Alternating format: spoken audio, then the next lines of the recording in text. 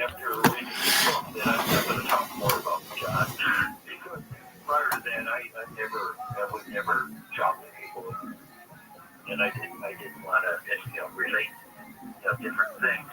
But reading this book, it was so negative that I go like, someday I'm going to do this. So I did this podcast, and it was supposed to be like 20 minutes, and it was 2 hours and 20 minutes. And the guy that does the podcast says, Howard, I've been doing this for 5 years, and I've had this person on, and all these people on. No one knew John like you did. And after the podcast, there was a couple well-known people called me up and said, Howard, you knew John better than anybody. You should write a book about him. And I said, something? I think I'm going to. And I, like I say, I've been working on this for 4 years, and it's been very, very stressful too. But it's been against my feelings. And people say, well, why did you do this? And I said, I talked to John. I said, John, I'm going to do this because I want people to know who you are.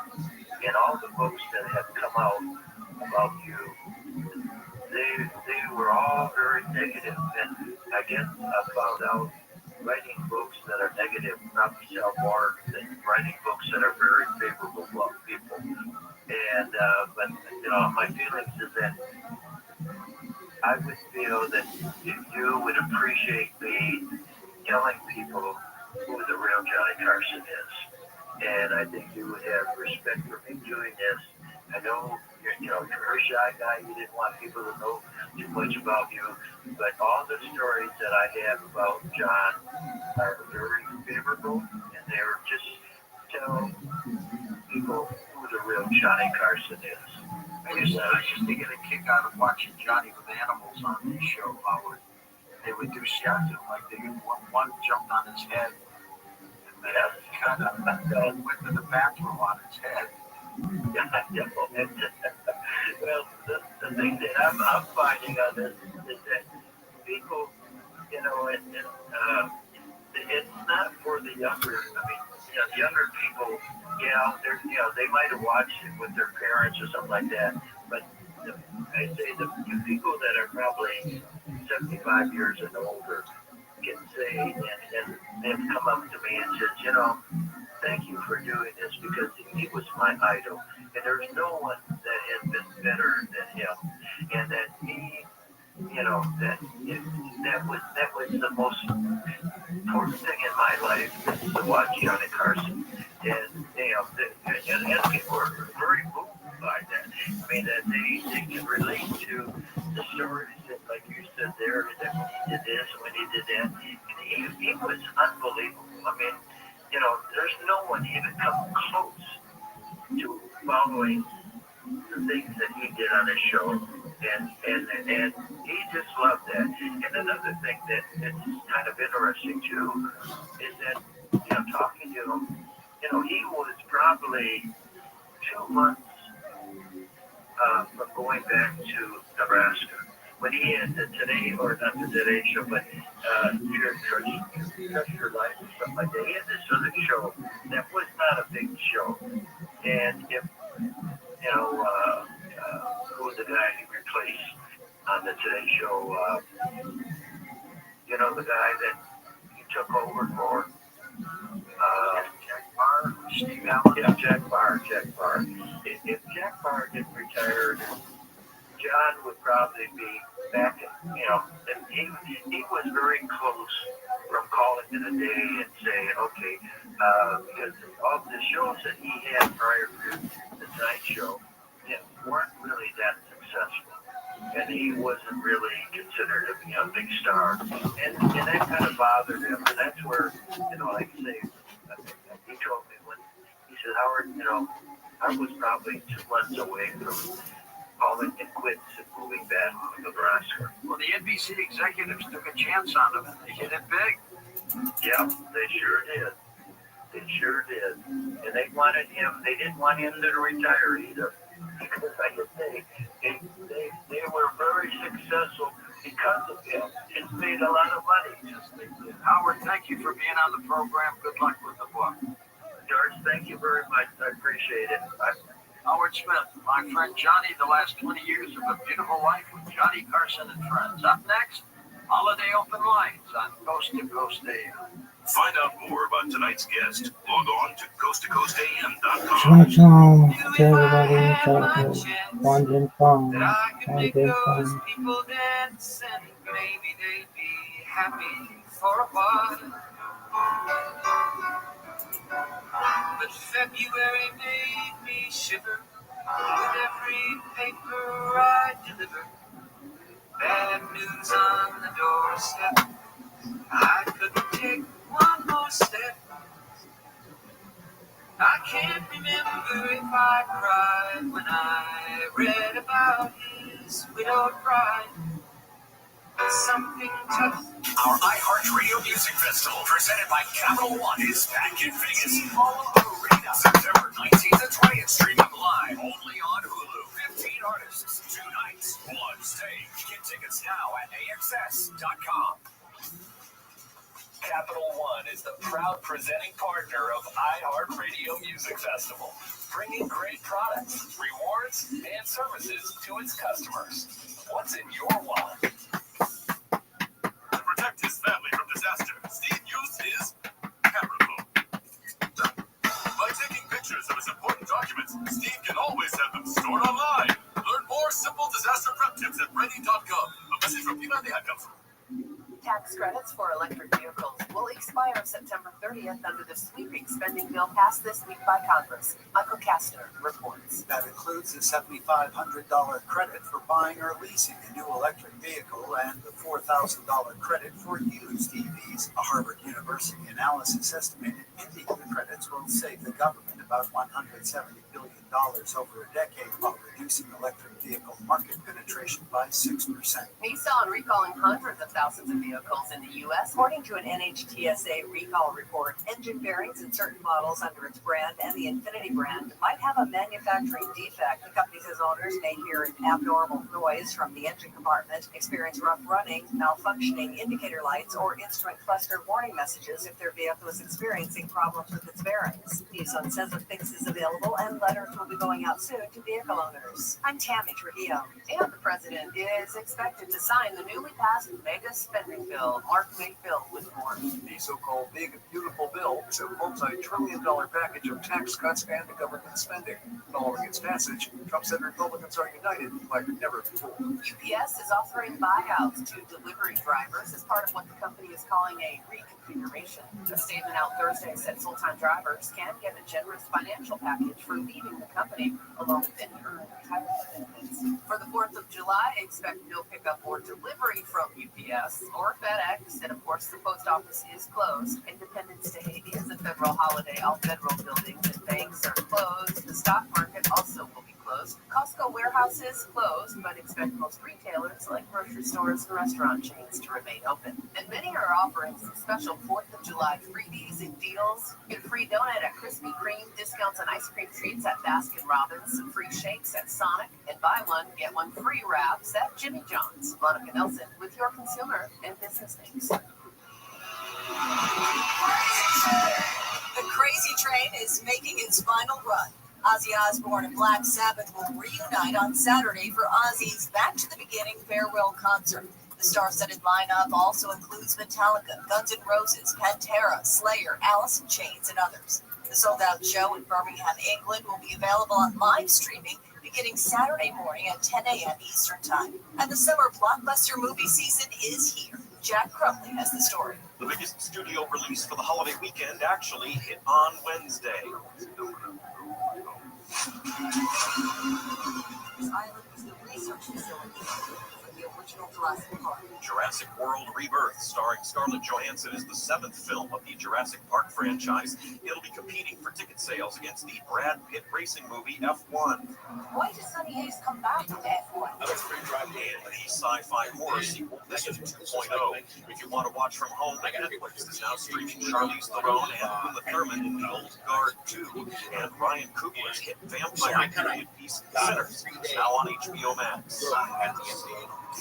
And so I got driven to the land.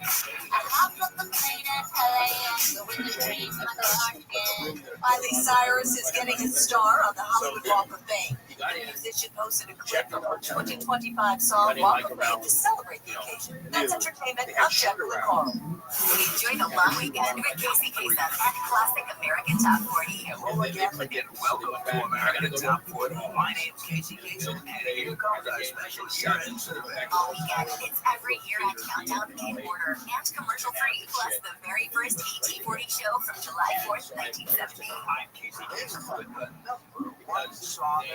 Just open the free iHeart app, search Classic 1840, and make it preset now.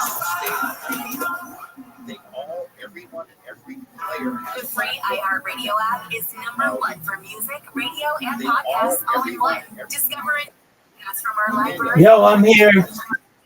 Yo, I'm here. What up? What up? How you living? Hello?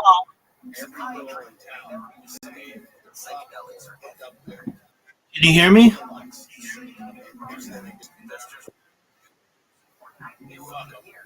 People believe it's so crazy. Well, Tony was already in Miami a day before. So Orlando goes, so we get on there's a dark fly with them.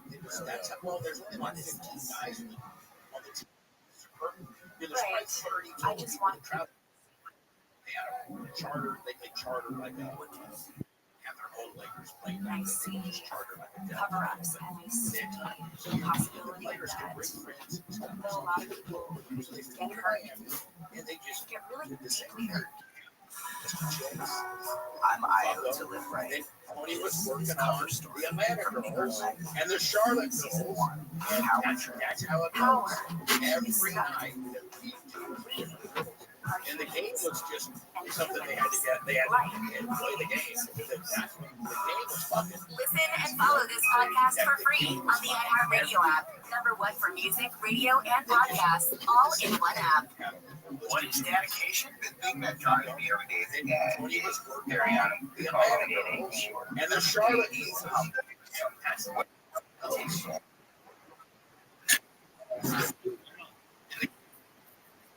they had to get.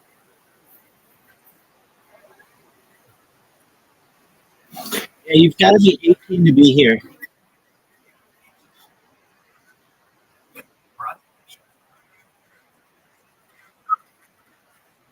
Thanks, big dog.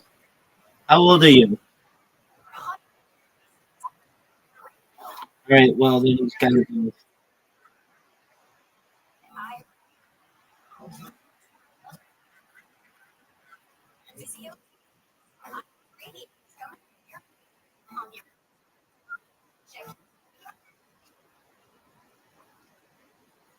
What's modded?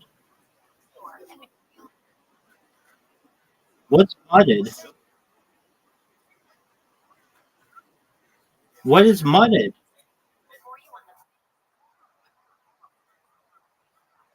Oh, muted. Okay. Huh?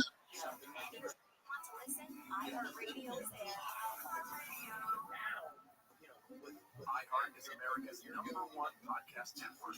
Open the free iHeart app and explore podcasts like this. September 1979. Virginia's top prison band, Edge of Daybreak, is about to attempt the impossible. Recording their debut album behind bars in just 5 hours. It's the Wild West, it really is. But there's so much shit out there that you have to be able. There were black artists serving extremely long felony sentences. Each had grown up under segregation, only to get caught up in America's prison boom during their 20s. I'm Jamie Petrus, music and culture writer. For the past 5 years, I've been talking to the band's 3 surviving members, Jamal Jahanubi, Neil Cade, and Harry Cupcake Coleman. We think that we're going to be there. My whole thing, they will come in and stay around the world and sweat. I can put them just like it poured off of us, just to hear us play. They're out of prison But now. I did kind of jump on a band. Their past is behind them. but they also have some unfinished business. Rich making all these right next door, living in the fucking They never got that opportunity, and but they never stopped dreaming. all these videos. He was by himself playing fucking video games. Okay, then he puts it right, and then all of a sudden, exactly. And then in 1 month, he fucking skyrocketed a million times fucking higher. Yeah. Like, there's something to say about more stimulating talk.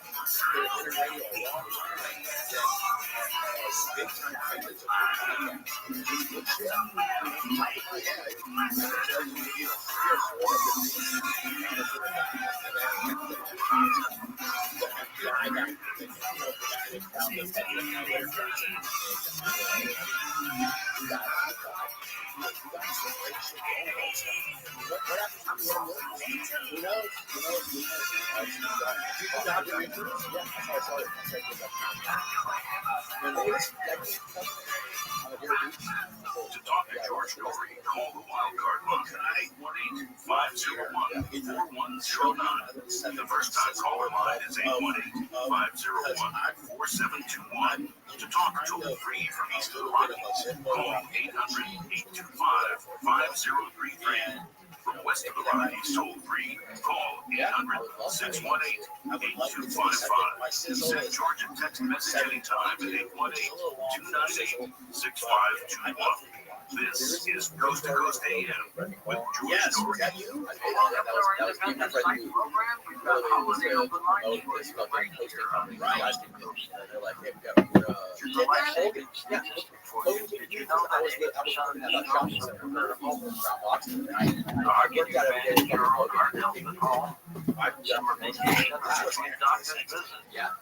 can with the most advanced personal EKG device on the market. It's called Cardio Mobile 6L.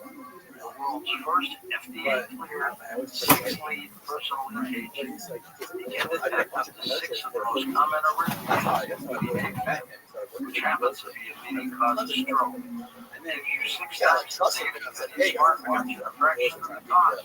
Now you might think it would be hard to use, but it's not. It's simple. Record right to your phone anytime, anywhere. You come up with an idea. And that was right after Miley Cyrus. I'm like, he'll take it up. Listen,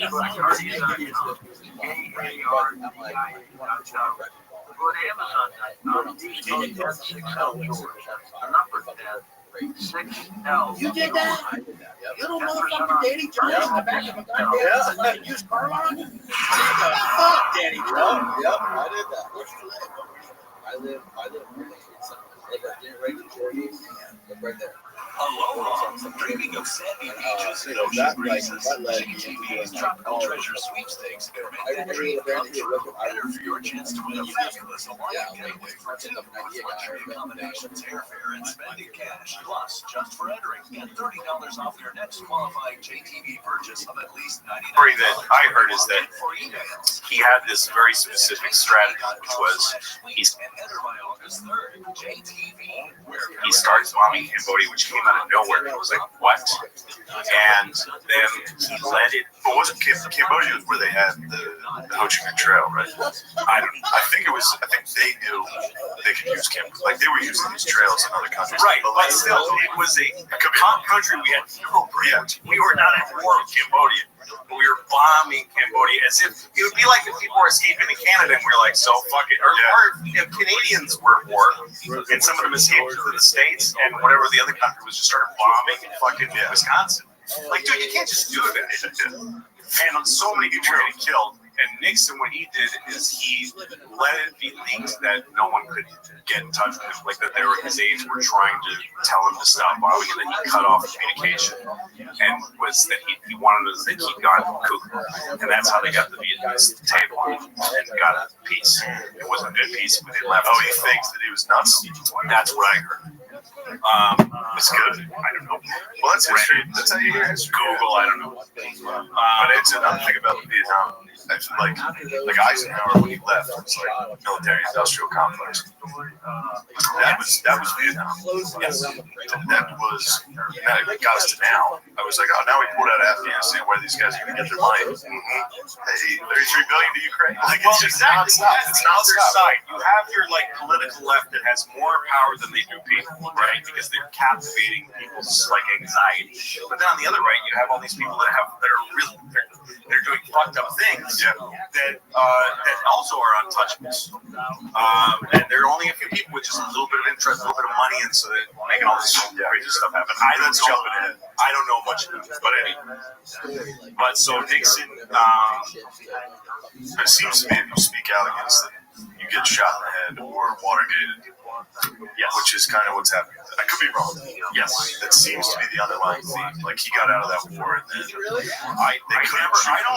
I don't believe in conspiracies, but what I do believe is that there's a shift in the hive mind of America, so that if certain people get in a position where they're in trouble, like Nixon did, the next person he goes to is going to be like, nah, man, like, you don't know where it's going to come from. Yeah. Like the story I heard about Caligula. Caligula was a terrible leader, was an absolute leader, because everybody behind him had built the emperorship of Rome into a huge thing. You couldn't touch the emperor. It was like a god. Yeah. And Caligula made himself a god. And then a crazy god. He was insane. Caligula was insane.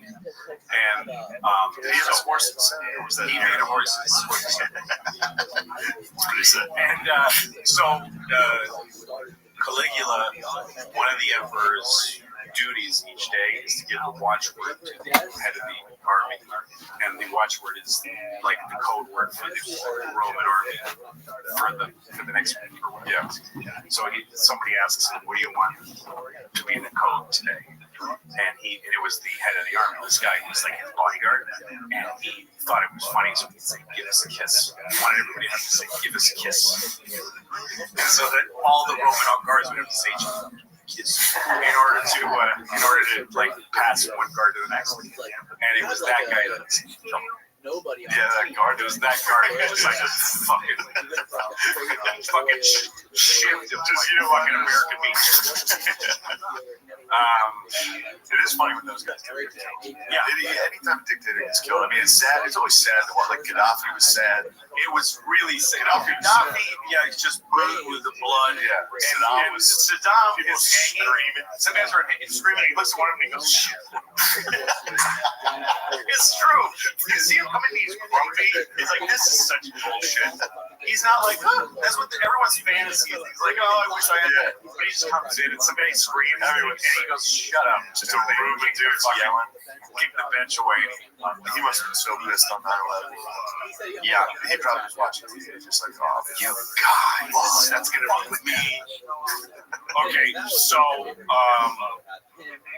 Nixon, I don't know shit about Ford and Carter. Okay, so Nixon resigns. I will resign the presidency. I don't even understand Watergate. So Watergate was it started as a very simple thing, which was there's some guys that Nixon had a committee to re-elect the president, which is CREEP. CREEP was literally their acronym. So CREEP sent some burglars to the Democratic National Committee's office, which was in the Watergate Hotel. Watergate Hotel is in like a complex of office buildings. And they stole some papers from there. And this kind of shit was happening a lot. But Nixon was on drugs, paranoid, had a list of enemies. His thing came apart. Is really what happened. Yeah. These guys took some papers. It wasn't a big deal, but he immediately tried to control it because he was like, "We're squashing this, we're killing this, right?" Yeah. And somebody said, "Well, we got this guy. If he talks, we're all fucked." And Nixon says, what does he want? And they have them on tape. Somebody says he'll do it for $1 million. He says, can we get the $1 million? And it's Nixon saying that was like the smoking gun. He's like, we'll give him $1 million if he wants to. If you're president, you can't say that out loud. It's crazy. But he had too much. He wasn't delegating enough.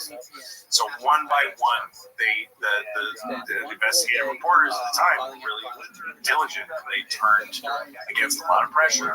They turned with guy after guy after guy down until finally they got the guys close to him, and he was the guy they were going to pay. Is that Deep Throat? Yes, that's the. Oh no, is that just Deep Throat is a guy who was in the system, who just saw everything that was going on, and was leaking it. It's just one of the dumb burglars, one of the guys, and there was this guy G. Gordon Liddy involved, who was a weird CIA guy who used to put his finger over the candle and burn it. Fucking psycho. That cool? Yes. Liddy was a great guy to look up. G. Gordon. So Nixon knew that if they impeached him, they had the votes. That's another time where things were. I want to go back because there's a guy I remember now, which is one of my not countrymen, but city men from Boston. Is Tip O'Neill. Tip O'Neill was the Speaker of the House for many, many years, and he was Speaker, I think, during Kennedy. I mean Nixon, but he was during Kennedy. So he was a Boston politician, and so was Kennedy. And there was, I'm just going to tell you this one story about Tip O'Neill.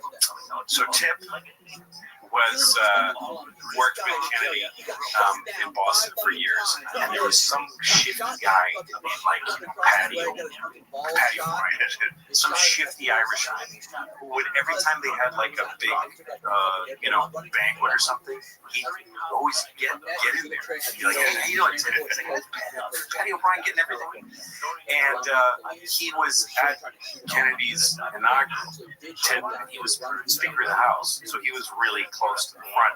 Patty O'Brien was like had better seats than him, and he saw Kennedy walking up to take his speech, and Patty like threw his hand up for it, and he saw Kennedy looking up at him.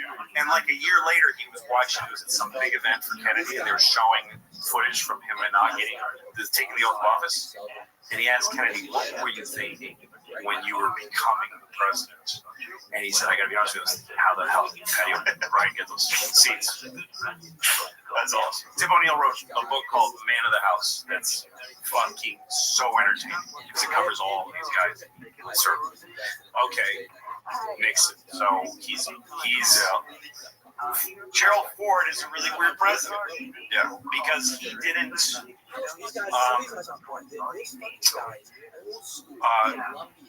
want to be president. He was just Nixon's vice president. He was just Nixon's vice president. Pussy eating until my lips are raw He was just a senator. and my mouth gets locked to a rabbi. Spiral Agnew that he got out. He got thrown out because he was a fucking crook. Yeah, he was with. They got rid of Agnew and they're like, just get Ford. Ford, I think Ford just filled in. He was like, what? Vice president? I don't even fucking vice president. 327 reposts. Vice president, and now suddenly he's the fucking president. Oh, that's fucking So now hilarious. he's the president of the fucking Republican Party, and Nixon. This is just a massive trauma to the country. And I remember Nixon and Watergate was like a huge part of my youth. And when I grew up, when I was a kid, I lived in Mexico. And from when I was, I know. Like I'm aware that's like that. That's a cool crushes Mexico. Yes. You guys are dying to get to PA. Yes. We occasionally go down. Yes. You get sunburned. That's right. All right. So you're down in Mexico. I'm in Mexico. And I moved. I was a baby when my parents moved to Mexico. My dad's Mexican, and then my parents, when I was about 7, moved to Boston, outside of Boston. And I remember coming to America. I remember living. My first memories were in Mexico in the 70s. So in Mexico back in the 70s, it was like my mom only made carnation milk with powder because the milk was always rotten because there was no refrigeration. It was just not good. It was a hot place. It was also beautiful. My memories are very beautiful from Mexico, and still are. It's a wonderful country. Yeah. Which is, and the thing is, they work really hard there, but their government's crazy corrupt. It always has been. Like Mexico could be Japan with different organizations. Like that's how hard they work for how many hours. But so I lived in Mexico when I was a kid, and then we moved to America. Coming to America, which was like this shiny country full of cheerful people, where all the floors are straight, like it's right angles, air conditioning, and just a cleanness and an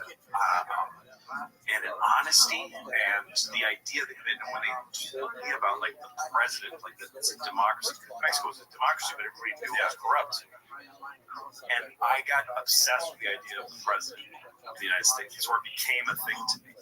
And the president at the time was Nixon. And I cut a picture of him out of the paper, and I taped it up next to Nixon. Yes, I loved Nixon. When I was a little kid, I was so about Richard Nixon. I wrote a letter to my abuelita, my grandmother, and I sent her a picture of Nixon. Said, "This is the president of the United States. He's the greatest man in the country. He's so cool. He's the best." I didn't know a single thing about him, and he had this serious face. And I had a dream. It's the first dream I remember. I don't know if you remember dreams when you were a kid at all. Yeah, a dream you still remember? I'm not sure that I do. So I remember one dream. I was in my bedroom was in the front of our house. So you looked out at the front of our house, and I was asleep like a Sunday morning, and I heard a band, like a marching band, and I looked outside, and it was Nixon, like walking up my street, just no spectators, just him walking up, with followed by a marching band, and I came out on the front yard. I did this walkway, and he got down on one knee and said, "Louis," and I ran into his arms. Damn,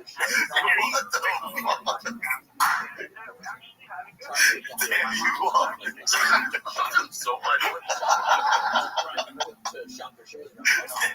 that crazy? I've never told anybody that. I've never told anybody that in my life. And so, word.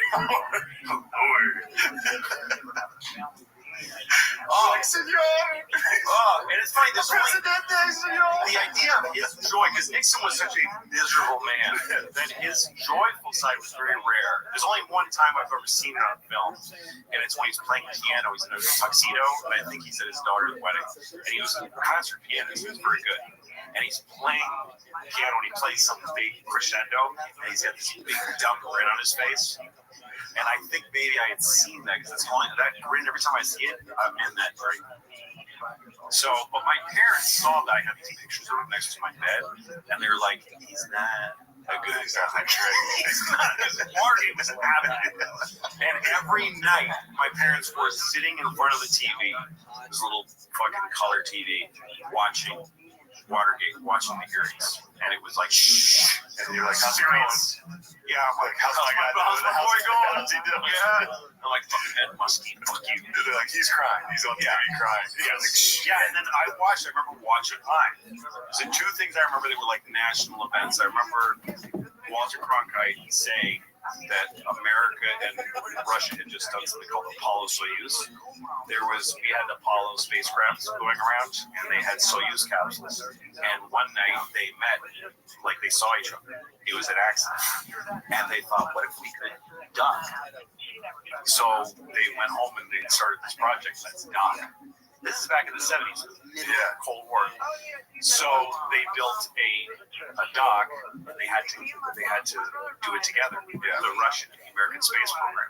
And then they went up in 2 separate rockets, found each other in the middle of space, and docked, and then went and drank vodka, and shook hands, hung out. And Walter Cronkite told me on television, the only one I was watching TV, and he said, the Apollo Soyuz capsules are flying over North America, and if it's clear where you are in the Northeast, look up, you might see them passing overhead. And I went outside and I laid on the grass for hours, and I saw them. He said it would be a red light and a white light blinking together. And you see it? So that and watching Nixon resign.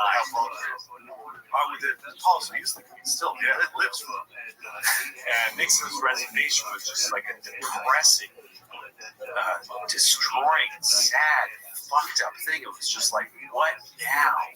Like there was like an unbroken chain, from George Washington to him. Like if you go back, like LBJ notwithstanding, and everyone was proud of what he did with civil rights or whatever, there was an unbroken chain, even if you're fucking Democrat, Republican, or Whig Democrat, or whatever, Whig Republican, all of those, it was still the U.S. president, and then this guy fucking dropped the motherfucking ball. It's crazy.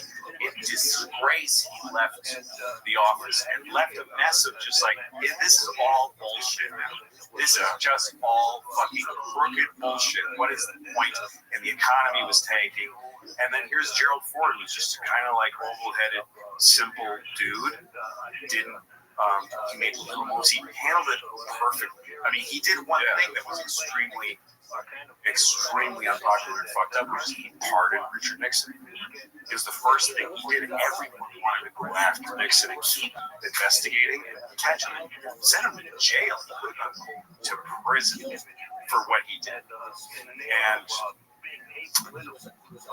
Ford knew that if he pardoned him, he would never win the election. There was no way he was going to be reelected, because everyone would just say, well, you guys are just fucking dirty. You're just pardoning each other. But he knew it was the right thing to do. We needed to get there. He says, our national nightmare needs to end. And he ended. He dead-ended the investigations. He said, Nixon, And then there's I remember Steve Martin was the comedian of that night. He was my first favorite. And Cosby was first. As a kid, I listened to Cosby records constantly. But Steve Martin was the first person that made me think I could be a comedian, because he was so weird. But he did a bit where during that time, because they showed this footage of Nixon on the beach in California after he went home. And Steve Martin says, I feel bad for Nixon. He goes, I know you're not supposed to, because he did wrong. But every time I see him on the beach with his big old shorts on and his metal detector, he just the picture of Nixon just alone on the beach. And Nixon stayed. Go tell him, dude. He did these fuck yeah, man. Frost Nixon's interviews. And he opened up about himself a lot, and he stayed available to every president after him would call on him. He was a great resource. Fascinating guy. And when Patricia died, he saw him at her funeral just crying his eyes out. Very human guy. Showed his feelings. I mean, he wasn't cool, and he wasn't hip, and he wasn't like, I feel your pain, Clinton. He just was an open sore, and I think he gave that. And I said that last year. But so, Ford pardoned him, and then Squeaky Fromm tried to kill him. She shot him. Did you know that he says a woman named Squeaky Fromm? I've never done this. First time I'm hearing. Squeaky Fromm was in the Manson family. Squeaky Fromm, Manson family, you know that is, right? Yes. Charles Manson. She was one of his Manson women. She was one of the lady. Like the women who killed and the men who killed. Roman Polanski's wife, unborn child. Squeaky Fromm found a way to get to him, and she took a shot at him with a rifle. And there was one guy, some cop, hit the rifle away, saved his life, and that guy was getting just a piece of nice. And I always combine that guy in my head to the guy on the plane Flight 93, who was a gay rugby player, was one of the guys who said, "Let's roll, guys. Let's roll." Yeah. Okay. So, gay, maybe we're all heroes. Gay dads. Flight 93 got shot down. What's that? Flight 93 got blown up with a missile. No, I know. Yeah, right. It was the missile that it went on after and it hit the moon. It had to go on through it, hit the plane. So, Carter. So Ford runs with Bob Dole. Yeah. Vice President. Bob Dole, just Norm McDonald. That's it. Bob Dole. That's it. There's a great documentary about presidential debates. It's one of the best documentaries. It's like a PBS documentary about presidential debates. And they talked to a lot of the guys, the real guys. It's like PBS or something. Bob Dole debated Walter Mondale, who was Jimmy Carter's guy, his vice president. And they asked Mondale about this moment. They're talking about war and military. And Bob Dole said, well, the Democrats, they love war. It was, World War II, that was a Democrat war. And he said that. And then they cut to Mondale going like this. And he said, and they cut to Mondale in the documentary. 6 o'clock. Is that real country? You gotta know it's 6 o'clock. Is it The Purge? What is it? Later they said. This is terrible. Not coming back to the woods. Great job.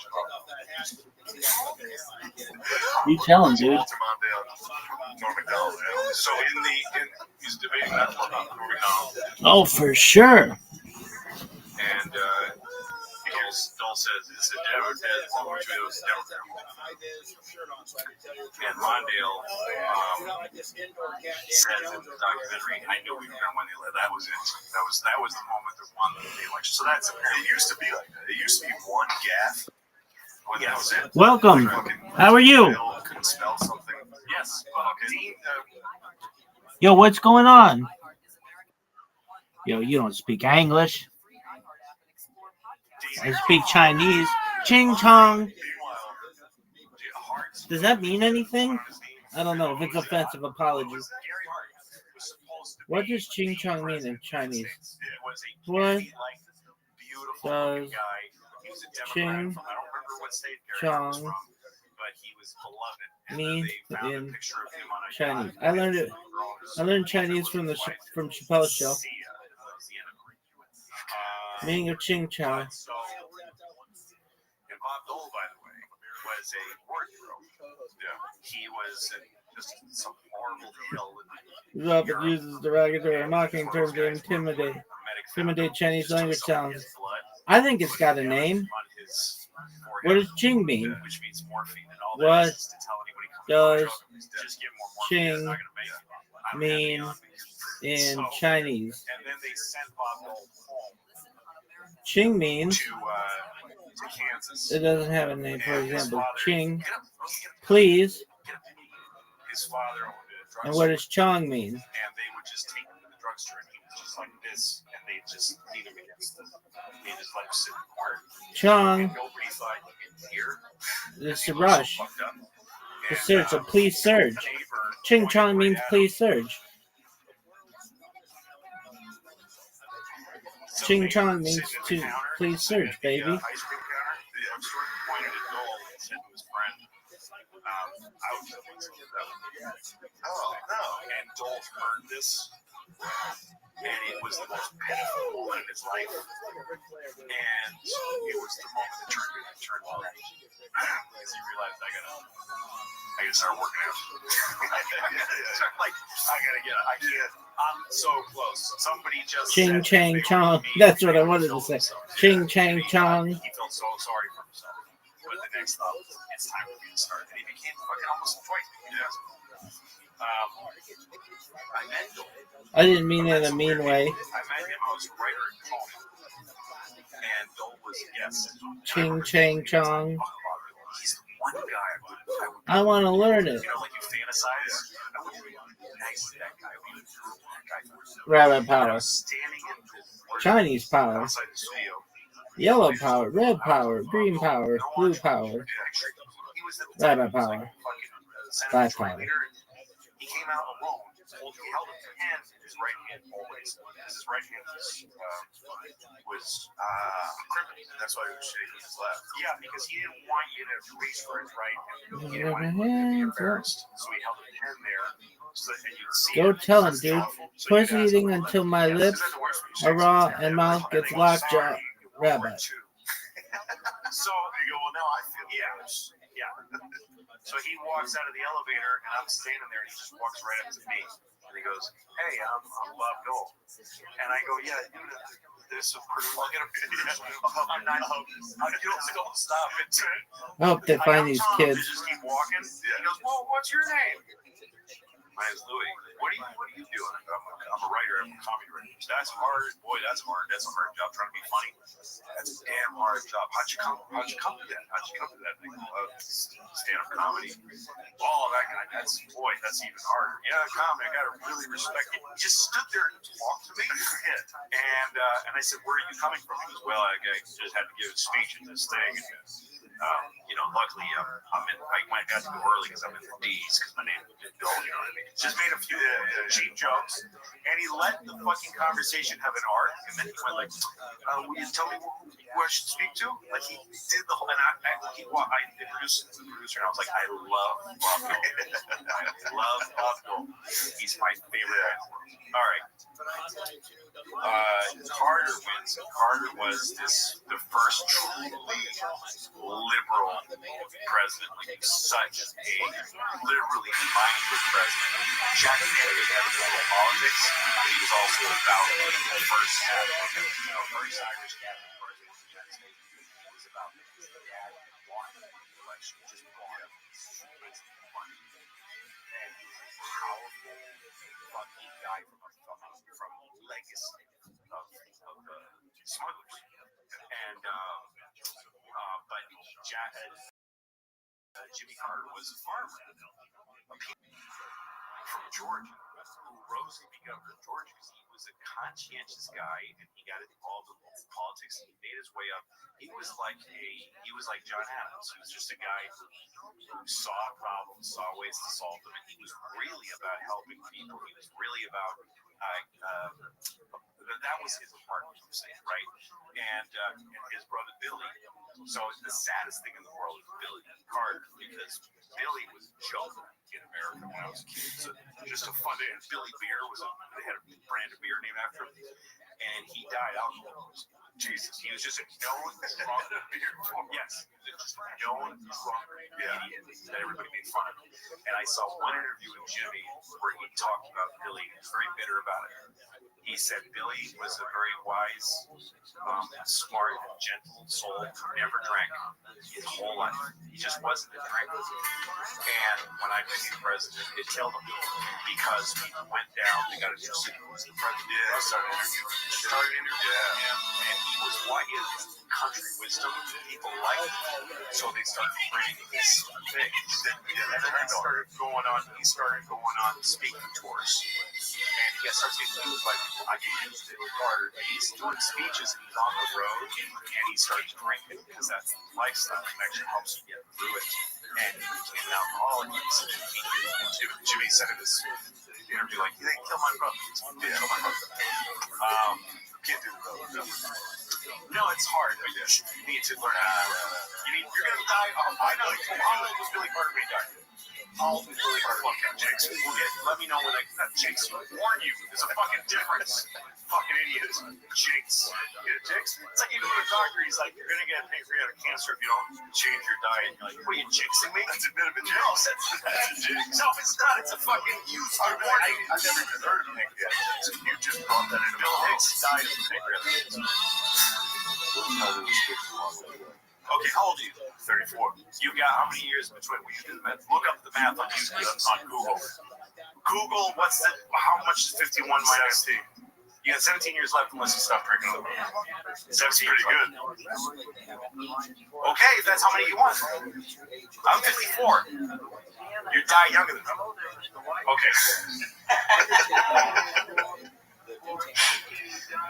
Jimmy Carter. Everybody always says Here's he how sucked. liberal Jimmy Carter. Everybody said he sucked.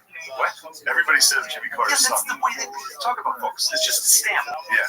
Jimmy Carter did a few really They put great solar things. panels Okay, in the White first of all, House. they had the fucking. Okay, so there was in San Francisco, Harvey Milk was running for mayor or for whatever, and they had this thing Prop 2 or something. It was this anti-gay bill in California. And it was huge, like hot button, fucking like stay away from it kind of thing. And it was like whatever it was like yes, no on to meant stop this anti-gay thing. And there's this great footage of Jimmy Carter at a rally, and he gives a speech, and then he goes off, and someone gets it. He's like, whoa, no on to, you gotta go no on to. Like, he came out heavy for gay rights, which was big back then, yeah.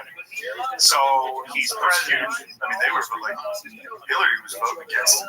Yeah, 2013. That's right. Obama told fucking 13. Yes. Or it was either 11. No, Obama was like, I don't think two men. And then they passed the thing. It's like, oh, no, I didn't. I like it. My daughter said it's okay. I don't want those fruits getting married. Yeah. So Jimmy Carter, way ahead of me. A great thing about Jimmy Carter is that I'd always heard this. That there's two weird things. How was the emancipation? Fucking foul a fly ball in a game, which is really rare. Yeah. You're the president. It was Proclamation. Yo, what up? Have you seen Chappelle's show? Also, I always heard this thing that he saw UFO. Legal. And that Not he'll tell going. you if you ask him, but he doesn't like to talk about it. Yeah, he'll tell you. Because I honestly don't think it was. Not the John Travolta thing. It should have been passed through Congress. UFOs, and I don't know how real it is. Yeah, it's all kinds of stories, and it comes across really real. So did Close Encounters. I mean, I don't know. Cinema can create a lot of illusions, so I don't know, but it was compelling. But the most compelling thing is talk to a guy. He said what he said, right? Yeah. So in the extras, not in the movies, but if you watch the extras, I don't know why this is. I don't think it was legal. But there's some. Now the 13th Amendment. That. Okay. I don't know about. You can pull that shit. I'm happy it was done, but. Went to a book signing of Jimmy Carter. You see Jimmy, this is footage. Jimmy's signing books, and then they bring over a wheelchair guy, and he says, "Can I ask tell him, you a dude. question?" And he wasn't Thanks, taking baby. questions, but he's like, "Sure." Yeah, wheelchair, which means And if you only know, really great people are in wheelchairs. There's no assholes in wheelchairs. It doesn't exist. So he asked Jimmy Carter, "Is it true that you saw a UFO?" And Jimmy Carter goes, "Yes." And he asked, "So what was it like?" He said, "It was." this website is a waste. Right. Yeah, it's like it was a strange L-shaped thing. It was floating. I love this person vacant at large. You're cool as fuck. And he said, "Did you tell?" I like how you put twice divorced in your fucking profile. Like, who gives a shit, man? He said, "Yeah." He said, "Don't worry about it." Don't worry about it. Yes. Jimmy Carter also put on a sweater, and he made a speech where he said, "Yes, we have an oil crisis, but please just wear a sweater, turn the heat down." He's like, we got to change the way we live. People don't like to be told that in America. No. He's like, we got to change the way we live. There's less oil, and we're having to blow up countries in the Middle East because of the oil. It's a problem. It's the first energy crisis. There's gas lines around the block that people couldn't get a fucking tank of gas. It's not America. It's off America. It's not America's fault. I mean, that's a tale as old as time. We're a world leader. It's like, even they're doing it now with the inflation. They're like, yeah, just don't eat as much. It's like, you guys are eating. That's the part. That's the hard part. It's like, you fuckers. It's like, let them eat cake. It's the same thing. People aren't going to start moving slower. You're not going to take the human race and say, yeah. Especially all of us. Listen, China, India, I know you're trying to get out of poverty. I know you're trying to turn on air conditioning. Oh, that's baller. That's baller. That's baller. Satisfying as fuck is right. That's baller, son. Oh, damn, that was great. But there's a divide now. climate denial goes two ways. The cowboys are pretending shit's not changing, and of course it's Oh man, that was and great. the nerds are pretending that folks can just that it's morality is like we can just quiet down, turn the lights off. It's just not gonna happen. That was satisfying, guys. Fuck, dog, this is so sick. Dog, ching, I love it. Dog, this is so sick.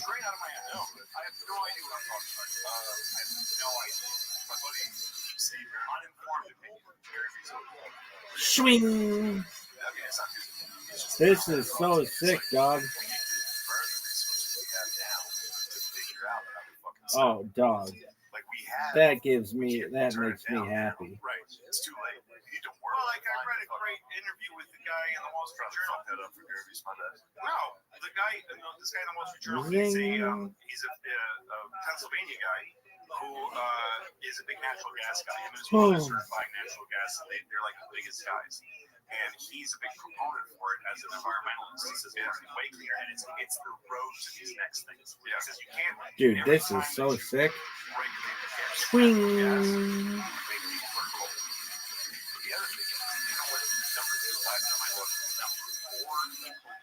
Oh man, that makes my monsters ball. No, Bitcoin's big. Farming.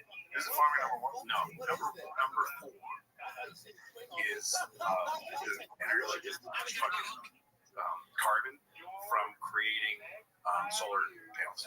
No, because the Chinese do it very cheaply here to make a solar panel wafer. It takes a lot of energy, and because of the regulations here, we make it very slowly, carefully, making sure it's okay, and it takes a long time and it's very expensive. The Chinese just pour it and make these things. They're super cheap and we buy them, and we're buying so many of them because of Obama's policy that it's through there. It's killing the environment to make solar panels. It's, look at Elon Musk. He makes electric cars. So you know how cap and trade works? So cap and trade means that if you're an auto manufacturer, you have, I'm making up numbers, but let's say you can put out 75 million tons of carbon. You can make cars that will create 75 million tons of carbon. That's the cap. Okay. Now, if you manage to actually get under 75, you only put out 50 tons. You can sell 25 tons to another car manufacturer. Okay, so a car manufacturer that's making 75 tons can actually make 100 because he bought your. That way, you just know that there's 3 manufacturers that put 75 each, and that's tolerable. And so the way you keep them on there is an incentive. Yeah, put out 25 tons. Congratulations, you can sell that to GM. So Elon Musk's cars have nothing. They put out 0 tons. They sell 100% of their. And so they actually are making they're helping more carbon use.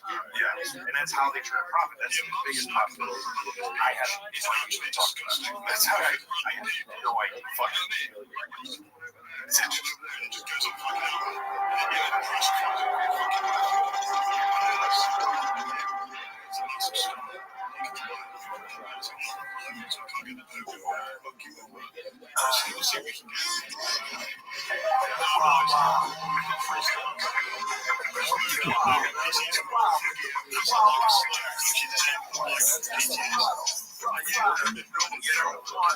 Round 4.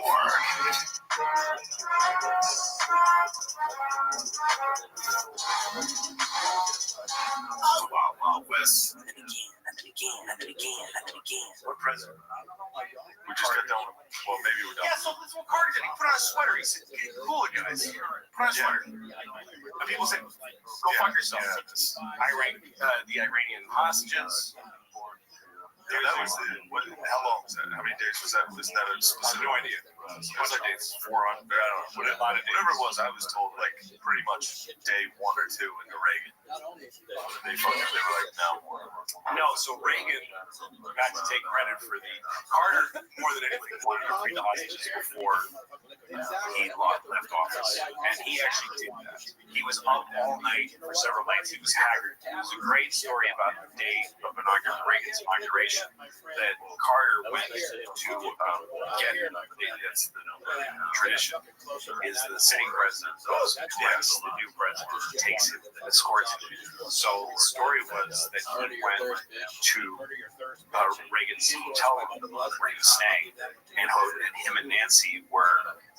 Reagan was putting on his tie, and Nancy was getting dressed. It was like bucks in the room. I remember reading this somewhere. Which you have to. The Carter was like, they probably fucked. They're like sticks like 6. Yeah, fuck these freaks. Yeah, the power all over for 40 for an hour. Yes, just he gave her another girl. Yes, and so that was the thing. He come out. Nancy was gonna give it her a job. I don't know what that was. Nancy Reagan. Frank Sinatra says that a very important secret to singing is that you eat an apple, wait an hour, and you throw it up because it creates a gravel in your throat. It gives us texture. He learned this from Nancy Reagan. There's only one way that a woman would learn this trick. It's because she was like fucking believer. One day she ate an apple, she threw up, and she's like, I said, great. And the next time she wanted to snap, she's like, you should be frank. And she spread it like this. Just want to remind you, you're watching the case here. Oh, that was baller.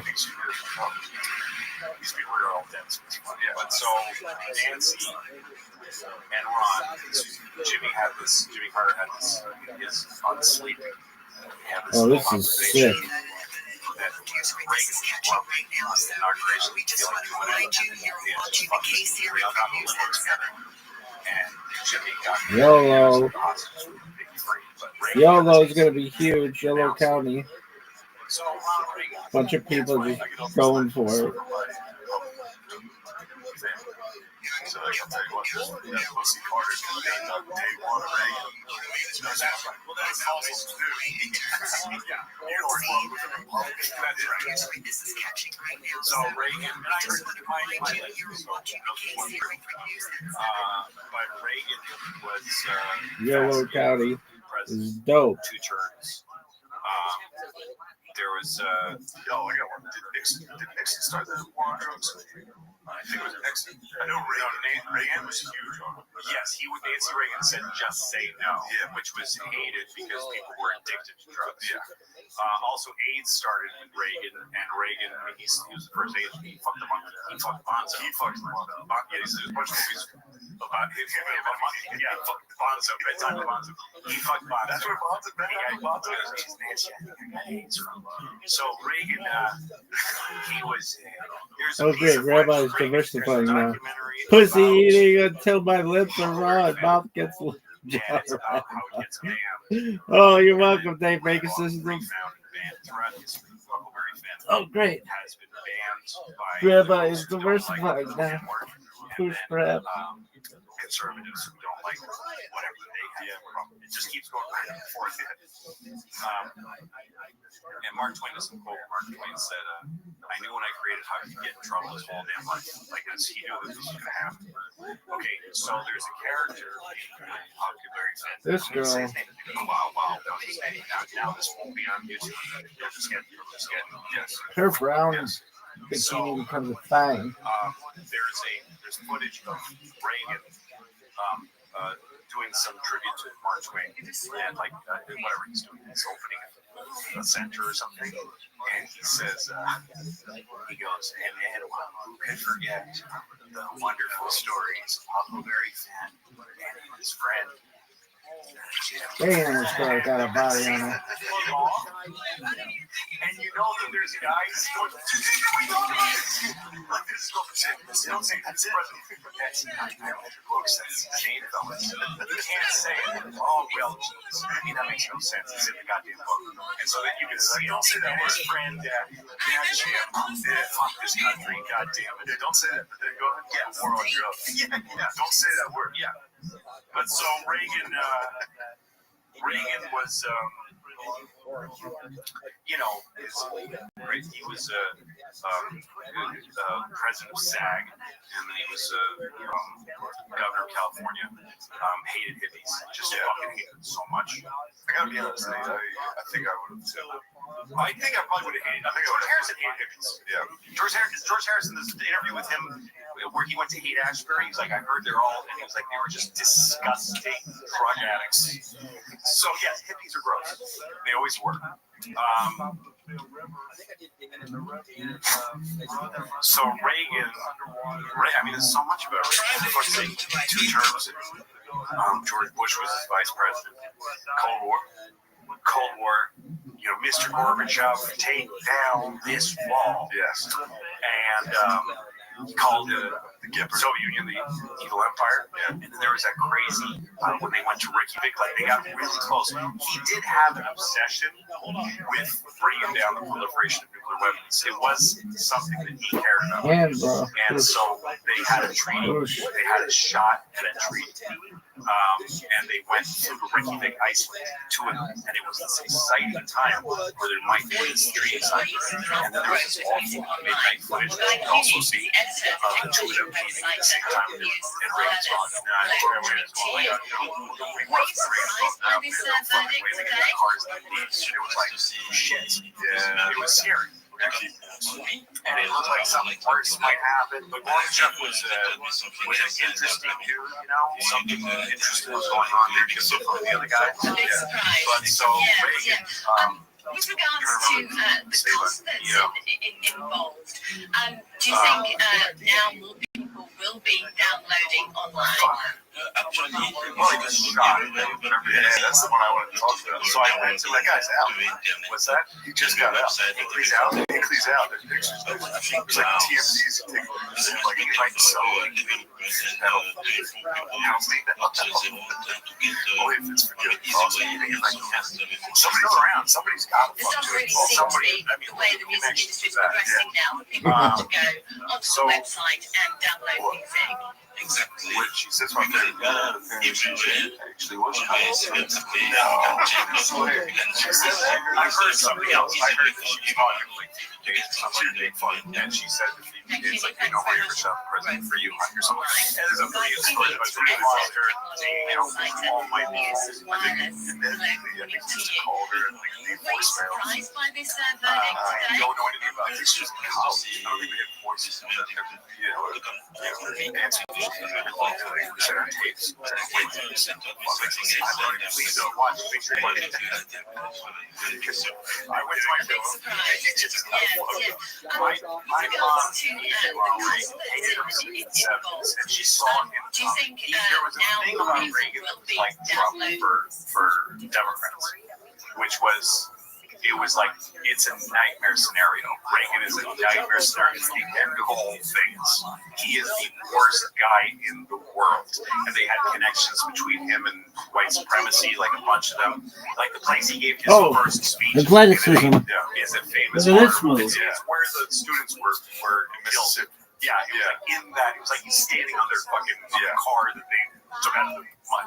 Not that, but you know, he was there. So a lot of people made connections with that shit. But people hated Ronald Reagan before he was president. When he won, I remember my mom being deeply disturbed by it. And so there was this feeling that we have a bad president from some people's point of view, and then other people were very aware.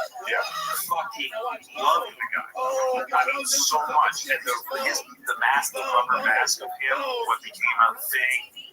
And SNL was making fun of him and all this stuff, but there were these people that just absolutely, they loved Reagan without any reason, and some people were on his side, all kinds of stuff, but there's a lot of Democrats who just couldn't stand the guy.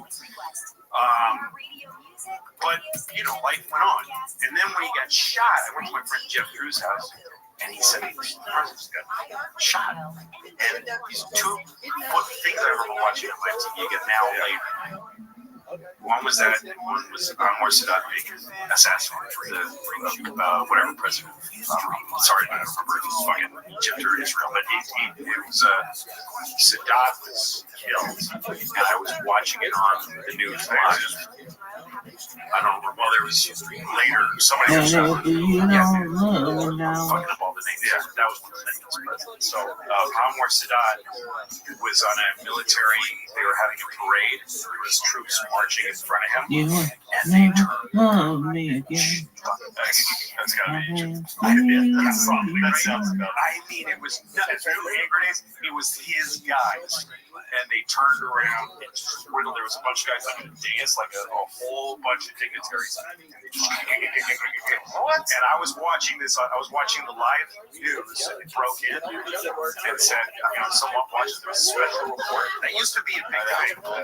Now it's every breaking news break. Breaking news. Anwar Sadat is dead. We have footage. It's straight out of the beta cam, and it hasn't been edited. We're going to warn you that this hasn't been edited. And I watched this footage of a guy just watching the fucking parade, and then the lens goes down, and then he goes up on the bandstand, and you see a guy holding his own arm with the cut off, and there's like the strands of blood and stuff and muscle, and he's holding it these days, like asking people walking by, like, what do I do with my arm, like that kind of thing, and just blood. I mean, I was a kid, and I saw that on TV. And the other thing was Reagan had just been shot when I got to Jeff's house, and we sat down and we watched that footage. Like dumb.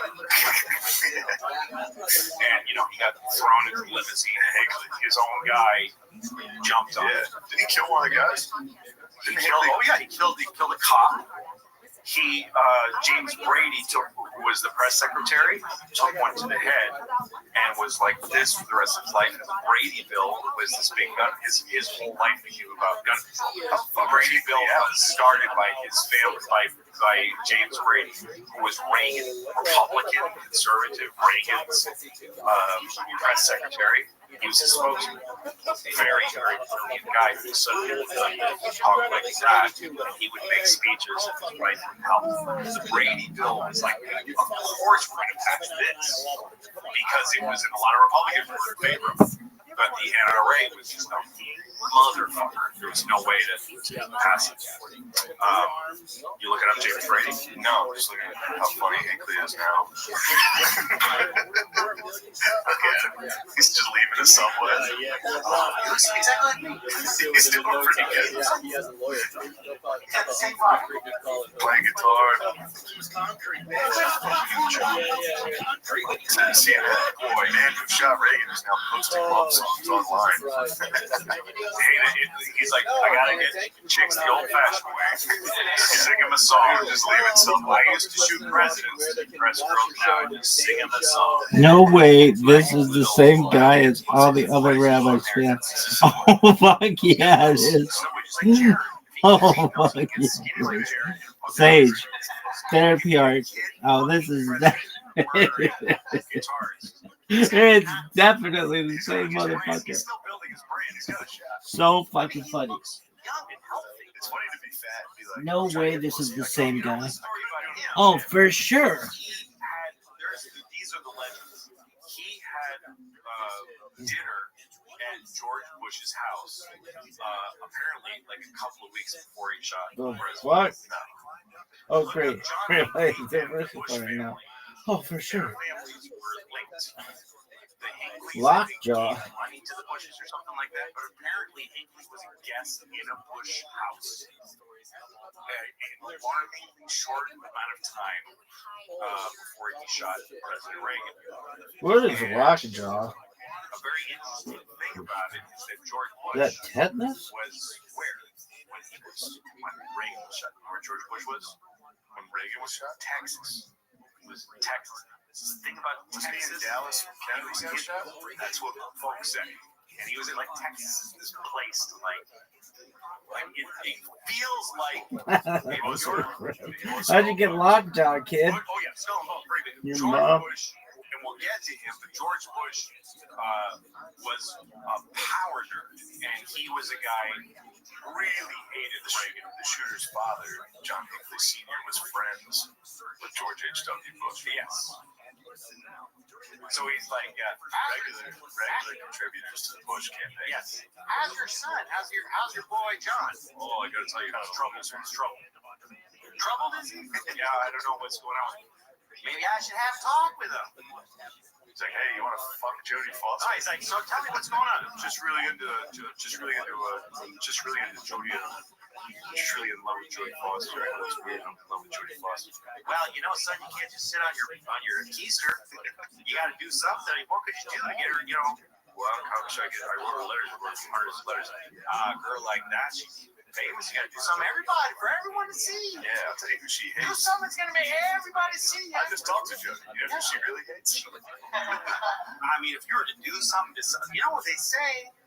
Now, was Lennon dead yet? Lennon was 1980. He was shot in 1970. And when was Kennedy? When was Reagan shot? When was Lennon shot? Important dates. So right after fucking David Chapman killed Lennon. Yeah. And he said the Beatles changed the world, and I changed the Beatles. You know that Chapman film said. I read this in Rolling Stone magazine. He said the Beatles changed the world, and gosh, they sure did. And I changed the Beatles. That's what he said. So I don't know. I mean, a fella could find someone who's really changing the world. I don't know. I mean, anyone. You know, Stevie Wonder, Ronald Reagan, and Ronald Reagan. Yeah, maybe have an effect on his life. I mean, what do you know? Anyway, so Hinckley was like, I don't know what you're talking about that. I know what you're saying. And so then he went to his bedroom and he looked in the drawer. He found a gun. He's like, where's this gun? I left something for you. I left you a little something. You know you have to do something. Yeah, so if you're the vice president and you have anything to do with the president being shot, you need to be in Texas. Because if there's any sort of like, where we have word that vice president, whatever, and then the governor of Texas is like, we're not extraditing. Like, it's the one place he might be able to pull up and maybe even stage a coup from. It's like, no, we're the Republican Texas now. Like, it could work. So Bush is in Texas, and he refuses to come to Washington. It's a big deal because he just should have taken over, but he refuses to come to Washington. He's like, I'm not going to show up in the White House while the Gipper's fighting for his life. Yeah, big statements about it. But he stayed away. And it got really chaotic, as we all know. There's a great movie. How long was Reagan out? I think a few days, but Nancy. So there's an amazing movie made by HBO called The Day the President Was Shot. Richard Crenna plays Reagan, and Richard Dreyfuss plays Alexander Haig, and it's like a comedy in a way. Anyway, when Nixon was when Reagan, they drove him to Georgia. There's a hospital that's for the president. First of all, the cottage, the White House, they have an emergency room, they have everything there. But he was bleeding, he was spitting blood. So, and he got him. He fucking shot him in the armpit. President's the liver. Shot him, and then he thought his bodyguard jumped on him, and then he said, "I think you broke my rib." That's what he thought happened. He said, "I think you broke my rib." So they're gonna go back to the White House to get him looked at. But then he started spitting lots of blood, and so they went straight to George Washington Hospital, which was just a fucking homeless people out front. And the fucking limousine by itself just screeches up. And they brought a gurney for the president. Said, "I'm not going in on my back. I'm not doing that." What? It's true. He walked in. And this is great. This movie, the best part is showing him walking by, and you see this black guy go like, "Oh shit! Oh shit!" Like just 80s black guys who are in front of a hospital, like their wife's fucking having a baby and they're smoking. And that's the fucking president! And he's like, "Hello." And then as soon as he got inside, he crumbled, and they got him on the gurney, and they're going. And he came to at one moment because the nurse was holding his hand, and he said, "Does Nancy know about you and me?" And then right before he went on a charming note, yes. The doctors, right before anesthesia, they should have been to tell him he was the head of the fucking world, and he was in charge, and they didn't know he's going under anesthesia. And they said, Mr. President, we're going to put you under. We have to get this bullet out of you. And it was an exploding bullet. So the doctors were all in danger. Hinckley was an exploding bullet, and it was next to his heart. It was like leaning against his heart like this. Bullet. And so the doctor said, "We got to get this bullet out of you, so I'm going to put you under now." And he said, "I hope that you guys are Republicans." Baller. And the doctor, who's not a Republican, said, "Mr. President, today we're all Republicans." And he saved his life. But he was No way. I mean, he was on death's door for a few days. Now, the White House has Alexander Haig saying, I'm in charge here at the White House. I'm running. He was the Secretary of State. He had no business saying that. He's like, he made up this thing by the succession, laws of succession, I would be next. It's like, no, you're like 20th down. And meanwhile, at the hospital, Nancy's there with the chief of staff, and there was a battle between the White House, the guys at the hospital. So they needed to prove that Reagan was functioning as a president. So they needed a photograph, and they needed him to do a piece of business. So they had the dairy bill, some bill that's like for dairy subsidies that needed to be signed. Jackpot for those guys. Yes. We did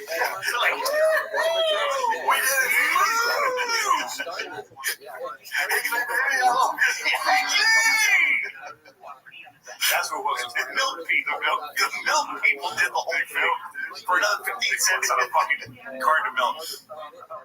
So Nancy got enlisted. They said, you need to do this, and you need to handle him like you handle him in the movies. And so she put makeup on his face, and she like slapped his run, you gotta wake up. And they leaned his bed up like this, and she just kept trying to wake him up. And this is all in the movie done very well, but it's true. And they took a picture of him like like a really weird picture that I think did more harm than good. And then he signed it. He looks great. Yeah, he just signed the dairy. It's a great picture. One great picture is very rare to find of Reagan. He had many operations. He was a very sick and dying old man. He had some brain, like something taken off his brain or something. So he had half of his head was shaved. And he was coming out of the airplane, and he had a baseball cap on, and he went like oh no. And Nancy's going, don't! She's like horrified. And it's funny. It's creepy. I saw that picture once, I never saw it again. So anyway, Reagan survived, obviously, and then that just was a massive lift. Yeah, I remember as a kid, my mother hated Reagan, and I was just like, yeah, good for you. Everybody was happy. Yeah, there it is. Yeah, she's really bad. Yes.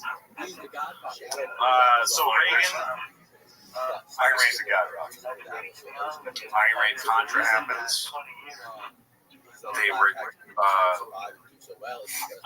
there were still some hostages in Iran, and they were offering the Iranians weapons in exchange for hostages and money. And then they were going to use the money to fund the Contras and in El Salvador. Yeah. And it was all done by this guy, Oliver North. Yeah. Colonel Oliver North. It was Reagan. It was a dirty Reagan thing. And Reagan said, I take responsibility for it, because I'm not sure what I remember that I was told about this, and we're looking into it. But make no mistake, it's my responsibility. Nobody does that anymore. Yeah. So he did that, and that kind of got him through it. And it made people believe that he was really looking into it, and when they pinned it all on this guy, who I remember his hearings was the biggest deal since Watergate. Iran-Contra. So the first thing that they said gate about. And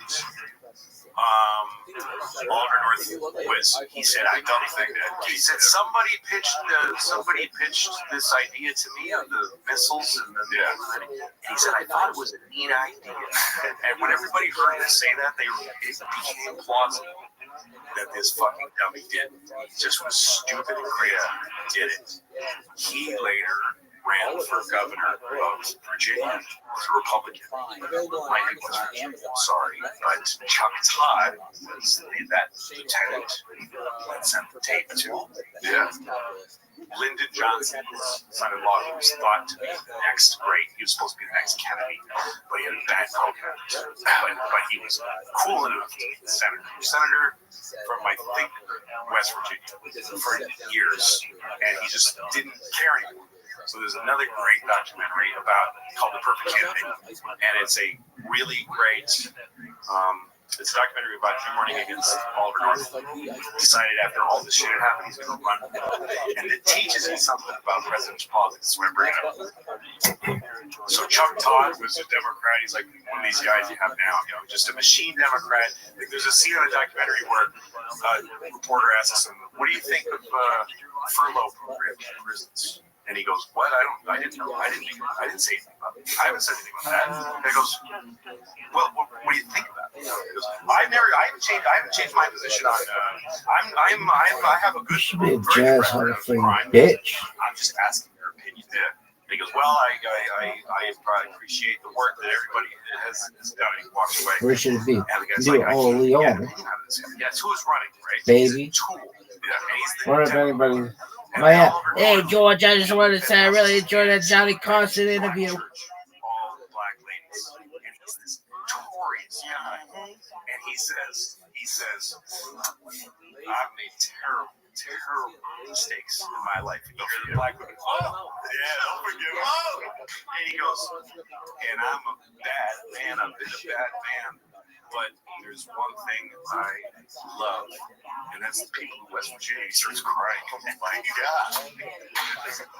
Love him. They love him. And he's Come on, bitch. Come on, bitch. Come on, bitch. Come on, bitch. Work, baby. Comes in and spends like 2 days just going, Chuck Todd is the only man, and the black women love Clinton, and he put him over the top. Okay. Work, bitch. Reagan gets old. He gets Alzheimer's while he's in office. Pussy eating until my lips Nancy Reagan are raw. very openly talked about this once he was dead, because Alzheimer's became her death. Santa Claus machine. And so she didn't mind giving his legacy away. Why is this? Why aren't people talking about So this? she gave us some great Attention. stories. One of them was that she was Pussy eating until my tongue is raw and my mouth gets locked. That's the name.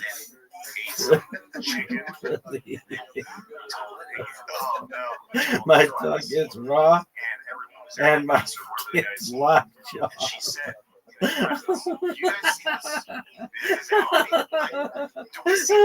I love when people are like, I'm howling. I'm howling. And there's a great story. That's so funny. Decided it was time to talk about eating Sam and Reagan. I'm And fucking he went to Reagan's here. ranch in California, and Reagan was chopping. His body never gave up on him. He was fucking strong as a piece of oak. He was chopping wood. Pardon? Red flannel. I'm sorry, but the name is sending me so hard. I can't stop laughing, especially at the lockjaw part. And he says, Mr. President, I got an issue. He says, some of us think that you might be losing your mental. What is an ejaculate squirt connoisseur? Right now, you're okay. but you're declining. And I need to know what to do. So whatever you want it to be, baby. Because I can't talk to you. Lose your mind. Come on, We baby. can't have this conversation. Work, bitch. Maybe in here, so Work, bitch. cognizant. So Work, while you're still okay, I bitch. I need instructions. What do I do when I leave left the earth? And Reagan just took it as an easy business, took off his political. He said, well, speak to Nancy and speak to the chief of staff and the head Democrat, speak to whoever's the number one Democrat, get them in a room and make a committee and tell them I'll do whatever they say. And so that didn't end up happening. Yeah. The second time he won the presidency was a moment for me too as a kid. Because he won and it was just every time a president won it makes it, this whole thing. And then when Reagan won the second time, he wasn't with balloons. He was in a hotel room, footage you can find of him and they cut to all these Republicans cheering, and they cut to him and Nancy on a couch watching on TV, holding hands, and they look really upset. They're just sitting there, and he's literally going like this. And it may have been performative, but the signal was, I have to do it. It's my duty, but I don't want to. This is a grave responsibility. He took it seriously, and he was frowning when he learned that he won. That was a big character. Yeah, by an actor, of course, but nonetheless, yeah, a lot of it's editing. A lot of these guys. Yes, and that's Reagan. And then The rabbi bots are a fucking place. This guy does. Are you awake? Poke. I was starting to. Okay, yeah, I don't remember. I barely remember. Misha. Bush Love from England. That's amazing. Yeah, amazing. Well, because I remember that's so funny. I remember that's so funny. The Bush's Please free me from this place. political thing I remember. Yo, Misha. Because Clinton was a sea change. Yeah. Because Bush ran against Mike Dukakis, who was the governor of Massachusetts, where I was from. So he was So our governor. cool. And he was I running am against so Jesse Jackson cool. in the primaries. And Jesse Jackson was just like killing.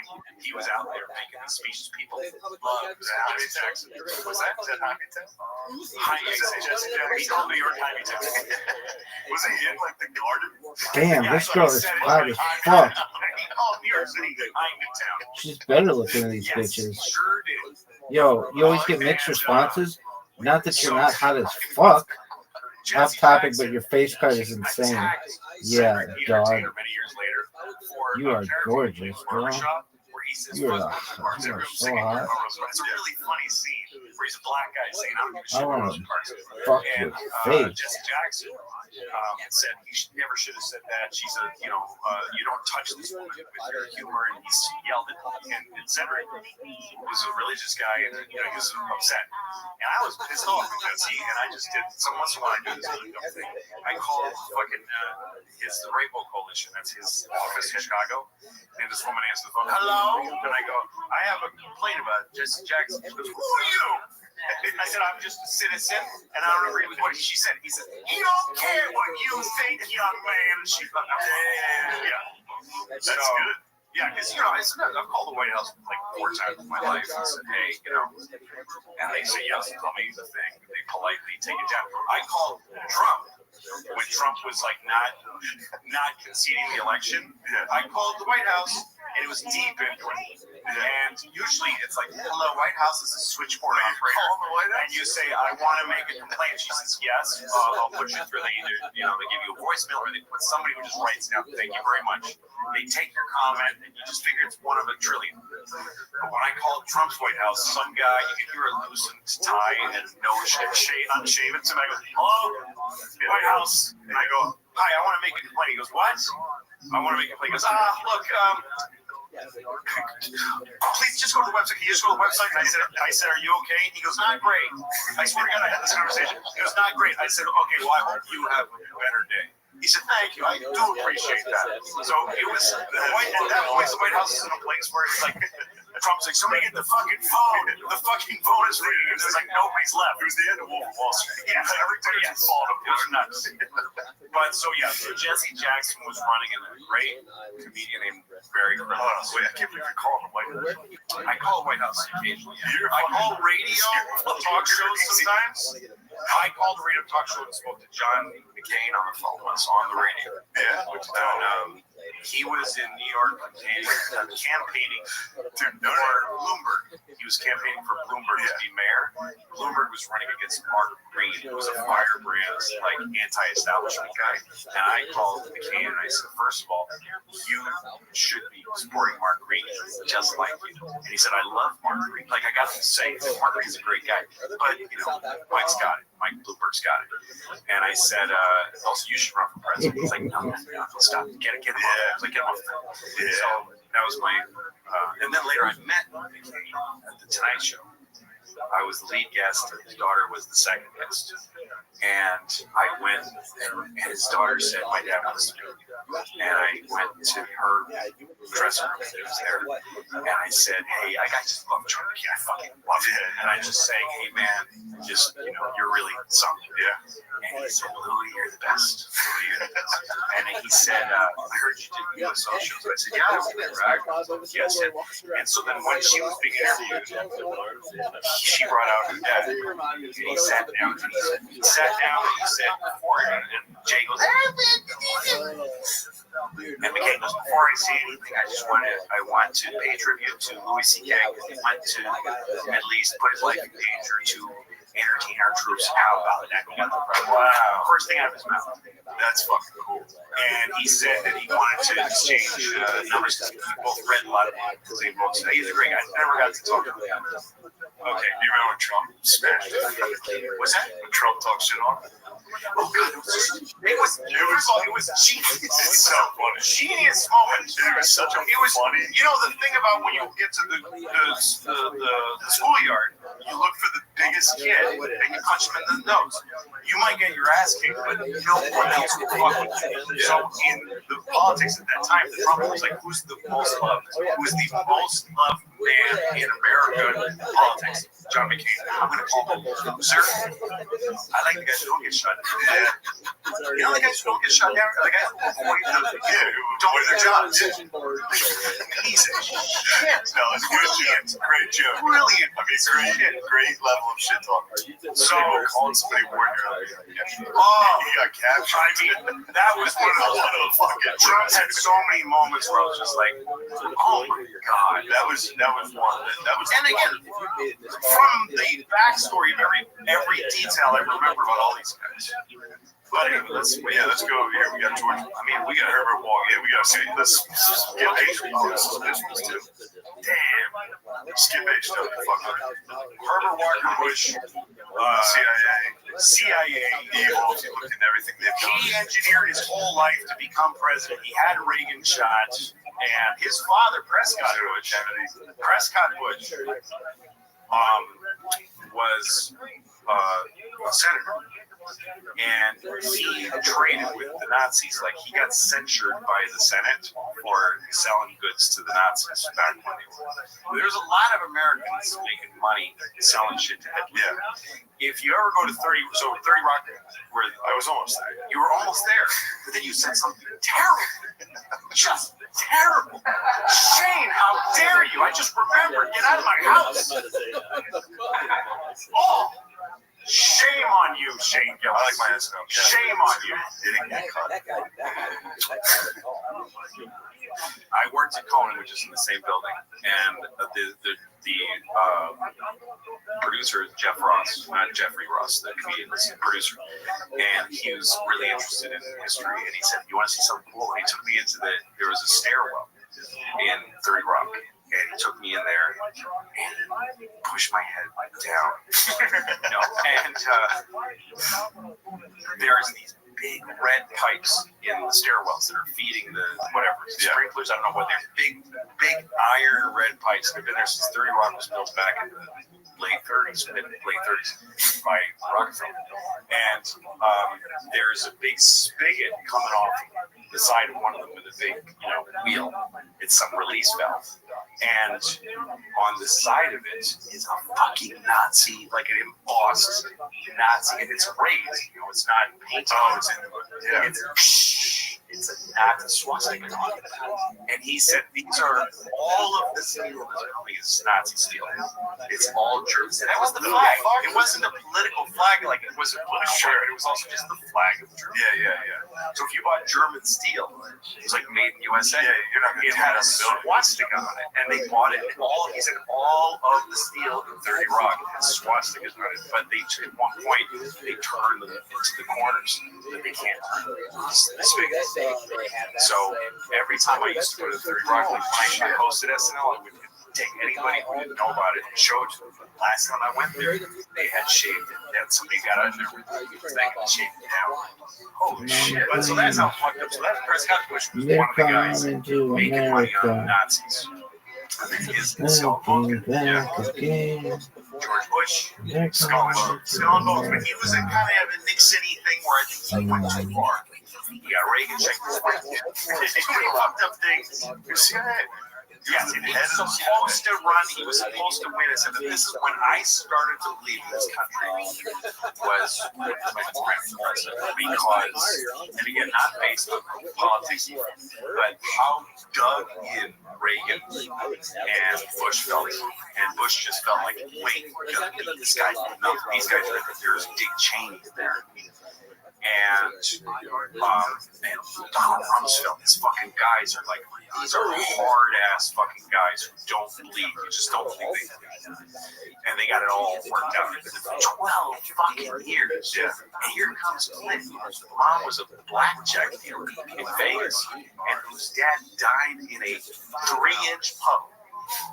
He died, he was drunk. And he hit a tree, was launched out of his car, and landed in 3 feet of water and drowned in it. That was his dad. And then that was Jefferson.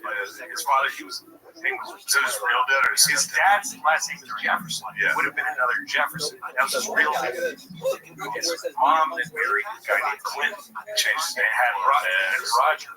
And his mom, and that guy used to beat the shit out of his mom.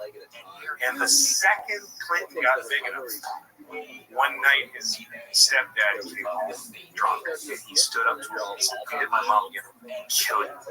And he used to protect his little brother. His little brother was an orphan. His dad's a drunk.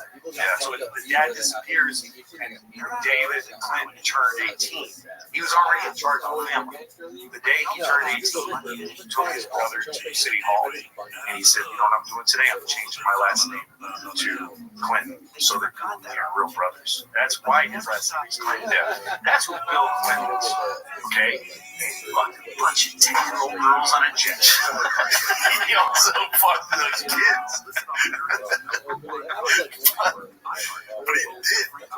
That's the problem. I don't know, man. I don't know.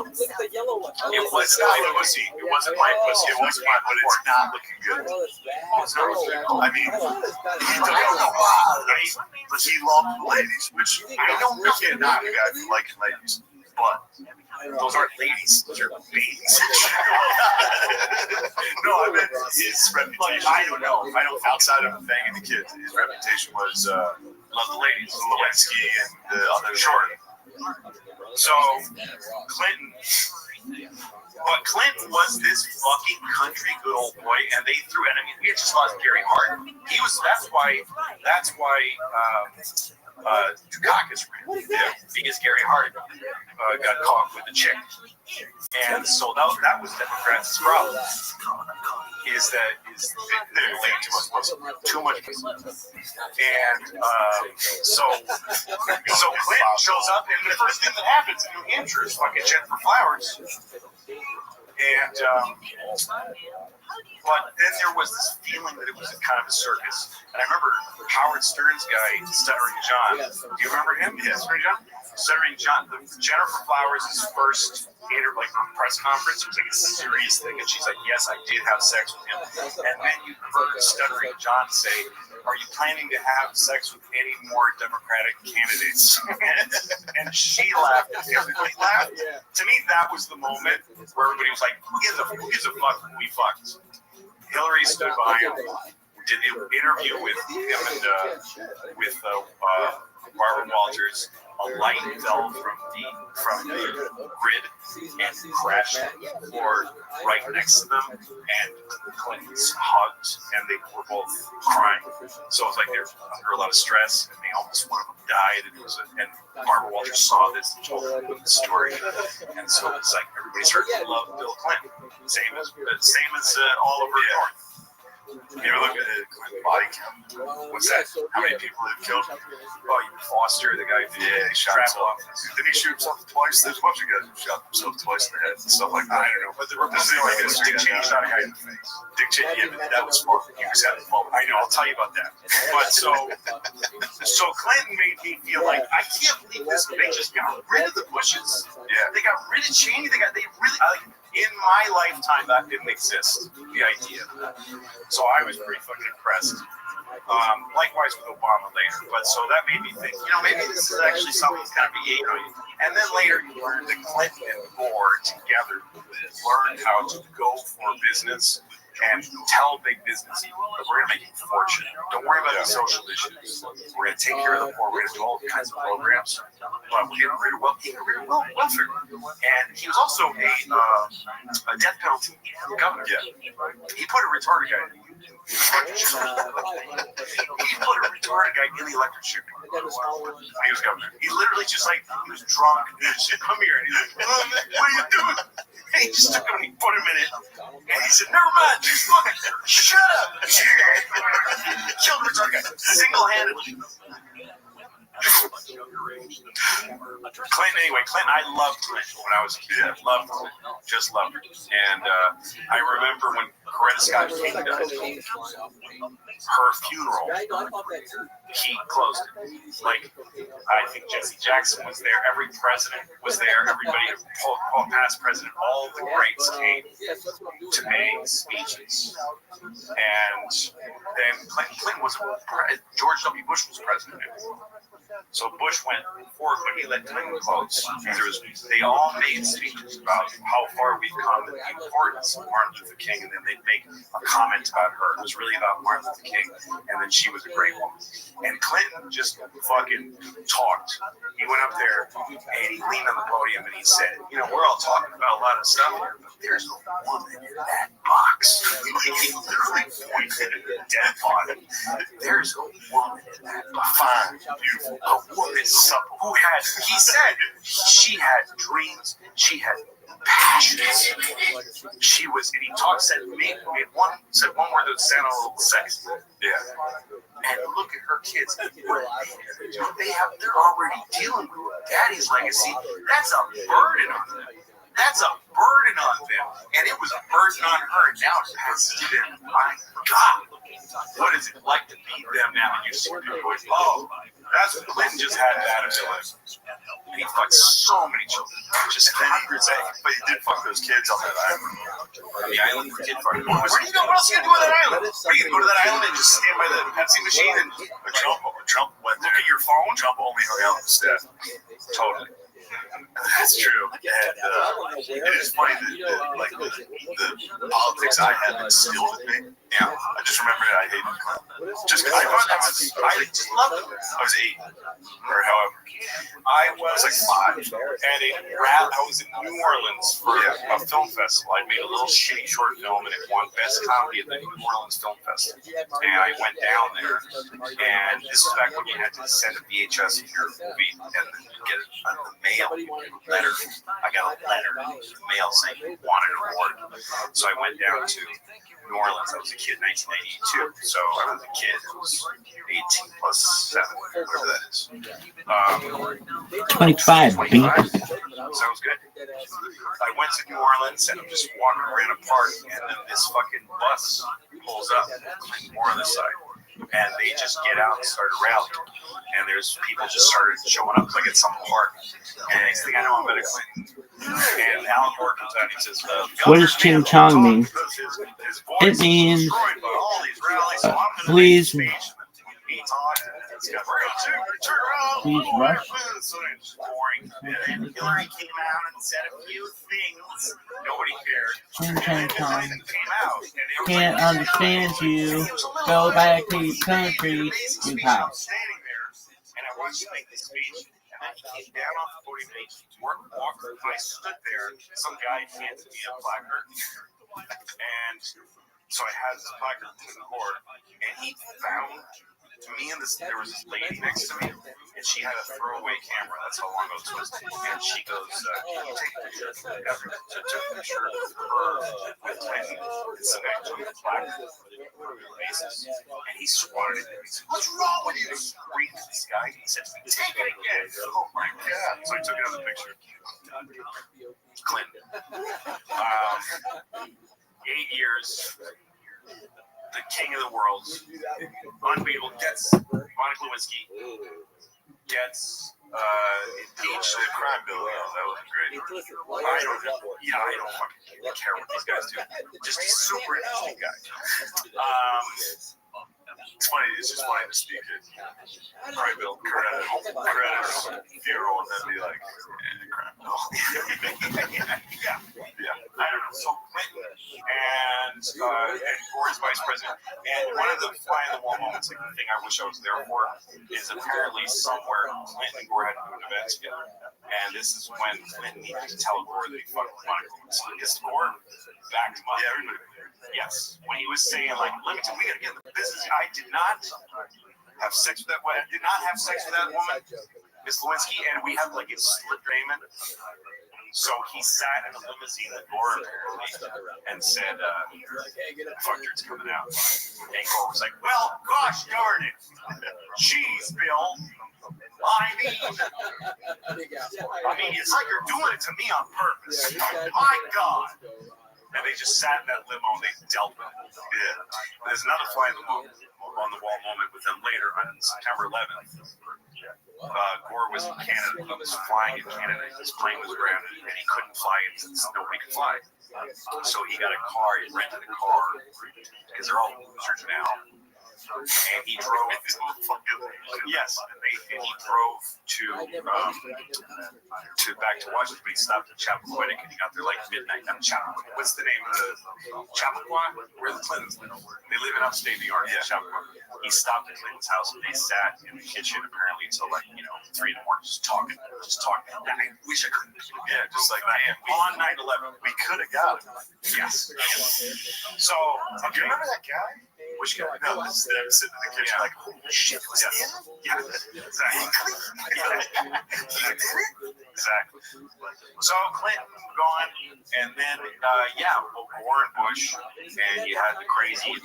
We had tired, so it's hard to get into like Bush's the hanging chads. Yeah. And Bush was another like this is going to be a nightmare. And I remember here's what I hated about it. I wasn't predisposed to hate Bush because I heard he was like a compassionate conservative. That was the word on Bush. Yeah, compassionate conservative.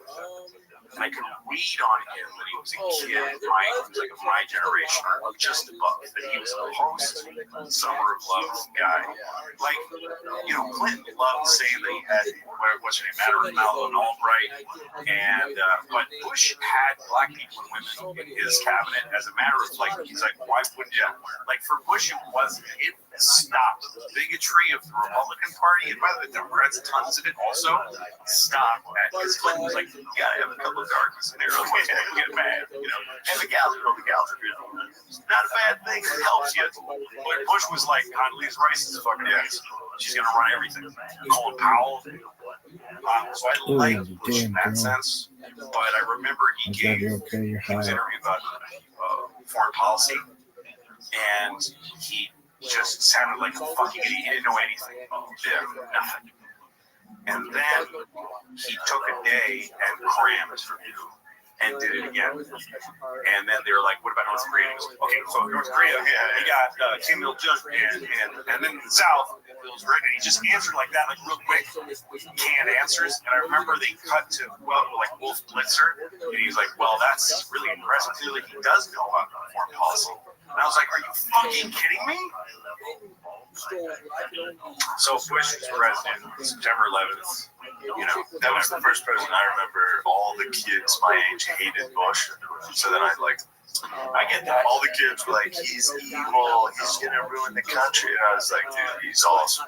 It just made me like, there was a woman who made a documentary about riding the bus with him. She was one of his press people. And she brought a camera. And I forget what it's called or what her name is. She was kind of a gee whiz Lenny Rifles. But there's a moment in it where she took a poll. She was like kind of a goofball, and when she was with the press corps on his plane, and she went around and asked everybody, who do you think is going to win? And the press all said McCain. I think it was the primaries, so McCain was starting to lead, and so it leaked through her. Someone leaked that she was just doing it privately for fun. Someone leaked it that his press corps thought he was going to lose, and it was really damaging. And everyone was brought to the bus. Everybody in the press said it was her. We didn't do it. And nobody would talk to her. So while they were on the plane, I think on film on the thing, she's sitting there just devastated. And Bush comes, everybody back. He sits right next to her. And he says, I want you to take a good look around these people. He says, now you know who they really are. He said, now you know who your friends are. Now you know who they're not. Don't forget this moment. This really, just don't let them forget it down. There was a guy, I forget the name of this guy. He was, might have been on Rogan. He was on there and he was talking about how he was like a Muslim extremist. He got arrested after 9/11 in Egypt. I don't know if it was Rogan. He was great. He was incredible. But he had sat down and talked to a bunch of presidents. Trump was like, it was the best one. He was like, WC would be genuinely compassionate. I believe that he had a conscious. And also, did he do anything about it? It's like, no, maybe not. Again, what all these guys did and how much it was their fault, how much of it was the deep state, whatever it is. I don't know what he is. Look at this athleticism. This is really unprecedented athleticism. Might be the name of my first comedy special, Unprecedented Athleticism. Rabbi Rothschild. Why? Why not? What else is it going to be? What else could you name it? Poetry in Motion. Sock connoisseur, but nobody get that. Oh, this girl's got great socks. I like the look, the smell, the taste, the feel, the smell, all of the above. Bush had a great dominated that. Like when he was on with the when he was in Omaha going like, I don't know what this going on. He looked bad. He looked like this is bad. And he went to fucking Ground Zero, held the megaphone, and someone said, I can't hear you. Damn, bitch. And he said, well, I can hear you. And Pink Pilates Princess, that's my favorite. Really? The first pitch of the Yankees game. Yes. Easily, he could have said, okay, then you're going to yell, I can't hear you. Of course, it was probably Cheney or Krieger. One of them. Actually, Cheney, by the way, was really the Bush story. I was doing Charlie Rose, okay? Me and Charlie later, our lives changed. But Charlie Rose at the time had a very important show where he had sit in dark room and so I went to do Charlie Rose, and the guest ahead of me was Jill Cheney, Cheney's wife.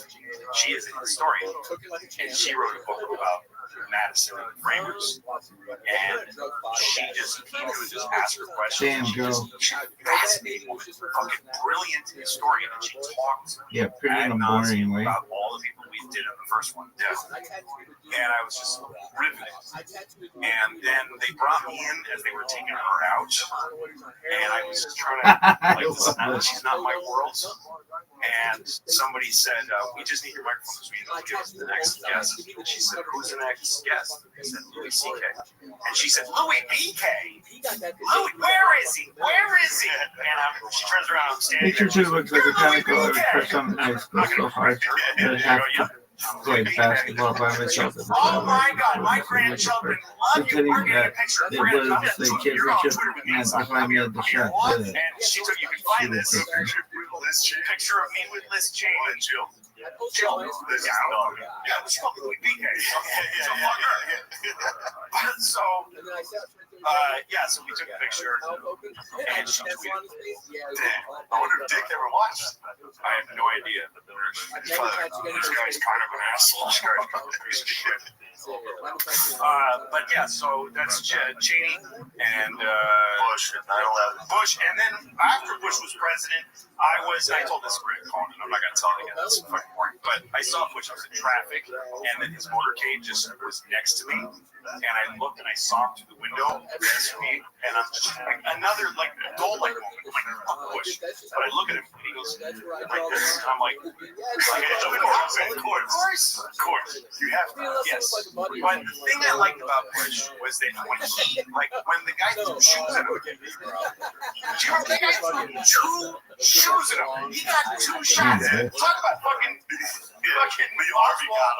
2 shots with a bolt rifle. This guy got 2 fucking shoes off. With the fucking had a standing target with the press all around him, and his Secret Service were right there. He threw his shoe, Bush ducked, and then he threw another one, and Bush ducked.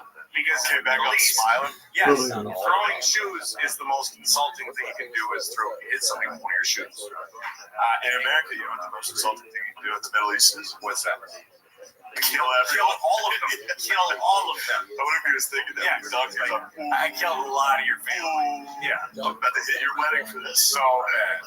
But Bush, they asked him about afterwards, and he said, "Well, you know, I got good reflexes." And he said, "Look, he's in a country where you can, he's not going to get killed for that. People express themselves. He always appreciated freedom of speech. He always appreciated it. Never mind if being made. I think that guy went to jail. I'm sure he did, but yeah.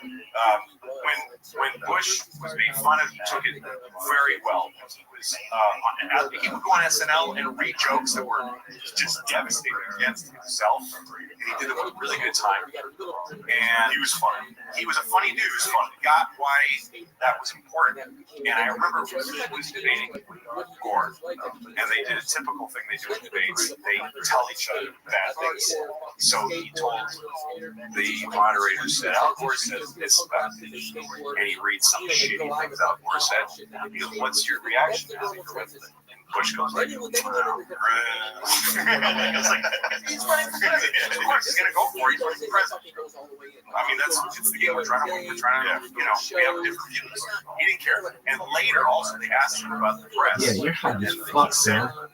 We counted on the press to keep us honest. He said, when you're out there making decisions that are outside of the decisions that come to the president are the ones that nobody knows. The ones that are clear what the law is and what's practical, other people make those decisions. They go to the president where they're like, we're not sure what's legal here, and we're not sure what we want here.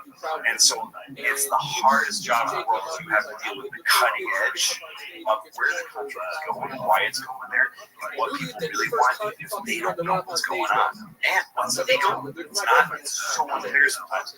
He said, I depended on the press because we knew they were probing everything. We knew they were watching everything, and we knew they were adversarial.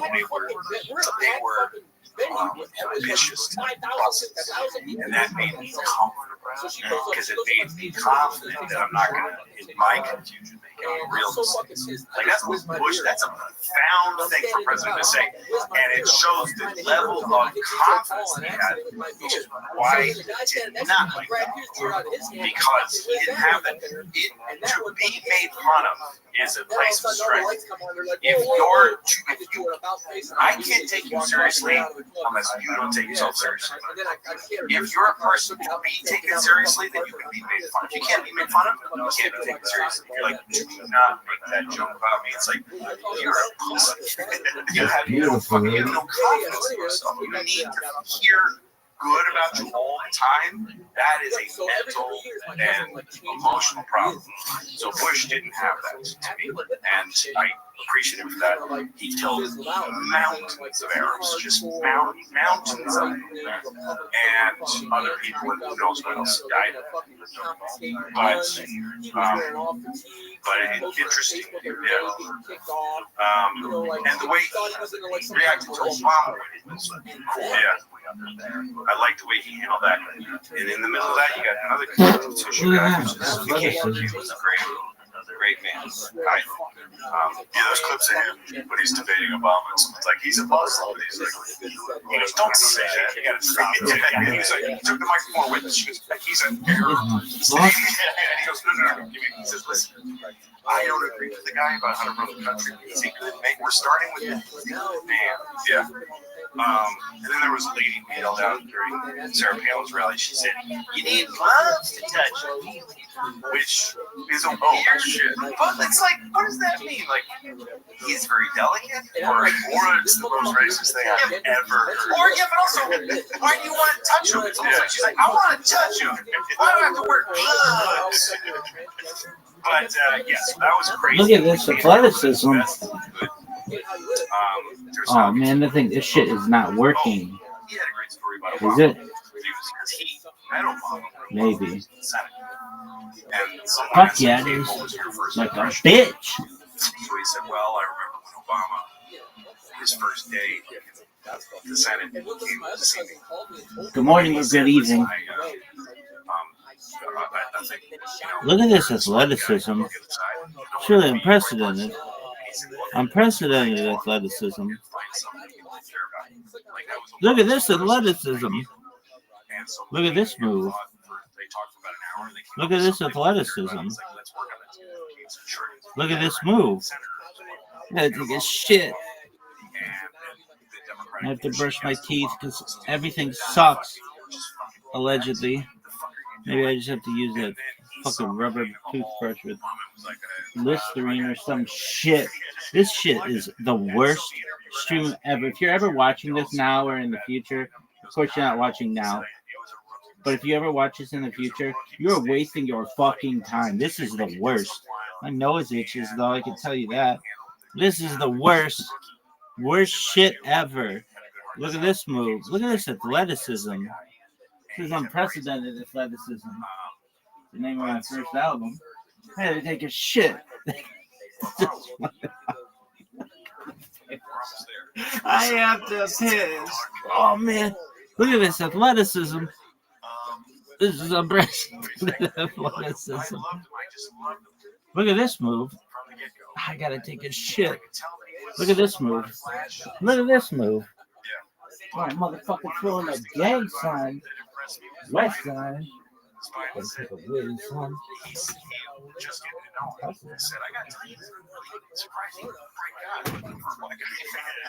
Well spoken. Felt like that a little. But Ryan was like, he said, I got on a phone call with him, and there was three of us on the call, and then Biden, and then Obama jumped on. He said, I have more questions for this group. He asked his questions. He has comments. He got like that guy's got a good mind. I do think Obama had a mind that got around the president. He has been bringing around. Yeah, I think so. And the picture of him down so some kid had to touch his head. That's as important as all the same. Yeah, the president. You ever see Trump with the candy bar on the menu? It's a Halloween. You know they do the Halloween thing. Yeah, just a kid in like an inflatable minion costume. But he just puts a candy bar on his head. He's like, get out of here. Yeah, Obama's a great speaker, and he gave people a feeling about where the country was, and he brought a feeling to the presidency that there was a kindness in it, and I learned a lot from him in terms of confrontation, and like he debated with McCain, and McCain was just kind of like bulldogging him, and Obama knew that you don't win in the room, you don't win because he says you're right, he's never going to say you're right, there's other people watching. Like I've learned in my life, like this guy's doing it, and Obama would say something, McCain would attack, and Obama would just go, all right. Look at this athleticism, folks. Really unprecedented athleticism. Look at this move. When I like what I like his Oh, sound dog. better than Look at his. this move. It's not about Look at this move. became being like a military. Look at guy. this move. It was his move. Look at this athleticism. I never It's got really to know him, but I was unprecedented surprised. athleticism. And I was a big deal at the time. I could beat the president. Staying at the Adams surprised to call him. So I called my publicist. I no longer have one of those. I used to have an agent. Wondering what branch of Judaism But I called my publicist. Rabbi is from. Hey, that's the old one. Slutty is for the history of humankind.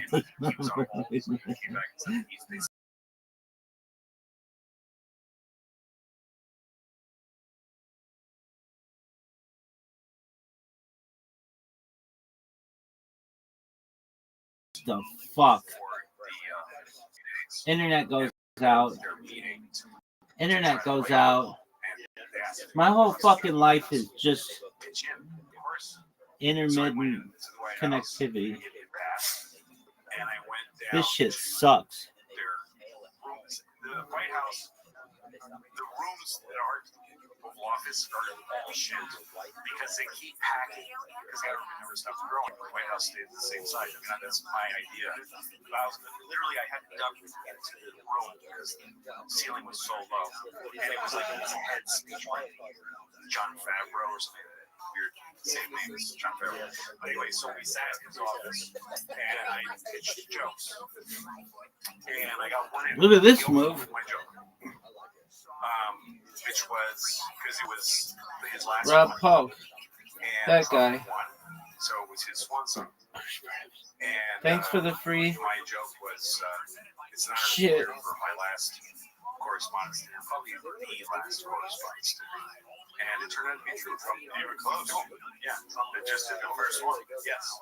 But anyway, he did that joke with I was hoping he didn't write the one that made Trump the president. No, that was before you obviously did. No, I didn't. Yes, that's one of my favorite clips of all time. Oh, I mean, Obama was so good. He was such a destroying Trump. Yes, making Trump. I'm going to be fucking president. You see this as shit. It's pretty good. Yes, I do respect those moments, just like Cheney. They short where they're like, you got to change it. And I was like, I'm going to do it. Yes, it's cool. Like watching Trump sit there with his fucking hair just bobbing while everyone's laughing. It's like, all right, we'll see. We'll see. Laugh at Trump. See what happens when you laugh at Trump. And that's, by the way, What is it? Pussy eating until my tongue is raw and mouth gets blocked. So Obama wrote me a letter saying, thanks for helping and all the shit. I'm a fan. I didn't meet somebody, but I never met. Yeah. And he went on Mark Maron's podcast, and they talked about politics for like 2 hours. And at the end, Maron asked him, did you enjoy being on the show? And Obama said, I thought we were going to talk about comedy. And Maron was like, oh, because he talks about politics. Yeah. I couldn't understand why who are your favorite things. Well, I like Jerry Seinfeld, Dick Gregory, but the guy I really love is Louis. You can tell, even though he says terrible things, he's a good guy. Something like he said something nice, man. Mellows me. Right? Just with no regard for history or morality. I just love Obama. Yeah, no idea if he's done good or bad, but as a guy, I dug him. Yeah. He seems like he's just an incredible speaker. He was like what a president should be. That's right. Just carrying sure the office. Yeah. The way he operated, the way he communicated. No way this fucker gets this shot. No way. That was phenomenal. I mean, that was insane. All that shit, but also just no. Problematic happened. Fuck. Like his last 4 years. Oh, that was when people dog. That was one of the best shots I've ever seen. Bruce him off. You go fuck yourself. Yeah. Where is our moral center? To the point where you just never gonna find because human beings are flawed. And Too that started, fast. I think Obama left Psych, this brain, bitch. because it was like, what were we all doing? I remember seeing famous liberals saying, I'm disappointed in this president. I'm like, you know, when he was running, Look how good a shot this is, baby. Look at this move.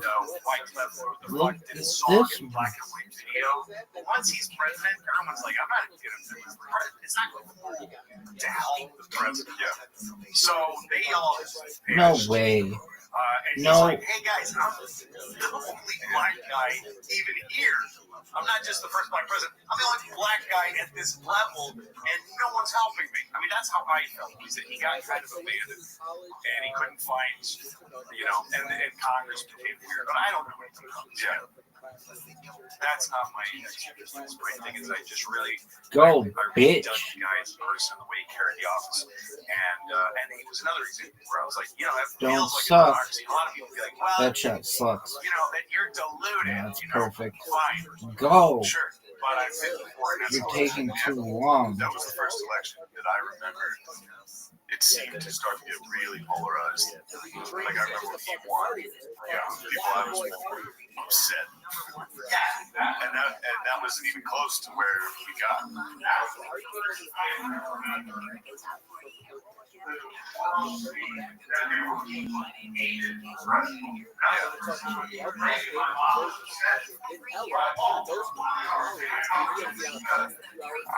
Yeah, we're good. Obviously, Look how good this shot is, though. Oh, fuck. Twice. My mom died a couple years ago. She was like my best friend and my intellectual counterpart. She started talking about everywhere. And I remember, first of all, when John Kerry, I called her up because my my mom and I basically controlled the house with the votes. We figured we have a floor of super delegates, we have 5 votes. So they just this is what vote for where we sit. My mom was a Republican and a conservative as a kid. And then Jack Kennedy came to speak to her at Michigan, which was in college, and a friend of hers grabbed her and said, you're coming to watch Kennedy. And they sat in the front row, knitting, waiting. This bitch, this motherfucker isn't going to make the shot. Nope. Oh, he did. It was phenomenal. Would I have even made my shot? I'm not voting for that guy. I was like, what? And she said, I won't vote for him. I won't vote at all. Because I can't vote for Bush, but I can't vote for that man because my brother was in Vietnam. We were scared every day that he was going to die.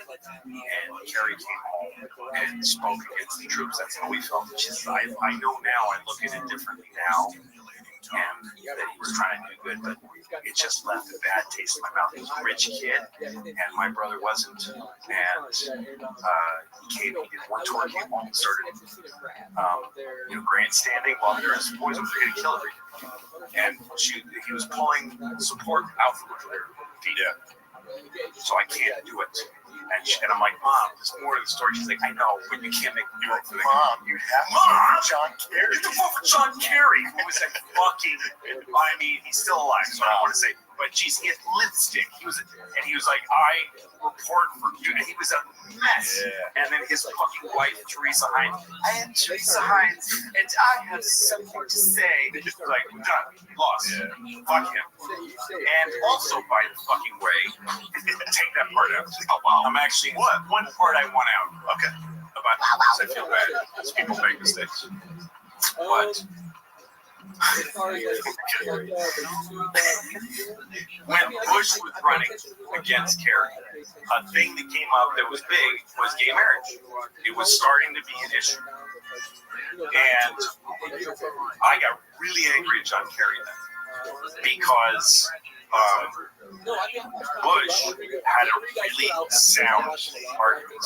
It wasn't. This is when people started just lobbing names at each other, right? It's anti-gay. It was homophobic to be against gay marriage.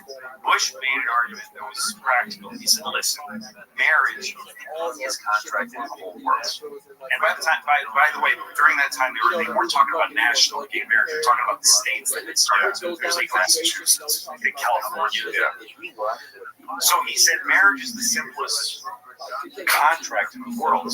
It costs $10 most places, and it's ironclad, and it's accepted all over the world as meaning the same thing. Now, if you start messing with that, and you start saying, well, this means this here, it means this there, you're messing with an institution that is the backbone of family in this country. That is such a good argument. Now, you can argue against it, and people have very well. This is nothing to be afraid of. This is about their rights, all kinds of things. But the Democrats didn't want to say, this is their right. Why would you, the thing you just said, why would you deprive gay people of it? You're living in a time capsule. This is important. It's the same as they said this about immigration. Million arguments. But Kerry didn't want to go there. He was like, look, it's a man and a woman to me, but I don't think, but they're homophobic. They don't like gay people. And Cheney's daughter's gay, and I don't have a problem with Cheney's daughter being. They did that. Edwards did. Edwards said, because Cheney and him debated. He said, I think it's great that his daughter's gay. I think that's great. What do you think of that? And he expected Cheney to have a bad moment. And Cheney was a very complicated guy. Said, thanks, I appreciate it. Yeah, I love it. Yeah, they just won right there. So, I don't know how I got back to we're at the end of. There he is. What's up, Pam? Oh, yeah. Did you go to the gym today? Are you less than 15% body fat? Are you less than 15% body fat? Are you less than 14% body fat? That's really good. Good job, dude. I have a question for you. Are you proud of your girlfriend who is now the number? Yeah, who's the number 5 chick on the big board of hoes? Is this men and women or just women? Wow, that's a. Oh, just women. Who's number 1? Who's the number 1 dude? Who is that?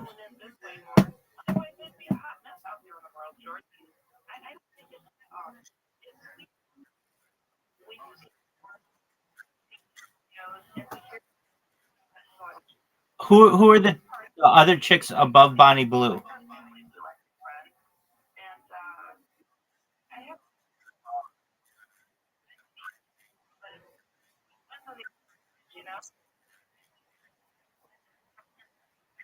I have no idea who any of those people are.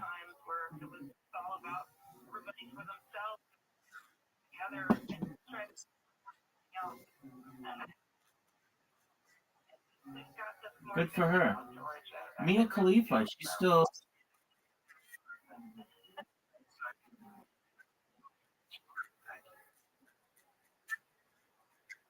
She did over 1,000 dudes?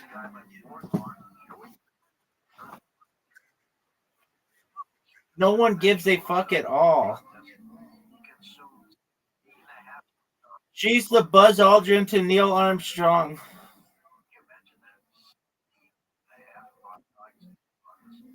That's hilarious.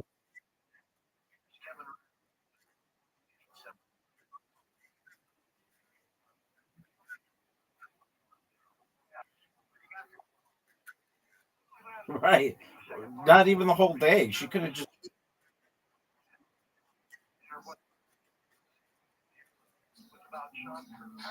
Perhaps. Dog. I'm going to beat you so fucking. That could be. This is 501 double out, dog. Are you aware that this is 501 double out? Zoot, you have an invitation. spokesman said that this latest investigation had not found any verifiable information. I'll take that. to substantiate claims that That's a really good score. regarding the possession or first hearing of That's really good. existed That's good. or currently exist. She also said that claims involving specific people, known locations, technological tests, and documents are Do you know who Johnny Carson is? to mean that Davis's claims have not been borne out, at least according to I would say that Zoot, remember that time I asked you a question and you were just dead silent? government has been issued by Do you know who Johnny Carson is? the exchange of Air Force. No. He was the host of the Tonight Show. UFOs proves the case. That's what the five Okay. Do you have a Tonight Show in Australia? find the Hitler letter, which attests to this, and a response to it on my blog, my Hitler letter. Well, you have a Today Show. Article said it was sponsored by the White House, included an announcement about facts Like a nightly talk show every night. who said that George W. Bush It's on every weeknight. White House official that I don't even know what forced to say the truth. Nice triple 20, dog. To lie because of national security or the Do you have a Saturday Night Live? The second part of the Wall Street Journal article reveals nothing of importance, but does fall back on government lies. Yeah, that's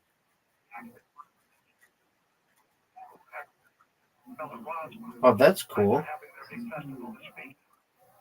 Zoot, you're playing out of your fucking mind.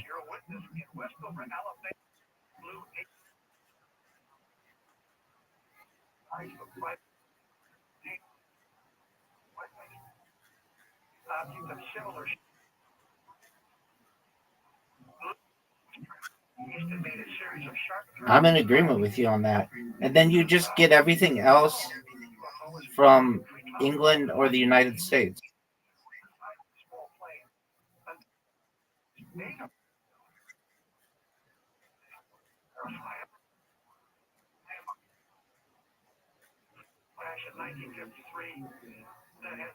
That's a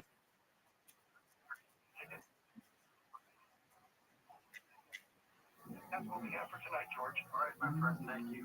Up next, we're going to have some fun this Independence Night. Howard Smith joins us with his latest work. Oh, dude, I busted. 20 years of a beautiful life with Johnny. That's next.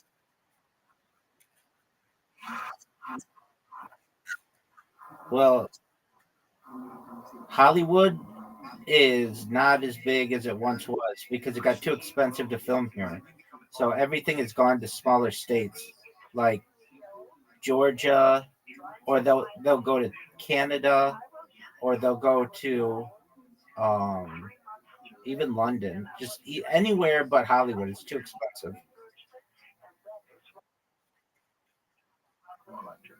That name sounds familiar. Who is that?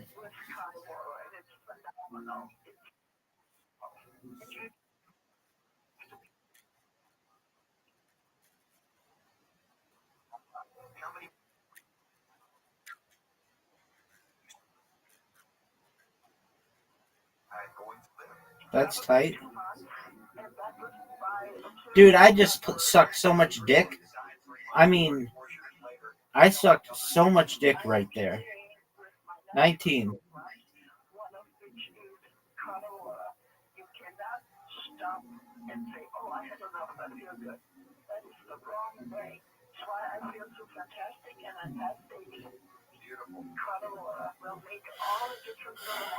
This is George. At 1-866-866.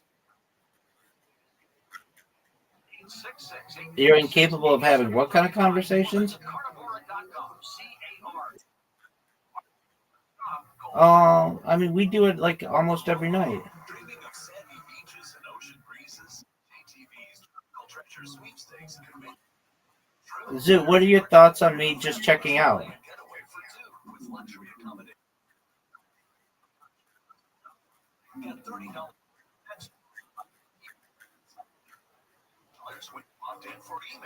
Zoo, did you know that you just lost? All right, this is going to be 101, 101 single out. And I'm going to destroy you.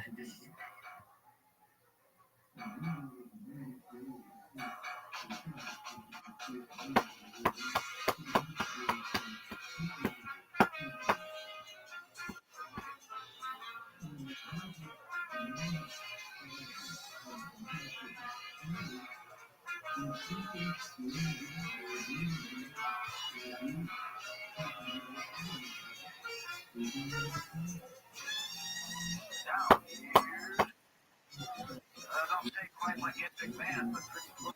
Johnny Carson hosted the Tonight Show. They did a unbelievably marvelous job. Oh, Zoo, get that 16, son. Howard Smith, his neighbor, wrote a book called My Friend Johnny, The Last 20 Years of a Beautiful Life with Johnny Carson and Friends. Dude, that was such bullshit that I got 18 tripled. Get that 9, son. You're done. This game is over.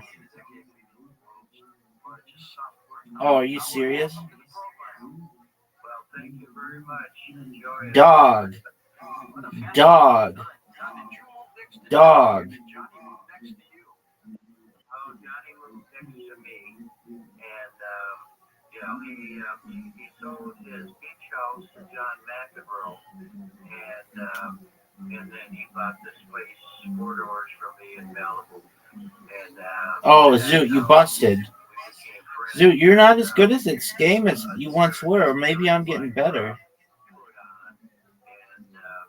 And his wife changed. They were at that time.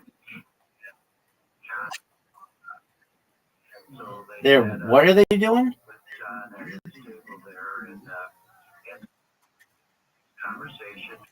One of the things. They're interstate right now, meaning like they're traveling. And when he sold it at Pepperdine, it's a college down the road from us. And I said, well, John, I said, Well, 4 doors from you. don't worry. I have a tennis court. I'm here to whoop your ass whenever you want. Here's my number. Give me a call. So the next morning. And you've got Bonnie Blue at number 5. So you've got enough interaction for most people. Play tennis with you. So he walks over and Word, Mockingbird. Dude, I am sucking so much dick. Get that 18, son. Get that other 18. Get it. Nice checkout. Nice checkout. Zoot 1. What'd you say, Big Dog?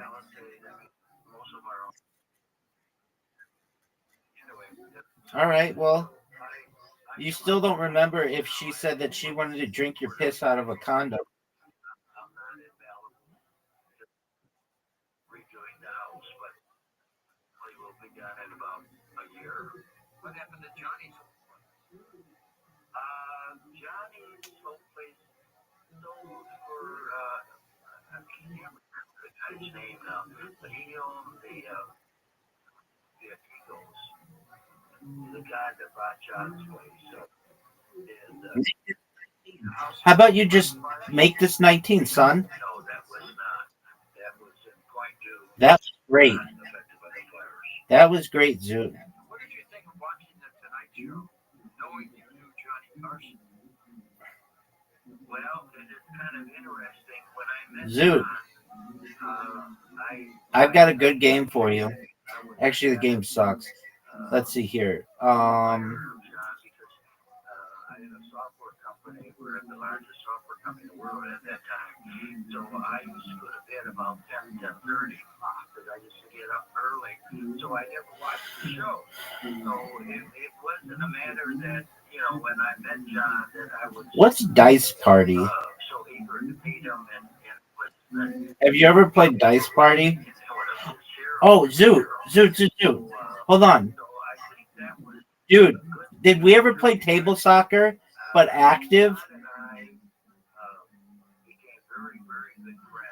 No, we haven't. This is a different way to play table soccer. You hit the ball at the same time. It's like not full speed soccer, but it's pretty interesting.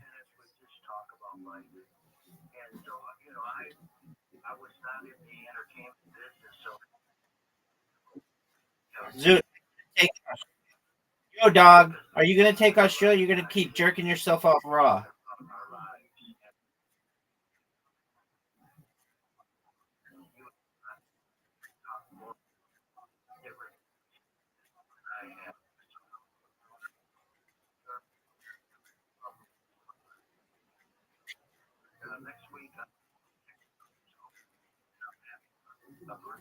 I mean, do whatever makes you happy. You're gonna have tariffs and import issues, though. All right, Zoot. Yeah, so we can hit the ball at the same time. So, like, we both go at the same time. So, go. Choose your shot. Zoot. Choose your shot. Go, Zoot. Go. I know you think that I'm supposed to go, but we go at the same time. So, just hit the ball. Zoot, you don't get it. Oh, good job. How are you able? How are you able to hit? How are you able? I didn't know you could use two guys. Oh, that's baller.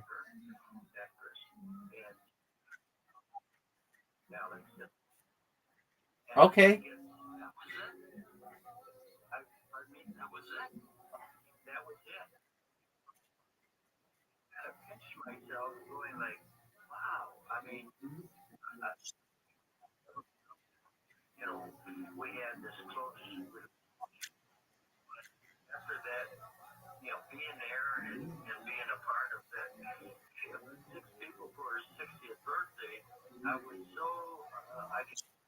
Yo, pimp.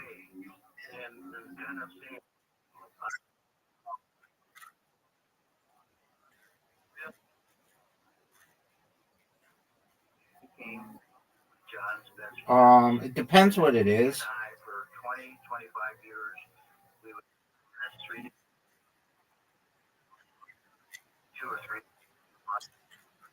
Just in California. I think you can sell it in other states.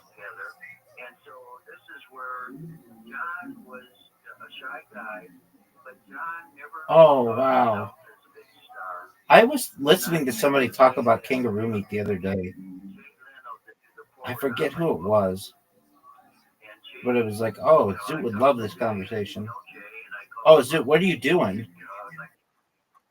Zoot, what are you doing, son? I'm gonna block this guy. Zoot, you ready for this? Zoot, do you know what the dragon attack is?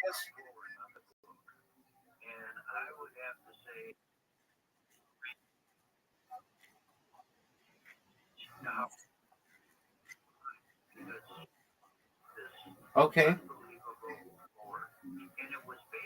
Did she like it?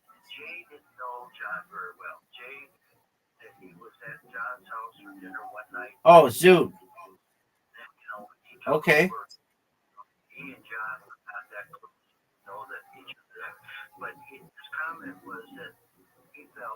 Zoot. Zoot, do you see the scoreboard?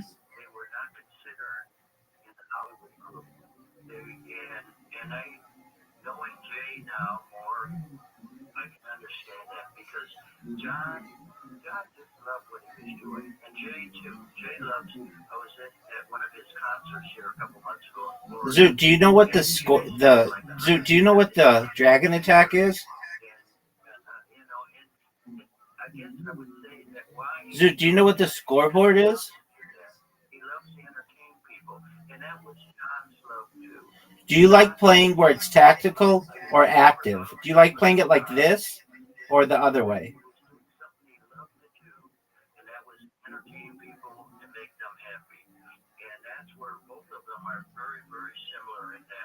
Zoot, remember that time I asked you a question? And I have to say that I wanted people to know about John is that, and the reason I wrote this book is that there was an article about Zoot, do you know what the dragon attack is? John, and it was positive on John. It was Yeah, you are. John had that he fired. And You're better at the other way. it was, you know, if you read it, you think that Dude, John quit was that a fucking womanizer, guy in a red suit. an alcoholic, Nobody wants that. all these negative things. And that's what prompted me of John. That's okay. Shit happens. Nothing like that. And so this is why that prompted me to go and say one day. Oh, Zoot, that made your defense really good. Who Johnny Carson was. That he, I was. That's what I wrote this book about. You know that he was I agree. a big star, just down to earth. I think it's arguably a form of child abuse. Dude, remember that time we played and you didn't score? Howard, we're at a break. We'll come back and talk about more Howard Smith with us, my friend Johnny. All right, Zoot. Dude, Zoot, I played some people in bowling, and they taught me some things. Just like, I think I got a hole-in-one on one hole, on which I don't think I've ever gotten it. And then there's this one hole. Let me see if I can like describe it. You know that one hole?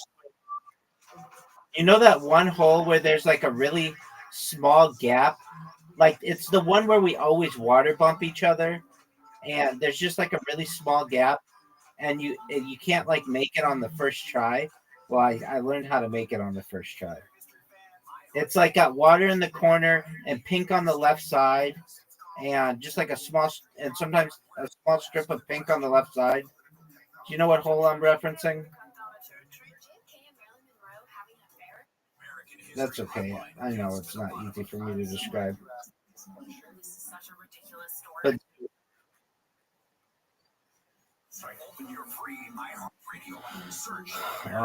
I mean, that's not something that we do, so perhaps my whole life. The Crazy Train is making a run.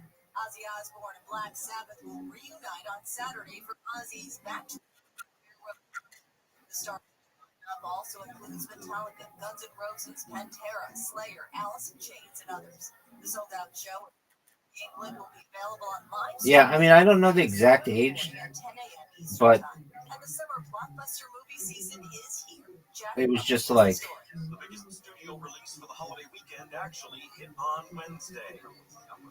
you lie to your kids. Isn't that like bad to do? Jurassic film of the Jurassic Park franchise. It'll be competing for tickets. Brad Pitt racing movie F1. Oh man. There were some secular kids. I don't necessarily know all their backgrounds, but there were some secular kids or kids who like had parents maybe they had one Jewish parent, one secular parent.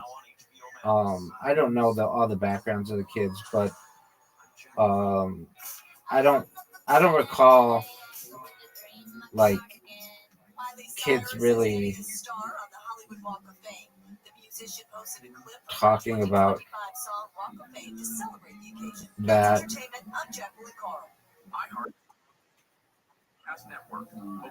Yeah, people who were like The moment when it all goes wrong.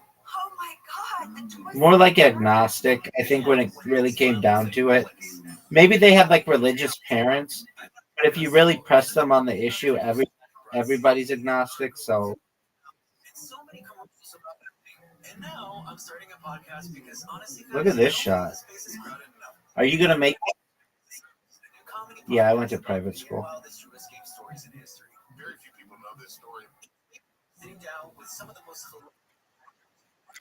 comedians, people like Yeah, I mean, they were just like gifted for academics too. And Joseph Gordon-Levitt. I love storytelling, and I love you, so I can't wait. Together, we're gonna puzzle our way through the most. Like, what should you do? Maybe write a musical? I would hide under the desk. They were people of all backgrounds, but So we'd love for you to come hang with us for some of the predominantly Jewish history. or secular. And like when I was like my earliest schools, there were like a lot of like professors' kids there from like all over the world, like an international. Do you know what an international school is? Yeah, so they were all private schools though. As a child, I never attended a public school, but I did have some public school encounters. And like I'm trying to think like what, like maybe I played golf, and there would be kids who went to public school, and like my friends and I went to private school, and that was always really contentious. Like they would just be like, they thought that they felt like we were better than they were, and I think we probably acted that way because we weren't like, we wanted to play by the rules. We wanted to like do everything correctly because that's what you should do in golf. And they were more just like to have a good time, which is fine. But and then I attended some camps with public school kids. Well, like what? Like a golf camp, or at least there were people who attended the camp, and so I did have a little bit of public school influence. I know there was one kid who like growing up, there were some families I knew that went to public schools, but generally the public schools around me are really good too. So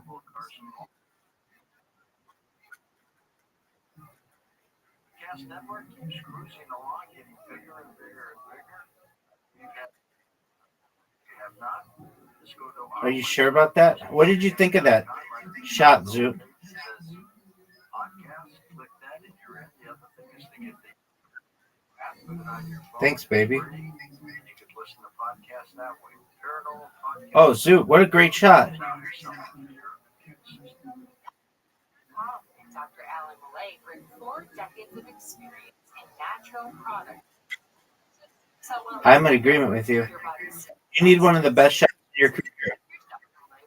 Whether it's physical activity, obesity,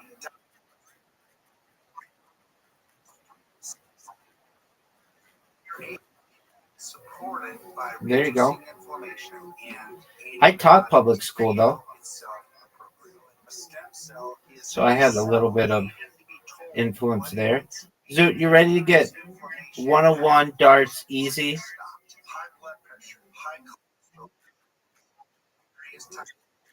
I was very impressed by it. I taught in a very good school, or a very good school district, so the kids were well behaved. I'm sure if I taught like inner city LA,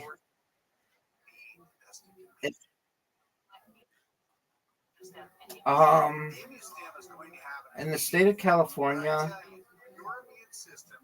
it could have changed, but it's something like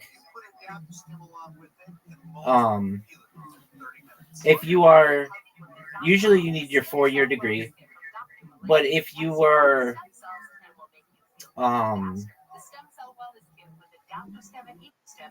if you are like on a teacher track, you can, I think, start after like 3 years or something of having your degree. Oh, dude, we tied. How do you like that shot, Zoot? Zoot, you're done. You should just give up now. No way you're beating that. That was really good, but I just had like a perfect shot.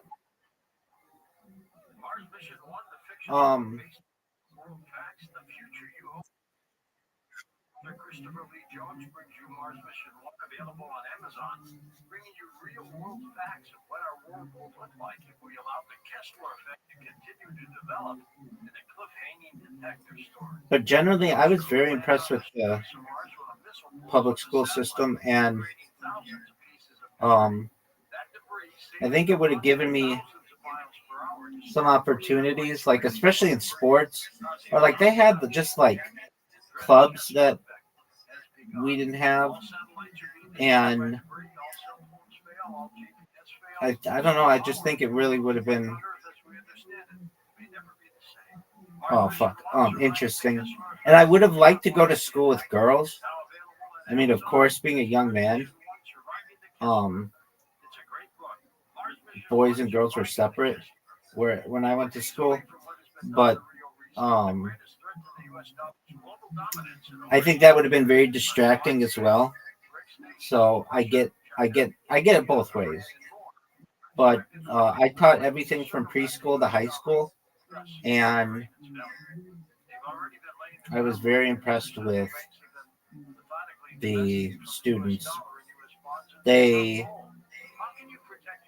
especially being like someone who perhaps was different than a lot of those kids. They were always really respectful and kind, and oh yeah, this is like 15 years ago.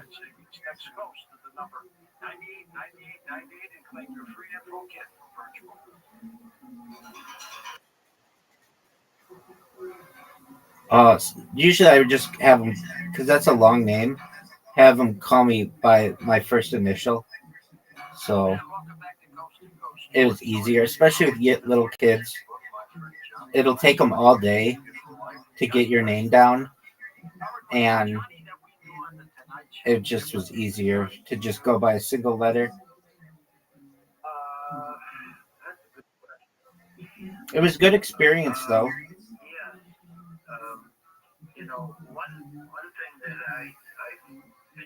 All right, Zoot, here you go.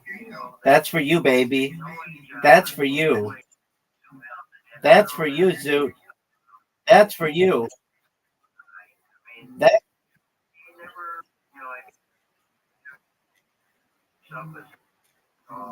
What'd you say?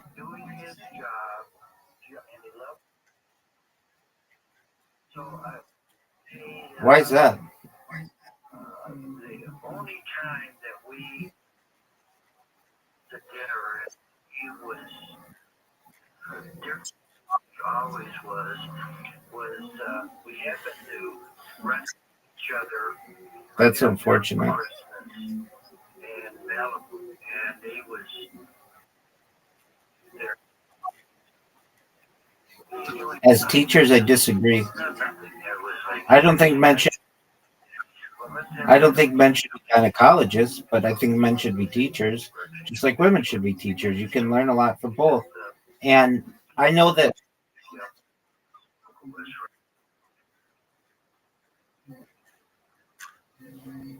I know. I taught that though. They had like a preschool, even like before then. I forget exactly what it was called, but it was like for mothers and parents who had newborns or like very early. And I didn't do it a lot, but I don't know why that would be an issue.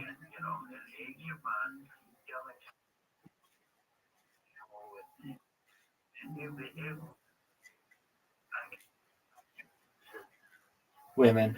All the other times we'd go out to dinner. I mean, we would talk about different things. Women. But it was never. Zeus, I don't know why I was thinking it was darts, and I only had 3 balls to throw. and now I have to like have the best comeback ever. Drops us off at our house, gets out of the car, gives my wife a big hug and kiss and said, Jane, I love you. Gives me a big kiss, said, Howard, I love you. And that wasn't John. John was kind of, standoffish, but he would not express his Zoo, do you know who Johnny Carson is? And he was so emotional about Do you know who Jay Leno is? their house. We go like, there's something going on. I mean, Right. So the guy who started the Tonight Show, or I shouldn't say he didn't start it, but he made it really popular, was Johnny Carson, and Jay Leno took it over after Johnny Carson. That one sucks. one of his best shows. And like I say, I mean, we were all of us, but you're laughing so hard, our stomachs were laughing so hard. Yeah, there was another one. So the way it went down was there was a guy. It was like, no, that guy sucks too. Though he did carpool karaoke, which was amazing. But do you know who Conan O'Brien is?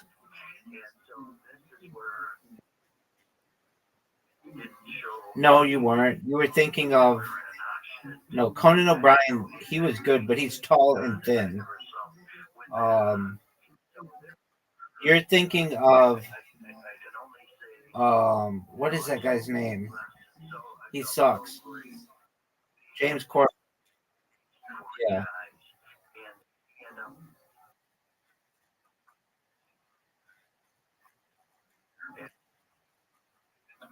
I agree. I don't know what it's this thing that they do that I don't like, but I guess it's for like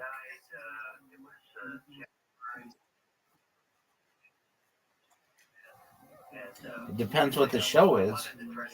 If it was a show like let me think of the most difficult show. It would probably be like something like the like someone who had to go into like a war zone. That's probably really difficult. But just hosting like a dating show or something, that's really easy. Or what Joe Rogan did on Fear Factor.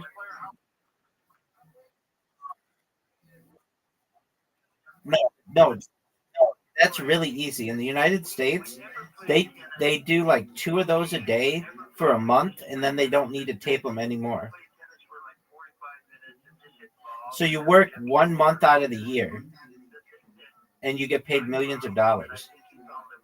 It's super easy. It's like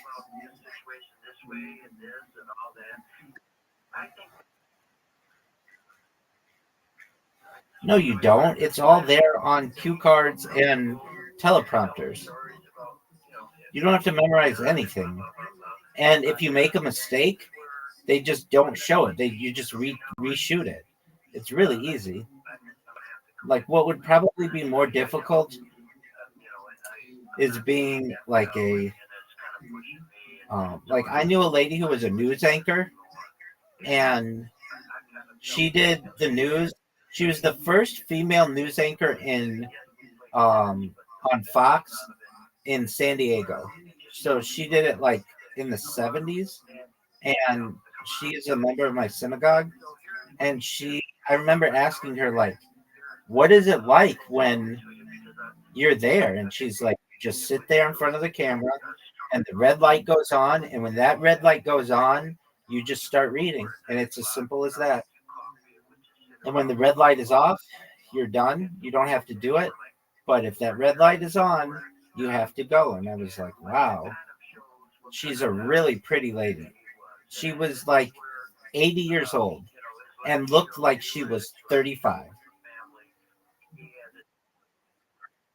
Dude, San Diego is a beautiful place. Are you going to go?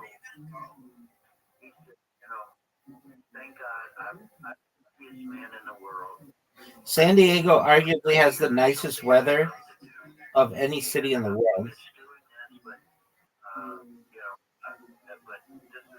I mean, it's not.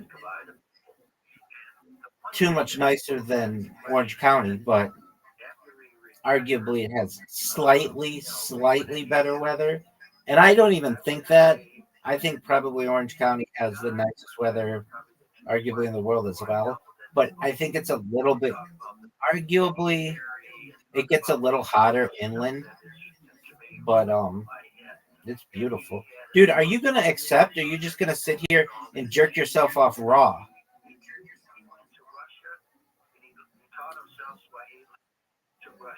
Are you done? Okay. After this game?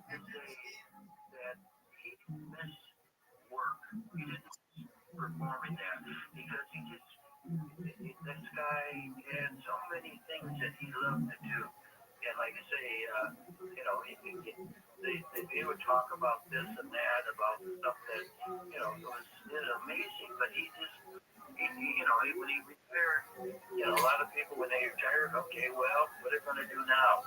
John was not that way. John goes like, okay, we're going to go to Africa, we're going to go to to Russia, and then I'm going, he bought a boat.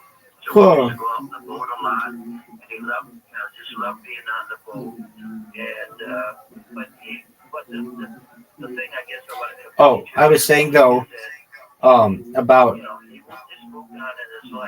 television hosts. I think being a news anchor, especially today, is actually a lot of work. It doesn't seem like it, but I've seen these people from behind the scenes. They have to get up at, like, let's say you're doing the morning news, which like in LA is like 6 a.m. You have to be there at like 4:30 in the morning. And they used to have like hair and makeup people, and they still do um in some markets or on some channels. But a lot of times these people just do their own hair and makeup, and they're like they have to do social media at the same time, and it's just a lot of work.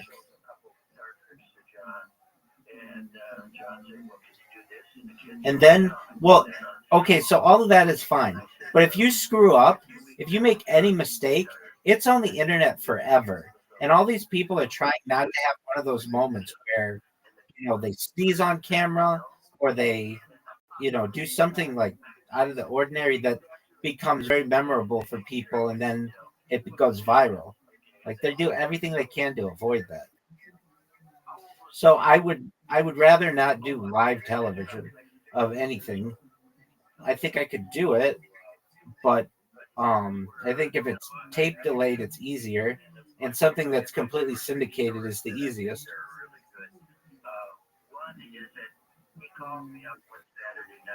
Oh, Zoot.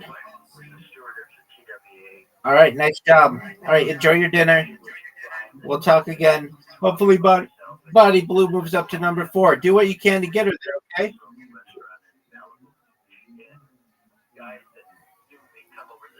Peace out, Girl Scout.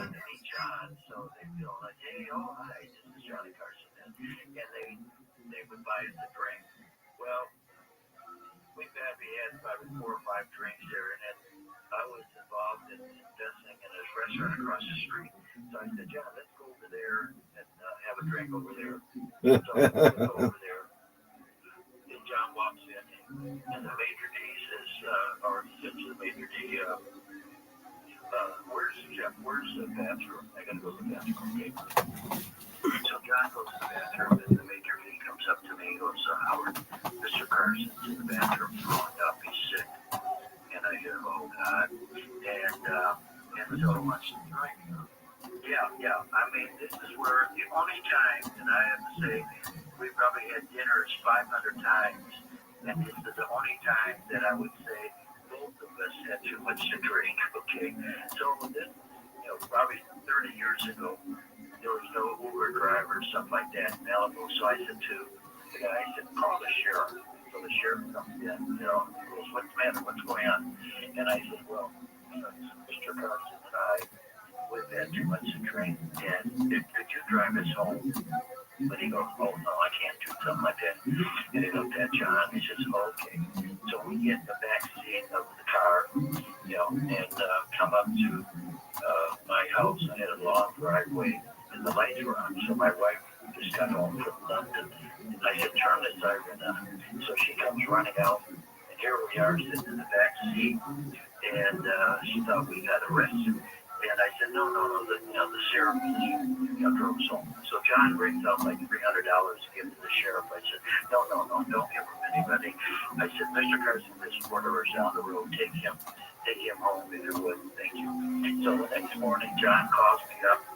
Howard, I don't know about you, but I feel horrible. I'm so hungover. I said, I know what you feel like. I do too. And he said, how did we get home last night?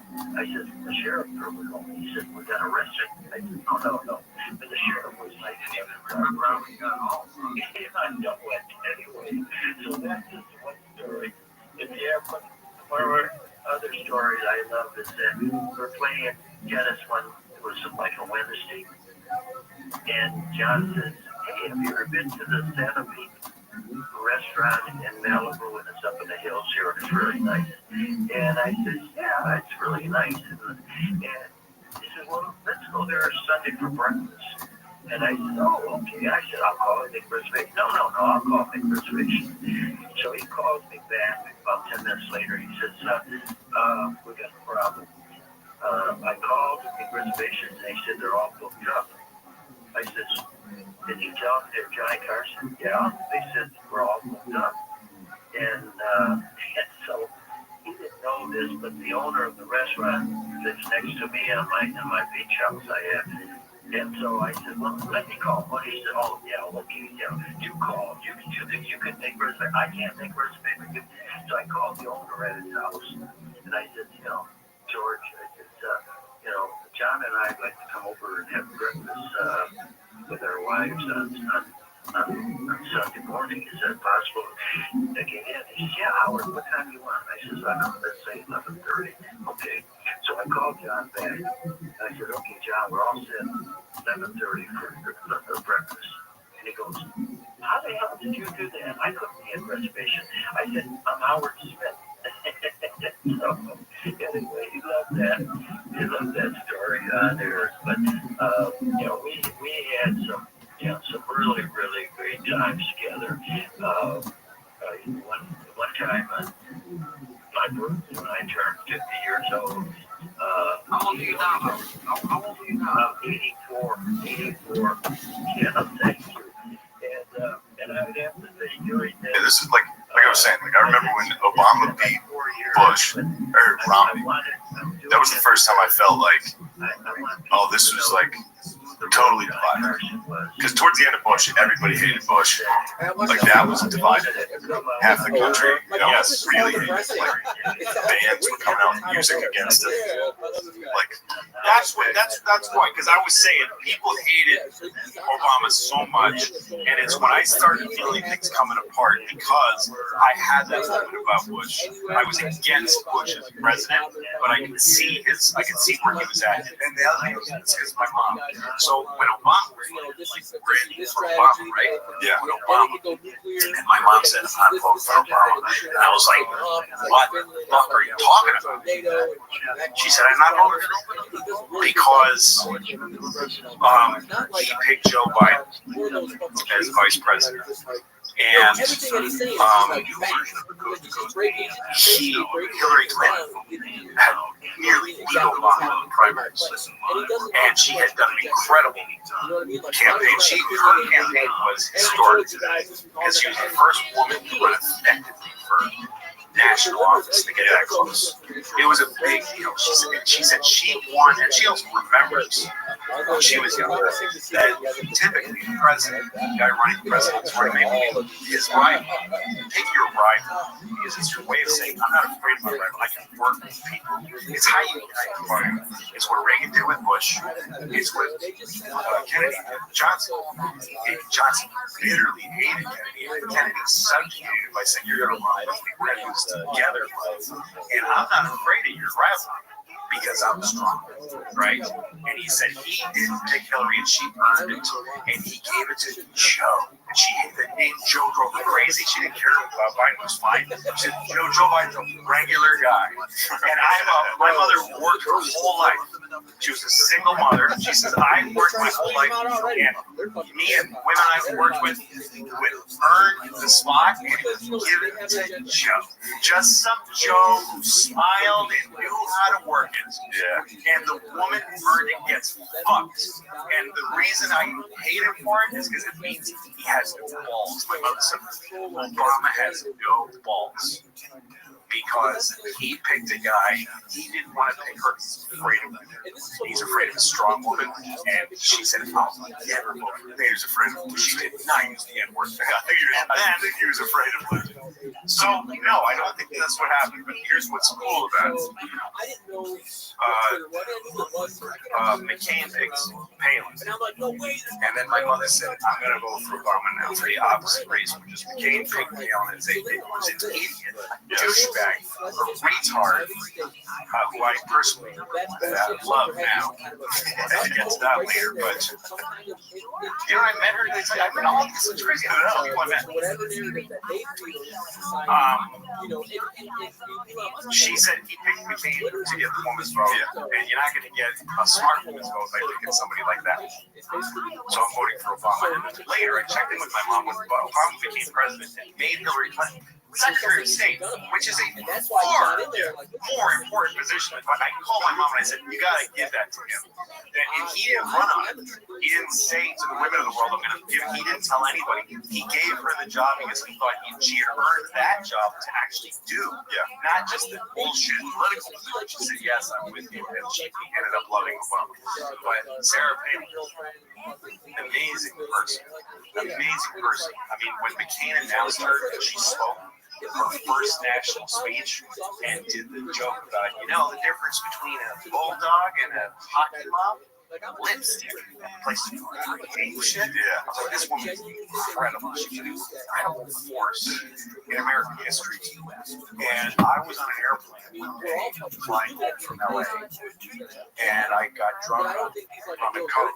I drink rum and coke. It's like being on acid because you get a lift from the sugar and the caffeine. And rum is fucking it's a mental drink from. And I started tweeting. I didn't know what Twitter was. I didn't understand what Twitter was. I just loaded it on my phone. I had about 5,000 followers, and I wrote something like, there's a family of Chinese people living in Sarah Palin's country. That's the only tweet I remember. I want to fuck her tits with my father's cock. That's what I said. I just made a tweet about her salad. And then sounds like a leader. Thanks, man. And my Twitter followers, it's just going up. By the time the plane landed, I had 250,000 followers. I didn't understand what that. I didn't understand what Twitter. They look at it on their phone. I thought they go check the website and they look at my name. I didn't understand that people are getting like a phone call and seeing what I said and then sending it to their friends. It's just exploding. And then I get a text from Sarah Silverman who says, I have a friend that works at the White House who says you should probably stop hitting yourself. I really thought the name would continue Rabbi. The publicity head of FX wrote me and said, we need you to stop this. I didn't understand that everybody was reading it. I'm like, what? I'm like, so what?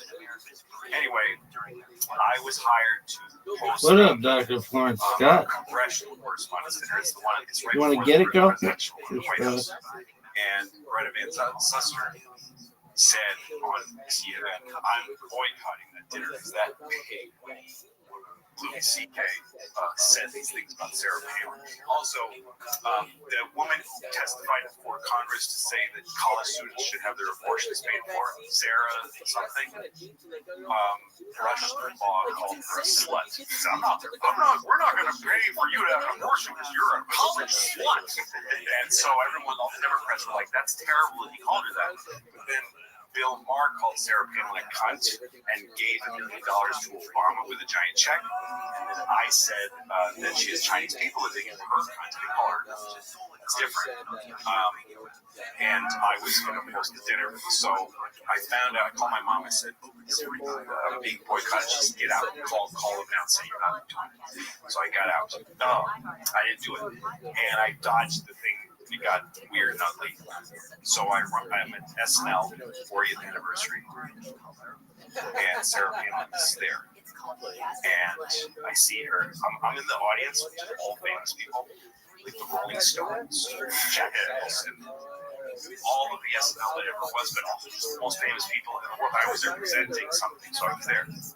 And I look up, and I just see Sarah Palin like this. Damn, girl, you are beautiful. And I'm like, oh shit, she knows. Shit. So and earlier than that, there was a documentary made about how much people hated Sarah Palin, and it was a big conspiracy. And that documentary was directed by Steve Bannon. And I was in it saying something about her. And my lawyer told me, and I said, well, tell him to take it out because they didn't have my permission. So he called Steve Bannon. And Steve Bannon said, well, I want to interview you. You want to interview me? And I said, no, just leave. You can have the footage. Okay, so Sarah Palin, I'm at the SNL party afterwards, and she's standing right there. She says, my nephew is a big comedy fan and said I have to say hi to you. And I said, I'm sorry. And she said, what? I said, I apologize. I said, I wrote some really awful things about you on Twitter. I would never apologize to, like, of course, the world, but this woman standing in front of me, of course. I said, listen, that's not what I do is like attack people. And I don't know if it hurt your feelings, but if it did, I'm really sorry. Yeah. And she said, well, that's really something. I really, really appreciate that. She said, if you ever come to Alaska, come and go ice fishing. And I thought, like, and so she wrote a book and she put a chapter about me, a little chapter about me. And she described that moment faithfully about how I came up to apologize to her. And she said, of all the things that all of the people said about me, the terrible things that were ever said about me, he's the only man that has ever apologized. So that's my servant. Yeah. But okay, so Obama, and then Trump. The seminal Trump moment that made him matter to me was the debate with the 16. He had 16 guys, 8 on his left, 8 on his right, and they were Chris Christie, fucking Lindsey Graham, fucking Bush, Jeb Bush, low energy. I mean, just these guys without them on stage, they're all stars. They're all stars. Fucking Ted and fucking Rubio, Wisconsin. Yeah. Kucinich. No, not Kucinich. No, I'm just an Ohio guy. Yeah, but he was a Democrat. No, he was a Democrat. He was like an anti-war Democrat. Shit. No, he was like a super liberal Democrat. No, the guy. Who's the weird? Look, Kasich. Who's the weird dude that was Romney's vice president nominee? Wasn't he a Wisconsin guy? Ryan? Oh yeah, Paul Ryan. Yeah, but he was. No, he didn't. He didn't run. Yeah.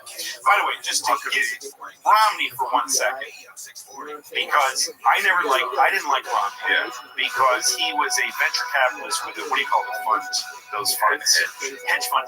These guys ruined capitalism. Capitalism used to be make the best of something and make a ton of money for it, or make the second best and kneecap the guy who makes the best, and which is fine. That's why we had VHS instead of Beta. Beta was better, but VHS was one after Beta. That's why we had IBM instead of Apple for a long time. IBM was better. It's by the way why we have records. The grooves go up and down, which is stupid. They were better side to side, but that guy, that patent got it's just bullshit. Romney never liked him until the whole fucking Capitol riot thing happened, and then he did that thing where he stood up in the middle of that crazy shit after January 6th, after the riot, and he said, you know, I know all of you are trying to serve your constituents by telling them what they want to hear. Well, why don't you help them, people? work for by telling them the truth. And the place was raucous applause. He looked at the applauding people, and it reminded me of the Reagan things. He looked at them like, why is that getting applause? That's just normal. What is happening in this country? So Romney's an interesting guy. Yeah, because of that. Yeah, I don't really like it. I don't like it without they get this dog who was in cars. They did do so. You try. I mean, the dog was in a box. He seems like the establishment. He is the establishment. And so, like, he always does stuff. So, of course, no matter what he did, his head is up. Yeah. But the moment that they come at him, and he said, these guys are all crooks. And I'll tell you how I know. Because I was a billionaire businessman. I got them all money. And the Democrats. And if I call them on the phone, if I call any of them, they're all like, I would speak on what just happened. Yeah. That moment was like, you hear the country go, what? What is going on? Yeah, like time to smoke. They took yourself to the guy, less and less. You and all the levels of size. When you saw him turn and you saw him feel what you were. Over time, also, I remember these brands Trump said something super fucked up today. Lindsey Graham said, Brady looks like the third off ramp. This is probably the last one. And I thought, wow, Lindsey Graham's got it. Lindsey Graham's got it.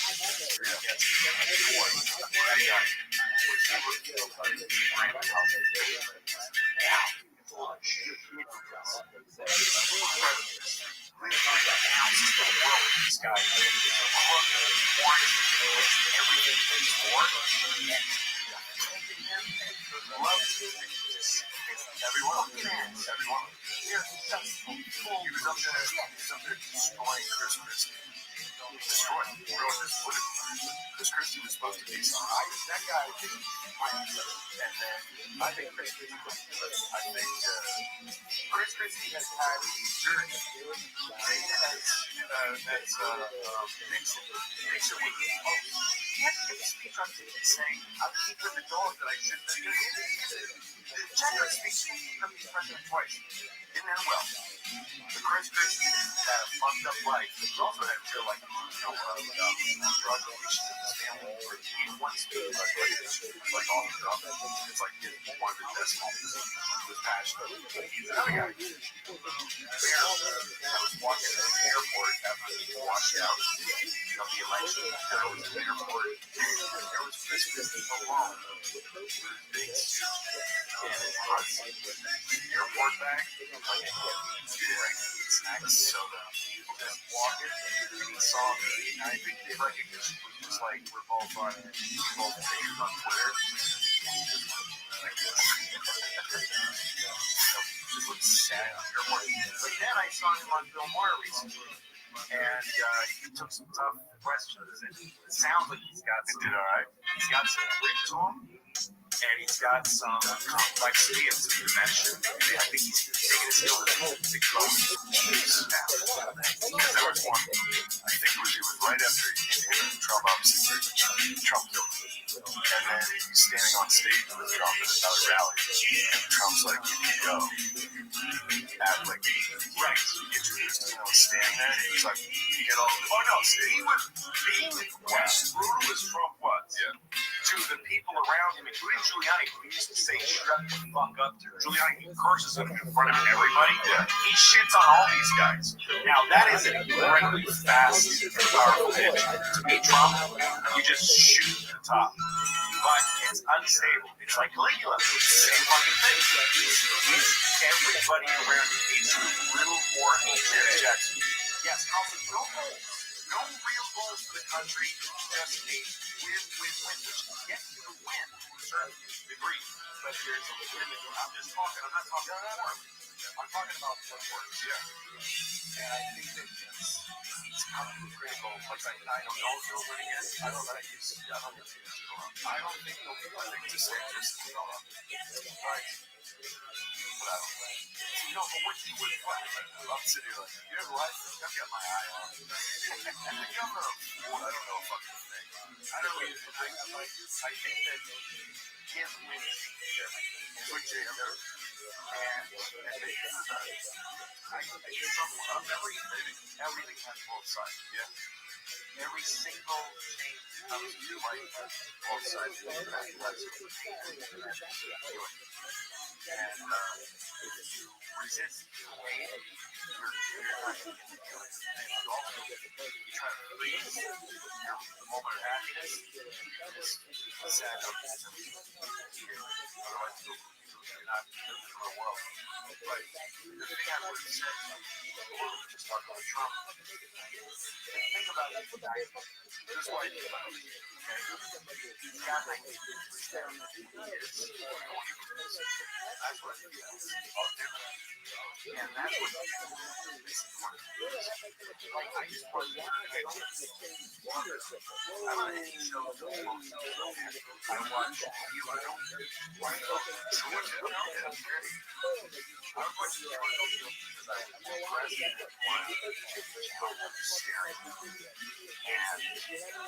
I was during the Iraq War. He was in New York and they talked about and he said, I will go along with my family to San Diego and I don't have the time for the revolution to die out. And so, of course, how we know, well, they're here, blow them out. And they're like, crying, so it makes me like great. They're all he's crying, he's cute. I'm sitting there, I'm starting with my lips trembling, of course. And then they do the crazy deal or no deal, which is a mayor fucking. Keep going, keep going, keep going. And there's always this moment where they're like, you can do it. And the guys go, oh my God, you could be this sick. You've got $250,000, but you could get $10 million. And the guy's like, oh, and then he's going one step too far, and the lights come on, and it's right back to Iraq. Well, that's usually how you do it. Whenever somebody gets something to take, I'm going to take every foot. No, keep going, keep going. Don't stop it here. Here we go. So this was one of those moments. He had a ridiculous game at all. All of the baskets were gone. They were all retired. He had like one for $10 million over here, and one was crazy number. One was like $5, but eight of them were good. And he had some work on the and they're like, go! His military way, quiet, he says to the little daughter, you understand what that means? You understand how likely it is? How the odds are to like one more step, I can get more money. I'm not doing that in the short future. I was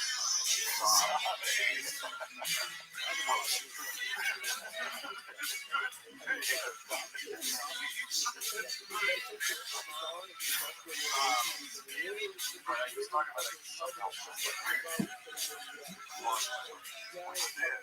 Do you remember how I was talking about? We were talking about man, one was good.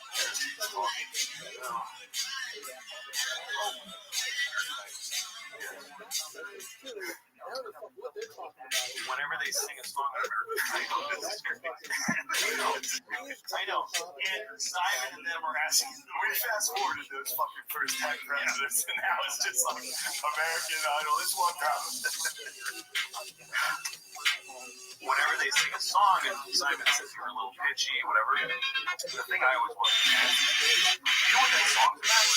Do you know what the song is about? Joe Biden singing? You know, like the plague and water begins to bridge over troubled water. And he sings like a bridge over troubled water. You know what that song is about? It's about like when you have nothing, when your life is shit, when you're down and out. I would lay myself down like a bridge over troubled water. You can count it. You can walk on it. Like, that's a profound and deep thing. Another one was a kid who say, I hear a train coming. Yeah, and he's singing it like this. I hear a train coming. Yeah. He's literally between going, it's coming around the bend, and I see the sunshine. That song is about a man who murdered somebody just to watch him. I shot a man in Reno just to watch him die. And the sound of the train, because you can picture the cigars smoking. I bet they're smoking big cigars. And that it tortures him to think of the freedom. He goes, I know I got it coming. I know I can't go free, but I hear the whistle blowing, and that's what tortures me. And he says, if I had all the money in the world and I was a free man, all I would do is move that railroad a little bit further down the line so I wouldn't have to hear the whistle. Like, all he asks for, he said the train was a little further away, that good life is further away. And this kid's singing it like it's his race because he just wants to win. He wants to be a winner. He wants to be loved. He wants to connect with the audience. To me, that's Trump. To me, the great presidents have been guys who are like, when I got an idea, I know what I'm singing about. I know what I'm about. I know what for Clinton it was the American people. He said all the time. I don't think the American people won them. He was kidnapped because he was son of a Vegas black chick. That is he was American. Obama was president. American. So. To me, Trump changed the game in a way a lot of people could have and didn't. But I think it's got limited legs. And I never thought. I think the huge mistake that the Democrats made was to shit on the people who loved him. That's a dumb. Yeah, they can't stop the basket of the poor. They can't stop. I mean, it's just the stupidest thing you can do. The thing that progressives do that I've never seen in all these years we've talked about, never seen a movement do, is assign people to the other side. Yeah.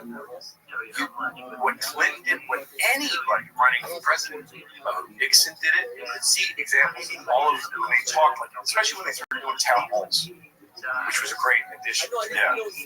They would say, somebody would stand up and say, I don't want to vote for you because I'm a Democrat, and because I think you're, whatever. He goes, okay, tell me, what does that mean to you being a Democrat? Yeah. Well, the economy is very important to me, and healthcare, and I want people to be taken care of when they're older and sick. He goes, I'm afraid to tell you that you're a Republican. That's what people do. Is like, come here. I've got the same. I'm like you. You're like me more than you understand. Yeah, and they hedge it. They go like, now I don't agree with my opponent's bill for healthcare, but I have the same concerns about healthcare. I have the same values you do. We're like, you should vote for progressives. You actually say to them, I'm progressive. Yeah. And they go, really? Prove it. Well, I'm for gay marriage. We need gay. We need marriage. You are a Trump. They tell other people that they belong to Trump. They give him,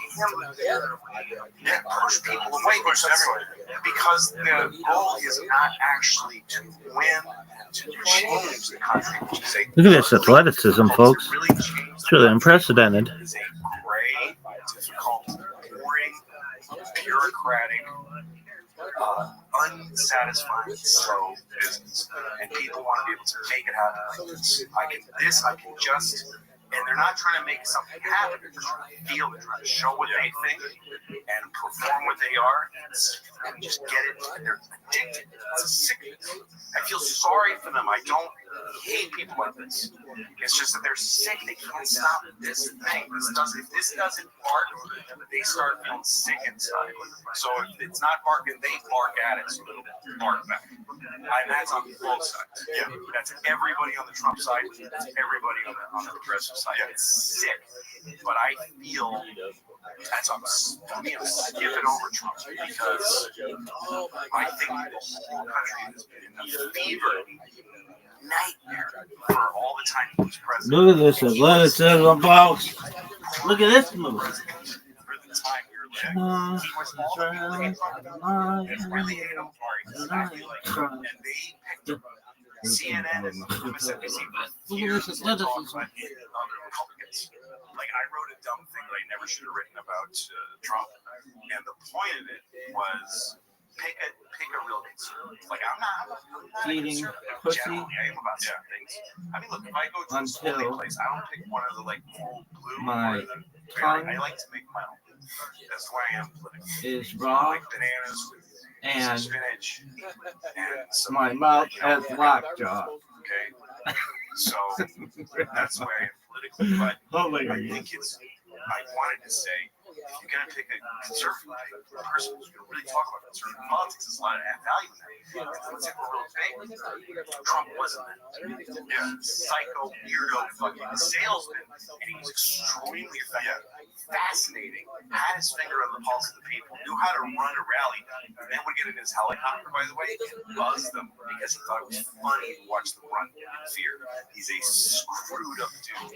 Nah, he did that because it was cool. He did that because it was cool, and the people down there were probably like, yes. No, he like scared them. Here's the thing. Trump, he was, to me, he's just a result of where we were politically. He was a result. He's a result. He's not the cause. And then to watch the way the left kicked and screamed the entire time he was in office, and they got their way. They got their way. And that's what bothered me, because there's part of me that's always like, look, I'm glad he's gone so we don't have to fucking fight every single day. That was annoying.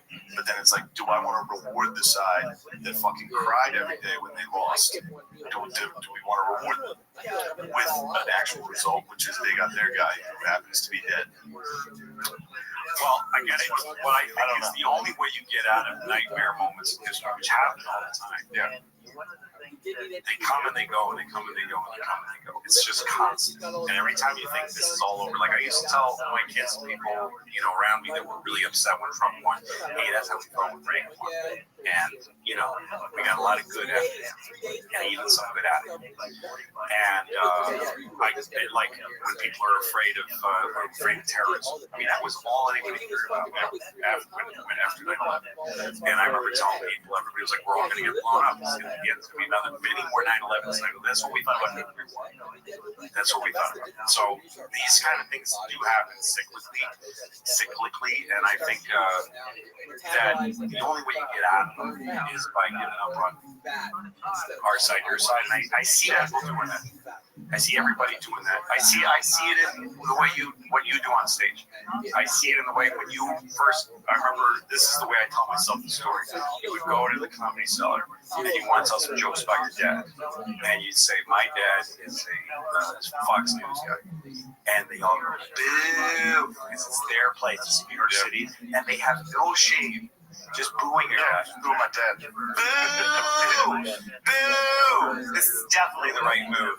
Boo! And you would take it with your red Irish half-retarded face, and you would just take it and get angry. But you'd swallow the anger, and you'd continue talking about your dad.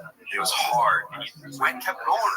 You're not playing in, you're not being Theo Vaughn playing in the South. You're in New York City. Nothing against Theo Vaughn, but you're here. And then one night you said they booed. You said, my dad's a Trump guy. I mean, he's a Fox News guy. And they said boo. And you said, hey, all your guys are Fox News guys. And they went, oh, yeah. And guess what? You want your dad to be a Fox News guy. And you found this common ground with them. And the thing that SNL really fucked up by not having you on there, by the way, you wouldn't have been able to do what you do on, of course. But if you could have been your version, the thing that you do that's great is that you make fun of Pennsylvania, Fox, Trump from because they're your family and you love them and they're part of you, and yet you hate them. You want out. You're growing up, and so but you know how you can only make fun of somebody. You can only make fun of someone. Yeah. Love them, love them, and you know them, and you know Seth fucking Myers and Trump and there's no fun. Their jokes are crafted, but there's I don't give a fuck. It's all like it's us for those. Yes, that's not fun. It's fun to watch a guy go, "This is my dad." Listen, you want to know know about? You want to know what's really flawed about a Fox News guy? Listen to the stories about my dad, because unfortunately, you're gonna like my dad. Yeah, you're gonna like him, and that makes that being able to like go like, ah, you fucker, but and I can't get. You and I probably disagree about almost everything, but I can't get your sound anywhere else. I can't get your sound of humanity anywhere else. So I think that all this time drove us apart because we got lonely. This is a human story.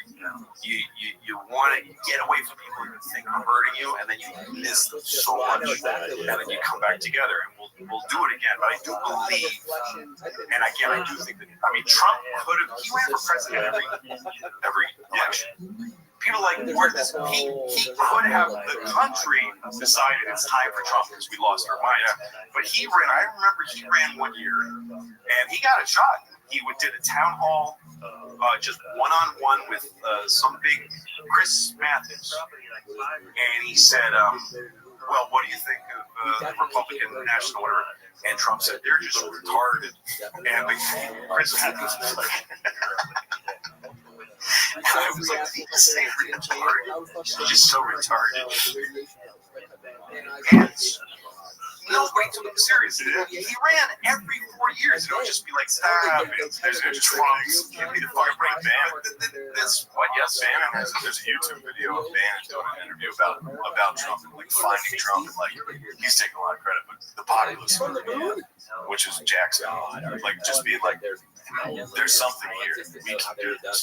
This guy has it. Well, he failed them too, by the way. Like the thing is, Trump's magic was an absolute perfect narcissist, like a crystal fucking diamond, just perfect, no flaws, narcissism, and at an age where that was the country, everybody and people. Something was invented under Trump, I feel, which is, or maybe it goes all the way back to everybody who's ever been like a big crazy leader, is narcissism in the collective, where the people are obsessed with one person and they can't hear anything against them and they don't give a shit what happens as long as the person wins. That's sort of, he came at a time where people were obsessed with personal attention, with feelings, and they just were in denial about what's going to happen. Again, he was a result. Yes, he was a result of social media. He was a result of how America is acting. And like, he was also a result of the left being complete fucking dickheads. And it was more fun to be like, I want to watch Trump win and watch these fucking people that openly hate me. I want to watch them cry when Hillary loses. I understand that. I understand that. And I felt in agony every minute that he was president. I hated it. But I understand why people dug. I get it. I didn't vote for him the night he won. I was doing an open mic and I was like, this is fun. I got to watch all the fucking old comics literally cry. Listen, when I was on tour when he won. I was in Dallas the night he won, or the night after, the first day of the Big Brother. And I said, hey guys, all this stuff about problems, everybody was problematic and writing pieces about, this. And I was like, so this is what you did. Thank you, Dad. This is what I got.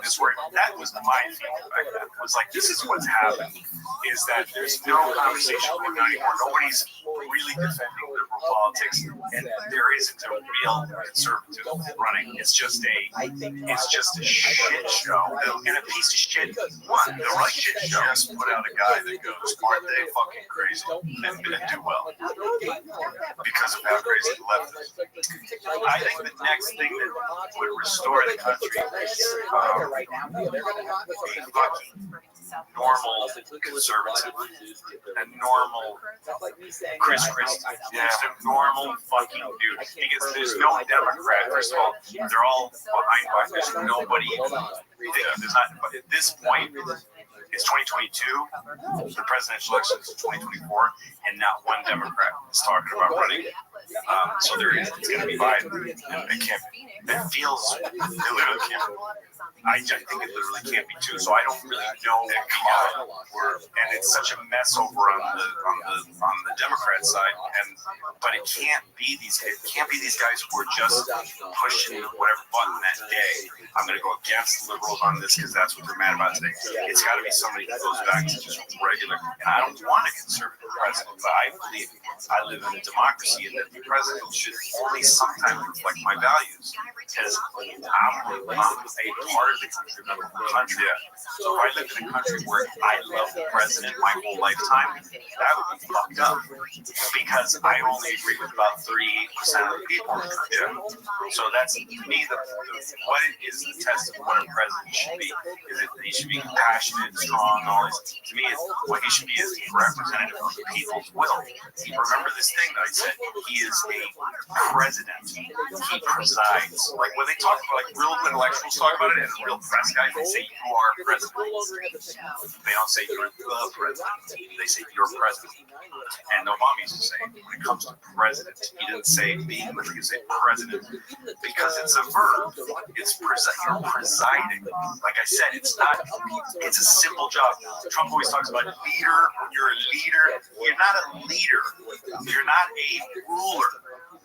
You are presiding over a process. You're presiding over a process of equals deciding things together. You're supposed to be just one of the people who was chosen to step up and run shit for a while, being told by this group, that's what we also voted for, what to do. That's what the legislators, and then these 9 people were looking after, making sure that it all, that it's supposed to result in the right thing. Now, keep it tailored. Yeah, but it's a humble position. That's why I don't think it belongs to them. I think it's fascinating. They took the first one for those 4 years, and they fucking showed twice. If you impeach somebody and they win, it makes them stronger. I mean, Clinton proved that. It's just so fucking stupid. If it wasn't a go, it'd still be. I don't know. It's hard to say. He really was running hot, and the didn't give a fuck. And that's just something's gonna get you. Same with Nixon. Same with Caligula. Just something that you left because you didn't care. Same with these guys who are just like, they create a ball of energy that shoots so high, but it burns everything around them. When they need someone, if you stay in politics long enough, you're going to have a moment where things aren't good, and you look to your right and it's like, fuck you, and you start to take it down to the ground. Now, if you get your whole mechanisms hard enough, like get rid of it. To me, the thing about Trump is that he had no respect for the democratic process. To me, the thing on the left is they have no respect for liberty. This America is about democracy and liberty. Okay, it's about that we choose amongst ourselves and working fair democracy. And it's about you can say what you want, you can believe what you want, you can be what you want, you can have the identity you want, you can be anything you want, and no one. And the great American ideal is leave people the fuck alone. That's the one they forget. It's not about like say this, say that. It's about leave folks alone. Let people do what they want. And the left forgot that. They don't give a fuck about freedom of speech anymore. They don't get how stupid it is to shut people up and how quickly that's going to come on and kick you in the ass. Same thing with Trump. If you just wield authority like this and say fuck democracy, no one's going to have your back. No one's going to be there to make sure you're doing the right thing like the press is supposed to do and doesn't do anything. So that's, to me, the two sides that fucked up. Those two. And then the problem is both those sides are correct to point the finger at the other side. Yes, that's why this is why we're fucked up. That's why we're fucked up. That's why it becomes a looking glass, because they don't understand each other. And yes, they are right about each other. Yeah, they're right. They're right about each other. The left is right about Trump, and Trump's right about the left, and all the people that are left, And so it's a mess. But the thing I count on is just human spirit, human nature, which is that we like each other. I think and we like to laugh at each other, and everybody knows that they're full of shit. Everybody knows. It's the thing that's sad about the phone to me is the last thing I'm saying. Yeah, it was my mind. Can I say that last finish this? You get on a subway, train, or a bus or on a plane, and you look at another person, and there's that weird eye contact thing. You're like, and you look at a person, and you kind of hate. We're reptilian. Fuck that guy. Yeah, he's competition or whatever it is. But you look at a person, and you go, he ain't that bad. And then you see him look at you, and you see yourself through his eyes, and you think, I ain't that great. These are these two very important parts. He ain't that bad, I ain't that great. And you get that from eye contact, personal contact, and through force, you just around people that you don't love, around people that that aren't like you. That's why I've always loved New York City. It always used to feel like that. But with this thing, you don't have to ever have that moment.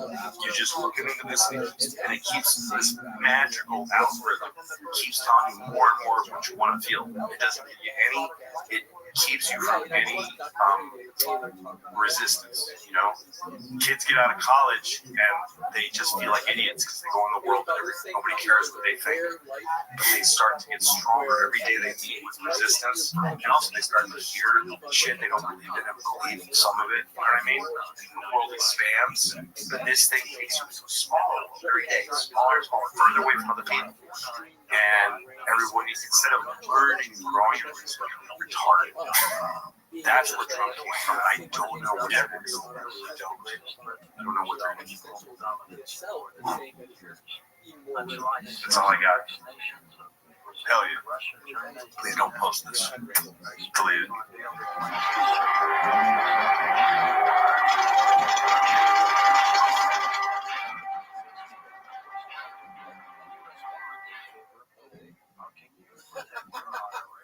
I want to say that he didn't say that's talking about. He didn't say that he believed this, but he was talking about a theory that was explained to him. Jackson, son of a Revolutionary War hero. He's from the North, but he was pro-slavery. They thought this was going to work. 2 months before this is crazy. 2 months before his inauguration, he and his family were in a train crash, and the only casualty was his 11-year-old son. So his entire time in office, he's blacked out, drunk, and depressed. He's the saddest guy of all time. He's not listening. His kid just died. His wife blamed him for the death constantly. She was like, we should have never been on that train. You just had to be the fucking president. Oh, you gave birth to a bitch. You were on the train. You had fun. Yeah, dude, fuck. So he's there. During Pierce, they do the Transcontinental Railroad. This is like the real. This is a fuck up. For the North wants it to be from Chicago to LA, or one of those places out west. The South wants it to be from Atlanta to LA. In order to get it done, they have to get rid of the Missouri Line Compromise, which made it nothing north or south of here. Was the slave line. They decided to make it so every new territory got to decide themselves. They got to vote in order to get the Transcontinental Railroad. So this opened. Every single thing we did to build this nation ran into this slave problem. Yes. Every single thing we tried to do was like, yeah, but the fucking north-south slave, fucking slave states, not slave states. We need to build a railroad across. That's the first interstate. Yes. Thing. The first interstate objective. Yeah. It's the first thing that you need a federal government. It's why we started the federal government got stronger and stronger. Because every state gets to do their own thing, but you want to take a fucking train from one to the other, these two states have to make a compromise. So you needed a federal government to make these. It was like the precursor to union, non-union. They just blow organic like flammable. Yeah. It's the other reason, just a general thing, that the federal government became what gave the federal government power was the states wanting parity with each other. Like when environmental laws became a thing, they were state laws. So like Indiana would make a law you can't dump sludge into the river anymore. So every company in Indiana has to pay extra to do a better job of dumping their shit and take it to the ocean or somewhere else, somebody else's life. But so next door to Indiana is Illinois. They're like, we go in and we dump anything we want, and so all the business goes there. And so the Illinois company's like, we don't want to dump. We don't want to hurt the environment, but we can't compete with these guys, right? So all the states would go to the Fed and say, please pass a law that affects everybody, so that we can all do the right thing that we want to do without having to get squeezed out by this guy. And that worked until we started doing shit with Mexico and India and China. But anyway, go on. It was interesting to me. We're at I think Pierce, right? On the transcontinental road. Yeah, that turns out to be like that's what started. I mean, obviously there's a ton of major factors, but that was like a big one because it opened what was called the Nebraska-Kansas Act, which is they got to decide to vote whether they were pro-slave or pro-abolition. So then a bunch of people just rushed in. From the north and the south, and they started fucking killing each other. It was I forget the names, they were pretty sick. It was like the Free Staters versus the Border Ruffians. This is where John Brown and his son was out there. Oh yeah. They started hacking people with swords to death.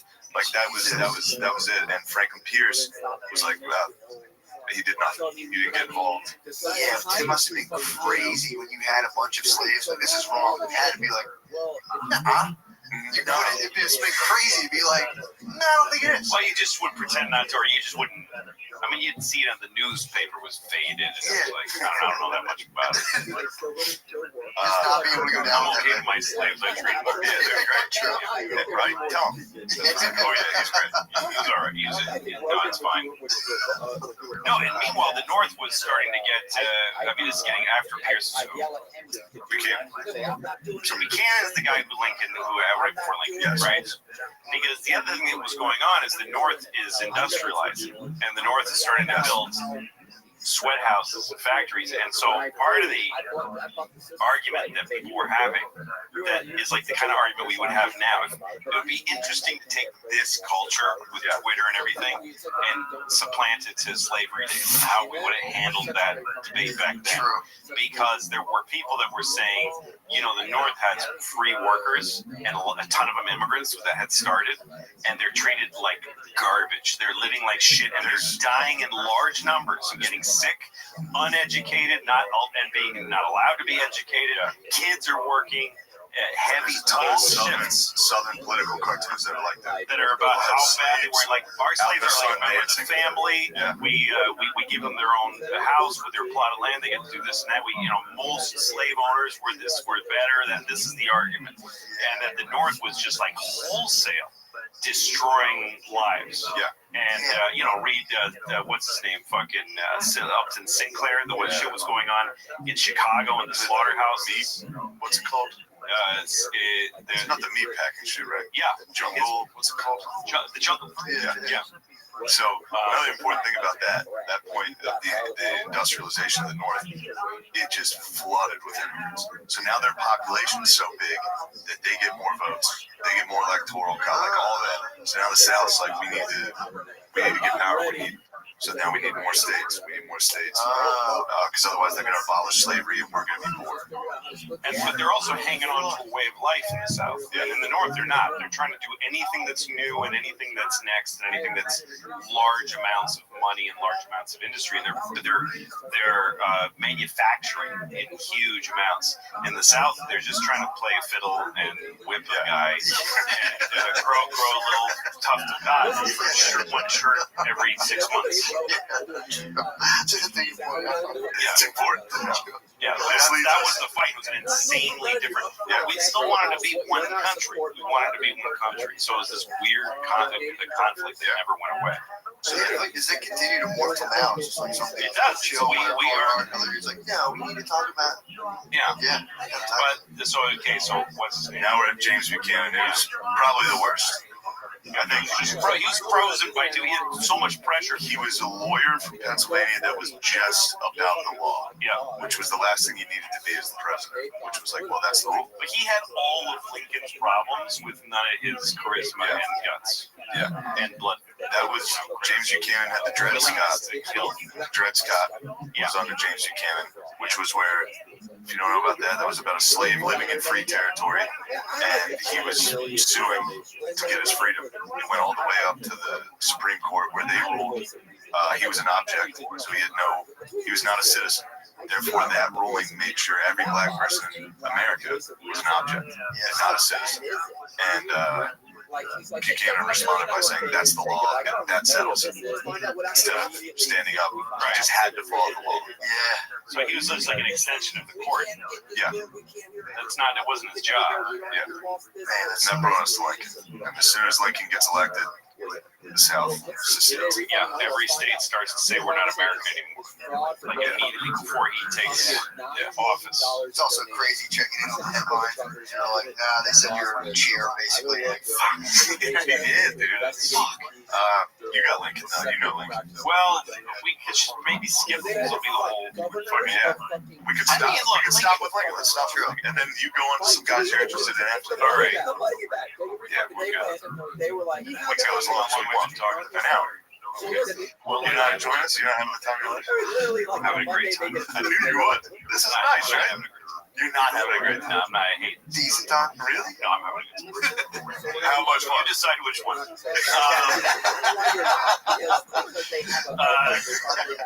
don't think we should just go funky. The thing I liked about, I gave you that book about, it's a great, what's it, Carl Sanford?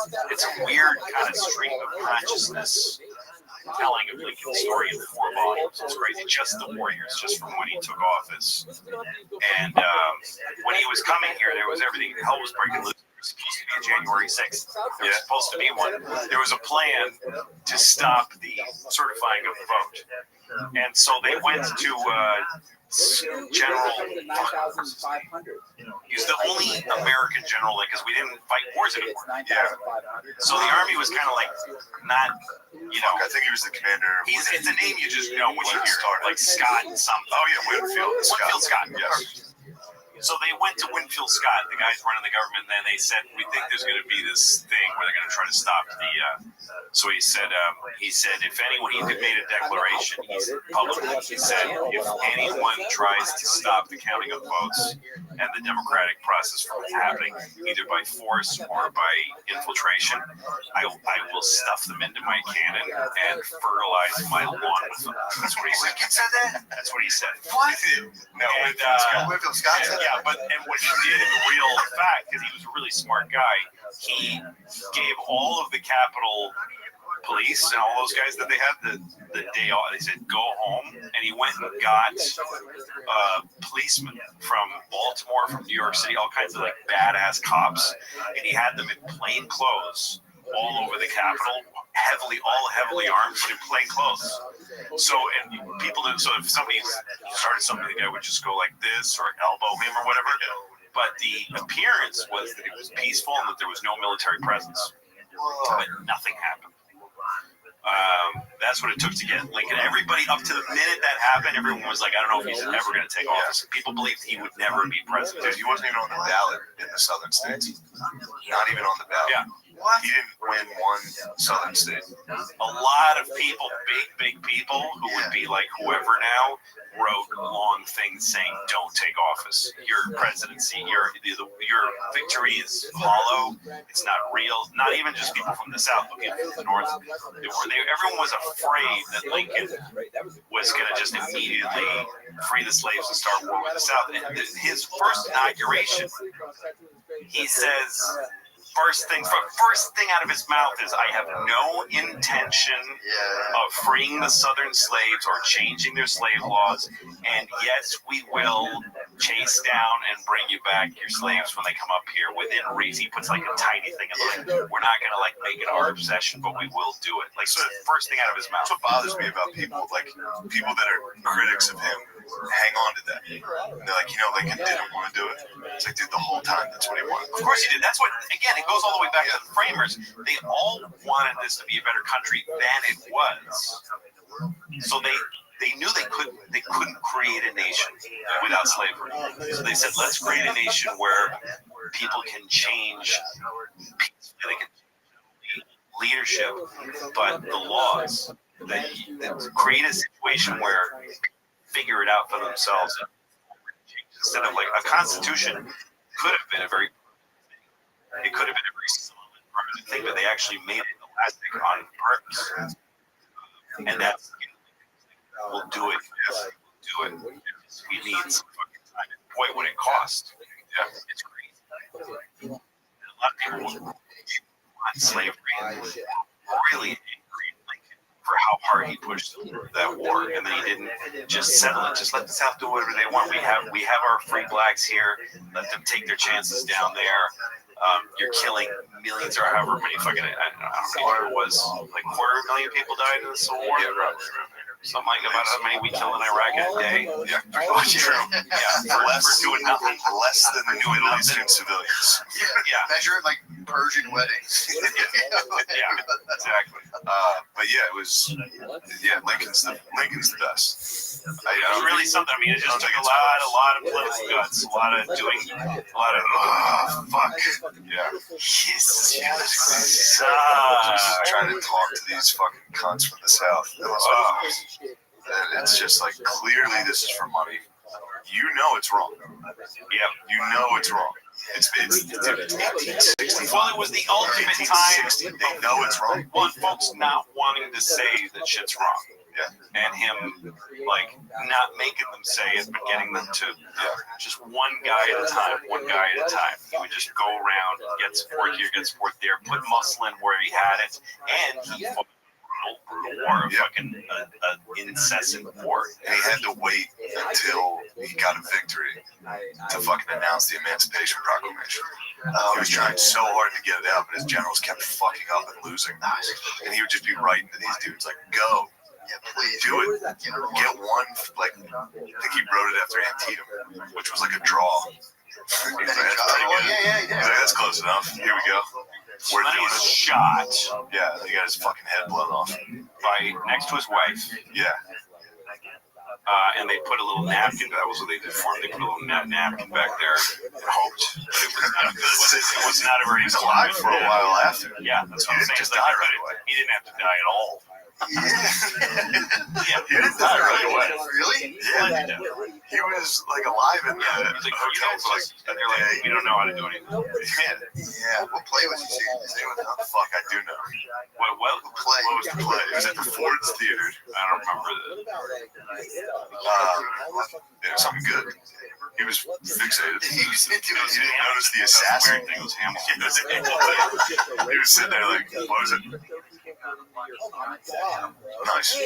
He was sitting there watching it like, I gotta pretend to like this. It's fucking Hamilton. And then they shot him. He was like, thank God. Christ, this shit sucks so bad. So that brings us to Johnson. So Johnson was the first guy to be impeached. Was he impeached? Oh yeah, first guy to be impeached. Yeah. Johnson shows up. This is great. He was like a tough guy. He was supposed to be the counteraction to Lincoln. Well, he's one of the reasons the war was prolonged, because everybody knew if we could just get rid of Lincoln. Johnson was behind him with, there was a deal to be made. It was like, don't talk outside the family. He was like, Sonny, Sonny liked my deal, didn't he? Sonny was out for my deal. Johnson would have fucking settled in a minute. Johnson started his life as an indentured servant. No shit. And worked his way up. How sick is that? That's impressive. And then before his inauguration, he got fucked up on whiskey. Just couldn't talk. His inauguration, it was in the rain and the mud right after Lincoln got shot down. Everyone's like, he's the one who proved you can impeach a president, but you cannot get the fucking votes. It's a waste of time, and he ends up stronger. Yeah. It's the dumbest move in the world. It's vanity. Yeah. It's just Congress hates the president. It's just bullshit. Yeah. But it doesn't accomplish anything. I don't remember why they went after him. Whatever. He was very corrupt, fucked up guy. I don't know. Who knows? It's all shit that I heard because of that. But they impeached him and then failed to get rid of him. I know nothing else about him. But I don't know either. But then fucking Grant. Amazing guy. Great guy, amazing guy. I feel like his presidency was a bit of a fucking letdown for how cool he was. I mean, he did so Christing much, this guy. Oh, true. To help the South, he was pretty good. What do you do? Well, and he was. First of all, some people get on him because he owned us one slave, because his father-in-law, his wife's father, hated him because he was an abolitionist. He wasn't like an active abolitionist. Sure. But he was against slavery, just for not having a slave. Back then, if you didn't have a slave, you were a dictator. Yeah. So you were like put on a mask. You were that guy. You were like, why do you have slaves? Yeah. Why is this guy making me feel uncomfortable? Yeah. So he hated him because he had slaves and he didn't want one. So he gave him one for as a wedding present, like to spite him. Yeah. So Grant made the guy his partner, and they started a little business together, which he then freed the guy and gave him the business. Yeah. He made that guy. He would go work with the slaves. He'd be out there with them working. Yeah. And then while he was like financially ruined, he freed his slaves instead of selling them. But he had one though? I'm not sure. He might have had one at that point. The story I just told you is, I think, his slave story. I don't think he had a bunch of them. He had one slave and he freed him instead of selling him. And he gave him a business. He had started with. His father-in-law history fucked him. He was like, That's right. That's right. And then he was in the army. He was in the army, and he went. One of his first jobs was outpost near San Francisco. It was in the middle of nowhere. There was no. I mean, it was in the desert of California. He was the only one there, and he was a family man. He loved his family. He missed his family so much that he started just getting drunk. And somebody came to drop the mail and found him passed out drunk, and that was his only experience with alcohol. He was a very rigidly living guy, and he was known as a drunk for the rest of his life. Really? Every time he had a political problem, they'd go, he's drinking. There's arguments. There's rumors he was fucked up at Shiloh. Because he sat under a tree in the rain. They found him sitting under a tree in the rain outside of a military hospital. It also is funny because Shiloh, he woke up on day 2 of it. Yeah. And like the start of day 2, or maybe it was the start of day 1 when it started. He was late to get there. So everybody was like he was hammered. But if he was hammered, that's very funny. You're like, oh shit, there's a war. So he had won the Civil War. Started really Reconstruction. He was in earnest wanting to get opportunities and equity for black people, equal opportunity for black people. And then he retired and was in New York. He became a New Yorker. He became a big part of the city. Yeah. And he had a son named Kermit, who I think his name was Kermit. That was the 1800s. Yeah. So Kermit invested his money and all of his father's money with some asshole guy who took it and just left town. They just took all of their money, every penny that they had. And so Grant went to visit Vanderbilt, who's outside of the Grand Central Station. There's a great statue of him. I think it was Vanderbilt. Went to the richest man in New York City, who was a hard ass, the guy who didn't care for charity or anything, but he brought what's the name? The sword that was Robert E. Lee's sword that he surrendered to him. He had his Congressional Medal of Honor and the Bible that he took the oath of office, and he gave them. He said, "I want to sell these to you because I have no money." And Vanderbilt said, "Jesus Christ, the president! Oh shit, we're not doing that." He said, "I'm going to donate these to the national museums, and I'll give you like he bought them for the nation." But did he buy his biography? Isn't that what he? No. So here's what happened with the biography. Is the best part of his story, and it's actually his greatest legacy. His biography, his autobiography, is like the greatest ever written. So he met two guys on a train. He didn't do anything for money at this point. Because his wife was very young. He was broke. Everything he was broke, and his wife was young, and he was going to leave her destitute. So he met two guys on a train. They're like, "Why don't you write your autobiography? We'll pay you $1,000." He was like, "Done." What? So then, about a week later, he meets up with Mark Twain, who was like his best friend. And Mark Twain said, "Why don't you write your autobiography, your memoirs?" And he said, "I'm doing that for these guys." He goes, "What are they paying you?" And he goes, $1,000. And he's like, "Dude, what is wrong with that?" And he says, "Give me the book. I'll publish." Because Mark Twain had started his own publishing company because he hated publishing. He said, "I'll publish it and I'll help you write it." And he said, "I promised those two guys." He's like, "Did you sign something?" He goes, "No, but I did. I gave my word." So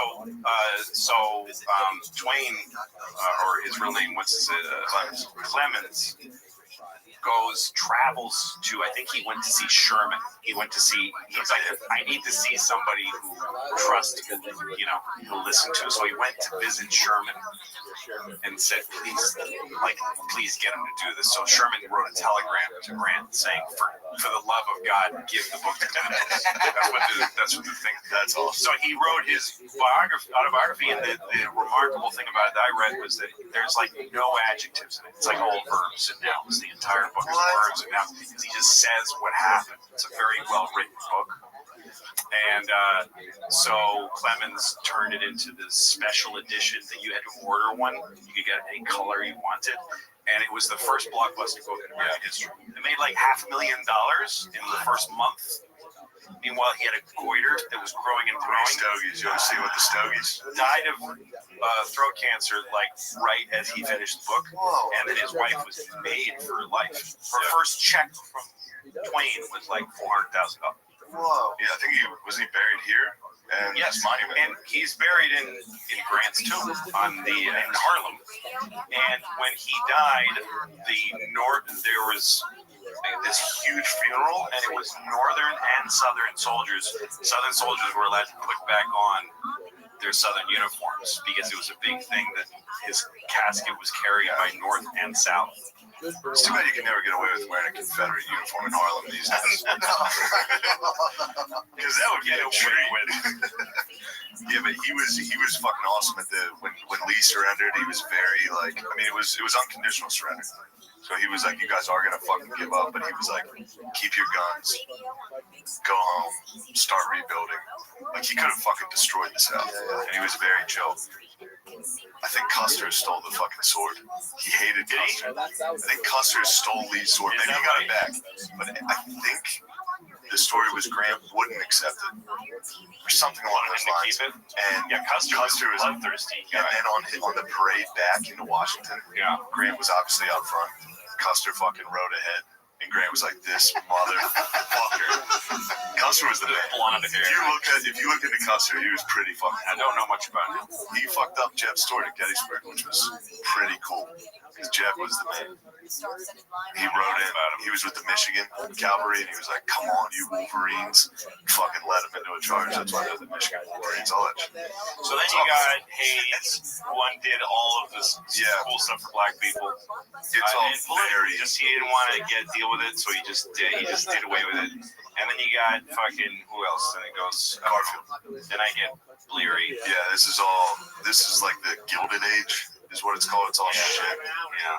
But this is where shit it goes from we ended slavery to now just right back into just racism.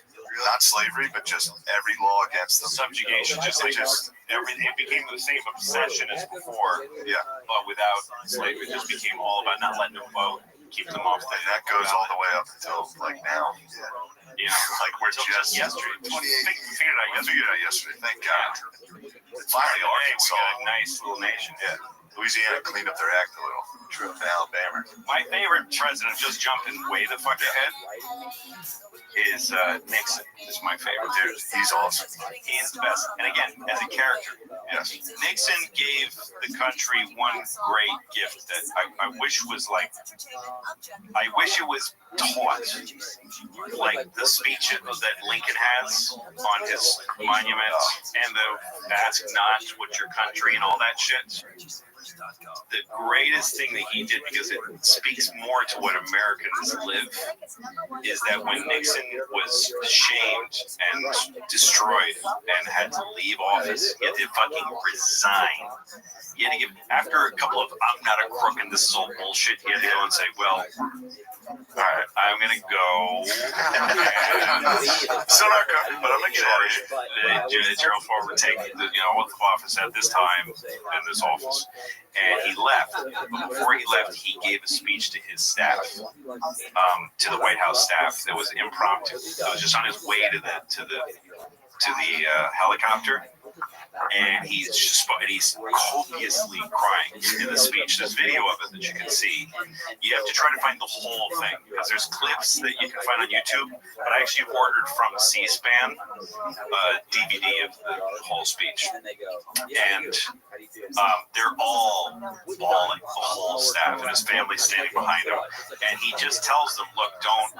He's encouraging them. He said, "This is a tough moment for all of us." He said, "First of all, I don't want to discourage young people from being in public service." He was afraid of what would happen. Yes, he was right. He said, "Don't be discouraged from public office. It's a great calling." And he said it for any mistakes that we made and everything that's happened. Not one person in this administration gained financially from anything, from being here, left richer than when they got here. He made it first, so he defended everybody that was there, and then he just starts reflecting. He reads from Teddy Roosevelt's autobiography, from his diary, when Teddy's wife and mother died in the same night. They both died of cholera or whatever on the same night. He was going from one room to the other, and they both died, and he was like 21 or something, and he wrote this quote that was like, "The light has gone out, and it'll be darkness forever." And he said, so he read it to his staff, and he said that's how he felt, having lost his wife and his mom. And he went on and had this incredible life. So he's trying to say, so he says, "No, don't be discouraged, never be petty. Don't hate your enemies, because that's when you start to destroy yourself." He gets it really introspective about everything that happened without talking about it. And then he says, "It's horrible." He goes, he says, "They'll never write a book about my mother, but she was a saint." Oh, man. And I think of her like one of his brothers had tuberculosis. They had no money, so she moved to Arizona where the air was better.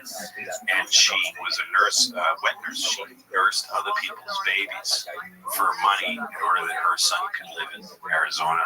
And he talks about his father, who was a lemon farmer, but a failing lemon farm. And then he was a switchman on a streetcar. He just talks about his parents and what they did for him and all that shit. He just cries. Oh, it's fucking beautiful. But it shows you a man at the height of American experience, destroyed from that height, which is the worst thing that can happen to a person, is to get that high and fall. And he just went, "Here's how this feels." He just told the world, "This is how this feels. This is what this looks like." And here's all I could say. And then he went and then he left. Incredible. I mean, he was one of the most influential people in American history. Yeah. He ended Vietnam, right? Yes. That was already about. He was fucking Eisenhower's vice president. There's a guy we know that's a bit of a conspiracy guy, but he's been pretty correct on everything so far. And he's got a book coming out on Watergate.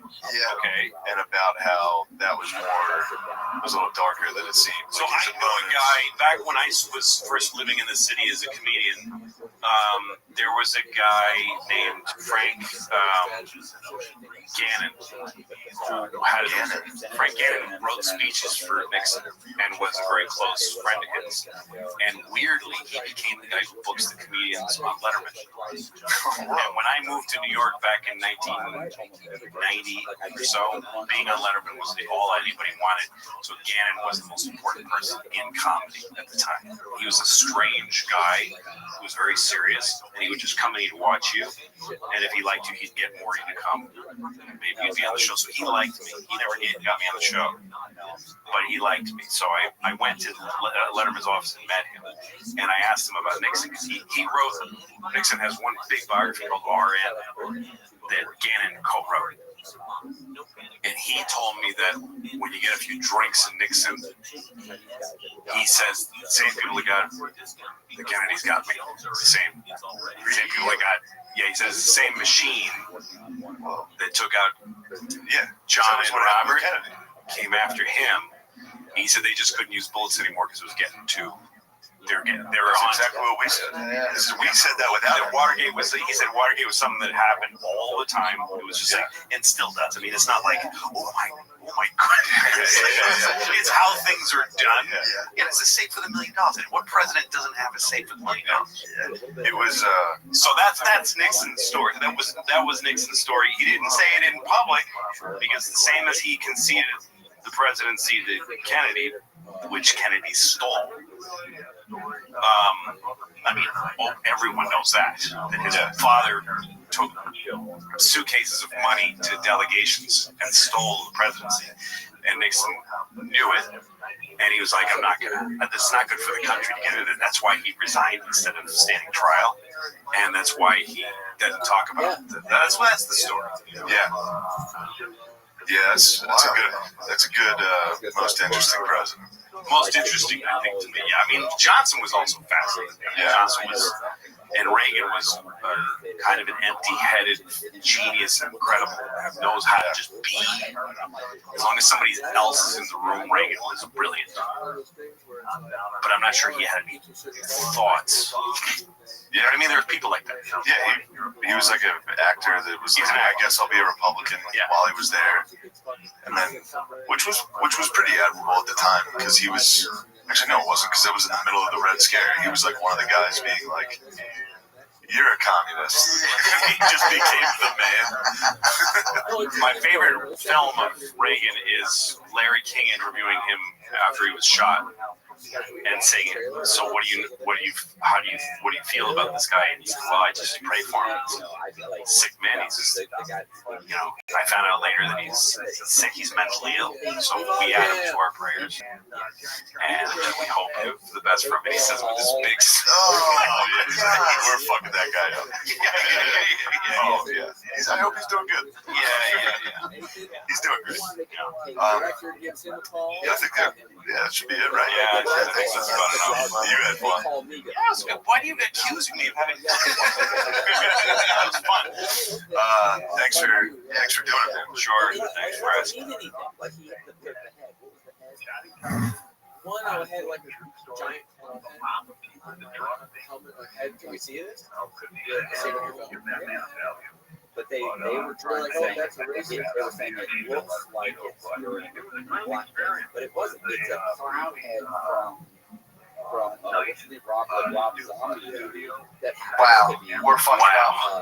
We're up. We're in this, dude. We basically defeated coronavirus. We did. Yeah. No problem. Coronavirus was soft, but we were just admiring. This is the new studio, as you can see here.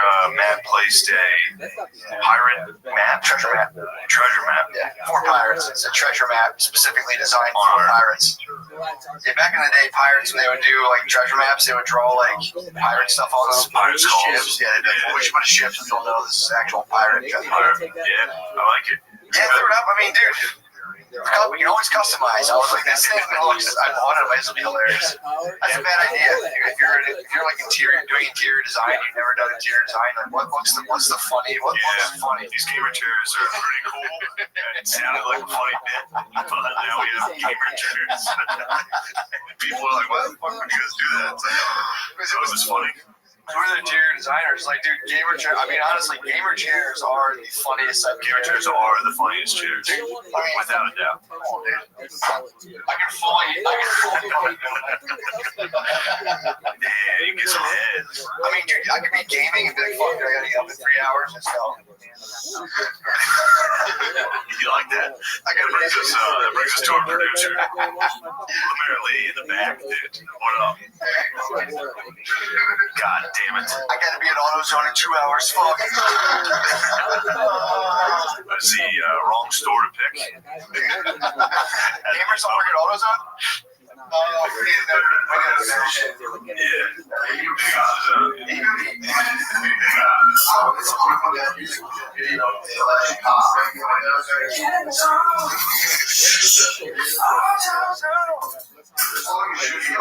You're a police officer? So, ain't no thing, dude. Ain't no big deal. Shit's still gay. Current events, we're covering those. True. we can gladly report that shit is still gay. Yeah. I'll say about it's about in terms of like humidity, it's about 85%. Yeah, it is lessening. Yeah, it's going down. But we had a gay snap in there real quick. Now there was a gay front that came through. The gay front was strong, and now it's still like it's hitting like. I saw this image of Nancy Pelosi like kneeling with a bunch of people. Yeah, all wearing like not tashikis, but like the African like a preacher's. The thing a priest wears around his neck. Yeah, like that, and like African. Like a shawl. Yeah, like an African texture. Yeah, I got her second. Fabric. Kneeling with like other white people. Do you have tashikis? I have several tashikis. I have one. I don't have a dashiki. Someone went on a vacation and bought me a dashiki, so I have one. You have a dashiki? I have one in my closet. Damn, you should do like, when white ladies, because you're about to have a wedding with a African American woman. Yeah. You should do like, you ever see like white ladies who married an Indian guy and have, like my sister married an Egyptian and had like an Egyptian wedding. Sure. Where she had to dress like, you should wear a dashiki for the wedding. I might do like A1 shorts on the long cut A1s, dude. I think A1s have been relegated. Like, there's definitely a fashion ecosystem, but I think it's like the fashion eventually filters down to definitely like fat white dudes with fat legs. That's who wears A1 shorts. A1 shorts are, it all trickles down to just dudes who do heroin. It's just dudes in heroin. And one. Think of all their nicknames. Sleepy. Oh, shit. Sleepy's got it. Whoa, like South Pole gear. It's just heroin addicts. Everything filters down to heroin addicts. Was it a Nietzsche? NYC. Yeah, how you pronounce it? Yeah, I just call it Ents. I think it's Nietzsche. I think you're right. Maybe. Well, anyway, that's totally trickled down. So basically, it does go from like black culture, whatever's fashionable, a decade later, white drug users will be wearing it. They'll be sleeping in it. It's good. It's extra fabric. True. Those guys are probably like fashioning tents out of it. True, man. Like a first down bubble jacket, dude. That's fucking perfect for sleeping in Kensington. I think that's actually how, like, I could be wrong. I think denim started as a tent. Really? Lemaire, you're fired. I know this isn't the climate for us to be firing our only minority partner.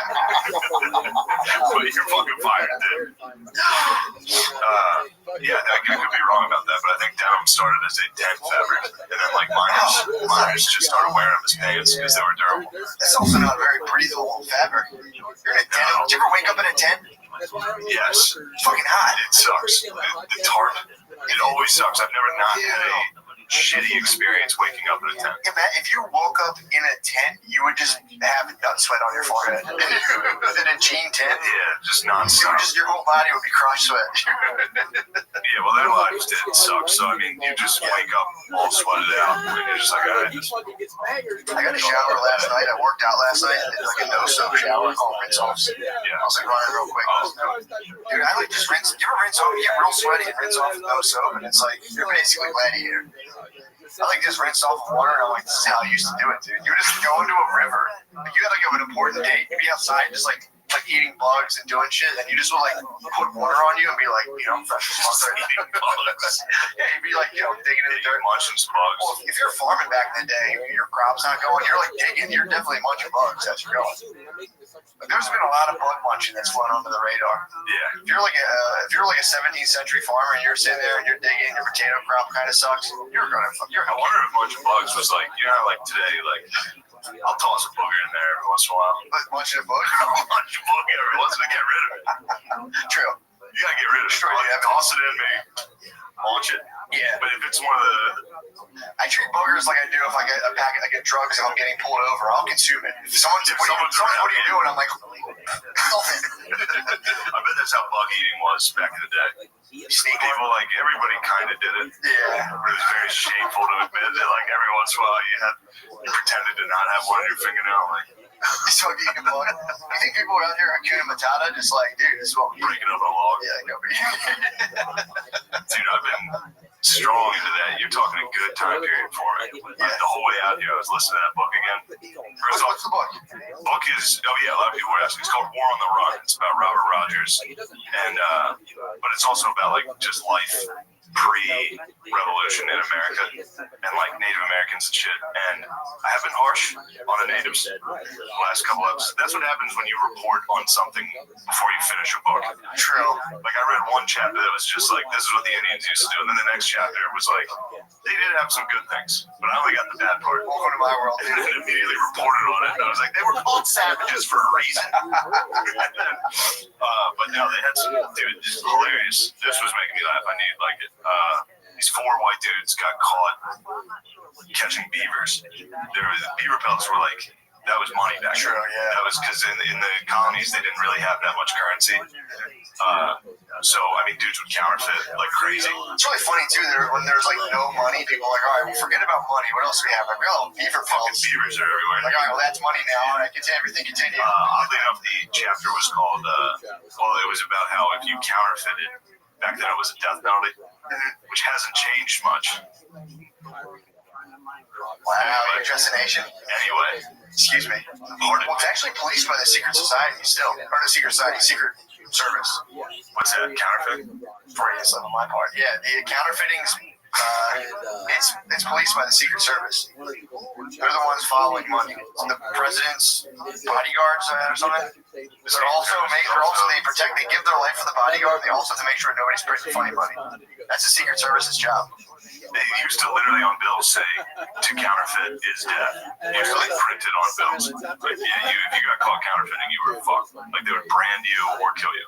That's a can't get branded. Yeah, you get branded. They used to get branded under their eyes, like right here. Oh, pretty sick. Just to make sure, check. Yeah, they would just say R for like rogue. If you were like a vagabond or a piece of shit, and then like M for murder, like all that shit. Damn. It sucks to get an R for rogue when rapists. Shit, what do they give people for rapists by R little a? Yeah, it sucks. It's like the periodic table. There's like R little a rapist, R rogue. But no, being a rogue is sick. Being a rogue is sick, but back then it wasn't. People hated it. True, if you didn't follow the rules. You would just, because in the colonies there were like no rules. Yeah. So dudes would come from Europe that were criminals there. Just all you had to do back then was call yourself a different name. You could do it in a moment. You'd be like, I'm Tom. And then you go to another town. Yeah. And just counterfeit money there. Well, it's also they'd have to brand you. There wasn't an internet back then. Yeah. There was no databases. That's what I'm saying. They just have to do something. They'd like cut your ear off. Maybe your personal horizon ended at your town, and a guy would come in and be like, yo, this is new money. You're like, they put new money out? You're like, new money, bro. Yeah. Want it or not? You're like, give me that horse. Here's a bunch of new money. Well, I just ate a bug. You're like, I can't turn down this new money. And he's like, why does it look different? He's like, don't do the counterfeiting back then. The technology, what the fuck did they do? There were plates. There were plates that they could. So they stamp. Counterfeit, yeah. So they would get a money stamp. Yes. And then be like, stamp shit. They could have just made t-shirts back then. They had no idea. Printing t-shirts. They had like a print, like a money dollar bill. That's true. That's my take. They could have just printed tees, dude. Like, you just want to wear a shirt with a dollar bill on it. Like, yeah, that's fun. That would have been tight. The clothes back then sucked. Yeah. But so these 4 dudes were trespassing and collecting beaver pelts. Sure. Which, dude, beavers are huge. Are they? Yeah, I didn't know that. They get up to 90 pounds. They're fucking big dogs, dude. Beavers are 90 Beavers pounds? can get up to 90 pounds, at least back then. I'm sure they've been killed enough now that they're a little, Sure, a little skimpy. They're losing weight. It's like dinosaur days for beavers. Beavers were 90 pounds. These dudes, and they would trick them as a sad way to kill them. I don't know what they do. So they put like a trap in the water and put like female pheromones on it. Yeah, and when the beaver like stood up at the top of the stick, there was a clamp or something that drug it under the water. How'd they get the female beaver pheromones? Why you want to know? Kill it, you cut them out of them and squeeze, rub it on a stick. Well, so you have to you'd have to surgically remove you have to cut their pussies up. Yeah, they'd be like, maybe that's how beaver came out. True. Thinking about it. Think they took them for a spin? They're bugs, dude. You don't have to take a beaver and close. By the way, a man just got charged in Delaware for having sex with molesting ponies. So that is a tale as old as time. Did you hear that story? What happened? There's a Delaware man. I think he's 32 years old. There was an investment. So people are coming back and seeing the ponies like ankles are kind of raw. They're like, what the hell? What's wrong with my pony? And then this guy was going in the barns and strapping the pony. He was like strapping their legs down. Yeah, you gotta get those back You legs. have his way with him. Yeah, you don't want to get kicked. Yeah. So he was. I don't know what he was. I don't know if he was. They said molesting them, so I don't know if he was penetrating these ponies. I think he was just like, or maybe I don't. Guy, yeah, that was like my first joke. What? Guy in Pennsylvania was eating horse pussy. He got caught. Was he? And I was like, all you have to do is stand up and you're innocent. Like if you get caught eating pussy, like somebody has to, you just stand up real quick. What psycho is gonna be like, you eat pussy? Did you see that horse's pussy? Boom, comedy, Harrisburg Comedy Zone explodes every single time. Like that was in Perry County. They're like, woo, it's topical too. Yeah. They're probably like, call my cousin eating horse pussy the other day. Everybody's been eating horse pussy. All right, hold on. Go ahead. So these 4 dudes get captured by these Indians. They take them and they make them run the gauntlet. So that was one thing they would do when they would capture prisoners. A lot of these tribes would make you run a gauntlet like right away. So the whole town would come to the bank of this river with these 2 dudes they captured on canoes. Yeah. And one of them, by the way, Stark, in the Revolutionary War would come up with the term "live free or die." Pretty sick. He was. I mean, this is how small a world this was back then. Shout out. Oh yeah, true. Shout out. Oh man, you missed it. God damn it, dude, you're fired. How did you? Would you doze off? He's not paying attention. He's paying attention. You didn't know I was doing a physical. He doesn't know my comedy's verbal and physical, dude. Physical comedy, dude. Welcome. So they do the whole town. What's the gauntlet? Gauntlet is where the townspeople, mostly young men, line up 2 rows and make you run the gauntlet. Oh, they're making. And they hit you with sticks and fuck with you the whole way. I thought they were. When so you get caught by the Indians, they make you do. Yeah, the Indians would make you run the gauntlet. Do we have a gauntlet? As a prisoner. No. I mean, they're like, do the good guys? Do the good guys have it? Do the settlers have a fucking gauntlet? No, I think they probably just killed you. Executed them. Sure. So you gotta run through. Yeah, they handed you a stick that you had to hold, so you couldn't like block. Yeah, like hold a stick and run through a gauntlet, and they would all just hit you. Now they try not to hurt you. They try not to kill you. They just want to hurt you. They want to fuck you up. But the Indian who captured them, who was the chief of this tribe, told them some things to say. Yeah. In their language that would like make it easier on them, which actually translated to like, I could fuck up everybody in here. Hilarious. So the first guy ran through was like, the henny gobba hop up to get up, like he just talking shit. He had no idea. And they're just fucking cradling the girls' balls, just like, what you. The second guy came through and his chant was, I can fuck all the women here. Like while he's running through, and then he started getting hit hard enough that he started fighting the gauntlet. He dropped the stick and just started swinging, and they let him go. They were like, all right, hilarious. We're not gonna hit him anymore. Well, he's also probably crying. You're like, I can fuck all the kids here. Please let me fuck anybody here. Please let me fuck all the girls in here. Please, for the love of God. So I was wrong on that part. The Indians were funny. That's obviously. That guy in the canoe was like, I'll hook you up. This is gonna make things a lot easier. Fuck all the women in here. Hilarious. That's I mean, that holds up today, that joke. That's a good bit. It's pretty good. That's a good bit by that Algonquin. Oh, that's pretty fucking funny. How fun would it be to have a gauntlet too? That's the thing. Like, we did it in high school. I know. Everything's gauntlet rules. Yeah, this is what people do. Yeah, it's an instinctive thing to make people run through a gauntlet. And just fuck them up. Just slap them the whole way.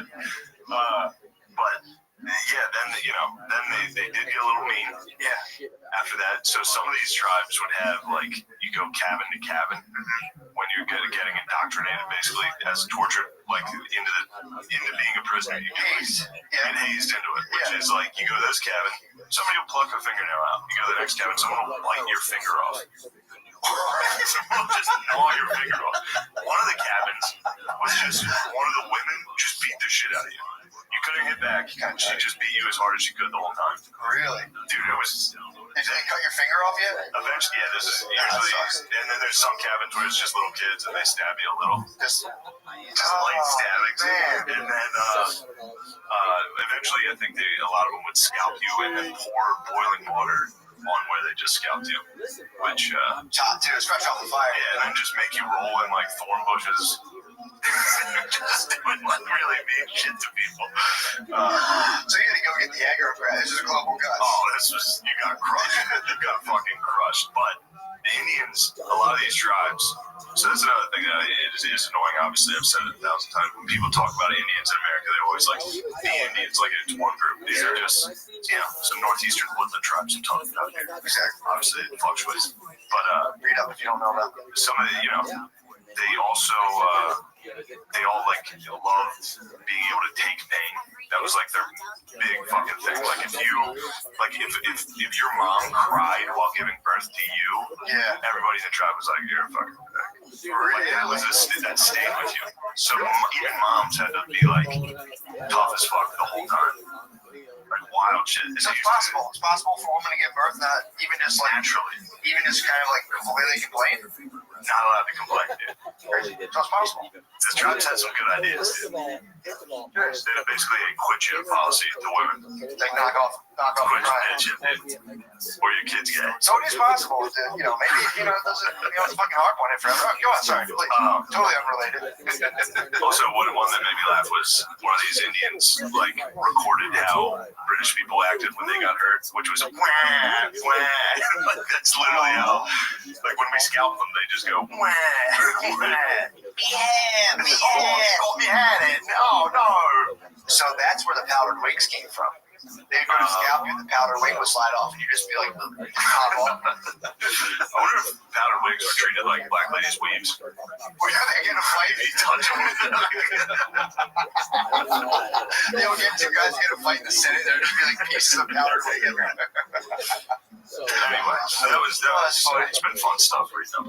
So the gauntlet though, so at the end, after a guy bit your finger off, I mean, a woman dominatrix you, and then a little kid fucking needled you. What would happen? It would just be like, like a roller coaster. Like here's our impression of you being a pussy about this. Pretty much.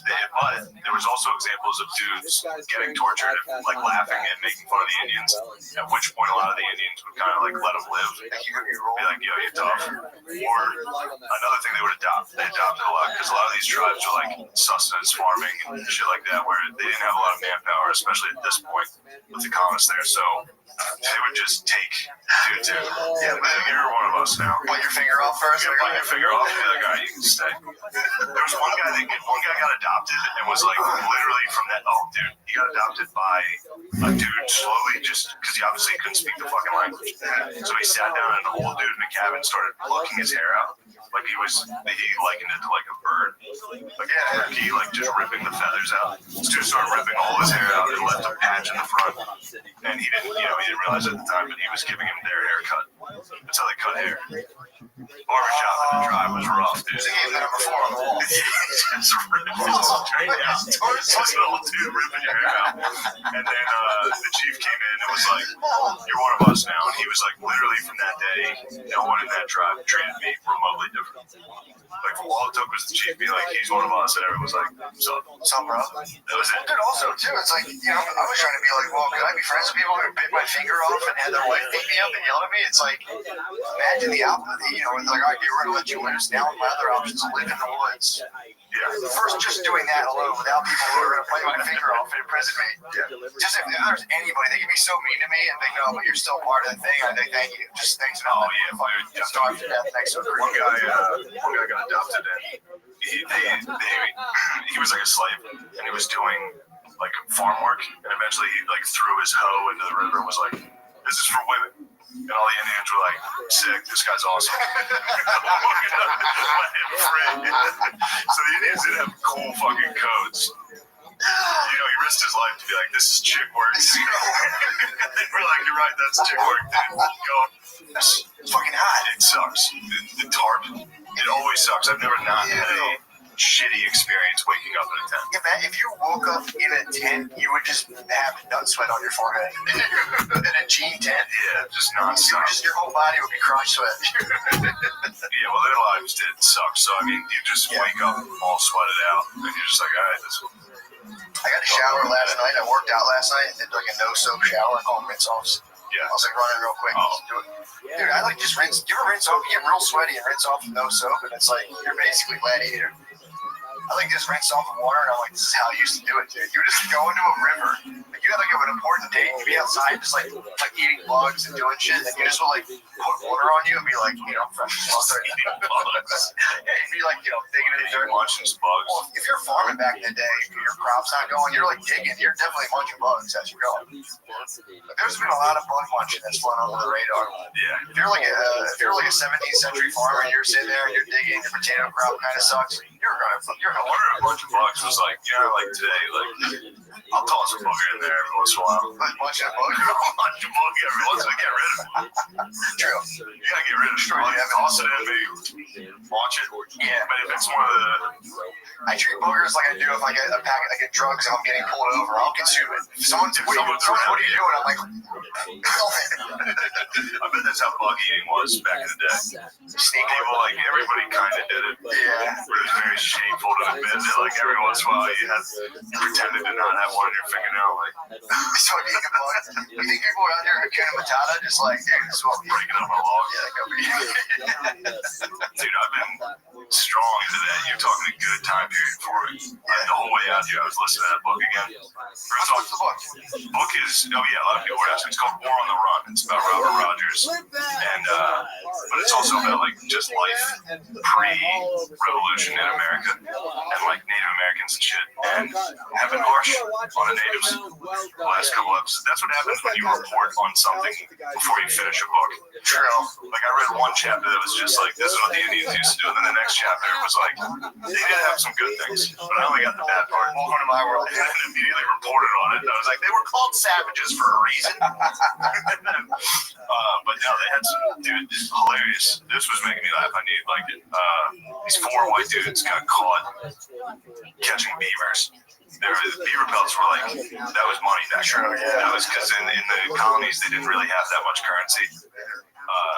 So, I mean, dudes would counterfeit like crazy. It's really funny, too. When there's like no money, people are like, all right, well, forget about money. What else do we have? Like, well, beaver pelts. Beavers are everywhere. Like, all right, well, that's money now. All right, everything continue. Oddly enough, the chapter was called, it was about how if you counterfeited, back then it was a death penalty, which hasn't changed much. Wow, you're just a nation. Anyway, excuse me. Well, it's actually policed by the Secret Society still. Or the Secret Society, Secret Service. What's that? Counterfeit? For you, slip of my part. Yeah, the counterfeiting's it's policed by the Secret Service. They're the ones following money. It's the president's bodyguards or something. They're also they protect the.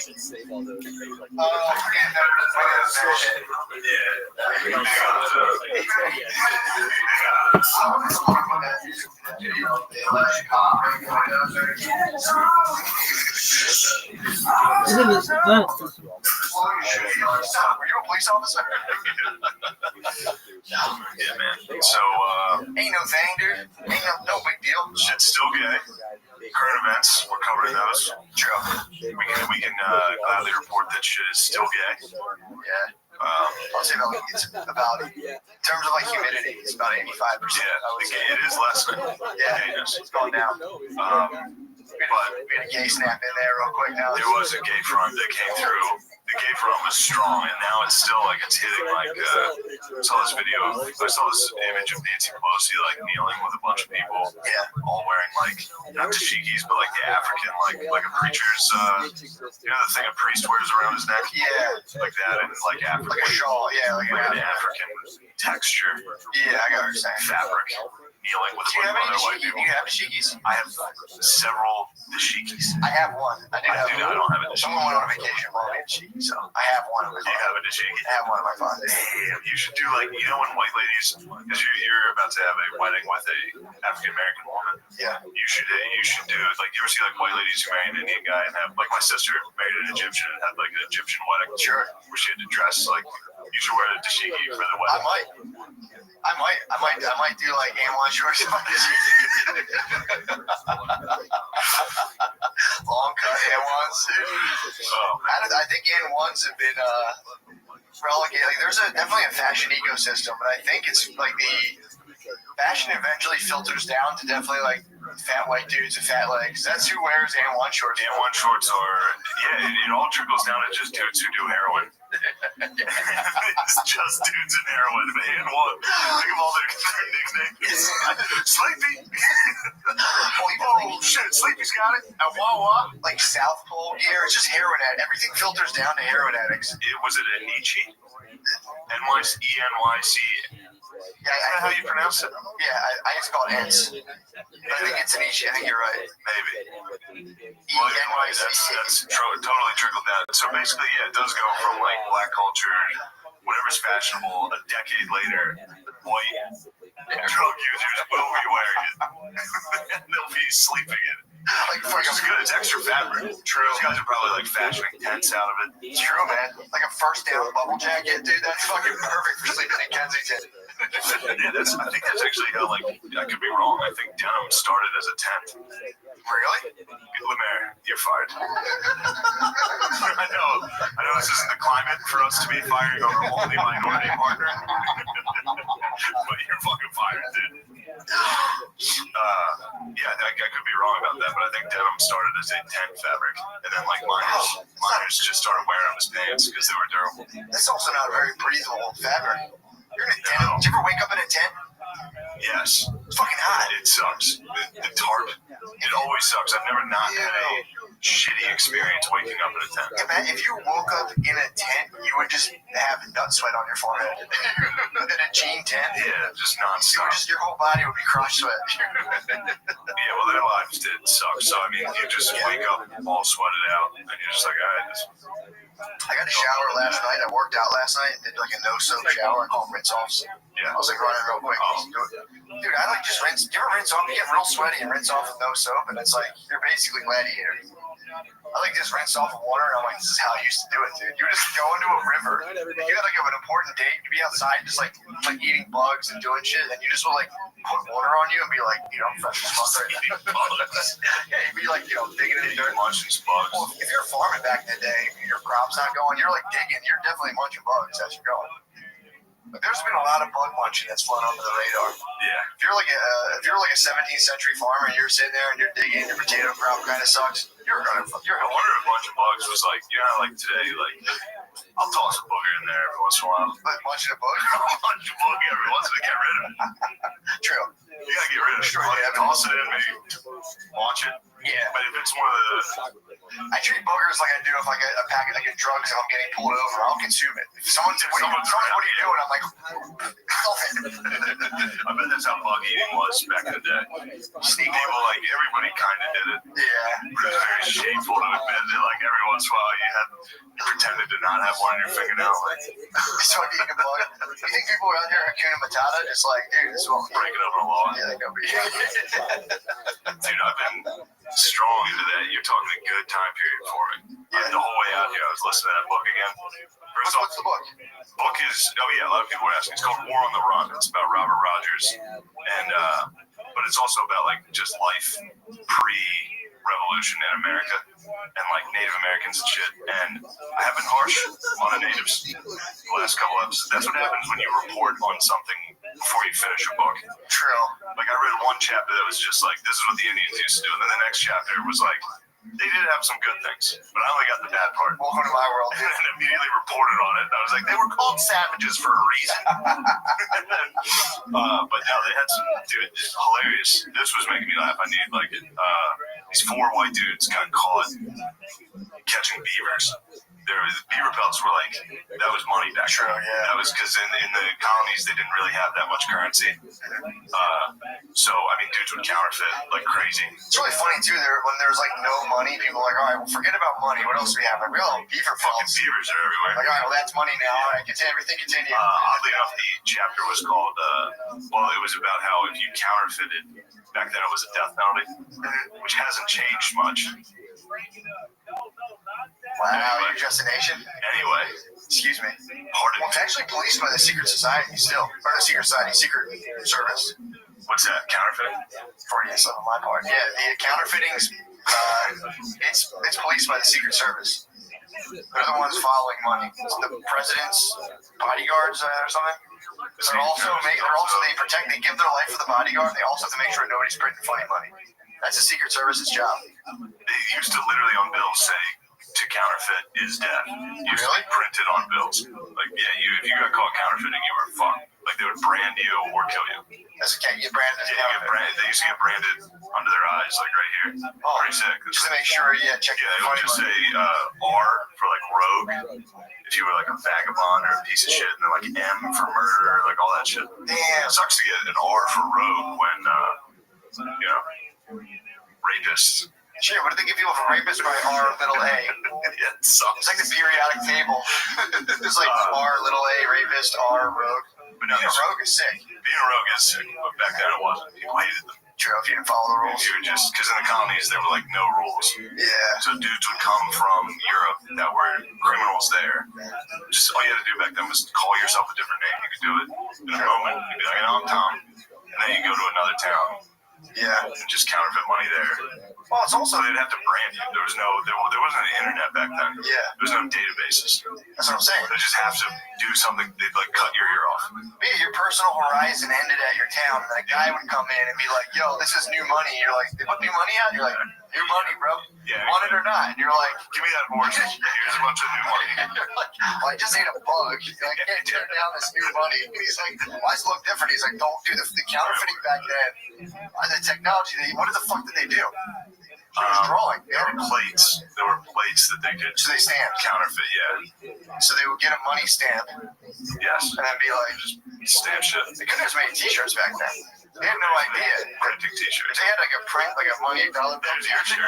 That's true. That's my take. They could have just printed tees, dude. Like, yo, you just want to wear a shirt with a dollar bill on it? Like, yeah, that's fun. That would have been tight. The clothes back then sucked. Yeah. But so these 4 dudes were trespassing and collecting beaver pelts. Sure. Which, dude, beavers are huge. All right. Yeah, I didn't know that. They get up to 90 pounds. They're fucking big dogs, dude. Beavers are 90 pounds? Can get up to 90 pounds. At least back then, I'm sure.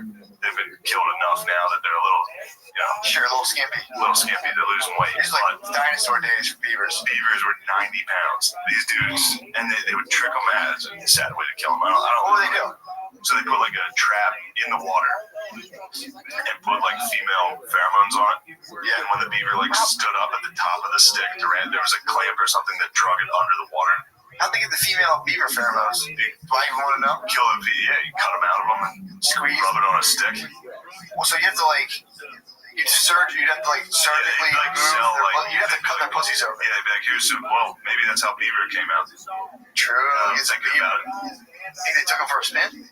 There ain't bugs, dude. You don't think beaver pussy. By the way, a man just got charged in Delaware for having sex with molesting ponies. So that is a tale as old as time. Did you hear that story?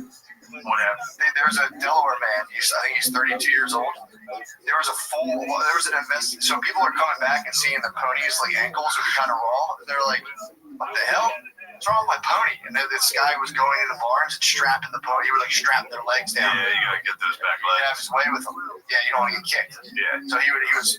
I don't know what he was. I don't know if he was. They said molesting them. So I don't know if he was penetrating these ponies. I think he was just like oral, maybe. I don't know. That was like my first joke. What? Guy in Pennsylvania was eating horse pussy. He got caught. How was he? And I was like, all you have to do is stand up and you're innocent. Like if you get caught eating pussy, like somebody has to, and you just stand up real quick. What psycho is gonna be like, "You eating pussy?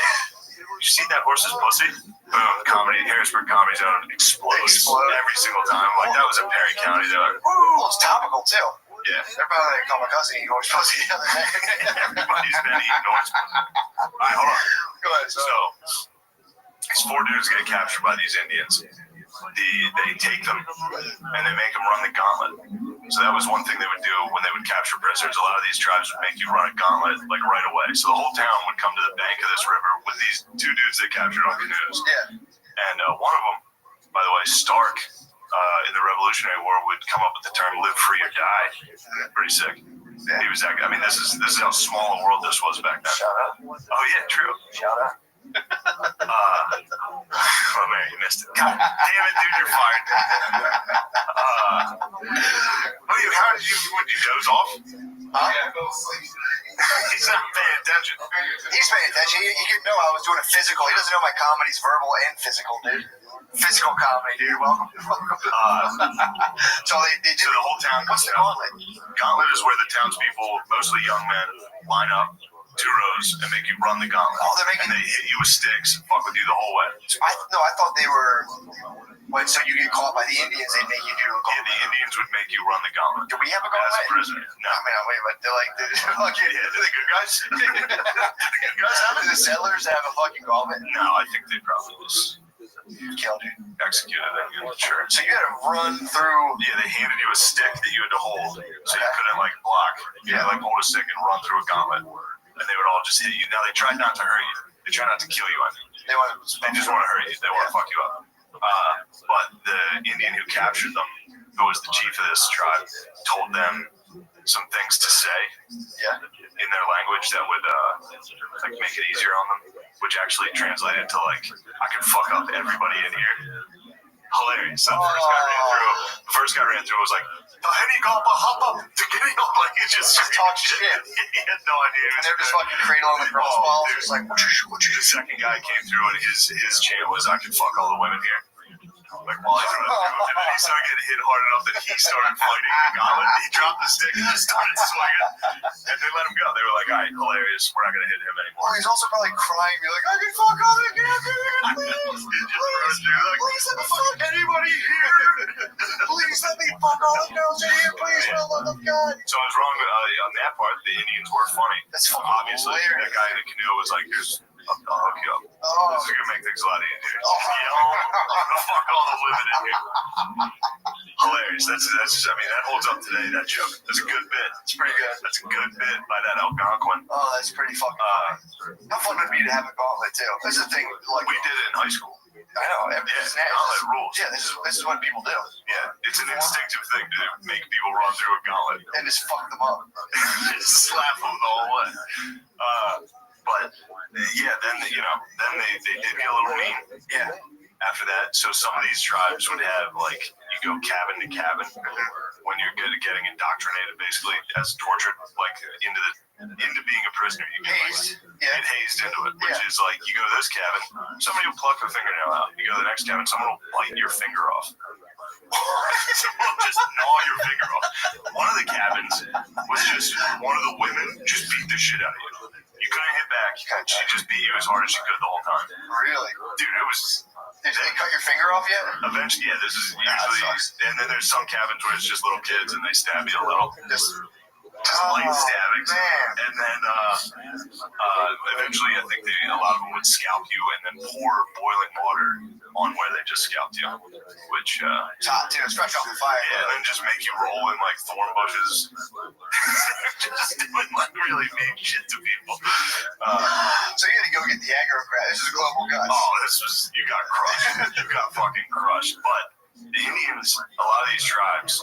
So that's another thing that is annoying. Obviously, I've said it 1,000 times. When people talk about Indians in America, they always like the Indians, like it's one group. These are just, some northeastern woodland tribes I'm talking about here. Exactly. Obviously, it fluctuates. But read up if you don't know about it. Some of the, they also, they all like loved being able to take pain. That was like their big fucking thing. Like if your mom cried while giving birth to you, everybody in the tribe was like, you're fucking back. Really? Like that stayed with you. So even moms had to be like tough as fuck the whole time. Like wild shit. So it's possible. It's possible for women to give birth not even just like naturally. Even just kind of like completely complain. Not allowed to complain, dude. So it's possible. The tribes had some good ideas, dude. They had basically a quit you policy to women. Like knock off quit you bitch, dude. Or your kids get. So it is possible that maybe it doesn't it's fucking hard one forever. Oh, go on, sorry, please. Totally unrelated. Also, one that made me laugh was one of these Indians like recorded how British people acted when they got hurt, which was wah wah. Like that's literally how. Like when we scalp them, they just go wah wah. Yeah. Oh, you got me had it. Oh no. So that's where the powdered wigs came from. They'd go to scalp you, the powdered wig would slide off, and you'd just be like, pop off. I wonder if powdered wigs were treated like black ladies' weaves. Were they get a fight if you touch them? They would get two guys get a fight in the Senate. There'd just be like pieces of powdered wig everywhere. Anyway, so that was funny. It's been fun stuff reading up on it. So the gauntlet, though. So at the end, after a guy bit your finger off, I mean, a woman dominatrix you, and then a little kid fucking needled you. What would happen? It would just be like, oh, like a roller coaster. Like here's our impression of you being a pussy about this. Pretty much. But there was also examples of dudes getting tortured and like laughing and making fun of the Indians. At which point, a lot of the Indians would kind of like let them live. Like you be like, yo, you're tough. Or another thing they would adopt. They adopted a lot because a lot of these tribes were like sustenance farming and shit like that, where they didn't have a lot of manpower, especially at this point with the colonists there. So they would just take dudes in. Yeah, but you're one of us now. Bite your finger off first. Bite your finger off and be like, all right, you can stay. There was one guy got adopted and was like literally from that. Oh, dude, he got adopted by a dude slowly just because he obviously couldn't speak the fucking language. So he sat down at an old dude in a cabin, started plucking his hair out. Like he likened it to like a bird. Like a turkey, like just ripping the feathers out. This dude started ripping all his hair out and left a patch in the front. And he didn't realize it at the time, but he was giving him their haircut.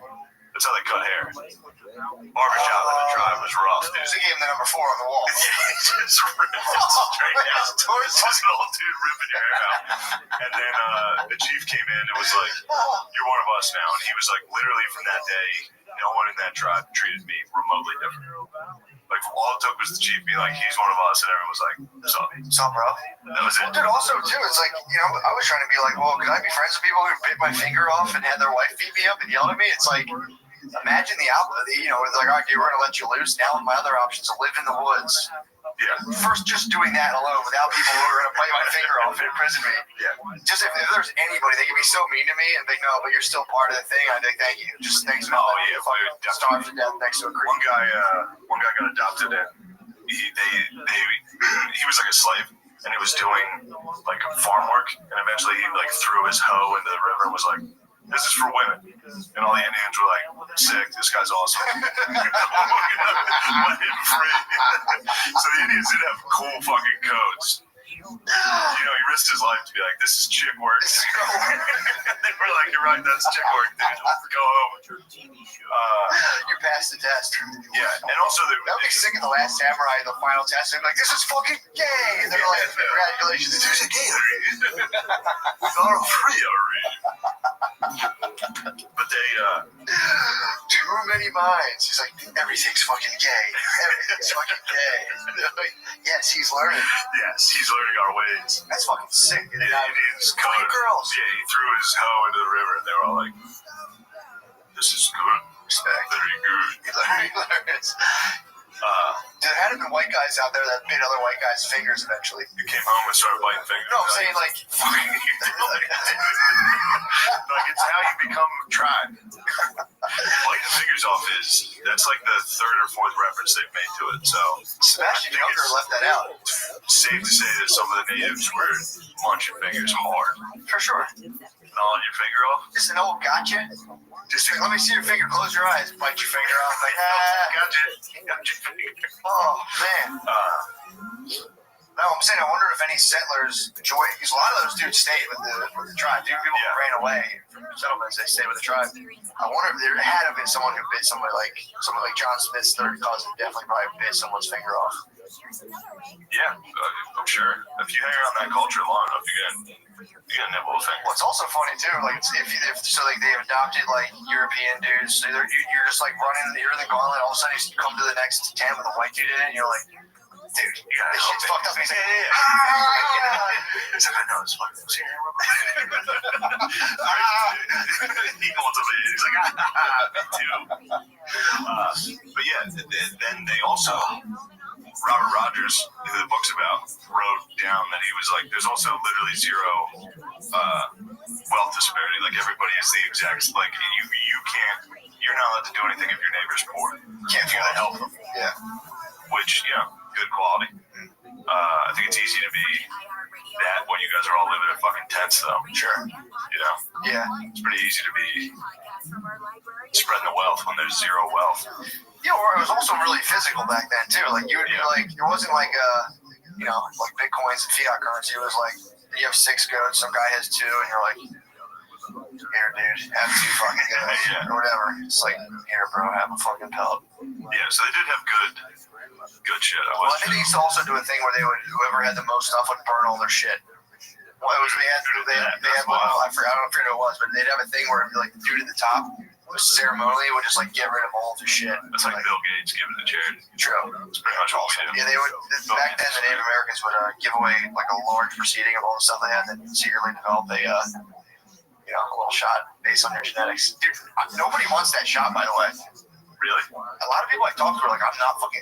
One person is like, I'll take my chances on that. A lot of people are like, they're gonna rush the vaccine. I can't think of that word. They're gonna rush a vaccine. And they're saying it's not an inert form of the virus, so it's not like the old. You know, they say when you get a virus, like it's like it's dead. It's kind of like half alive, and you're like, okay, that makes sense.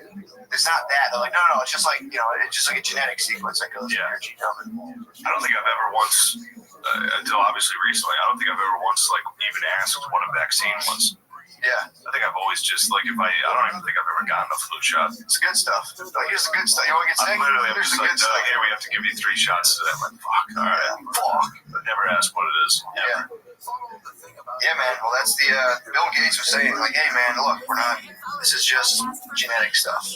Don't worry about the weak. It's not a weak. Good genetics. It's not a virus you put through the gauntlet. This is fucking just. The gauntlet's tight.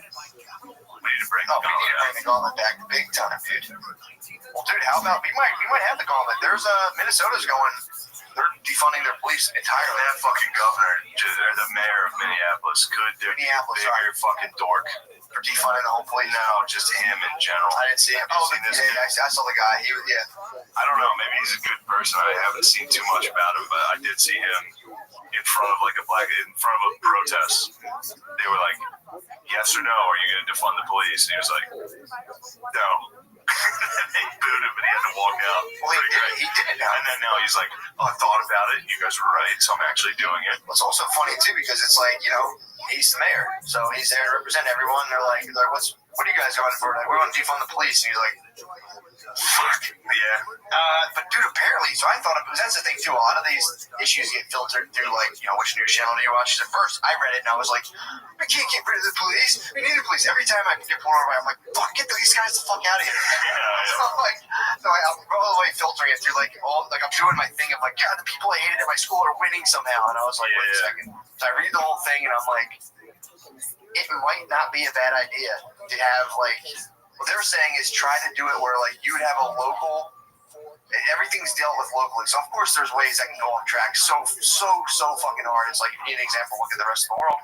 But it's like, also if there's these, was they're saying the police have to go and take care of these weird. They're aggressively pursuing minor violations where they're like, hey, there's a law that says you can't stand right there. And I want to stand right here. Fuck you, dude. And then you're fighting over this weird violation where it's like, if that was people who live there. If the older dudes who live there were able to be or living there could just be like, hey, everybody, and everything. Others probably not the right word. That's not very inclusive. Others, no, it's not. It's thems. Thems. Fucking thems. If thems, they want to be there. No, but it's if instead of a guy just being like, you can't stand this spot, move, and it's like, fuck you, now you're arrested. Just a guy being like, yo, man, get the fuck out of here, you're bothering that lady. So I don't know. Maybe it would work. But wait, who's the other guy? It would hire people within the community. It would be intra-community policing. All right. So again, if people are like, this is a good idea, it's like, just do me a favor and check out the rest of the world first, because this can be easily corruptible, dude. Yeah, but you say that's getting picked up a little? The guy, or are you just nodding? Defunding the police might get corrupted a little? Yeah, that's what I mean. I'm saying they sit as the vigilante squads that people are going to hire. It would be maybe those vigilantes could get out of hand at some point. Well, this is for sure. But and this is the argument with the anything's going to get corrupted for sure. I know this is like fucking retarded. We should just pause. Are these hammers picking up? Well, now they're not. Okay, perfect. I was actually, I don't know if you noticed, I was strategically spiking my voice. Yeah, you're fired up. I was this is the, so here's the, I'm initially against it, but then they're like, it's not just like, because I thought it was just like, no more cops, but it would be, you would slowly be like, start replacing people who are going into like places that are like so bombed out and poor with guys just being like, what are you smoking fucking weed? Bad! Like fucking pile driving you with like people going through and be like, everybody, you're cool. And then, saving that task force for like serious shit rather than dudes walking. That's the other thing too. It's like, no one thinks about it. Like cops don't just roll around all day and like hit people and leave. It's like when like some 60-year-old dude who's been living by himself for 30 years like dies from like diabetes. They're also the guys that have to go like lift dead bodies out and like fucking throw them out. So it's like, who wants to do that? Are you signing up for that as well? Yeah, I wonder if the vigilante squads are gonna. It's not vigilante squad. What do we call it? It would be, so everything, the police's work would be, and this is where it does make sense. You would look at the job of policing a community, and it's like, we still have the idea that like you have to roll, like you must have, like everything's dealt with the force of the police, where you could try it with like 3 or 4 ways first, then those don't work. And then it's like, you have a cop roll to a guy like a 302, there's a crazy dude, and there could be people like, social workers, not to my own horn, but you can have people who go out and are like, hey, who are like you're trained in like calming people down rather than being like, shut up, you crazy motherfucker, shut the fuck up. Yeah. A lot of cops just lack the sophistication. Wasn't there one of those? Wasn't there like a severely autistic dude that got shot by the cops like with the social worker there? That's also. I could be wrong. Well, there's the guy Timothy Timba. I remember seeing it where they were like in the street getting shot. The social worker was like, no. Yeah. And they're like, she's retarded too. Kill that bitch. Both these retards are a threat. Put them down. Well, that's the problem. It's like, dude, I automatically reacted to it like, what if he doesn't have fucking cops at all? But if you read it, it's like, no, that's not the issue. But, and again, we'll see, dude. We'll see what happens. I mean, I don't know. I was just laughing, thinking about like, it'll be just, neighborhood watch. And then like, 5 years from now, they'll be like, we should get a place to work from. So, all right, we've got a neighborhood watch station. Maybe we should get them uniforms. All right. Yeah. Got a neighborhood watch. We can get them cars. Well, we'll buy. Get them a tank. I think that's. Oh, fuck, we got the cops. I think that's the best we can do, though, is just reset every, like, so many years. Like, here's the new move, and then we just reset, and everyone's, this is cool, and slowly we just get fucking corrupted. That's kind of the, it's kind of the raw deal and all its full and sinister glory, dude. Yeah, then eventually everything does get corrupt. Yeah, so you just got to keep hitting reset. Yeah, well, eventually any position where people have a say or a power, they just attract fucking sociopaths like flies. And eventually they're really good at getting into power. So then they eventually get into power and they're like, I mean, it's Lion King, bro. That's why you got to be fucking, not Mufasa. Who's the other one? Simba, my bad. Simba, dude. There's always Scar, dude, flowing in. 0 for 1. 0 for 1 on your chime in, Lemaire. Is your mic on? No? If it's not on, why are you talking? No, I'm joking, man. I'm joking. Lemaire, please clip up just that thing right before he was talking to you.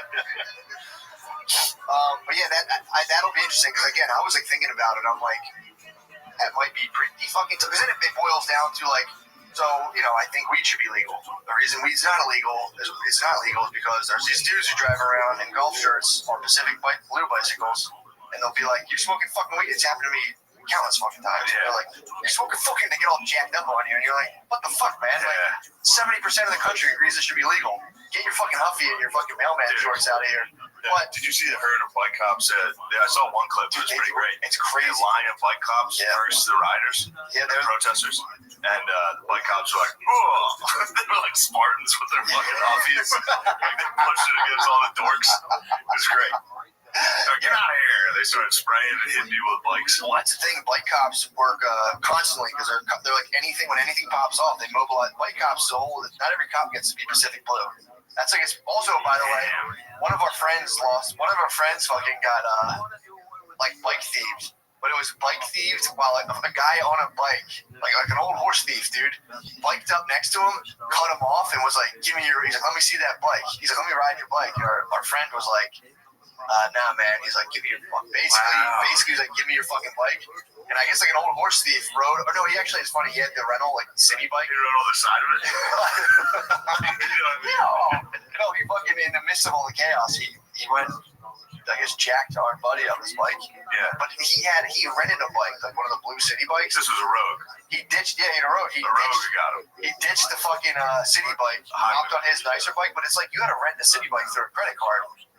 So I'm telling our buddy, I'm like, why didn't you just grab the city bike and try to figure out what credit card that was on? Then it's like, we're going to solve the case of the dude who stole your bike in broad daylight. Like, clearly he doesn't give a fuck about credit cards. Yeah, probably wasn't. Or whose credit card he used. Yeah. He was like stealing the bike. He's like, fuck, my credit score might fucking drop. Shit, I didn't think about this.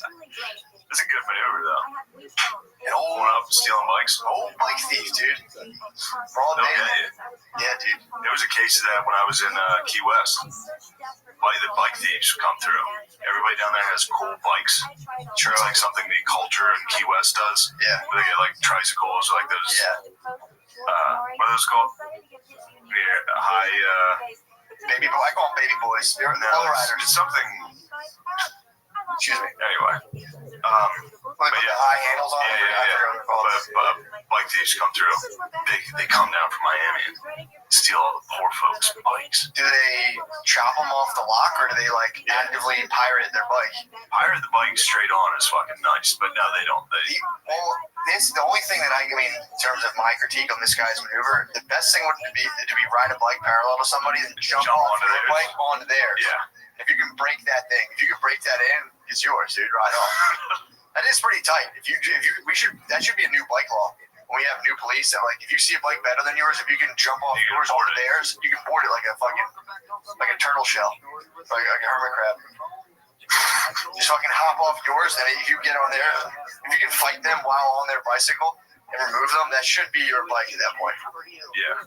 It seems back to the police thing about them like enforcing shit like you're not allowed to stand there at this time, like shit like that. It seems like that should be a law change versus who's enforcing it change slightly. Yeah, but this is the problem though. The reason people complain, there's the residents themselves being like, I don't want a bunch of kids standing outside my house making a bunch of noise and shit. So that's the thing. So it's like if that, when that's the case, if some dude from your community is like, yo, you guys are bothering Mrs. What's her name, get the fuck out of here. Rather than some dude being like, what's up, guys? I'm gonna need you to get the fucking. It's like, blah, blah, blah, blah. It's just maybe. That's tough. Then that guy, whoever the townsman was that came over and told them to leave, now he's got fucking 6 kids who know exactly who he is and where he lives. I mean, it's true. There's some problems with enforcing laws locally like that. No, don't get me wrong. I hear the positives. Possible positives. Again, I'm not sold. There's positives. I was like. And then the whole reason I'm selfish, all I'm thinking about is like, you're telling me there won't be guys like being weird about people smoking weed anymore? That's my dog in the race, dude. I'm just kind of like, wait, can I smoke weed outside now? Yeah, Which you kind of can now, but still. I watched a high-speed chase for like a half hour yesterday. It's fucking great. I guess they just do that in LA a lot, like California. You can just watch high-speed chases. Keep an eye out for them on Twitter. Where? Watched one yesterday. It was in California. This dude, his tires, both his front tires blew off. He was riding on the wheels for like 20 minutes, going 70. And then finally they like exploded. And he had to pull over. It was a lad, I think. He had a cowboy hat on. What? Took a Dodge Durango on the run for speeding. I think he was probably, if I had to assume, illegal. You think so? For trying to run like that. I'll tell you what, man. Speeding. If you're legal in a country, that's a good way to go out, a high-speed chase. It's like, what the fuck do I have? This guy's about to boot me anyway. Let me just fucking see what I got. Yeah, let's see if I can get out of here. He was headed back towards Mexico, I think. Was he? Yeah, he's headed that way. But he's headed Mexico way? He was headed back down. I was like, all right, you got me. I'm going back. I'm going back to base. I'm free. I'm gonna leave. I'm just gonna leave. It's not a big deal. But no, his wheels exploded. But it was hilarious. The news guy in the chopper was talking like he had seen this every single day of his life. It was just like, oh, this is a pretty good one we got going here. Hopefully Anyway, what's going on? He was just like talking while this guy was running for his life. Oh, it was very uncomfortable. And then again, the guy's wheels blew off. He was like, "This is in the news guy was like, this is pretty much like a Dodge Durango commercial at this point. This thing's still going. This is incredible." Like, yeah. But then it had a peaceful conclusion, which I was hoping. They had the canines, dude.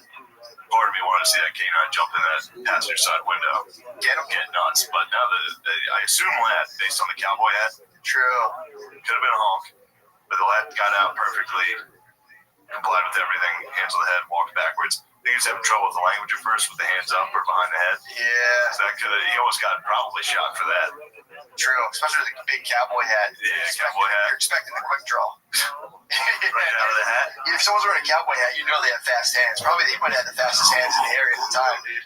Probably. That's the best thing about when lads get fly. I've said it before, dude. It's cowboy gear, dude. It's the sickest gear possible. When lads get fly, just nothing but cowboy gear. I told you about the guy who used to work with me and my brother who came here and like lamented the fact that like American dudes are pussies and he thought he was like going to get here. We're all just like cowboys and like fighting and shit. Oh, man. Came here, I thought you guys were like fucking rooting and tooting. You guys are, I came here just a bunch of like pussy ass fucking dudes just being like walking around like, excuse me, man. I thought dudes were gonna be like, get the fuck out of my way, dude. Yeah, he thought it was Wild West. I thought it was gonna be machismo central, dude. He was coming from Mexico. Yeah. Damn, imagine sitting in Mexico and be like, shit, everybody here's too fucking soft. Yeah. Time for me to go somewhere tough like America.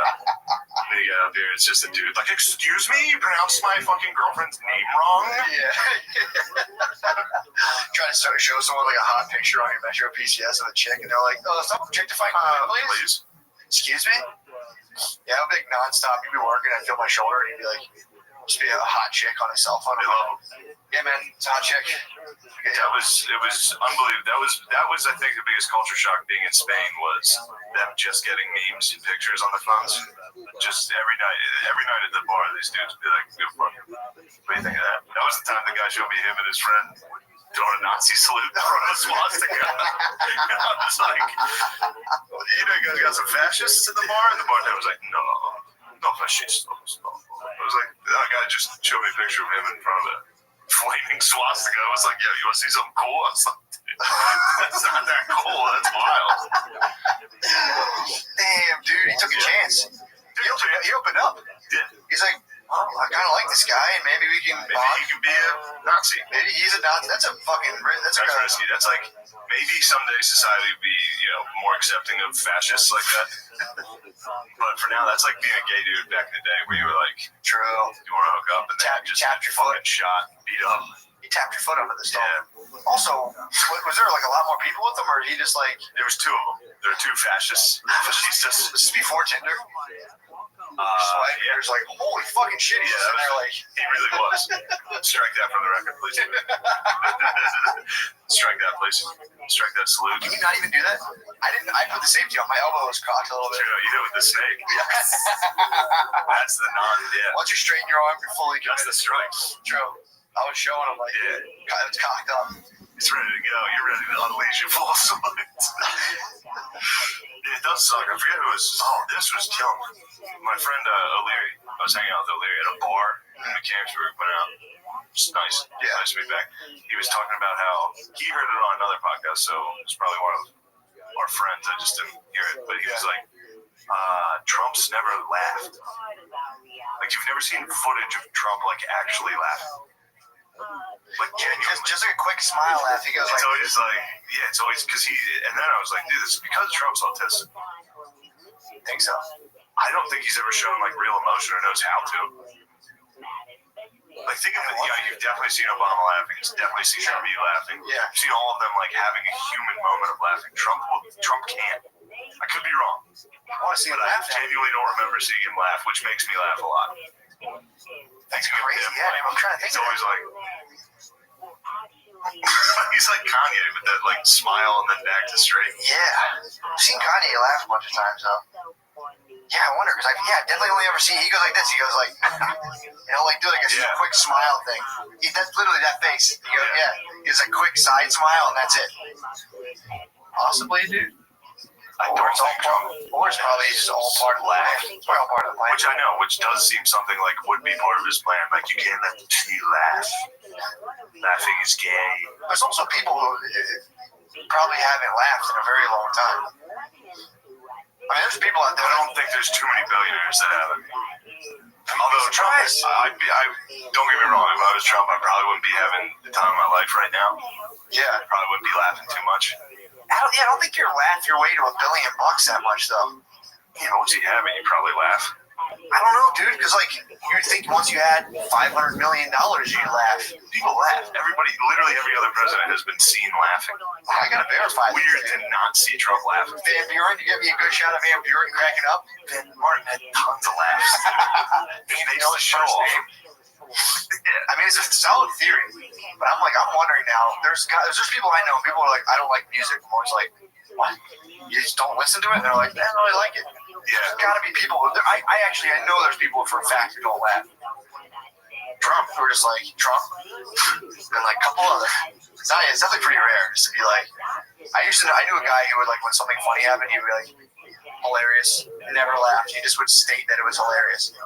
Yeah, that's. Trump might laugh. He might just be like a verbal laugher. Maybe it's so funny. Wow, really funny. Well, that's really making funny. It's making me feel some kind of way. Yeah, but even like go watch his roast. Go watch all that shit. Like if somebody makes fun of him, he's like. He like tries his best to laugh. But Mary, you remember when he was on WWF and he would like. There's a gif of him being like. Yeah, he like can't even fake. He can't even act at all. Like him trying to be like, all right, what do I do to be a bad guy right now? He's like, it's fucking crazy. It's crazy how I thought he killed him in WWF. He was great, dude. When he took out Vince McMahon. Oh, he dove on him with his thick ass in there. Look, I don't want you guys to think I'm coming down on the president too hard because I respect the office. Shout out Drew Brees, was good player. Oh, dude. Shout out motherfucking Drew Brees. Drew Brees, he went down hard. Breezy, Breezy, baby. He went down swinging. No, I think your theory's valid, dude. It's not my theory. I think a different podcast has covered this, but it was recently brought to my attention that Trump has never been filmed laughing, which as soon as, I can't even imagine him laughing. Well, I'll be curious. I think someone's going to hit you with some footage of that. Someone's going to find the UFO sighting Trump laugh, dude. The Trump laugh's tough to come by. Even though I remember him on Stern, he wasn't really like... Yeah. Even when he was funny, he wouldn't laugh. Like, he would do something funny and not laugh. Do you think he was always about to get his dick sucked? It's like anything he was doing is his dick sucked. He was getting his dick sucked right after, so he was kind of always in a rush to get his dick sucked. Someone said a funny joke, and he's like, I can see the humor in that. Get my dick sucked in half an hour. True. There are things better than laughing. About to link up with Jeffrey right now for who knows what's going on. Yeah. Chill in the back. Yeah. That's also true, man. No one's holding his feet to the fire for chilling with Epstein, bro. They're like, that's just you chill. Well, that's because the right seems to be leading the charge on the Epstein stuff. Yeah, but it's like, if you knew, again, he had to have fucking known. Anyone who's in like the billionaire class knows that guy was having an underage sex ring. Yeah. Like, even if you went and you're like, oh, dude, this isn't cool. You'd think you'd be like, bro. And if they didn't, why not? You know what I mean? I bet they didn't. I bet billionaires that fuck 17-year-olds is probably pretty prevalent to the point where it's like, well, I think they're busting Jeff. Shit. Yeah. Like, I bet it was not even like, what's the thing he has? It's like, oh, yeah, he has that. What's the thing this billionaire has? Oh, he has a enclosure of giraffes that we go shoot in the fucking head when we're in his house. True. Like, all this weird shit, Or like the sex rings of, 17-year-olds. Yeah. Oh, the marketable 17-year-olds, yeah. Sexually marketable. No, I think it does range from like, what was that age range Epstein was working with? I think that was like 14. I think he got a little low. I mean, hitting some 30. How low can you go? He was probably hitting So obviously, too, like, once you're in that, like, once you start selling coke, someone's going to ask for some heroin. So, like, if you're the man getting 13-year-olds, bro, hate to break it to you, you're also the guy getting 6-year-olds, 7-year-olds, or the dude who does. How do you break into that conversation? Like, say you and me have a nice, healthy 17-year-old ring. Sure. Just a red-blooded American 17-year-old sex ring. We're supporting young sex workers. It's like, you break into that by being like, yeah, man, there's nothing wrong with this. This isn't pedophilia, but like, God, dude, isn't it weird when dudes like want to fuck like 9-year-olds? Yeah. That's weird, right? Yeah, that's kind of weird. I don't know, man. I thought about it. I don't know if it's that weird. I'd be like, my cousin does that. He's wild. He's wild. He's wild. I tell him, I'm like, you gotta fucking knock it off. Like, I like blondes, big tits. He likes 9-year-olds. And, he's crazy. Look, I can get him over here. You should meet him. He's crazy. But yeah, he's gonna bring some over. I'll tell him that. You want me to bring him? Yeah. I'll bring him. I think they're like 12. Good Lord, what do you do with that? I mean, dude, it's also going on globally. Like, they're definitely selling kids into sex slavery all over the world. So you're like, yeah, probably significantly more than anywhere. The U.S. is probably pretty good about it compared to. Oh, dude, imagine you're meeting the other leaders in parts of the world. So you're a billionaire in the United States. You're like, yeah, we can't fuck kids here. You don't fuck kids here. It's wrong. Damn, think how crazy the other billionaires must think that is. Yeah, then you go to like. A billionaire in Thailand, just like, what did you say? Like, yeah, we can't even fuck 9-year-olds. It's like, what? Don't judge me, dude. What? Well, they're like, I mean, dude, it's like, I was talking to a guy today who was hitting me to some news that was like, of like using sex slaves, and once they're done, physically chopping them up for parts. And it's like selling, I guess, like to organs and shit. I didn't read the full thing, but it's like, there's parts of the world where it's just like, they're just like, we're for sure going to fuck this thing and then chop it up. Like, after we're done fucking, like a horse in the glue factory, it's like, I'll chop it up. Yeah, you think when like a sex slave like breaks its leg, like, we gotta just put this thing down. For sure. For sure, dude. That's who ends up selling. That's who ends up, they're like, we gotta put this thing down. Next thing you know, the sex slave is just selling like little glowy things and fucking 4th of July. They just put you out to sell fucking like, that's what t-shirts, those glow suits are made out of sex slaves. That's what the fluid is. That's why it's just they're like stem cells. Yeah. No, like probably like that's probably happens. You might have to go work at like a carnival once you're like a sex slave that breaks your leg. Your carnies always have like one arm or something. Oh, they got mauled by something. Yeah, you're they suck their hand in a fucking tilt-a-whirl. You got fucking think about a tilt-a-whirl one of those times. That must be tight when you're carny to show your scars. Be like, that's from the zipper. Tilt-a-whirl. Scrambler. Oh wait. Took one of these. I got a metal plate in my hip from the fucking crazy. Well, that's probably and as a carny, that's how you get pussy. Be like, I have to put us on the scramble right now without a seatbelt. I got connections, and you ride it, you're like, oh, that is fun though. That is cool so we had in Williams Grove, the Speedway. Mm-hmm. There used to be a amusement park there. It's now listed as like a haunted amusement park. It's just an abandoned amusement park across there. But we used to go when we were kids, like while it was still abandoned. Like the fucking roller coaster was like the scariest roller coaster possible because that thing was falling the fuck apart like the whole time. But the ghost house, the haunted house, like you were supposed to sit in a chair and it would take you around, but we would just get out and run around in the ghost house which was very dangerous because there were carts moving around, flying around. The levers and shit. Yeah, dude, being a carny, being able to do that 24/7 would be sick. Also, we used to clog the water slide. You would do that? No, you would stick. So there was literally zero regulation on this water slide, honestly. Fucking Williams Grove. So we'd send, I was usually the wedge breaker. That's the biggest. Yeah, you'd have to so like 4 or 5 of my friends would go first and then all stop at a certain spot. It's the funnest thing in the fucking world because you'd be going around these curves and then you'd go around one curve and you see like 10 people just slamming them. And it was funny when you're waiting for somebody because the water comes first. Like when you're chilling and then all of a sudden there's like a slight wave. You're like, oh fuck, here it comes. Yeah. How many wedges did you break?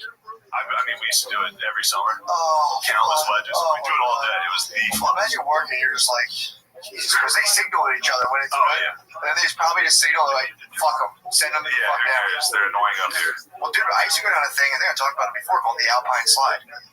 We would go to it, me and my parents would bring us to somewhere in the Poconos where we do this like once a year, where it was just a slide but made out of concrete.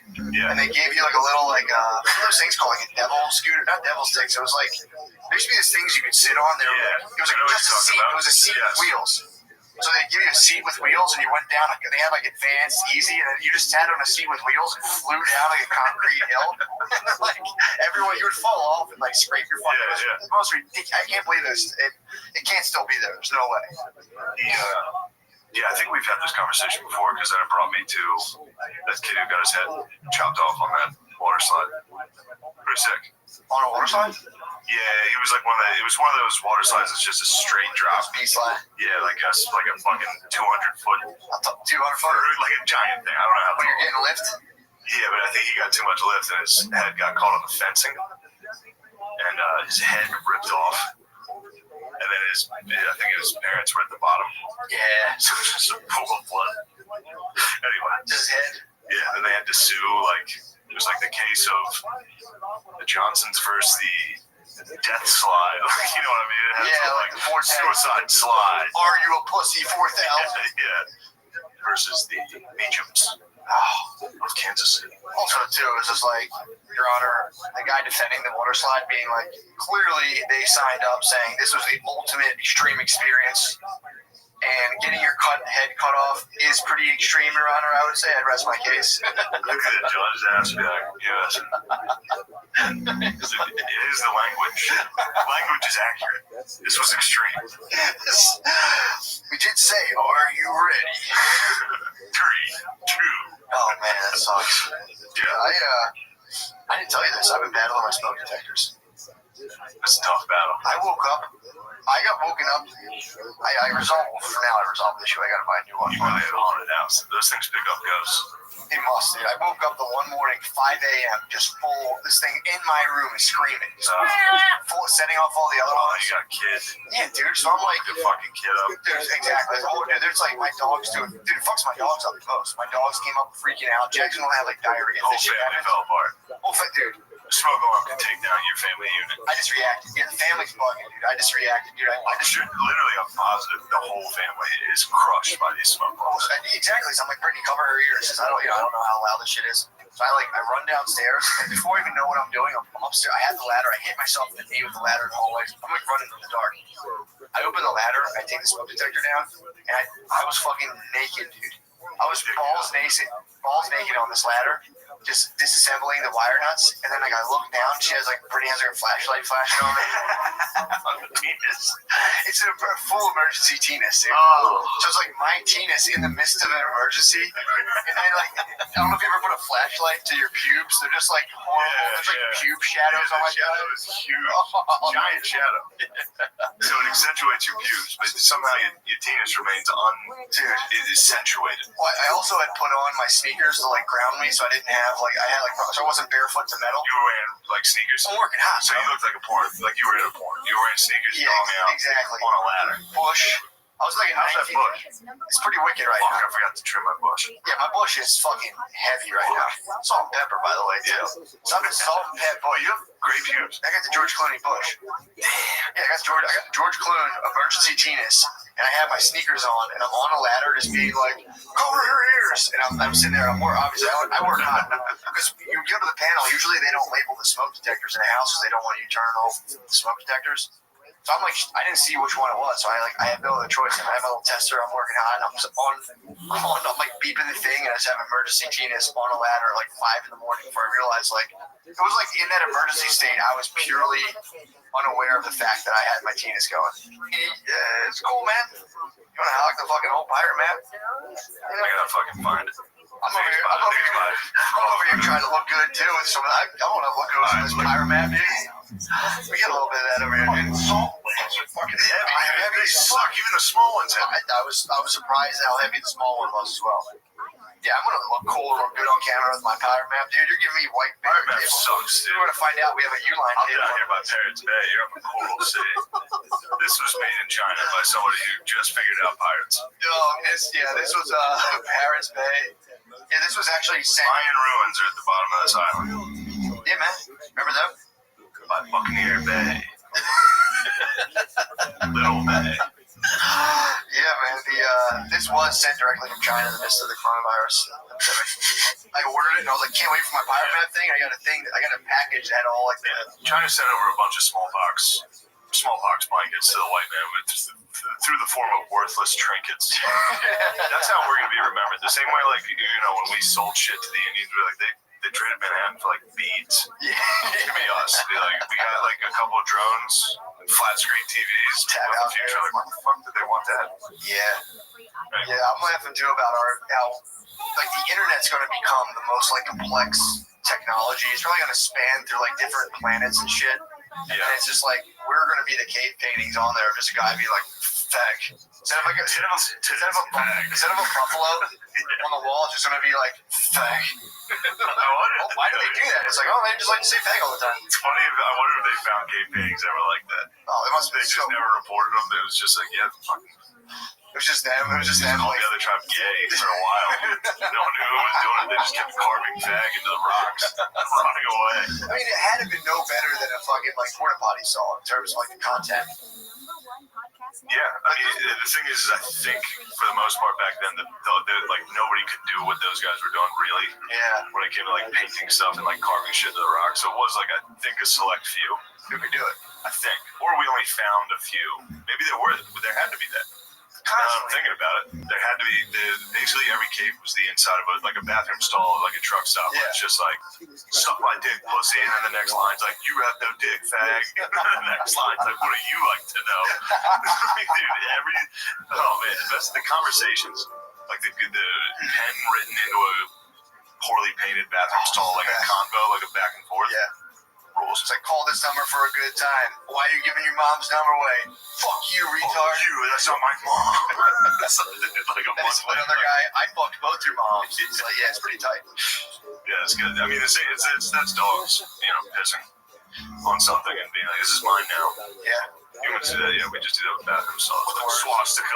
True. This is my bathroom stall now. I'm still getting on that guy. I'm still can't get over the dude who was just like, that's me. It's like, there's me at Guazhou Falls. Oh, the guy there's me there. Hit me with the... Me and my boy behind a burning swastika. Burning swastika on the ground. Him saluting, him throwing out a salute, smiling, and he was like...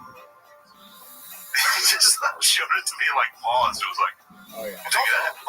It's also funny to be friendly about that. Be like, a little bit about me, love the Eagles, so I do this. And also, I tell you I'm a Nazi.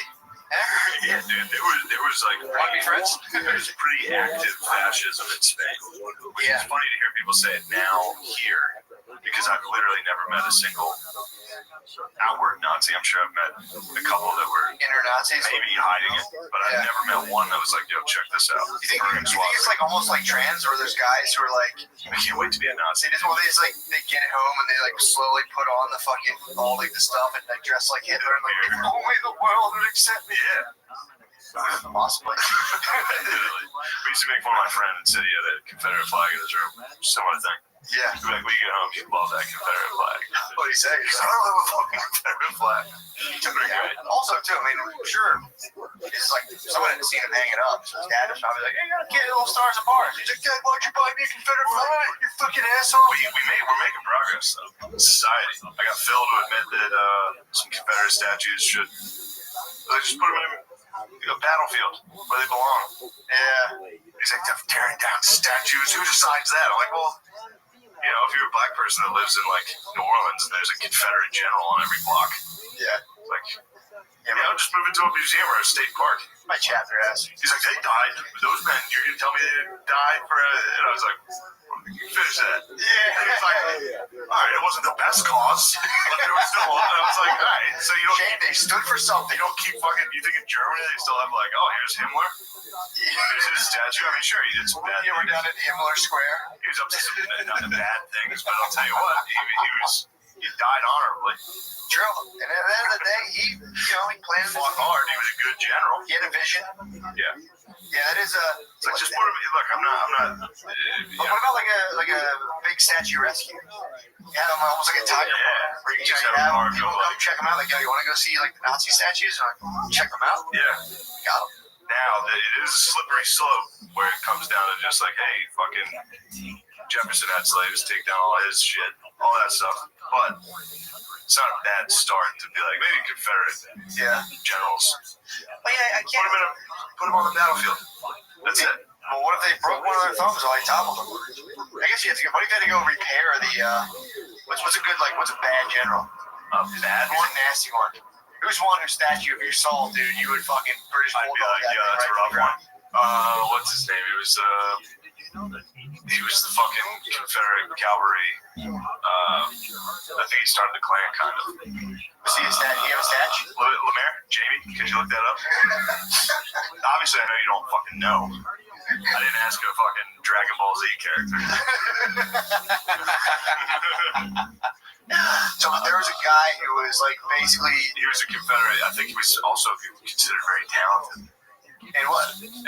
Cavalry. I thought he was like KKK. I thought he was a good KKK. He's pretty good though.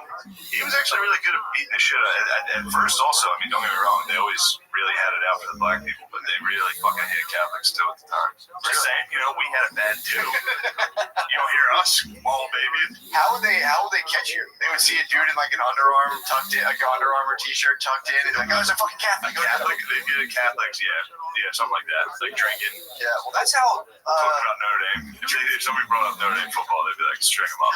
Like, why are you cheering for Notre Dame? You don't even live here. Did you go there? It's like, my family's Catholic.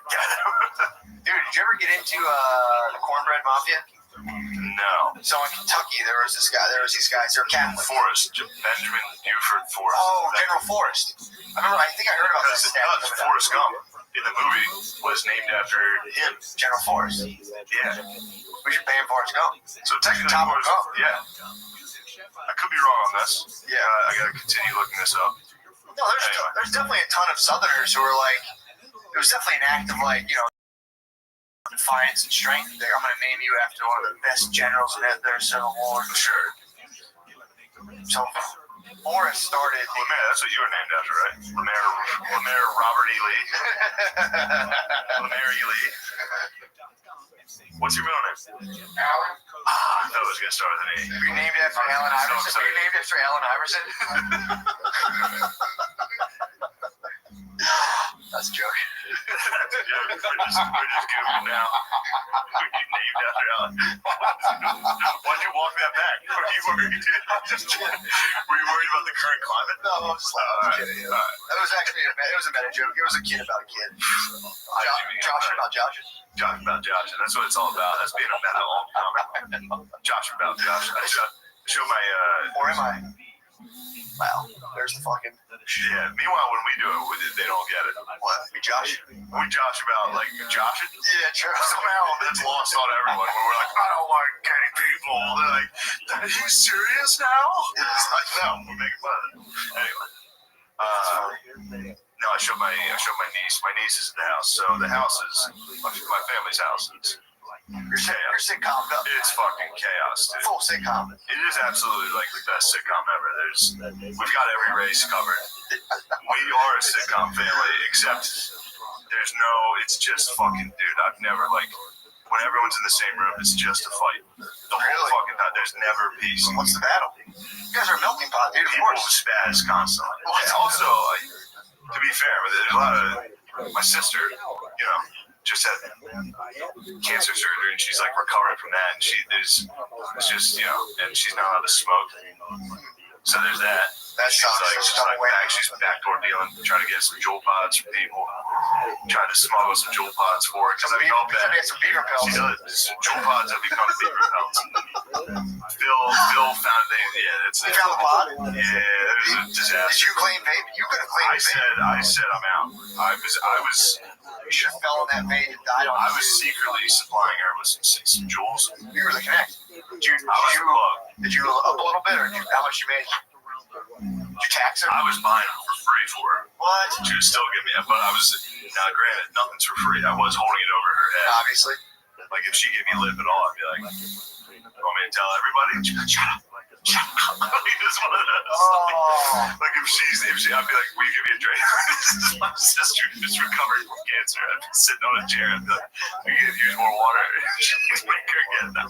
I never made her do that. Sure, sure. You power played it. Also, that's like you were saying, man. That's just the family dynamics. But it's like how quick these little power plays can happen. In terms of like, that's a good model. Yeah. Like you get a little something over somebody, and it's just a human element. Yeah, I'm never gonna not hold that over. So like if she was like talking shit or like, hey, all right, perfect example. She's watching HGTV. Sure. What show?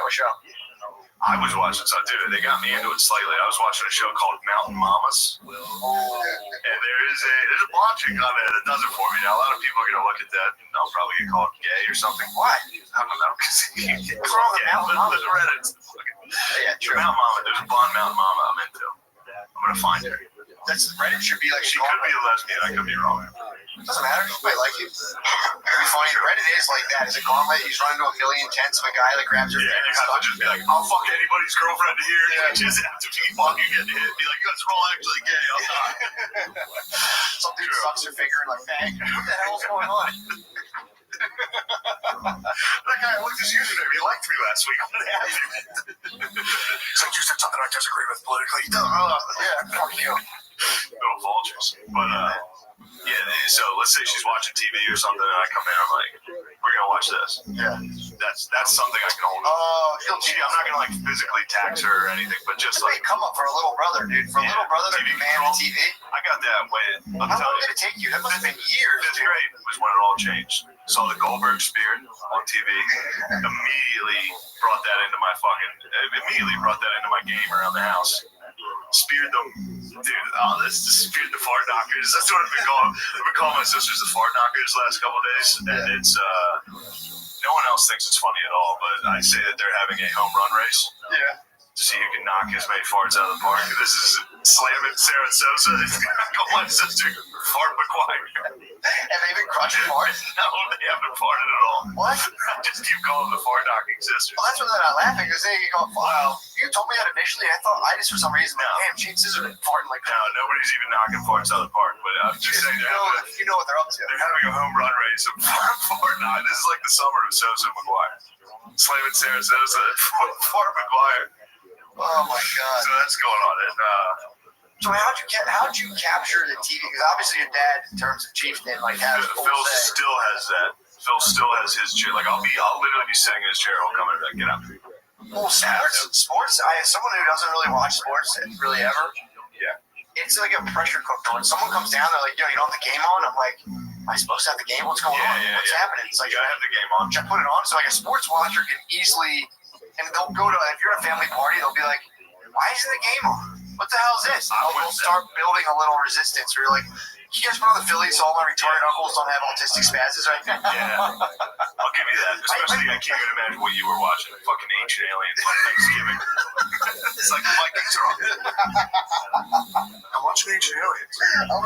It's like South Park. They're like, what's this cartoon? Phillies playing in Nationals. I'm like, give a fuck. And they're like, my dad's like, put Phil Little. Come on. But yeah, the sports Phil has control of that. But the thing that really sucks is Phil, bets on sports. Yeah. So let's say Notre Dame's playing. I'm 100%. I need to watch everything on there. Need to watch the commercials. Sure. Game change. Because I don't want we're going to miss plays. Because Phil, while he's watching Notre Dame, let's say he has money on, fucking some Pac-12 bullshit. Yeah. I gotta watch UCLA, Fresno State. Dude, that would give you a heart attack. Phil controlling the remote during football Saturdays is tough. And then what really sucks is betting people, especially, only watch NFL Red Zone. Yeah. Like you're not even watching the foot. Like Red Zone, everybody's on Red Zone's dick. Yeah. Because mostly it's people playing fantasy football and shit. But you gotta get a full grasp of the game. You gotta see the whole game. I gotta watch the birds, dude. I gotta see the birds start to finish. I gotta know what's going on. You gotta see down 1, 2, 3. You gotta see the first 2 touchdowns. True. You gotta all touchdowns. No, I want to see some 3-yard games. True. See who's doing what on the O-line. You know what I'm saying? I heard that. No, I heard that. Yeah. Also, you can't get a grip of the game. You get a grip of the game if you're watching just the highlights. I mean, you can't appreciate the highlights if you're not seeing 3 yards, 2 yards, negative 4-yard gains. Negative 4-yard gains. That's crazy. Now we're talking sports. I mean, dude, you want to talk about? I'm so excited for sports to come back. That's another thing, dude. Boy, the NBA could have come back faster for this. Yeah. Dude, the CIA might be involved with the NBA to get them started again. You think they're gonna quell these fucking protests? You think so? Nobody even goes, man. Hey, Lemaire, you like that? That's why he literally physically react to me saying that. He's like, no, it's true though. Not that. You think they would hear like the referee whistle, the squeak of the sneaker, and everything would just drop all the signs? Here's the thing. Most of Antifa, I've noticed this. Yeah. A lot of white liberal pussies all got into the NBA the last like 5 years. Of course. Has anybody else noticed this? You pointed it out to me, and yes. I don't understand what it is, but somehow all the dorks have agreed that the NBA is the sport in the last couple of years. Maybe I'm missing something. No, dude, you're right. You pointed it out to me, and I was like, you know, I love the NBA. I've always liked it, but it's weird to see people who have literally never liked sports. The only thing they talk about now is the NBA. True. Anyway, I mean, we'll see. We'll see what we'll see. So I think they would take down Antifa and so you need King James. BLM. You need King James to speak. Like, come back. King James has spoken. He's a pretty strong activist, but he's I don't know, watch him dunk. You're saying you want this stuff to go back to normal, dude. Then like police violence videos. Yeah, you're saying you want this stuff to go back to normal. Yeah, of course. That's all you're saying. Beg for normal. I beg for law and order. You miss the harmony, and you're like, we'll bring everyone together. Basketball. It's like in the Philippines with Pacquiao fights, crime drops 40% that day. Just because he's fighting. I don't know. That's not like a real theory. I'm just what? What do you mean maybe? I'm just watching. That's true. Watch me trying to figure out. Well, I'm just not sure what's wrong. I'm saying if you put on a basketball, maybe they stop knocking off their bullshit. We need sports again. I was just watching you trying to make. No, here's how I really mean it. That's how I mean it. What I'm trying to say is, at the end of the day, you got to distract sports to distract the masses. That's it. You gotta stay at Caesar level the top time, dude. Just be like, we need to sort of sway these masses with a distraction. No, the protests all love the NBA. Everybody involved, Antifa and BLM, love the NBA. True. You break out some tough NBA games. We're going to eliminate at least the people that are half-hearted in this. Yes. People that are in for Instagram or staying home to watch the game. There's going to be a lot of people even at least checking at the protest. But what are you looking at? Like, Suns Trailblazers. That's a fair point. It's a fair point. I mean, also, too, it is the perfect, if you want, if it's like the best setting for a tournament. See what I mean, though? About the live stream? Oh, yeah. Before he was like, you want to live stream this? I was like, I don't know. I think we're probably liable for some pretty bad takes considering the current climate. I think I got a couple bad takes in the system. That was one of them. We need to be live. Keep it rolling, bro. You have to, bro. That's the problem. This is what chaps my fucking ass. I was thinking about this today while I was driving my car. No big deal. Basically reincarnated. My car got totaled and devastated. Is it still there? I'm back. I sold it to the junk guy for $150. How long was it there? Oh, dude, that car was there for like 3 months, maybe 2-3 months. Had to be more. So really? Oh yeah, no, never mind. About 3 or 4 months. Yeah. So when I got when the person smashed my car, I hopped in it, and there's tow guys who are like, "Yo, I'll tow your car. Oh, I'll tow your car. I'll tow your car."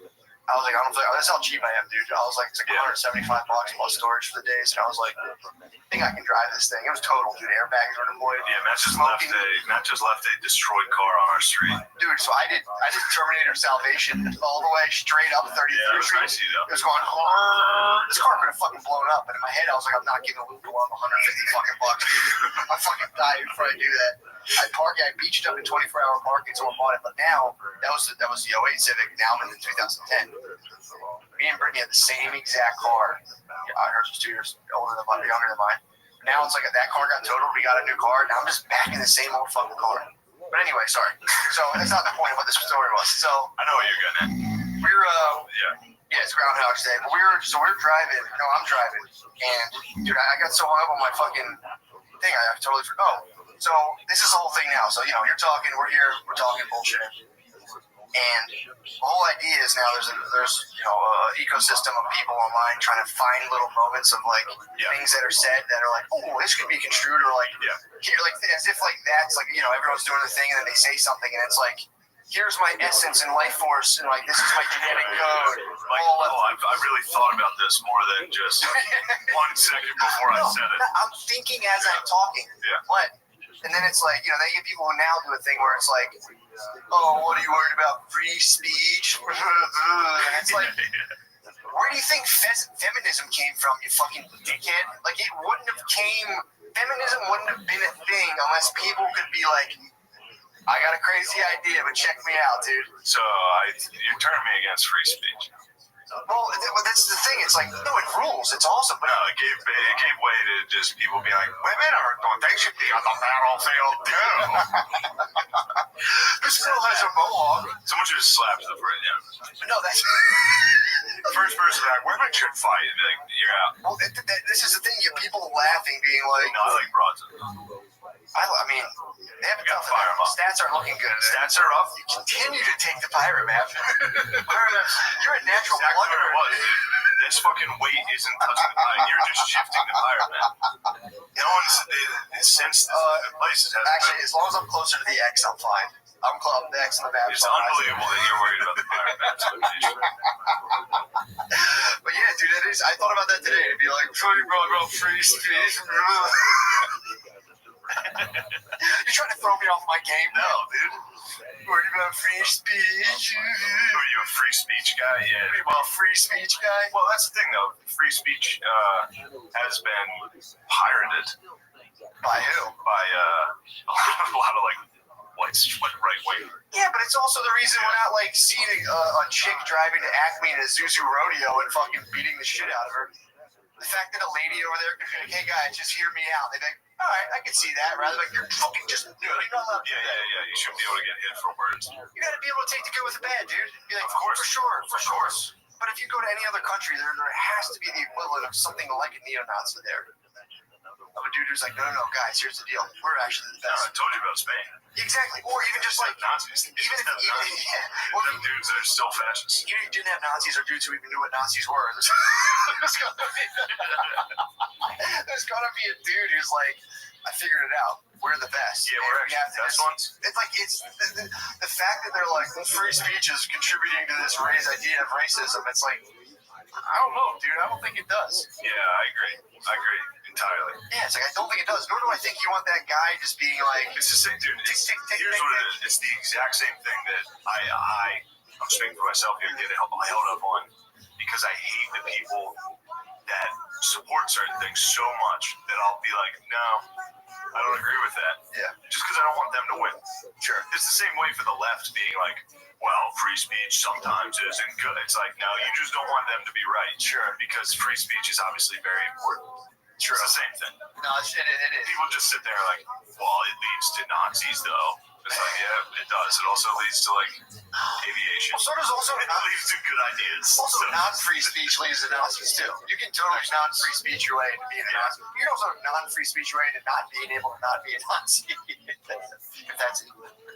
I might have just Nazi'd myself. Excuse me. Are you a Nazi? Not being able to not be a Nazi is like, if I cannot, I don't know. Either way. Just a little pictogram for you guys. Yeah, I used the wrong thing, too. I said free speech led to aviation. So. What did? No, but I just said something stupid. I think it did, dude. Yeah. Some dude could believe. Some guy believed he was like, you should fly. So I was like, what? Some guy was like, at first. But man, you're fired. Stop dropping shit. Some guy probably said exactly what Kel said. There would be like, first I was afraid. And they're like, I think I could fly these cans. First I was afraid of breaking down. Like, what are you saying, Ormond? What are you saying? He's like, if I can do it. Sorry, all right.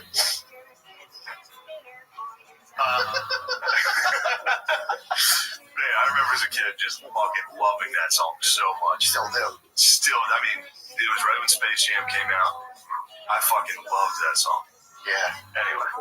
But yeah, definitely the first guy to suggest flying. You see a video of the dude. People tried to make flight suits like forever. There's a video, and if you're home right now, watch it because it's very funny. There's a guy who just jumps off the Eiffel Tower in front of everybody. Like a flight suit. He literally just kills himself. And then the camera cuts to people like carrying him out. Obviously there's no order. It's just like a mob of people like holding a dead body. Off the Eiffel? Yeah, he jumped off like the middle of the Eiffel Tower. So, I mean, high enough, he fucking, for sure, he just died. He had like a fucking blanket attached to his neck. I mean, he jumped off. Might be an obvious question, but why didn't he try it off of like maybe like a 6 foot, off like a high rock? He wasn't catching enough wind. He had faith. Catching velocity, yeah, true. He probably had faith in it. He probably tried it off the 6 feet thing. Honestly, he probably had a mind very similar to yours. Like, I'm just not catching wind from this. I'm gonna risk it. But he also might have tried it without himself in it. Like, suit flies? Tell me, you would think he would have gone for that first, put a dummy in the suit. They didn't have any dummies laying around back then. Maybe a stick, a heavy stick or something. Yeah. You have your friend lift you, then lift the stick, and be like, yeah, stick's about as heavy as you. Yeah, and then throw that off. in the suit. Then you're like, yeah, but I'm more like Mark Water. They're probably, yeah, but I'm 80% water. Yeah, see, this guy exactly had your mind. Like, well, we can't use a dummy. I'm mostly water. I was like, all right. Well, if rain kind of floats down, so. You invited everybody to wait. Be like, hey, everyone, watch this fucking sick shit about this fucking dies. What if it was like his 30th birthday? He's like, my 30th birthday, I'm going to pop out, get this. Get my flying suit. Also, imagine if he pulled it off, dude. I know. Coming down, landing from the Eiffel Tower, just getting bullet pussy. Like, yo, that dude flies. He has a flying suit. Yeah, I mean, that is the risk. And that's what I've always said. If you're going to kill yourself, do something fucking cool. That if you somehow survive, you have a good life lined up for you. True. Like, I was always, in my mind, barrel over Niagara Falls. You know? You're a barrel? I'm going to get in a barrel and go over Niagara Falls. See if you survive that. And if I survive, that's a legend.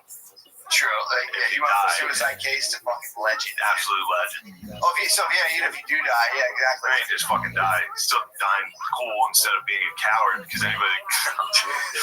Yeah, I do want. Yeah, maybe. I do want to talk to. I want to just like figure out tightrope walking and be like, I've never even done it once. I'm gonna walk between these two buildings. That would be good suicide outreach. To be like, we're just trying to get people to do cool stuff when they actually eventually do kill themselves. Yeah. Instead of killing yourself, just do something really fucking risky. Power of the act. Yeah. Ramp off the Grand Canyon, having never ridden a motorcycle in your life. Yeah, if your suicide doesn't involve a ramp, that is kind of shitty. Yeah, but that's like the last. Like, I'm not one of those people that think suicide's like a selfish act. I'm not one of those dickheads. Yeah. But not doing something cool when you do. Yeah, exactly. That is actually slightly selfish. If you're willing to die for nothing, true. Do something fucking cool to die. Yeah, or stop an unenduring sense of pain. Yeah, that's what I mean. The note would be sick. Like, I'm so sorry, guys. This isn't your fault. I just need to know how much air I can get. Yeah. I think I can get like probably 16 feet of air, and I have to find out. It's not your guys' fault. I love you, and I'm proud of you all. How would you? Yeah. How would I kill myself? I've already said if I kill myself before. Me, motorcycle, and I just have 2 buckets of paint, red and blue. No, blue and white, and run into the White House, dude. Nope. Again, no political statement. Just like, how'd he die? Like, it's kind of cool. Yeah, that's cool. More like a rock song. It's just like, that's cool imagery. Yeah, it sucks these days. You can't pull that off. You think they barricaded up right now? It'd be tough to get a bike in there. Well, I might as well build the ramp at this point. It's already a suicide mission. If I see you build up.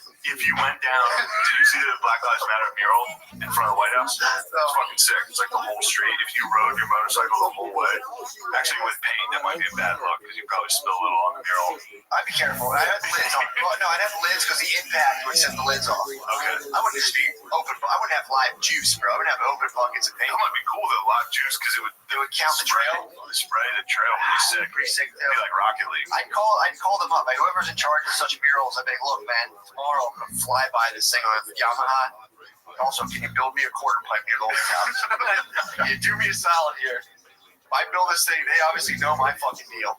Yeah. Build me the cages, dude. You could ramp into the White House. How much do you think the Trump dirt bikers to the White House? What? 1 in a trillion chance you hit Donnie. Just he happens to be out walking. You do die in that. That's literally the greatest assassination. If he dies via dirt bike accident. Oh, and you lived.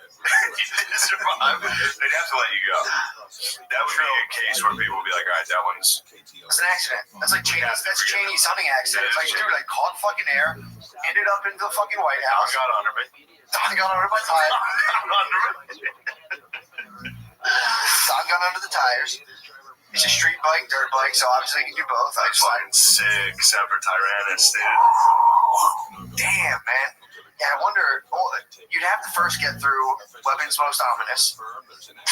So you'd have to dirt bike your way through Weapons Most Ominous. Weapons Most Ominous. Ironically, does sound like a cool fucking rap album. Weapons Most Ominous. It sounds like a track Wu-Tang would release. Actually, kind of does. It sounds like a RZA line. What kind of weapons do you think they had for like the ominous weapons? Guns. Almost 100% guns. Glock 9mm. Yeah, it was probably like they you know what though? They probably told him that like in case shit pops off, the White House lawn's probably decked out with like turrets. Transformer level shit where it's like they probably built shit where like if it goes down. They can press the button. We just touch the We need to get rid of the fight. That's fucking Treasure's here in case I don't think Treasure's hidden behind the salt lamp. treasure's right there. Try to hide it from your vantage. You would be obsessed with treasure. Treasure's right here, right here. You need to learn that. True. You're right, actually. That's why I bought the map. I knew I had something to learn from. This treasure map stinks. It's fucking great, dude. No, we need something better. I just want everyone to see the marble table, dude. Come on, fucking. The marble table. I was going to see the marble U-line table, dude. Table's nice. We got a good studio going. We do. What is this flag gonna stop getting wrinkled, do you think? How do you iron it? I didn't know how you iron a flag. Is there? Do you know a logo for like a flag, Smith? I mean, can I take this to the dry cleaner and be like, be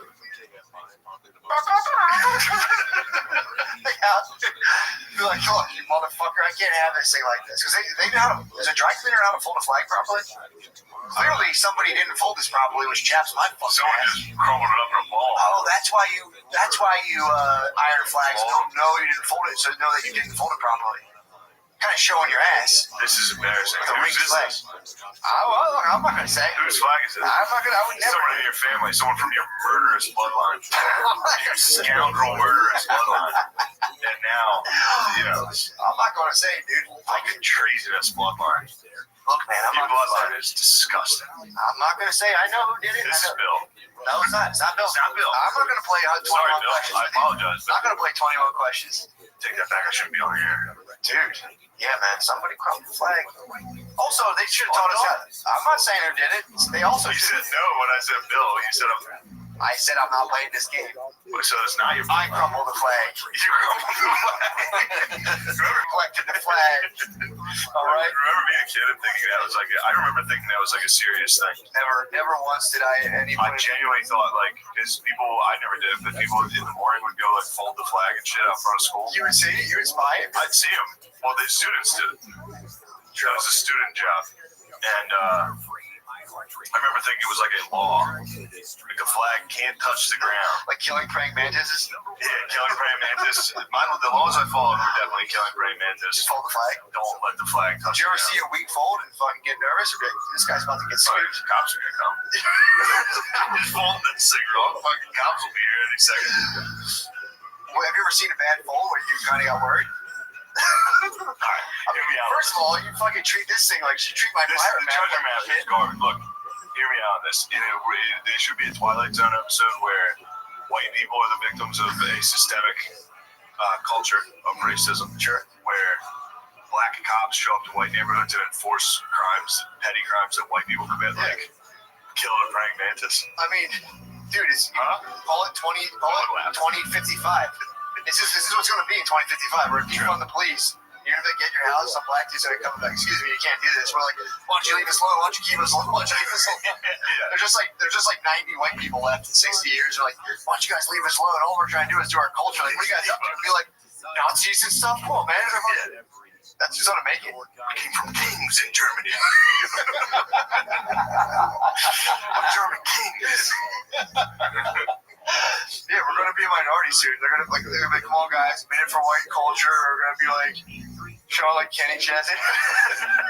Yeah, we used to do cool stuff sometimes. Yeah, we have cool stuff, but you know, there's just gonna be a Gestapo of lesbians breaking into your house. Oh yeah, what are you doing? Social workers, dude. You're gonna have social workers are. You're gonna have block captains. Describe what social workers are to me, and they are truly the last people I believe we need mediating any. True. Especially if we're gonna be sending social workers into inner cities. You know who we're sending in. The social workers are all going to be white teenagers. They won't go. That's the thing. No, they won't go.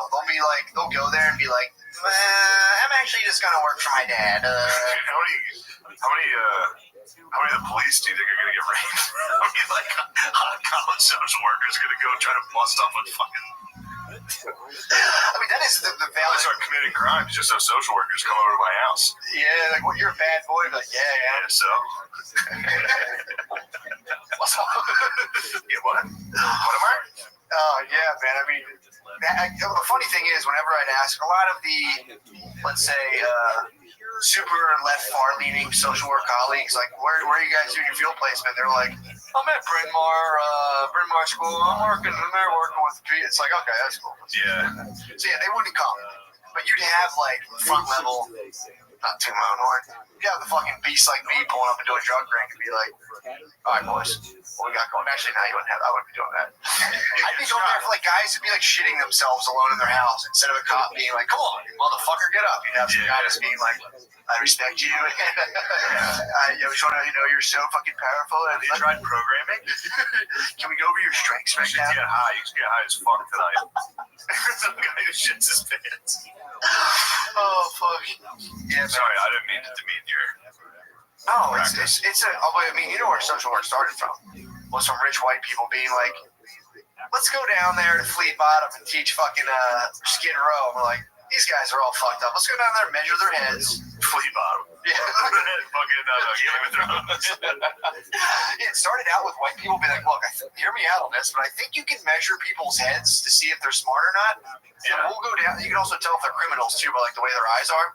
And you go down there, and if they are criminals by looking at their eyes, let's just teach them not how to be pieces of shit. And that's all social work started. It's funny that used to be like Minority Report back then. They're like, we finally have the technology to, pre-crime. We can prevent crime. How big is his fucking forehead? Like, this guy looks retarded. I think there's a link. And unfortunately, there's no doubt in my mind that there was a strong link between dudes who had like deformed heads and vicious crimes back in the day. Because they used to like come by and like, please, sir, you help me. Get out of here, you fucking freak. You kick them. Ew, dude, you look fucked up. Yeah, they put him in bell towers. Your mom probably did something bad. That's why you look like that. Get the fuck out of here. Yeah, for sure. Yeah, if you were a freak, you better hide. People would throw rocks. Little kids in the city would instinctively be like, fuck, man, throw a rock at you. The parents would throw rocks at the freak again. Have another, here's one more spoon of soup. You fucking hit that freak? You hit him good? That's my boy. Remember, I used to throw rocks at freaks back in my day.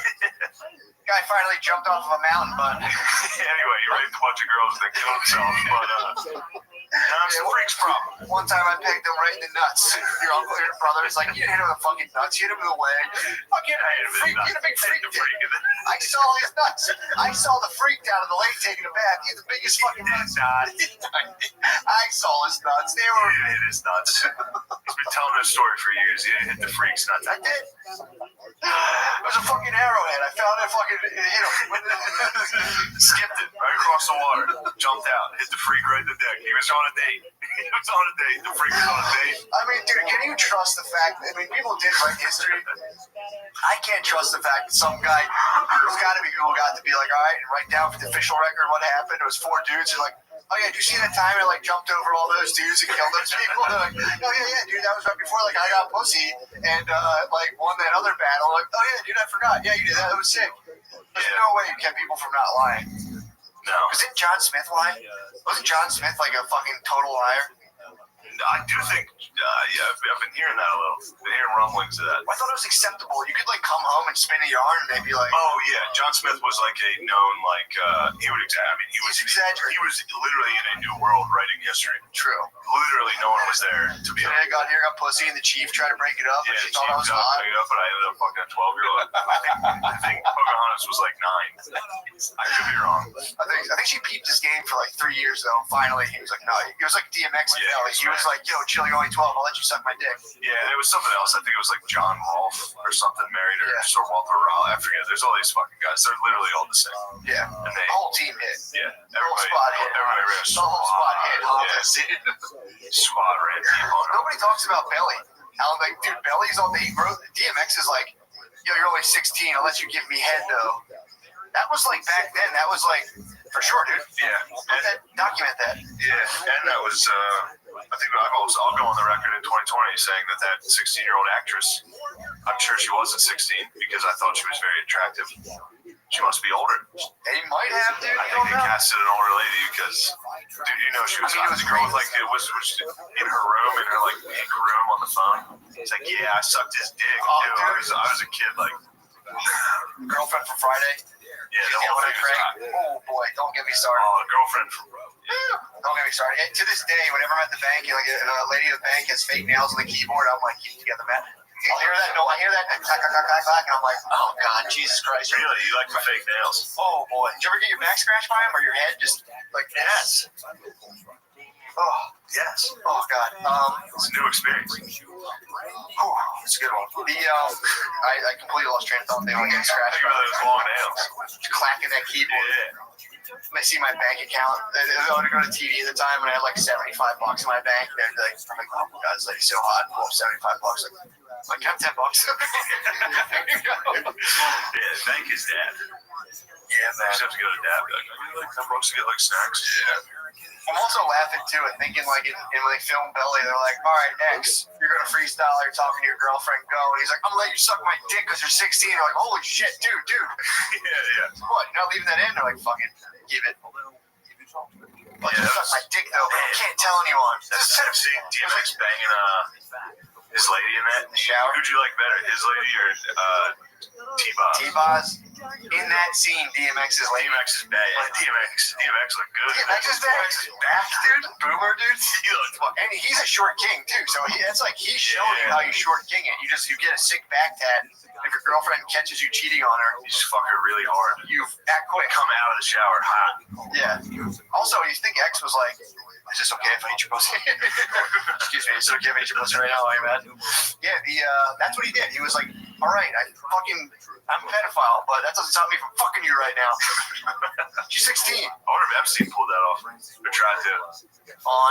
Like, just people called him being a pedophile. Fuck them. And he was like, what'd you say? They're like, oh, fuck real quick. He just turned on a black light and starts fucking them. I'm like, damn, this looks sick, dude. Sorry, I'm wrong. Yeah, young Jeffrey. Yeah, that was a nice, it was a good scene where DMX has sex with his girlfriend. They make up about his transgressions. With a minor. A 60-year-old was sucking his dick. He taught her how to give head. True. And then she was like, I heard you had sex with a young kid. He was like, check out these alien posters. Fuck you. I'm gonna break out of this with some sex. Yeah. Where are we at time-wise? I think we've scratched the bottom. We're back to belly talk. True. That's what we know. Usually you've exhausted. Another thing about Belly, the movie Belly. One more thing about Belly. Do you know Method Man? Yeah, Lemaire, where are we at? Oh, wow, this is perfect. Yeah, that's good. Yeah. I don't know. I think it's pretty good. First time in the studio. First studio. It does get a little awkward. It's uncomfortable at first. The studio is gonna be good. We're gonna get rid of this dog shit pirate map here shortly. You can take it back. I get some use for this. Hanging behind myself on Zoom. I think I did most dying to have this thing behind me in Zoom. I'm like, you know what? I'll share my pirate flag. Shane deserves cool things every now and again. We should get a pirate flag. True. Yeah.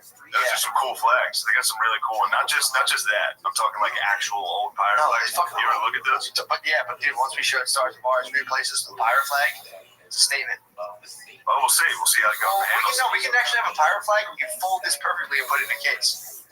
That's a happy ending. I'll fold this thing in 2 seconds. You could never. I can assemble a rifle while I fold this thing. No problem. I could figure out how to pop a gun out of a bullet while I fold this thing. I will be in Helium, St. Louis, the 18th. Oh, actually, I think it's the 19th, 20th, and 21st now. Got to figure that out. I think I got bumped by a female comic. Really? Bumped you back? Yeah. They got in there first? I think they're doing Thursday, and I'm going to do Sunday now. I figured they let you Friday, Saturday, take Sunday. the first wave of Well, I was supposed to take the first wave, but then that got pushed back. Sure. So the guy who was the next week, they're not going to move him back too. They just switched me.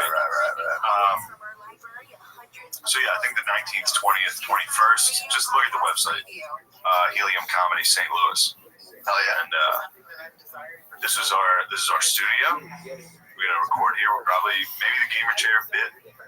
We'll see how it goes. We can give people who are on. We can make the guests sit in the gamer chair. Our whole thing was to make our guests sit in regular chairs, and we sat in gamer chairs. Yeah, I know. And now we might be the idiots. Well, I told you the story about when I had to pick up this gamer chair from UPS.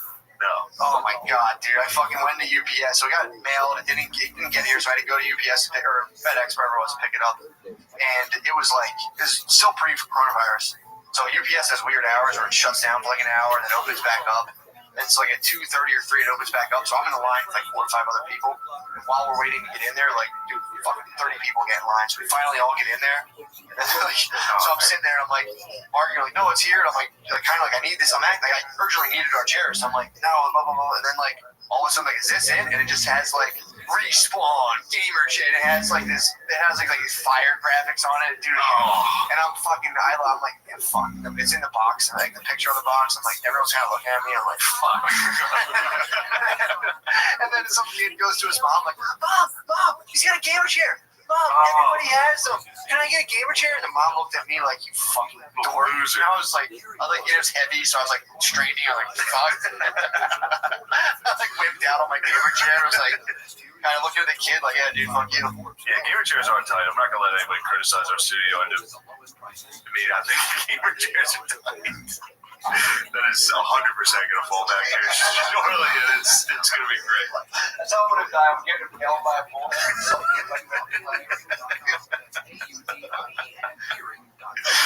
Alright. It's like it's tough. Is that your mic? Alright, let's end this episode. Did you take this? Oh! Bring out the best time ever. We'll party in Seattle, Canada, Ketchikan, Victoria, British Columbia, and we'll see those big natural ice sculptures they have up in Alaska. We'll eat, we'll gamble, we'll drink. Hopefully I can throw it off. It'll be great, but there's limited space, so call Travel Store today.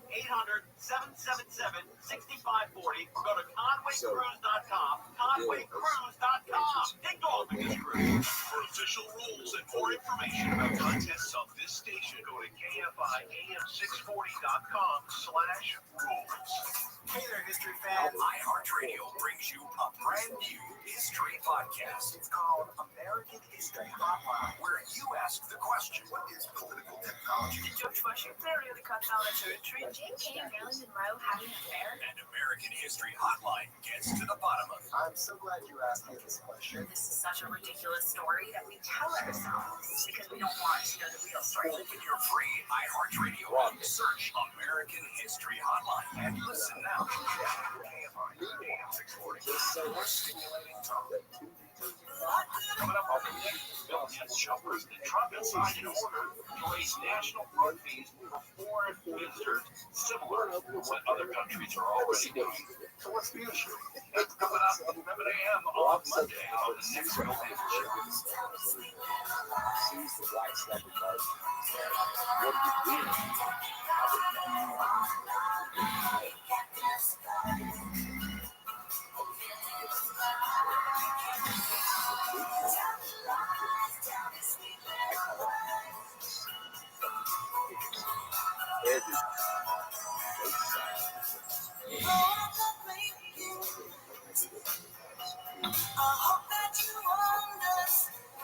Law enforcement has had no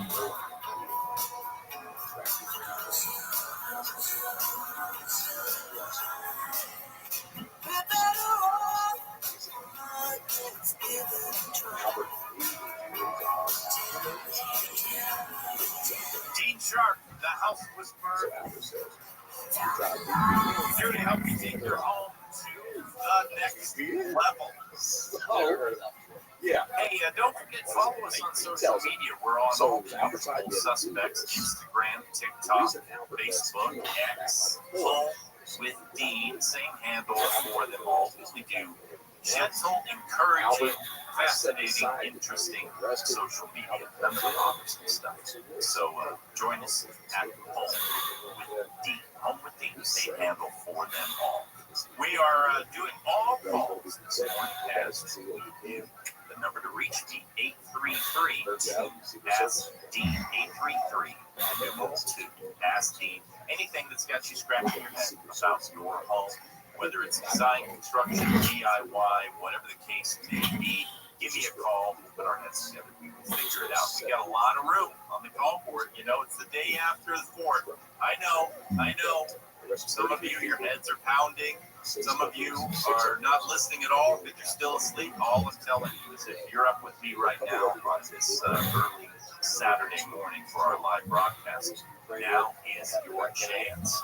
We've got plenty of room on the call board for you. Otherwise, after talking to Lisa, I'm just probably just going to tell you about my background. For the next 2 hours. No. Speaking of calls. Yeah, we're looking at 8332 Asty. All right. Let us return to Lisa, who has been holding on so faithfully. Lisa, you still with me? I am. Okay, my friend. So, you've you've got a paver driveway going in, planning on, what made you, by the way, decide to do pavers? Just the look of it. We just finished redoing the front of the house to craftsman style, and I don't want actual brick, but I just thought it might be more period appropriate, and didn't want this big concrete. So any thoughts on that? I guess in general, maybe I'm going down the wrong road to begin with. No. I mean, I love the look of a nice paver driveway, especially if you're going craftsman, you're going old world. I mean, nothing is more essentially old world than pavers because modern contemporary concrete pavers are essentially the contemporary version, high-tech version of cobblestone. That's essentially what it is, without having to suffer, all of actual legitimate real cobblestone. But all of Europe is full of streets that have been there for hundreds of years, made from cobblestone. And so the idea of pavers, which are set on we level the soil, compact the soil, prep the soil, we lay down a layer of sand, get that leveled out and beautifully compacted down, and then every paver sits there. They are not sitting secured in cement. They are simply sitting there, interlocking essentially with each other. The nice thing about that is ground may shift some over time, as all ground does. And instead of ending up with big old cracks in your concrete driveway, the pavers may shift a little bit, but you can actually unzip those pavers, sections of them, re-level the sand, reinstall the exact same pavers, and you're back brand new. If you ever have to run an irrigation line or service a sewer line or have any issues under a paver driveway and or sidewalk or pathway, one of the great joys of it is it's really a one and done thing, because it can be removed, have an area cleared, it can be replaced, and no one knows better. That's the just one of the tremendous beauties of interlocking pavers. I was just last October, we were up in Montreal, and right outside our hotel room, we stayed in a hotel in Old Town, Montreal. Right outside our hotel room, they were doing work on the street, laying in new, I think, drain lines and gas lines in there. And sure enough, these 300-year-old pavers had been removed, set up to the side. They were doing the work, they were pushing it back, and that's what's so great. So to get to your specific issues, now the first one that you had concern about was, did you say it was the liner? Yeah. Right. It looks like Geotech, I believe was the name, liner. Yeah, so there's no issue with the Geotech liner. It is something that some people use in order to prevent weeds from growing. I personally have never had a reason to use it because the pavers are so tight, and I just think weed block underneath a paver driveway seems to be an unnecessary thing. Other people claim that there's an issue there because it also helps with moisture or erosion control. I just don't really have an issue for geotech liners underneath paving systems. It's a matter of opinion. It's certainly not going to hurt anything. So the question is whether or not it's an additional cost that you want to go to along the way. Your choice on the geotech liner.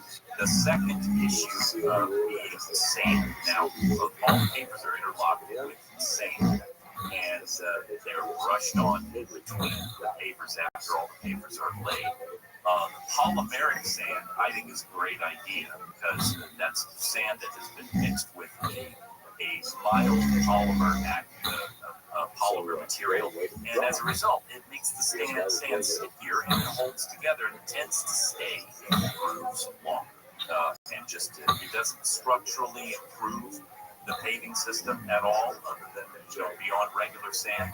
It's just that the sand holds longer, and it's less likely to wash out of certain areas. And that's one thing with a paver driveway. Eventually, there will be a little bit of maintenance on sand in the driveway. But again, you know, what is it? You bring out silica sand, you pour it over the top of the paver driveway, you groom it in, and you re-grounded your whole driveway, essentially. The sealer question about sealing, that's something that I want to talk to you a little bit more about. Let's do that right on the other side of the break. We'll address the last two, the question of sealing your pavers and whether that paver driveway should run up underneath your garage. Or you're going to be charged for So if you can hang on, Lisa, we will address this whole issue, doing a little mini show on paver driveways. We'll address those two right on the other side of the break. You hold tight for the break, and then more of your calls. You're home. Sharp in the house.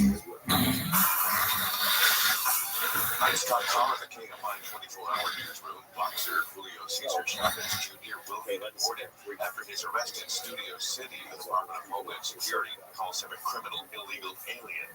The former middleweight champ was arrested Wednesday, 4 days after losing his fight against Jake Paul in Anaheim. Federal immigration officials say Chavez Jr. will be deported to Mexico. As Jim Roop reports, Chavez is charged with being associated with the Sinaloa cartel. Restream's Attorney General's office tells the Times the arrest warrant was issued in March of 2023.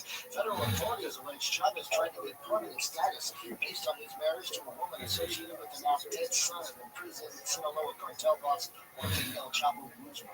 I'm Jim Roop. National Guard troops are starting to leave Los Angeles for a reassignment. U.S. Northern Command says about 150 members of Task Force 51 are being pulled after assisting police during anti-ICE protests. One man is dead, several are left homeless in Pacoima after at least 2 large fireworks displays were set off near Corcoran and Rome on Thursday evening. A subsequent fire destroyed at least 4 homes.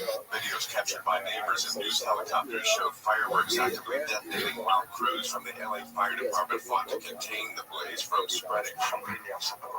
Fernando Carlin tells KTLA the home where the explosion started was his brother's house, and the one fatality was his nephew. Officials say it's not clear whether the explosion happened first or the fire happened first and caused the explosion. Southland weather from KFI. Partly to mostly sunny today. Highs will be in the mid to upper 80s, closer to 90 in the IE. Be passing clouds overnight tonight. Lows in the low to mid 60s. Lots of sunshine again tomorrow with highs again in the low to mid 80s, closer to 90 in the IE. Right now, 64 up in Northridge, 62 out at Manhattan Beach, 66 in Garden Grove, 64 in San Jacinto. From the KFI 24-hour newsroom, I'm Scott Carr. KFI traffic for Rupa Valley is still on the freeway closure of westbound side of the 60th Edley Road. All lanes are blocked due to a crash there. Traffic stopped back from Pyrite. Similar situation over on the 10, except this will be the eastbound side of Indian Hill. All lanes blocked there with another accident as well. Diamond Bar crash 57 southbound right before Diamond Bar Boulevard. With Southern California's most active traffic reports, I'm Bill Goldstein. All Secret Service here.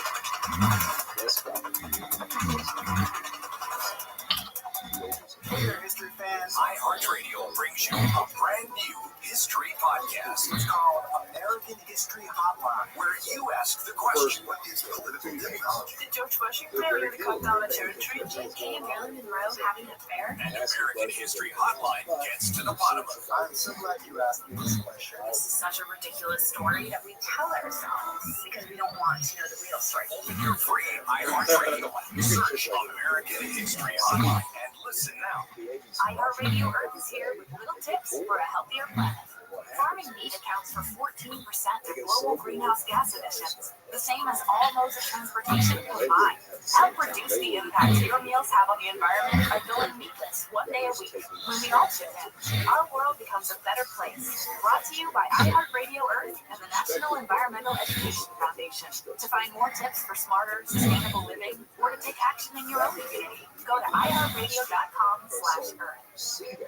Find your iHeartRadio everywhere.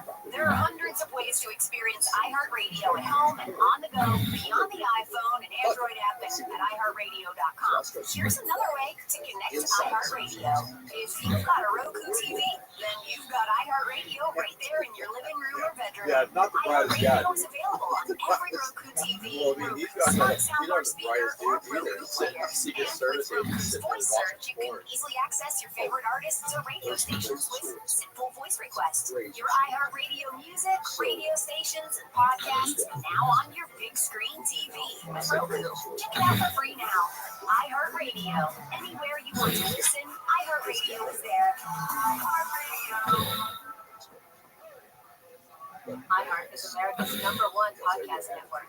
Open the free iHeart app and explore podcasts like this. Dig below the surface in central Mississippi, and odds are good you'll find a burnt orange color looking back up at you. It's called Yazoo clay. And there's one thing it's known for: wreaking havoc on anything buried in it. It's the strangest, most destructive soil I've ever dug in before. You never get what you expect. Now, over the years, Yazoo clay has killed and destroyed a lot of Mississippi's secrets. But in 2012, a construction crew uncovered a big one. Graves, thousands of them, on the site of the old state asylum. They may have thought they only found 1,000, and then once they realized, okay, wait a minute, 2,000, wait a minute, 7,000. And all this begs the question, just how do you lose track of 7,000 graves? In Mississippi, keeping secrets is as old as the soil itself. So can the truth ever really be uncovered? The story is much more complicated and nuanced than that. I'm Larison Campbell, and this is Under Yazoo Clay. Listen on America's #1 podcast network, iHeart. Open the free iHeart app and listen now. Live everywhere on the iHeartRadio app. More stimulating talk. Oh shit. Excellent idea. So that was your best with Dean Sharp, the House Whisperer, here to help you transform your ordinary house into an extraordinary home. You're doing that this morning by taking your calls. Also, if your home needs some personal House Whisperer attention, you know you can book in-home design consult. That is with me and the team, you and your home, staring at the problem directly. You can book an in-home design consult with us. Just go to housewhisperer.design. Housewhisperer.design. We are taking your calls. It's an all-call show today. The number to reach me, 833-ASK-DEAN. 833, the numeral 2, Ask Dean. Let's get back to Lisa and finish up talking about her new project, which is interlocking pavers on her driveway. We've already talked about the potential of using a weed block liner under the pavers. I'm Switzerland when it comes to that. If it's a thing that you're concerned about, fine. If not, great. The question of whether to use, because interlocking pavers are locked together with silica sand, the question of whether to use a siliconized sand, meaning that it's got a little bit of silicone mixed into the sand. I'm a fan just because it holds it together. It doesn't actually bar you from using regular silica sand in the future. But I like siliconized sand when it comes to pavers because the sand stays in place better. Then there are the other two issues. One is sealing, and one is do you run these underneath the garage door? We take the quick one first, Lisa. I would prefer not to run the pavers underneath the garage door, only because pavers are, by definition, even if they're perfectly flat, perfectly level, balloon grout gaps in between them don't make a perfect seal. And I'm not worried about, if your driveway is sloped the right way, I'm not worried about water intrusion or anything like that. I'm just worried about bugs and or little bits of debris that may get under the seal of your garage door. And even the rubber gasket on the bottom of your garage door, as it comes down, if it lays on a surface that's got cracks every 6 inches or so, you haven't perfectly sealed your garage. And so if there's a way that we can maintain just a band of concrete there, or if the concrete of the garage already comes out of that door, I'd make the cut right there, or I'd maintain that garage slab right there and then run the pavers up to it. It's not as though not having the pavers run all the way up to the garage door, that last 6 inches or so, is going to just mess up the aesthetic of the entire driveway. It's just irrelevant, in my opinion. So I would let the garage door drop down and seal on flat, monolithic slab surface. The last question is about sealing. Here's the thing about sealing concrete outside, and these are concrete pavers, meaning that they're porous, they absorb water, and so you got to be careful with sealing concrete surfaces outside. And I know there are some fantastic sealers out there. There are. But let's talk about the reasons for sealing. People seal out exterior surfaces because they want to make them more stain resistant. That's a fully legitimate reason. Other people seal exterior surfaces because they want a kind of a shiny, slick sheen on the surface of their driveway and or concrete surfaces. And other people seal because they like the way the pavers look when the concrete looks when it's wet, with stone, whatever the case may be, when it's wet. In other words, you take a relatively plain stone and get some water on it, boom, color pops to life. So all I want you to know is the one thing that I avoid whenever possible is the wet look. I don't mean the wet look in terms of changing the color, but that shiny sheen on the top. That shiny sheen on the top will eventually come off, wear off. Worst case scenario, it'll be pushed off from underneath and it starts to flake, it starts to chip. This is my experience universally, and I don't care how great the sealer is. It's simply the laws of physics and nature working. When there is moisture behind that sealed surface, that top coated surface, that moisture will find its way out. It will push from the back side and eventually flake it off, which means it'll be yucky and messy for a while, and then you have to redo the whole subject. So seal in your driveway. Just know you're going to be committed to sealing it again and again and again over time. What I like is penetrating sealer, one that doesn't leave a shiny sheen on the surface, but that penetrates into the stone and or the concrete, and as a result, could, number one, keep stains from sinking in too far. A penetrating sealer will do that, will make it more stain resistant. And number two, there are penetrating sealers that are what we call color enhancing, that give you that darkened look like stone, but don't leave a sheen on the surface. So I just wanted, it's tricky because when you're looking at sealers, some of them say wet look, some of them say color enhancing. Generally speaking, wet look is like a gloss sealer on top. I avoid those. But a penetrating sealer that color enhances is going to bring out the color of the concrete, the stone, or the paver, the way that it looks when it's wet, but it won't literally look wet. Okay? It'll just look that deep dark color. But if you go to seal your pavers, you will be reapplying sealer in the future. And again, I think the penetrating sealers are just easier to work with because you can do it yourself, not call a company up to have it done. Is there a particular brand that you work with that you found the penetrating? There are several brands actually from Miracle, and I'm trying to remember the one that we use regularly. Here's the thing. Get to your local building materials shop or stone yard and look at professional grade sealers. They're all fantastic. And all of the glossy sealers will always chip no matter what the warranty, and all the penetrating sealers that are sold there to the pros will last a good long time.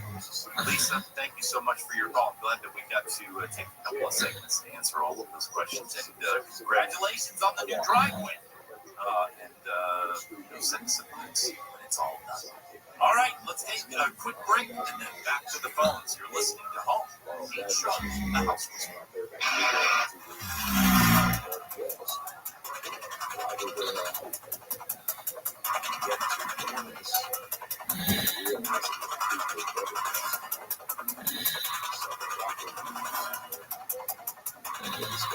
KFI traffic, we have full closures still in Aruba Valley, 60 Freeway westbound at Pedley. All lanes shut down there. It's jammed back from Pyrite Street. And on the 10 Freeway, eastbound at Indian Hill, all lanes still closed there because of a crash, as well as the town on-ramp with Southern California's most accurate traffic reports. I will close run. All right. You've got an app for your music, but what about your favorite morning show, sports team, or live local news and weather? There's an app for all that too. iHeartRadio. Download the #1 app for radio, the free iHeartRadio app. The free iHeartRadio app is #1 for music, radio, and podcasts, all in one. Discover a new podcast from our library of over 350,000 titles. Here's an iHeartRadio podcast preview. Here's something pretty disturbing I discovered while researching this podcast. This is what it actually says on the Los Angeles Police Department website.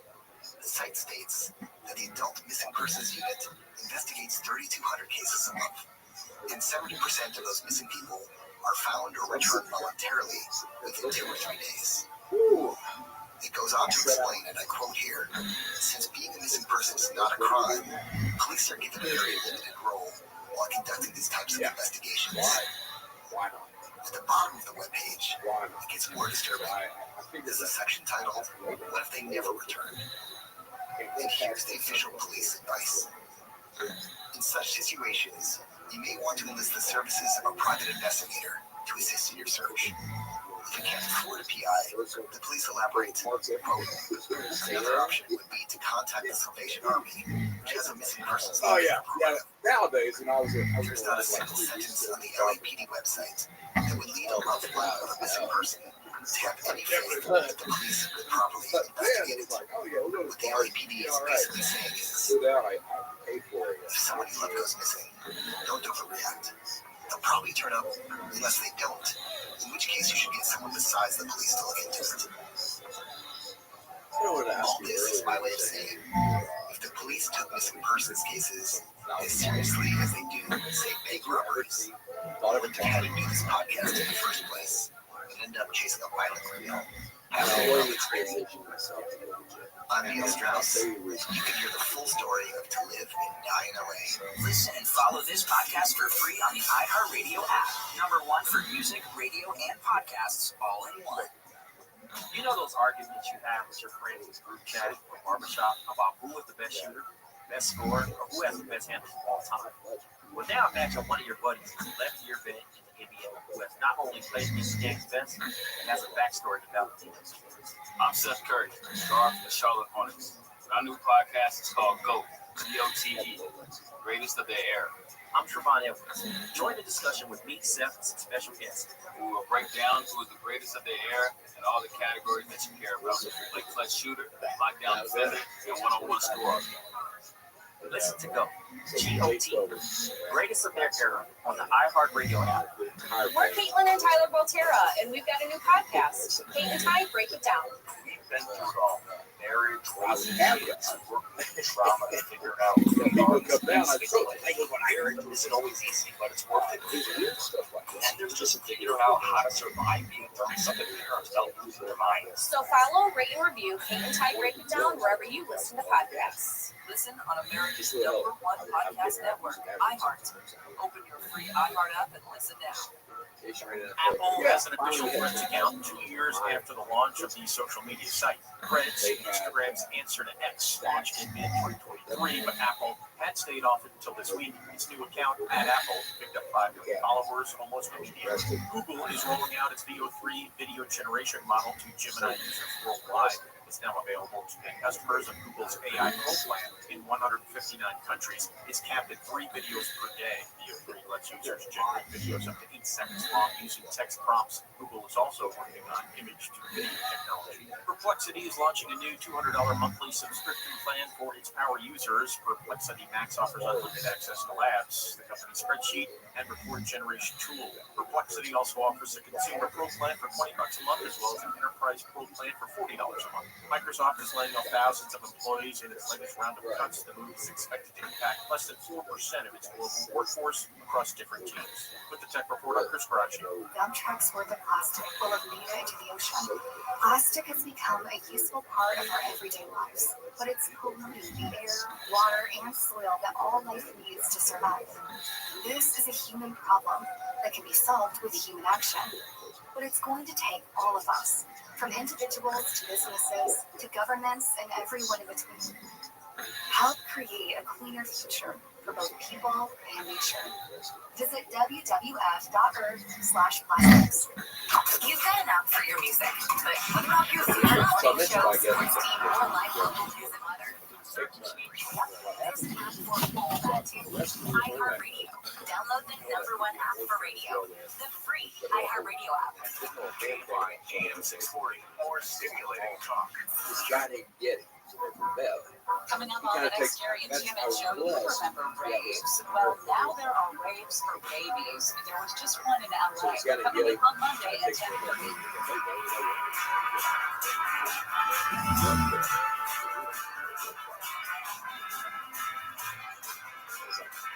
I can find the truck driver.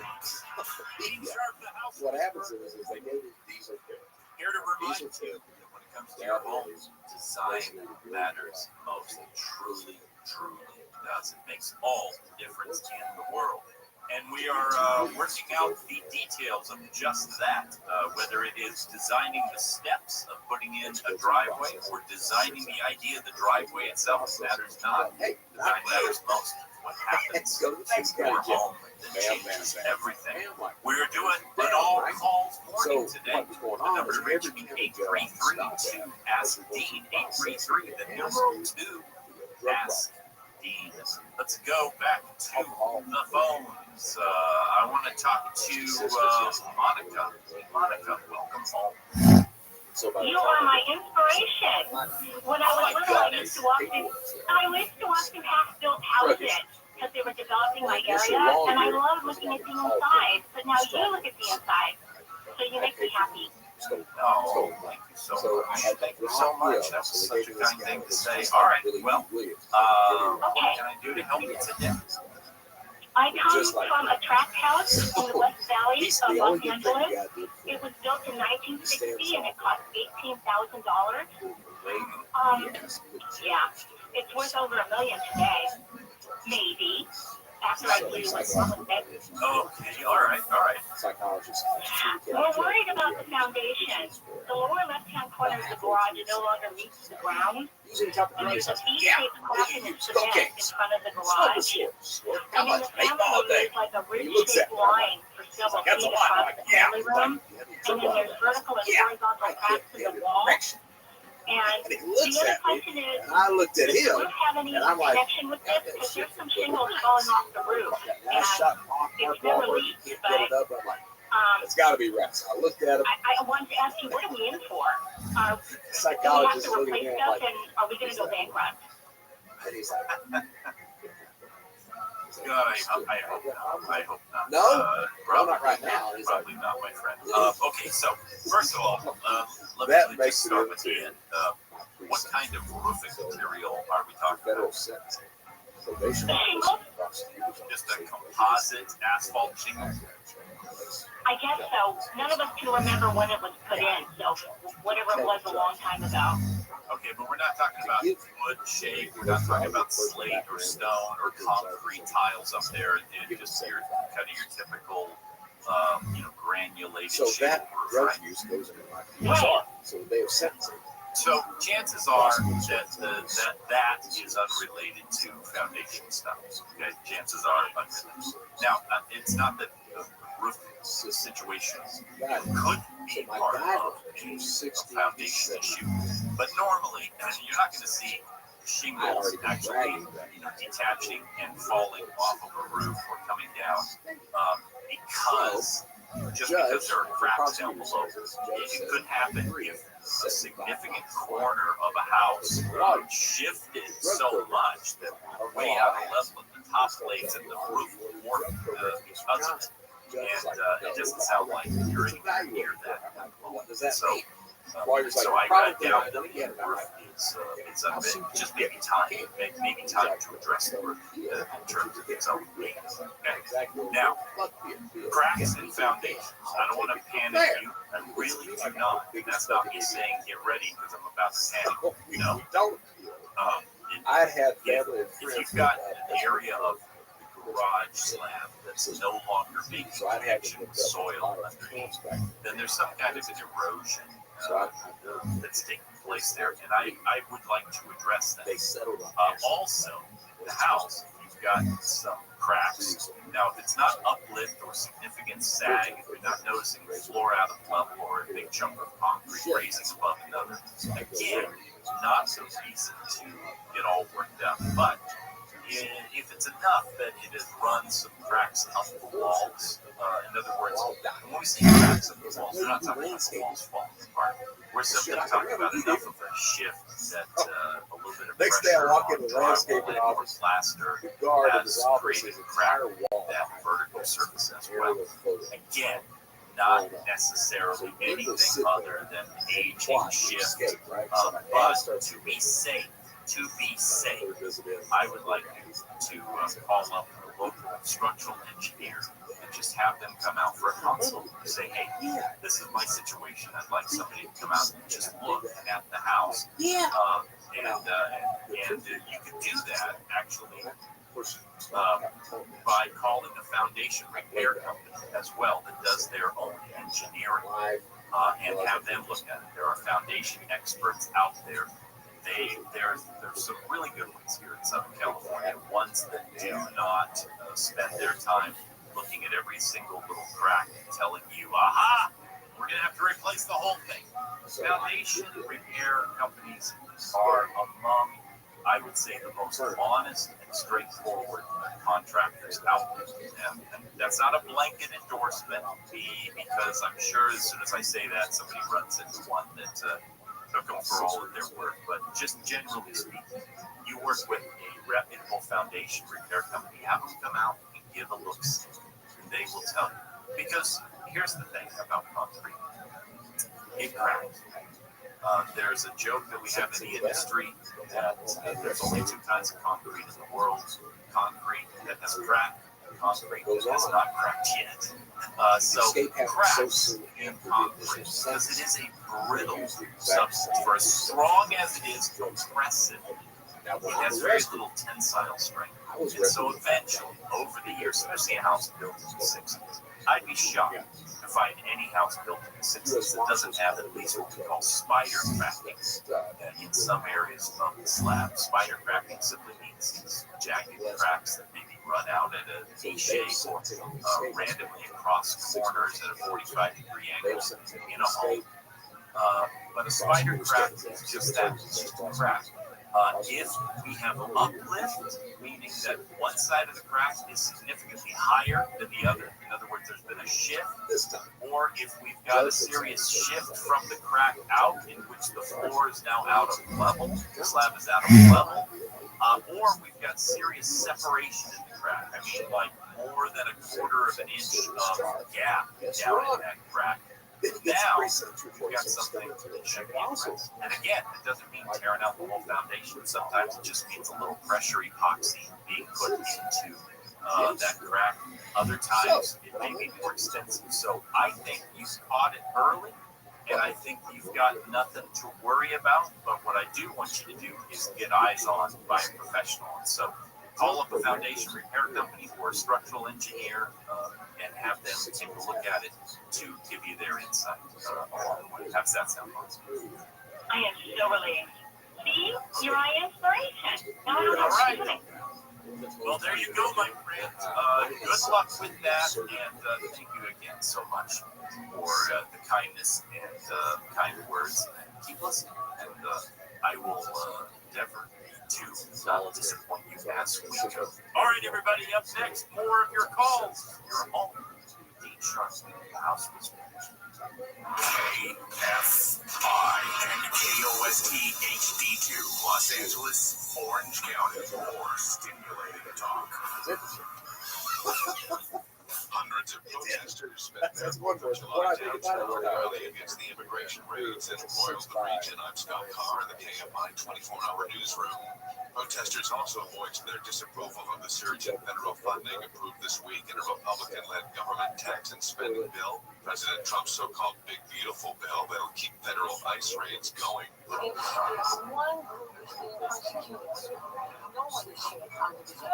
Many on the street said they were skipping the barbecues and fireworks to take part in a so-called End the Occupation rally, instead showing up at City Hall, some in costumes or wrapped in flags. This is our country, and this quote that I have here is from the Declaration of Independence. Right now we have a standing army in our city, and I'm not willing to let that stand.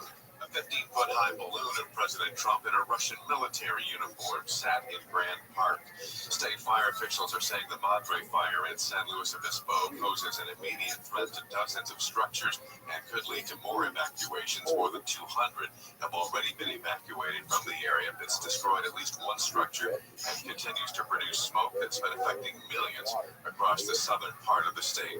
Cal Fire says the fire started Wednesday in a rural area and is about 10% contained. Officials say hot, windy conditions along the central coast have fueled the fire's spread, and the cause of the blaze is still under investigation. Officials in Mexico say they do have an arrest warrant for boxer Julio Cesar Chavez Jr., who's wanted on charges of alleged involvement in organized crime and arms trafficking. Authorities in Mexico have been in touch with U.S. authorities to start extradition procedures. Mexico's Attorney General's office tells the New York Times an arrest warrant for Chavez Jr. was issued in March of 2023. Federal authorities say Chavez tried to get permanent status based on his marriage to a woman associated with the now dead son of imprisoned Sinaloa cartel boss Joaquin El Chapo Guzman. Following a series of setbacks, Kroger's recent decision to close 60 locations nationwide is the latest sign of distress for the grocer that operates more than 300 stores in California. Kroger's the parent company of Ralph's and Food for Less, and reducing its footprint after the resignation of its CEO in a failed merger with competing grocery giant Albertsons. The company faces a lawsuit related to the merger that's also been struggling with labor unrest. Workers had been threatening to strike until the company reached a tentative agreement with the United Food and Commercial Workers Union this week. Southland weather from KFI, partly to mostly sunny today, highs in the mid to upper 80s, closer to 90 in the IE. A few passing clouds overnight tonight, lows again in the mid 60s. Tomorrow, again, a mix of sun and clouds with highs in the low to mid 80s, closer to 90 in the IE. Right now in Glendale, 65, in Cerritos, 67, 69 in Lake Forest, 64 in Orange. From the KFI 24-hour newsroom, I'm Scott Carr. We've got an update on the 10 in Claremont. Yeah, unfortunately, nothing new to report. This is all lanes closed eastbound side of the 10 in Indian Hill. Crash there, and all lanes closed, as well as the Town Avenue on-ramp. We'll let you know when that reopens, but that is not a good thing. Same goes for the Harupa Valley, the 60 freeway, I should say, westbound at Headley Road. Crash there, all lanes blocked. Traffic slow back from Pyrite Street. In Diamond Bar, going to crash there. 57 southbound before Diamond Bar Boulevard. The car lane is blocked. With California's most accurate traffic reports, I'm Will Coltrane. Hey there, history fans. iHeartRadio brings you a brand new history podcast called American History Hotline, where you ask the question, what is political technology? Did George Washington really cut down a church tree? Were JFK and Marilyn Monroe having an affair? And American History Hotline gets to the bottom of it. I'm so glad you asked me this question. This is such a ridiculous story that we tell ourselves because we don't want to know the real story. Open your free iHeartRadio app, search American History Hotline, and listen now. Taking them on their first real roller coaster. Get ready, come on over. I don't know. Let's measure. Just tall enough. Getting back to the moments we miss starts with getting informed. Get the latest info about COVID-19 vaccines at getvaccineanswers.org. It's up to you. Brought to you by iHeartRadio and the Ad Council. The free iHeartRadio app is #1 for music, radio, and podcasts all in one. Discover a new podcast from our library of hundreds of thousands of titles. Here's an iHeartRadio podcast preview. From the creator of The Break Sessions comes a new adult mystery. Now, Maxine, I know you like to do your own little mystery solving, but this is a serious investigation. I need to figure this out. Sorry, kiddo, but you lost your curiosity privileges when you lied to me and went running headfirst into danger. Join Maxine Miles as she tries to solve a big case in her small town. An hour ago, we discovered that Riley Stevens has gone missing. You think you're going to find Riley before the sheriff and community watch does? Whoever took Riley, whoever he's running from, it might all be over tonight. I mean, you're acting like this is entirely your problem to fix. It's not even a problem you can fix. And I don't find him soon something much worse could happen. But why does it have to be you? Because as we've established, we don't know who we can trust. Riley! And pay close attention to the clues, because when it's time to solve the case, it's up to you. I think I know what happened. Listen to Max and Miles on the iHeartRadio app, or wherever you get your favorite shows. The iHeartRadio app is #1 for music, radio, and podcasts, all in one app. #1 on your car radio preset and the new and improved iHeartRadio app. Free, never sounded so good. KFI AM 640. Secret Service. Yeah. Oh. That was at 4 o'clock.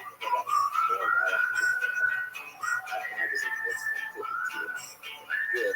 See that. But you go to dinner.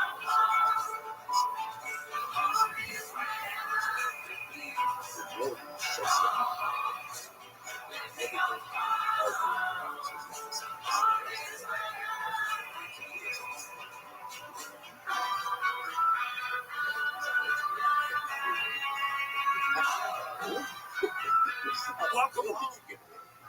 I'm Dean Sharp, the House Whisperer, custom home builder, custom home designer, and your guide to better understand that place where you live. Today on the show, it's all about your calls. The number to reach me, 833-2-ASK-DEAN, 833, the numeral 2-ASK-DEAN, 833-2-ASK-DEAN, whatever's got you scratching your head about your home. Whether it's an architecture question, a design question, a decor question, construction issues, DIY concern, inside, outside, landscape, hardscape, all the scapes, really. We cover all the scapes. Anyway, I am here to help you take your home to the next level, so give us a call, and we'll put our heads together. We'll figure it out. All right, let's get back to the phones. I want to talk to Ken. Ken, welcome home. Good morning, Dean. Thank you for the great information you give us every week. Oh, thank you. Thank you. I have self-facing solar water system. Did a lot of sun and did a lot of damage because of it. And a couple months ago, you talked about oil versus urethane. And I was really curious about what type of oil and about whether it needs to be sealed, because I've used it like tongue oil and sealed with beeswax for interior finishes, but I'm a little bit in need of help on what to do with these front doors and to keep them looking good all the time. Okay, great question. And so let me give a disclaimer about this. All right, when I say that I am a fan of oil exterior wood grain doors, of course I'm talking about wood grain doors, not your painted door. Please don't go put oil on your painted door. He did not tell you to do that. But when I'm talking about doing that for an exterior wood grain door, it's my preference. And with that preference comes a little bit more maintenance than if you did nothing to the door whatsoever. But I am in favor of it for a couple of reasons. I'm in favor of especially a south-facing door that is experiencing a lot of harsh UV sunlight, weather just kind of battering at it. And here's why. Polyurethane, a great polyurethane coating, will last for a good amount of time. But we never know when the door comes from the factory, whether it's been polyurethane with the highest grade of UV-resistant polyurethanes, or whether it's just sort of standard builder grade polyurethane. We don't know what corners have been cut. Yes, even with a very, very expensive fancy door. So if I'm given the choice for an exterior door, I tend to order it raw from the factory. Number one, because I just love the look of oiled wood. It's just supernatural, and it's not supernatural. It's super as in very, very natural looking. No high gloss on the wood. The wood really just gets to speak for itself. Now, of course, oil will eventually soak in and or break down. And so when I say with that choice comes a little bit more maintenance, I mean, every few months you're going to find yourself in a situation where you're going to grab the oil, grab a rag, and get out there and spend 5 minutes rubbing down the oil on the door. Here's what I love about that versus polyurethane. When it comes to all woods, and by the way, I'm going to apply this also to like interior countertops. In my kitchen, my own kitchen, I have walnut plank countertops up where around the sink is. They are not sealed with or coated with polyurethane. They don't look like plastic coated shiny bar top. They are merely raw wood. You think, oh my goodness, this designer is insane. He's actually, it's on the countertop where his sink is at. Okay, so there's heavy sunlight coming into the window, and there's water always all around. Well, they're multiple years old now. They're glorious, beautiful. Yes, occasionally they start to fade back a little bit, and that is when we pull out inside the house food grade mineral oil. Boil them down. It takes Tina all of 3 minutes to do. I only say that because it's not that I force her to do it. It's just that I often come into the kitchen and find that, oil down. She's on top of it. Kind of thing. When it comes to an exterior door, we're not using a food grade oil. We're using a tongue oil or a sun-shielded UV-resistant teak oil that we would put on exterior patio furniture. There are several good ones out there. Watco makes some, Wax makes some, other companies make it. We're simply looking for UV-resistant oil and a rag, and bringing out everything that is best about that door without putting a plastic coated finish on it, because it eventually, inevitably, okay, it's just science and the nature of the universe. And a polyurethane finish on an exterior door that is experiencing heavy doses of sunlight, it will crack, it will yellow, it will start to break down, and eventually the whole door will have to be stripped. And people are so resistant to do that, because it's a big deal, that they put up with the door looking less than 100% for a long time, until we finally get to the point where it feels justified. Well, the whole door looks terrible now, so now is the time to do it. And you've just lived with the door for 3 or 4 years in a really, really less than stellar state. In my thinking, I don't want to start off, everything's great, I ignore it for 2 years or 3 years, and then I live with it for another 2 or 3 years before I finally break down and think, all right, let's refinish it, which is costly and effective. I would rather, every 2 or 3 months, notice that the front door is a little dry, simply grab a rag, spend 5 minutes, and know that my entry door is gloriously beautiful all the time, anytime, and at any moment that I treat it down, spend 5 minutes, and boom, it's back to new. And that's simply the way wood works. So keep it oiled well. And by the way, as you oil it over time, you will have to boil it less and less, because it will only absorb so much oil. The oil becomes part of the subsurface of the wood, really bonds with it, and eventually will build up a really, really strong oil. That was back what you're doing. Is there any chance that oil, the door was stained and obviously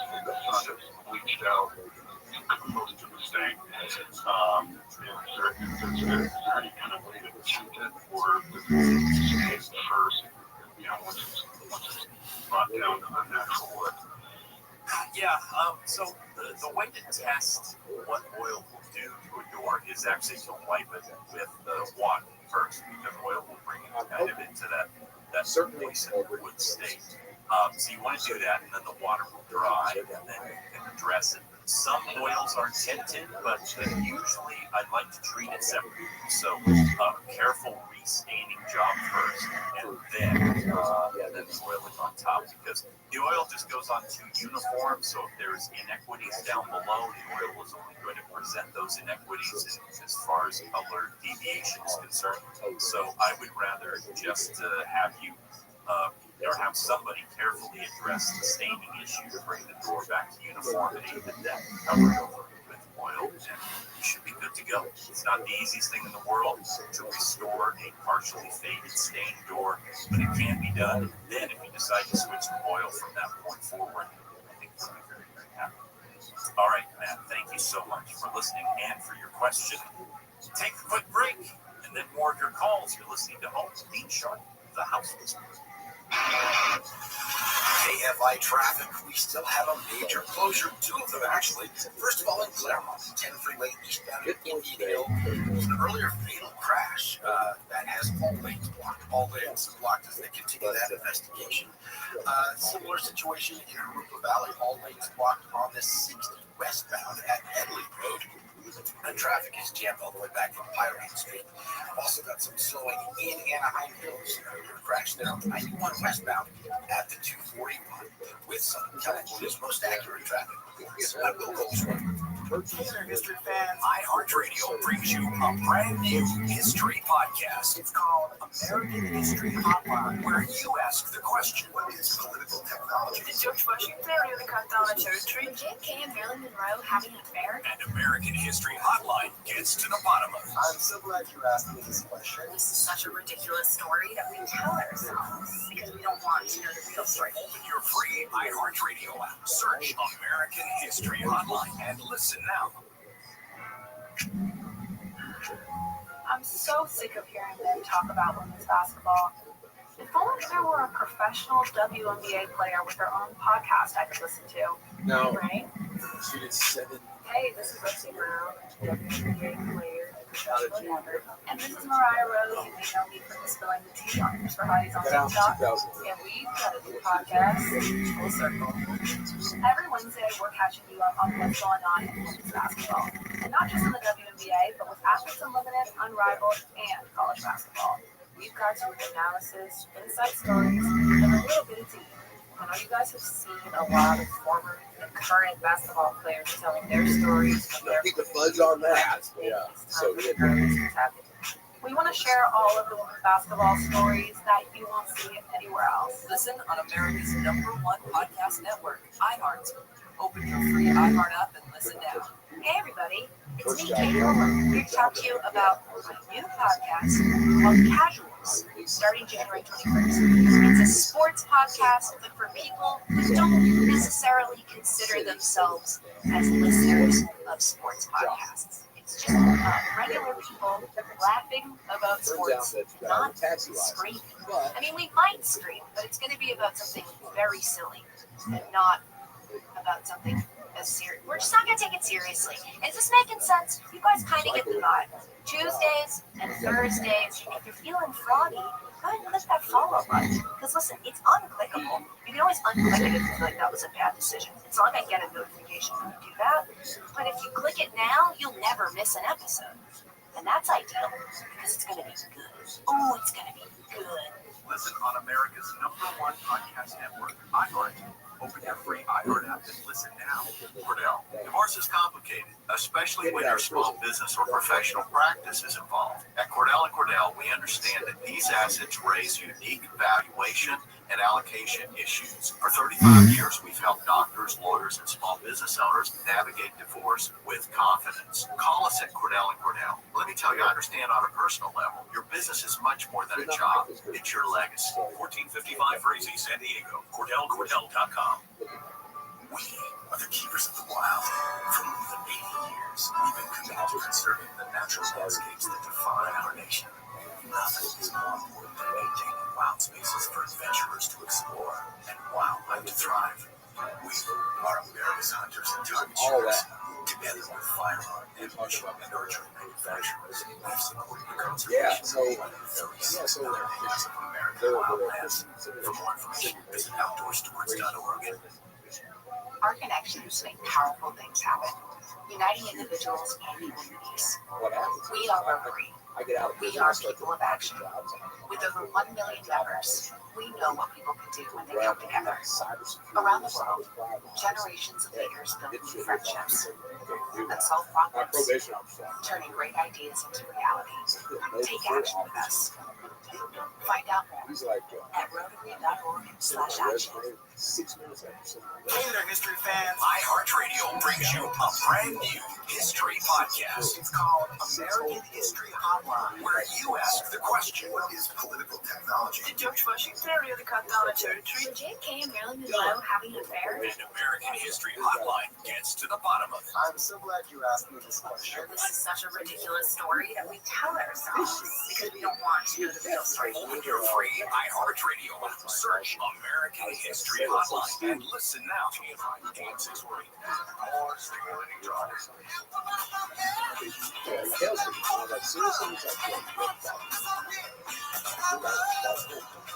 As long as you've got a big stick. Okay. So I can take that. Let's go.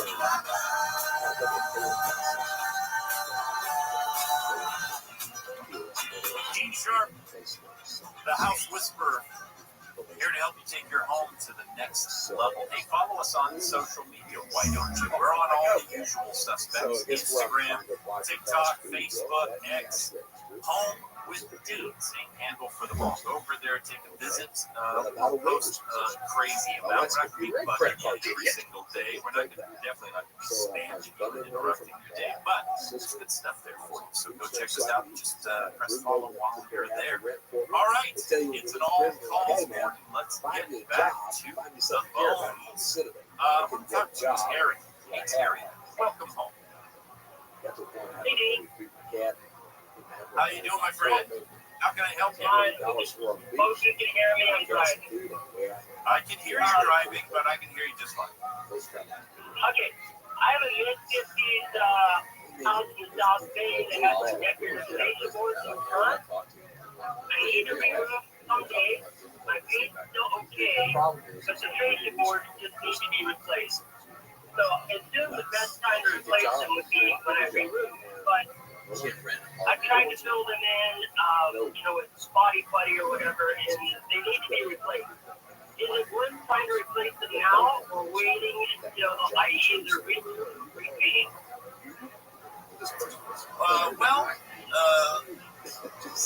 It all depends on how far away the re-roofing is.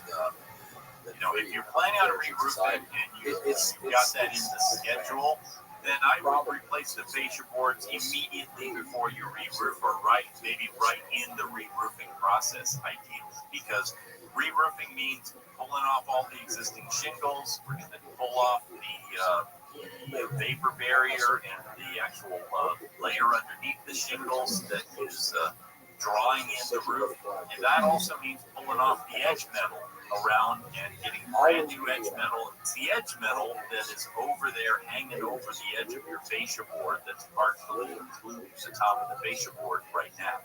So ideally, in a perfect world, you work it out with your roofer so that, hey, when you guys do the tear off and strip everything down, I want to replace the fascia boards right then and there. And then you guys can finish up the rest of the job. And if you're not working with a roofer who will work with you on that, you probably have the wrong roofer, and it's not a person that wants to go out of their way to help you get the best possible roof finished up. You don't have to have them pre-painted or get the painter involved. You just have to have those fascia boards pre-primed, so that the part that gets shoved up under and that goes under the edge metal is protected and sealed at some level. You could, if again the roofer is down for this, have them put on and painted, and then the roofer can come back and finish the whole job. Ideally, that's the way I'd like to see it happen. Now, here's the point. Can fascia boards be replaced right now and just leave the roof on for the next 6 months? Oh, of course they can. And so if that works better for you timing-wise, then do it that way. Go get them fixed up and replaced right now. Again, make sure they get at least pre-primed, if not the tops, pre-painted before you shove it back underneath that edge metal. That's usually the biggest mistake that people make. They put fascia boards up raw, and then roofing edge metal covers over, and where the ends of the rafter tails join into the face board, the fascia board, that little rectangle of surface area never gets painted, and so even though it looks all painted up, when you look underneath, the fact is there are spots of bare wood on the backside of that fascia, and that's going to invite moisture damage, dry rot, termites, and all that kind of stuff. So we love to at least pre-prime the fascia boards with a good exterior primer before we slap them up and cover up sections of them, so that the paint job really does its job after the fact. So, does that make sense?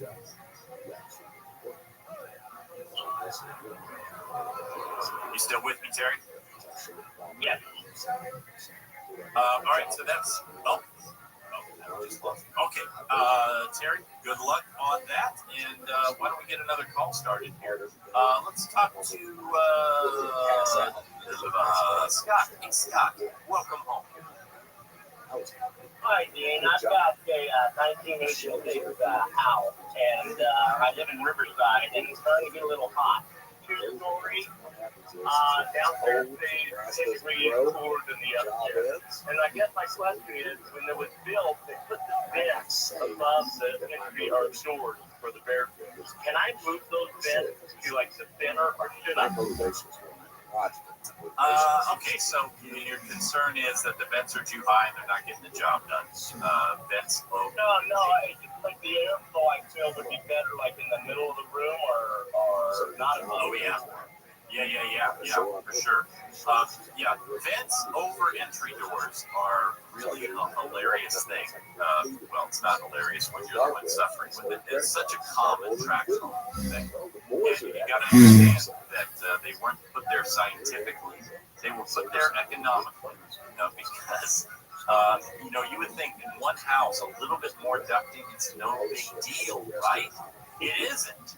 But when you take a look at your entire tract, there are thousands or so houses that went into the entire tract. Everything that's just a little bit more is something that the builders, generally speaking, cut back on, developers, so that they didn't have that one larger line item. And for those of you who are like, why is he making such a big deal about vents over doors? I kind of like my vent over my door in the bedroom, because when I walk in, I don't see a vent anywhere, because it's back behind me and everything looks pristine. Well, you're right. You're absolutely right.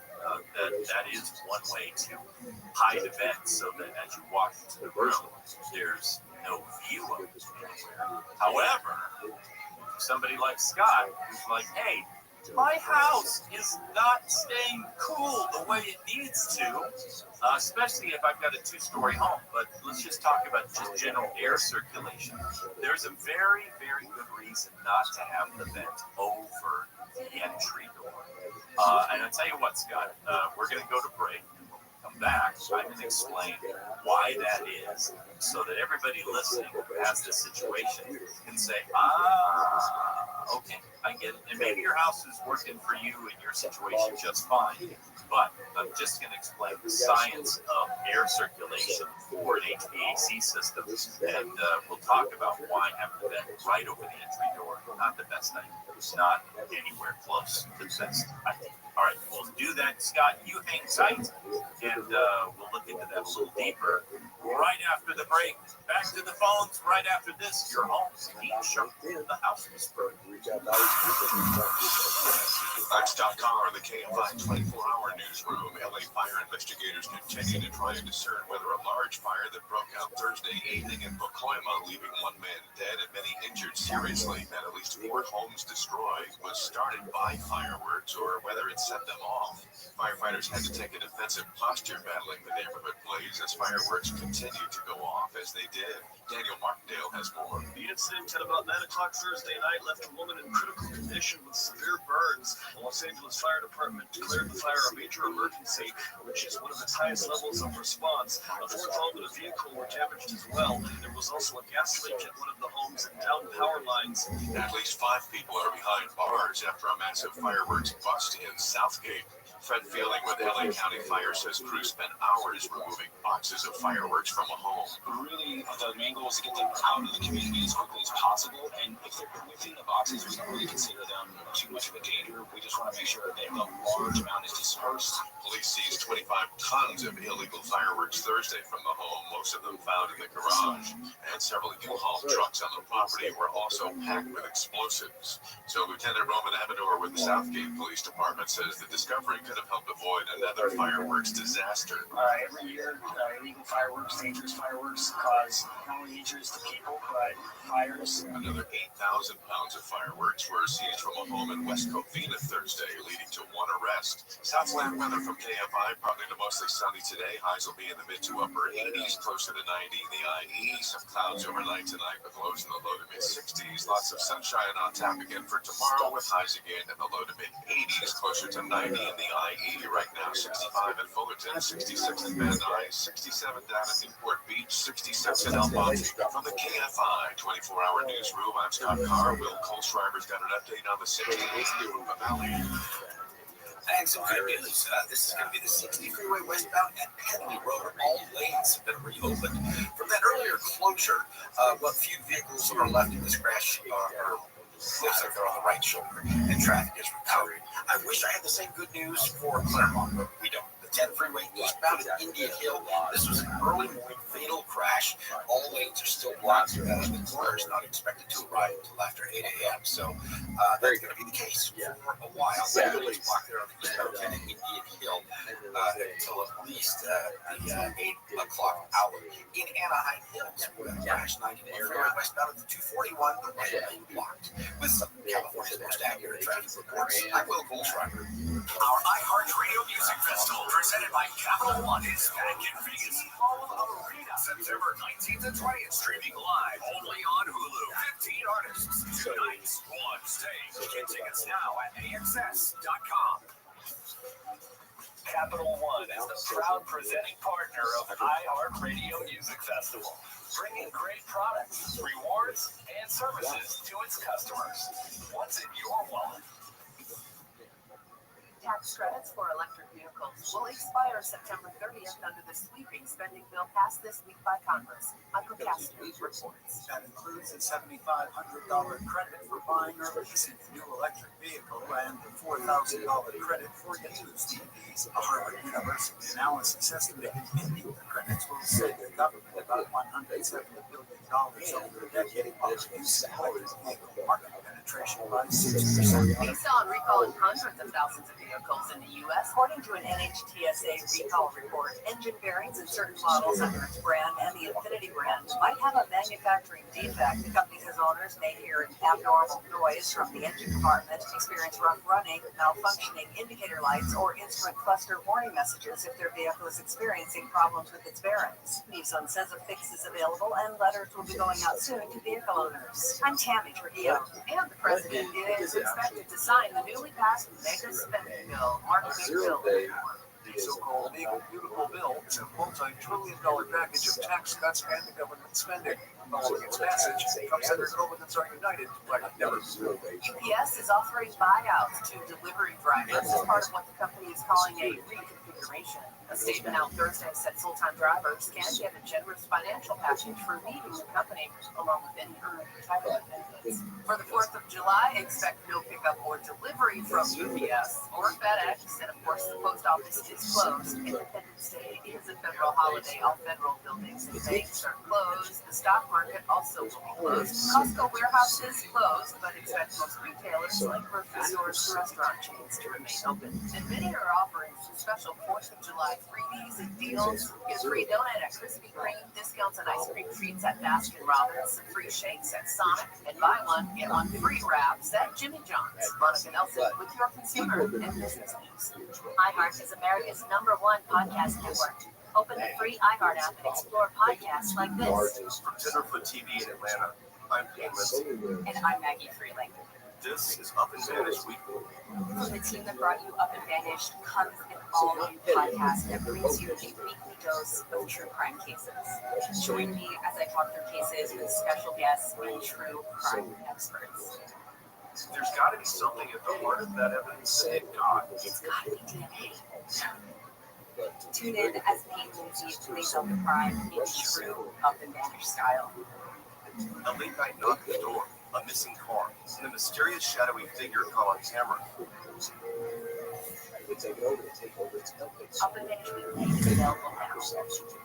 Listen on America's #1 podcast network, iHeart. Open your free iHeart app and listen now. Hey, follow us on all these things at KFI AM 640.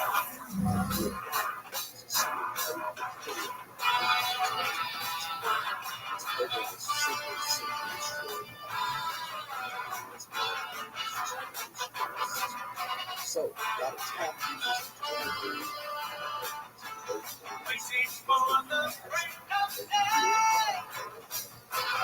Dean Sharp, the House Whisperer, here to transform your ordinary house into an extraordinary home. We do it every week, every single week. I'm glad that you're here. Hey, just so you know, if your home is in need of some personal House Whisperer attention, not that you and I aren't having a personal conversation right now, but you can actually book an in-home design consult with me and the team. Just go to housewhisperer.design for more info. Housewhisperer.design. If you'd like a in-home design consult for your ugly problem,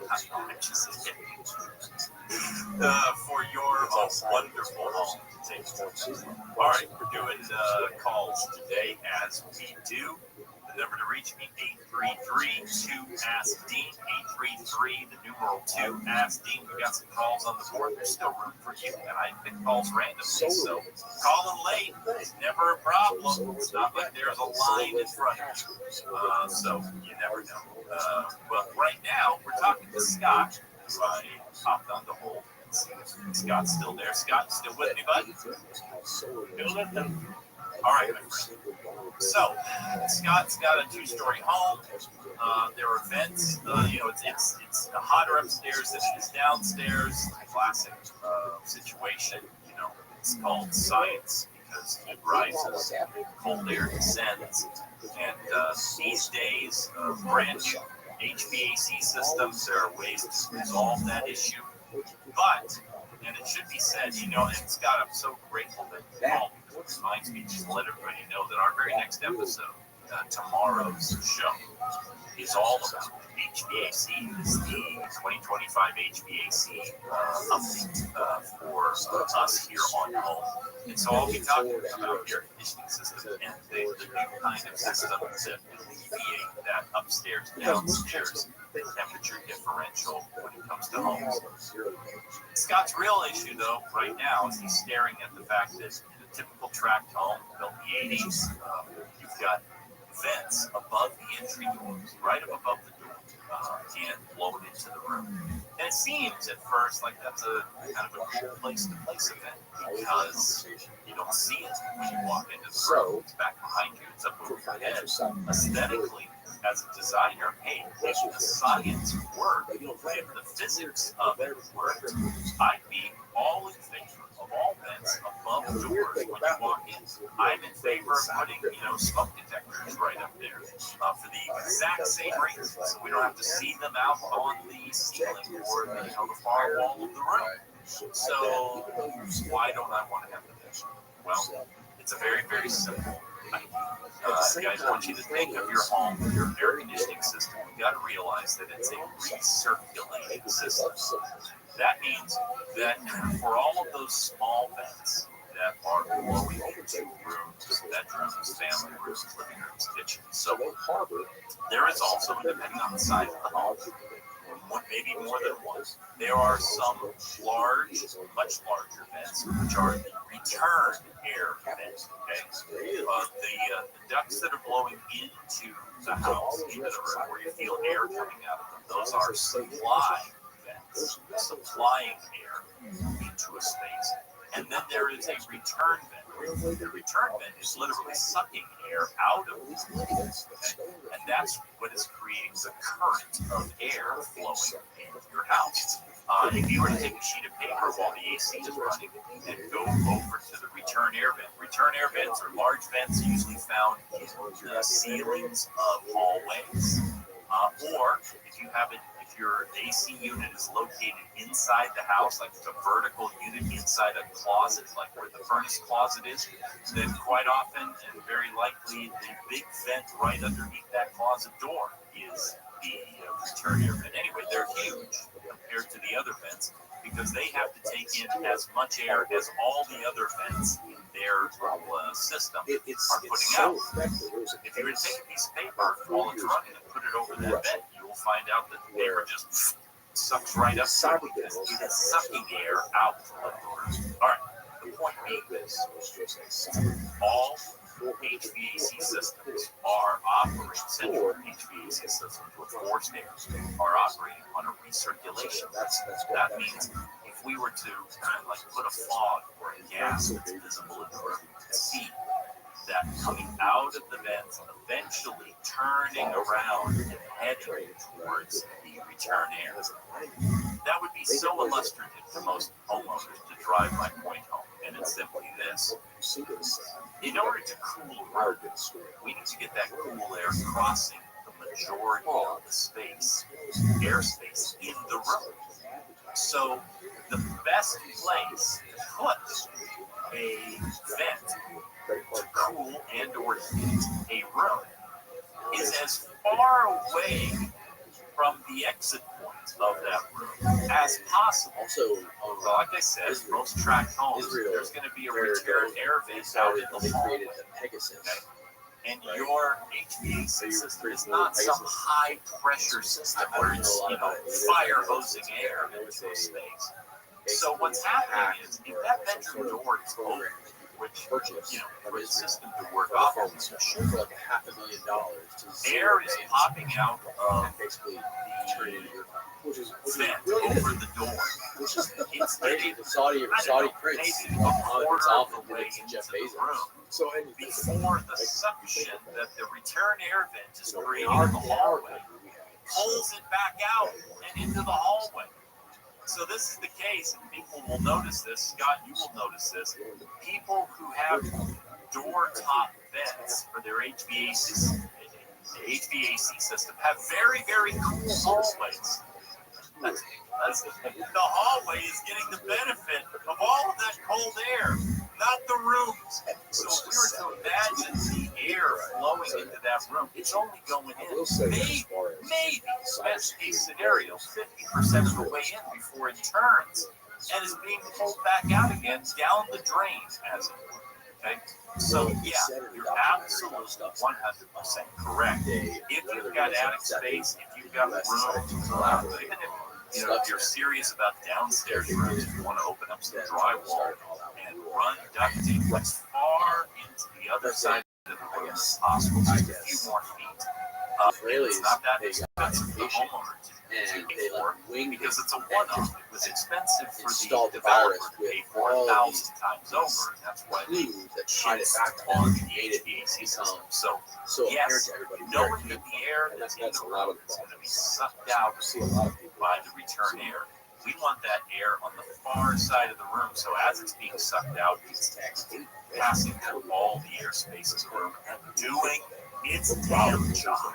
Does that make sense, Scott? Thank you, Dean. That's what I was thinking. But you're the best. You and Dean are both the best. How's that?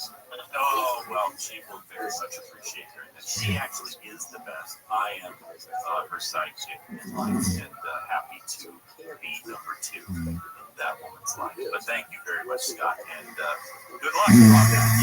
Usually, especially for those upstairs rooms, which are so critical for you, you've got attic space above it. And so moving those things from over the door, drywall packs there, but moving them from over the door to the far side of those bedrooms shouldn't be that big of a deal, and really kind of a minimal expense. You'll see a massive difference. Not going to solve the whole upstairs, downstairs temperature differential, but at least the upstairs rooms will have a fighting chance. Okay? At least they'll have a fighting chance. All right, y'all, a quick break and then more calls. You're listening to Home with Dean Sharp, the House Whisperer. KFI traffic in Claremont. We still have this major closure of the 10 freeway. It's all the eastbound lanes right there in Indian Hill. An early morning fatal crash is the reason behind this. They're investigating it. And traffic stopped for about Gary Avenue on the eastbound side. The 60, that we had that earlier problem on the 60 westbound. Heavily, all lanes have reopened since for a little while since that crash. So good news there. And if you are trying to get through the Diamond Bar area, looks like we still have a crash clearing from the carpool lane, 57 southbound before Diamond Bar Boulevard. With some of California's most accurate traffic reports, I'm Will Colstride. You've got an app for your music, but what about your favorite morning shows, sports team, or live local news and weather? Yep, there's an app for all that too. iHeartRadio. Download the #1 app for radio, the free iHeartRadio app. Hi, it's Tori DeVito. Have you had a conversation with your children about avoiding alcohol and other drugs? Small conversations can have a big impact. For tips on having a conversation, visit talktheyhearyou at underagedrinking.samsung.gov. Find your iHeartRadio everywhere. There are hundreds of ways to experience iHeartRadio at home and on the go, beyond the iPhone and Android app and at iHeartRadio.com. Here's another way to connect to iHeartRadio. Apple CarPlay. Our iOS app comes alive in your car's dashboard with a seamless way to play your favorite music, radio stations, and podcasts. Developed with driver safety in mind, the Apple CarPlay interface was built for simple navigation and to limit driver distraction while making sure you can still access all your favorite content from iHeartRadio. No need to download another app, just plug or pair your iPhone with your dash, and if CarPlay is available in your vehicle, iHeartRadio will sync automatically. iHeartRadio, everywhere you want to listen, including in your car through Apple CarPlay. Check it out for free now. iHeartRadio, anywhere you want to listen, iHeartRadio is there. iHeartRadio.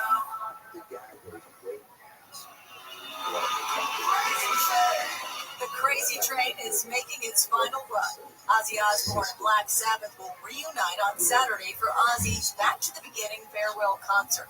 The star-studded lineup also includes Metallica, Guns N' Roses, Pantera, Slayer, Alice in Chains, and others. The sold-out show in Birmingham, England will be available on live streaming beginning Saturday morning at 10 a.m. Eastern Time. And the summer blockbuster movie season is here. Jack Crumley has the story. The biggest studio release for the holiday weekend actually hit on Wednesday.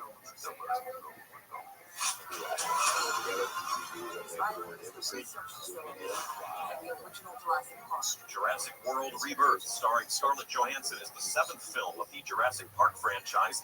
It'll be competing for ticket sales against the Brad Pitt racing movie F1. Why does Sonny Hayes come back to F1? And the sci-fi horror sequel Megan 2.0. If you want to watch from home, Netflix is now streaming Charlize Theron and Uma Thurman in The Old Guard 2, and Ryan Coogler's hit vampire period piece Sinners is now on HBO Max.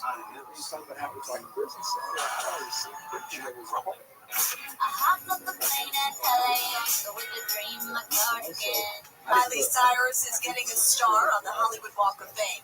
The musician posted a clip from her 2025 song Walk of Fame to celebrate the occasion. That's entertainment. I'm Jacqueline Carl. He's talking about Sweet James accident attorneys for good reason. Here's a story that proves why you should never face an insurance company alone if you're hurt in an accident.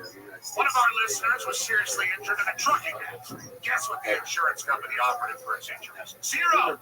Nothing. So he called Sweet James, and not only did they get him the medical care he needed, but they secured a whopping $10 million win. Life-changing, right? In the legal system, having the right attorney makes all the difference. And that's why you call a firm known for consistently delivering the top results in the state. Call 800-9-MILLION. That's 800-9-MILLION. You won't pay a dime until they win your case. Every case is unique, and they can't promise an outcome, but you need to have an experienced team by your side. And don't wait to call, because waiting may hurt your case. Call Sweet James at 800-9-MILLION. That's 800-9-000-000. Sweet James. I heard the call to serve, so I answered. I earned a title and discovered my purpose. I found belonging, an unbreakable bond with my fellow Marines. We fought to overcome adversity together in defense of our nation and its people. I've lived a full life, rich with meaning. And even though I no longer wear the uniform, I am still a Marine. My service has come full circle. I will always look after those around me. I will always uplift and support my country and my community. Because that is the promise I made. That is what it means to be a Marine. Semper Fidelis. Always faithful. Always Marine. You've got an app for your music, but what about your favorite morning show, sports team, or live local news and weather? Start to change. There's an app for all that too. iHeartRadio. Download the #1 app for radio, the free iHeartRadio app. Paid by AM 640. More stimulating talk. It's Monday, and Restream will dig deep into the California lawmakers as they approved an agreement $750 million build tax credit program. We'll tell you how you can get your paws on some of that cash. Monday at RPM.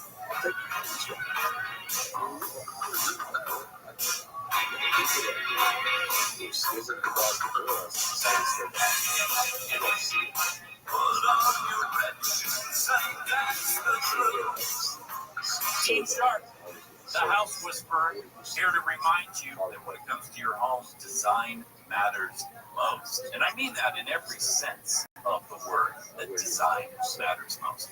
When you are doing what seems like a basic perfunctory maintenance project, making sure you planned it out and you thought through all of the aspects, that's designing the project. That matters most. When you're trying to transform your home, more than just changing the paint color or rearranging the furniture, design matters most. Design is a manifestation of human intent. So the whole idea of planning and designing what it is that you're about to do, why you're about to do it, it makes all the difference in the world. But from a purely architectural sense, design is the thing that most mainstream homeowners neglect the most. Jump right over. Like if you're trying to redo the kitchen, you'll just call the kitchen contractor right away instead of talking to We'll tell people listening and watching where they can find the show. So I recently started the Brett Johnson Show. Right now it's on YouTube. The Brett Johnson Show. 90% on YouTube. how We're it on turns Spotify. out. The rest, the other 10%, quality of craftsmanship and the right contractor and materials. But I tell you, you get the design right, you see this all the time, and it is true. It's not One man show. If we get the I design get on there right and I for your bitch a home, lot for about your room, or whatever it is we're talking about, your yard, get the design right. We can actually affect that design in paper or in platinum.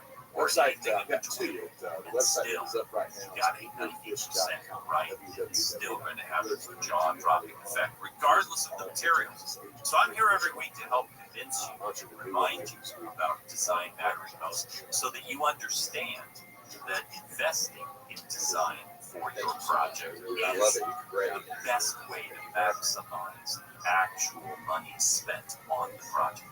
You can just pour money, materials, contractors, and craftsmanship and have it done amazingly well. In the end, it's not designed well. All you have is very Your podcast is dope. The first time I learned about you, someone DM'd me and said, you gotta check out Trendify on YouTube so there and you TikTok. go. Your TikTok. We're taking calls today. I'm going to get off my soapbox and get back on the phone. It's funny so because World let's talk works to Georgianne. Hey, Georgianne, welcome home. I think you followed me. Yeah, Funniest thing that I don't tell anyone about this on social media. Like, don't talk about it on the show. No one has found me there. And I noticed it. I had just been told about your podcast about a month before. From Mark, this is a great podcast. How the fuck do I not know this? Like, I pride myself on trying to know. So it's a great podcast. And so then I started, I think I watched the Roger Reeves one, pilot, and then I went back and watched it. It was so good. It was like, that's really weird that you know, we didn't know about each other, Absolutely. Know about each other. So that you've got two choices. You have Very, two very choices. cool. So thank you. When it comes to that. Any scene How did you get started doing where your we're podcast? waiting forever for the hot water to show up. And that's just natural. It's a natural thing, you know. Some of it has to do with how indirect the plumbing is. Some of it has to do with how so far that's a the little bit sink is away from the hot water I heater. was on Because if there's 50 feet came out or so of water line just laying around in the attic or in the walls, cooling off, hot water cooling off while it's sitting there waiting to be used, then that's when we all experience. Turn on the faucet. It's cold, it's cold, it's cold, it's cold. What's wrong with my house? It's just that all that hot water is cooled off in the interim. And we're waiting for the new hot water to show up. And billions of gallons of water are wasted in California and whatever every year. But I did that for a few years. And the way that business works, so that's why come out of college, if the idea of water recirculation pump is what's called a bridge valve. So there are two ways of doing this, though. Let me tell you the one way is I did an appliance that's generically referred to as an instant hot appliance. Okay. An instant hot is a little in fairness to myself, I didn't that gets put I wasn't underneath the sink. I know how things work. It was never like that. But there was a party and it's like, external just hides in the cabinet down there. Hey, we get out there, like, it plugs in. I don't know, guys. And the instant hot will I started to literally realize take that hot water and give you a couple of minutes of piping hot water itself out of its own little reservoir, and then it'll turn off as soon as the real hot water arrives. That's not what it is. Number one, it's not sexy like that. That's what hot water. That's it's also, hot appliance, and there are a few $100 depending on which one you go for. Good with it. So I will say the best part about my job. The other way is to install what's called a bridge valve and a small recirculating pump. Again, the electricity goes in. In this situation, though, the recirc pump could be back in the water heater, and the bridge valve just installed underneath your sink. Again, we're not tearing up walls. We're doing this outside of the wall with the actual hose lines that are running down from the faucet before they connect to the valves there, which are known as angle stops. This guy talks to that guy. So a bridge valve actually will connect to one-way valve that connects the hot water to and then you start to get a picture of like, your sink. And then, as it senses that the water temperature is dropping significantly, it calls upon the little research pump to actually draw more water towards the sink, more hot water towards the sink, thereby eliminating that problem of a long strand of pipe with hot water and it cooling off, because the bridge valve is always calling for more research pump. It's drawing it toward the sink. And the amazing thing about it is you're not wasting water, because the bridge valve actually takes that cooler water that's there and pumps it into the cold water side of your plumbing. So that water is still in the house. It's still waiting to be used. You're not blowing any of that water. But the bridge valve is just pushing it into the cold line. Recirc pump is pulling the hot water closer. It's not instantaneous in most cases. I just want to be clear. The Insta-Hot is instantaneous. Turn it on, there's steam and hot water coming out. The bridge valve and the recirculation pump, which is easier and usually far less expensive install, it's not instantaneous, but we're talking about a couple 3 seconds as opposed to a couple 3 minutes. And that really makes all the difference, Georgia. Yeah, I can live with a couple of seconds if it's less expensive. Yeah. So, Georgianne, you want to talk to your plumber about a bridge valve and a recirc pump for the same question. And if you wanted to improve the hot water coming to the whole house, then quite often what we'll do is we will install a bridge valve, and depending on how your plumbing system branches out, we'll install a bridge valve and recirc pump at the sink furthest away, because as it draws its hot water closer to it, it's also drawing hot water closer to all the other sinks on the branches that are nearer, and it improves the wait time on all the sinks on that section of plumbing in the house. So one bridge valve and recirculation pump placed strategically can make a big difference for all the hot water coming out all the sinks. All right, my friends, it has been another very, very fast-moving, beautiful show to spend time with you, taking your calls. We are once again at the end of our 2 hours spent together. Tomorrow, as I said before, we're going to be back with our 2025 HVAC update, all air conditioning and heating and all the new latest and greatest stuff, and solving all the basic issues again with HVAC in your home. That's tomorrow from 9 to noon, live broadcast. And then, of course, don't forget to catch us on the podcast anywhere your favorite podcasts are found. Until then, finish your recovery from the night of the 4th. And when you do, get out there today and get busy building yourself a beautiful life. We'll see you tomorrow.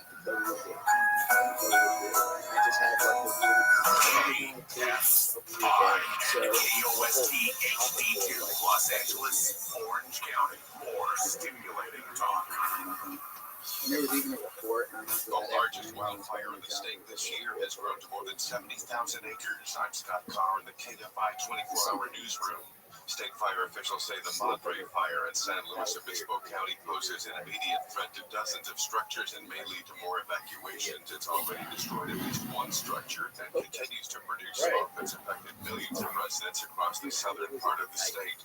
Cal Fire says it started Wednesday in a rural area that is about 10% contained. Officials say more than 200 have had to be evacuated. The cause of the blaze remains under investigation.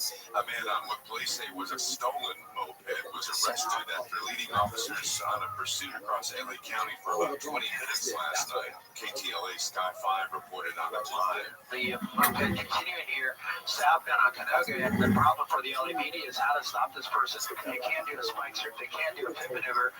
They're just going to have to wait until this driver comes to the senses and just pulls over. The driver was eventually cornered by a patrol car in front of a home at Canoga Park, tackled to the ground, handcuffed, and taken into custody. Reports say a large group engaged in a street takeover on the 110, lighting off fireworks and blocking off traffic last night. Initial details are limited, but KTLA reports the California Highway Patrol's incident log shows reports of several vehicles doing donuts on the freeway came in just after 3 a.m. this morning. It was reported vehicles had all northbound traffic stopped and individuals were setting off fireworks on the north. With the holiday weekend, beach lovers are ready to hit the shores, but authorities caution avoid any activities that involve getting wet, as Jim Root tells us at 8 different beaches.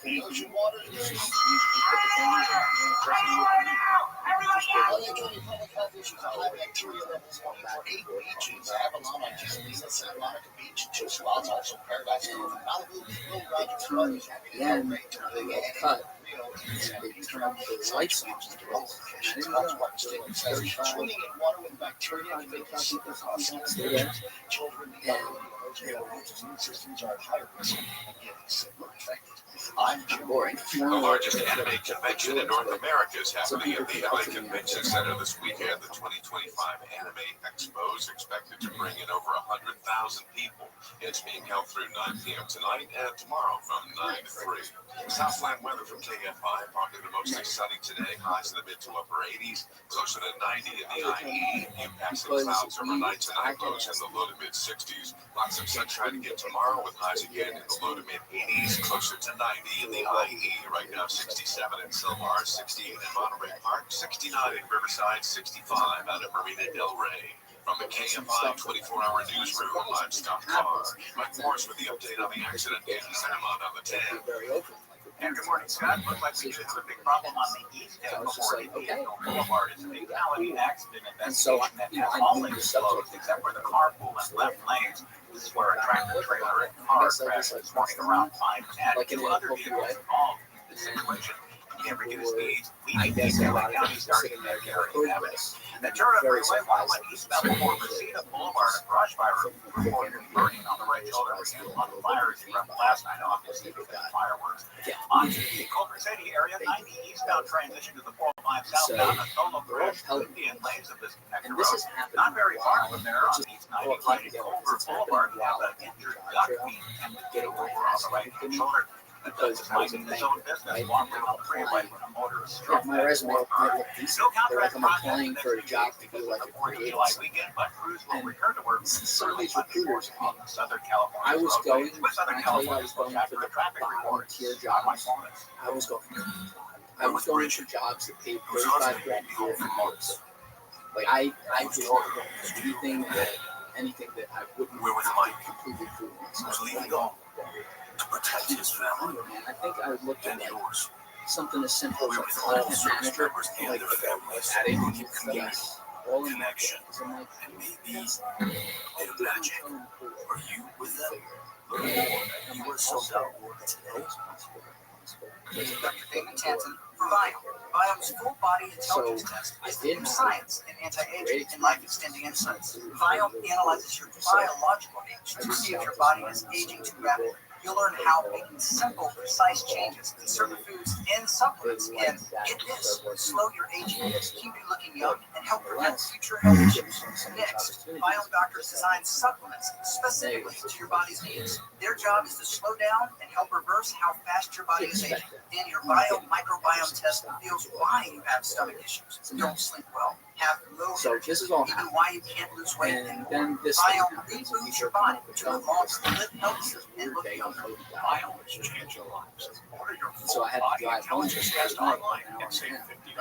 Viome guarantees rapid and remarkable health improvements you're not going to miss. Visit Viome.com with promo code THRIVE. That's VIOME.com, promo code THRIVE. I don't know what's going on. Number one on your car radio playback and the new and improved iHeartRadio app. Free, never something so good. KFI AM 640. Like there was no like lighting down.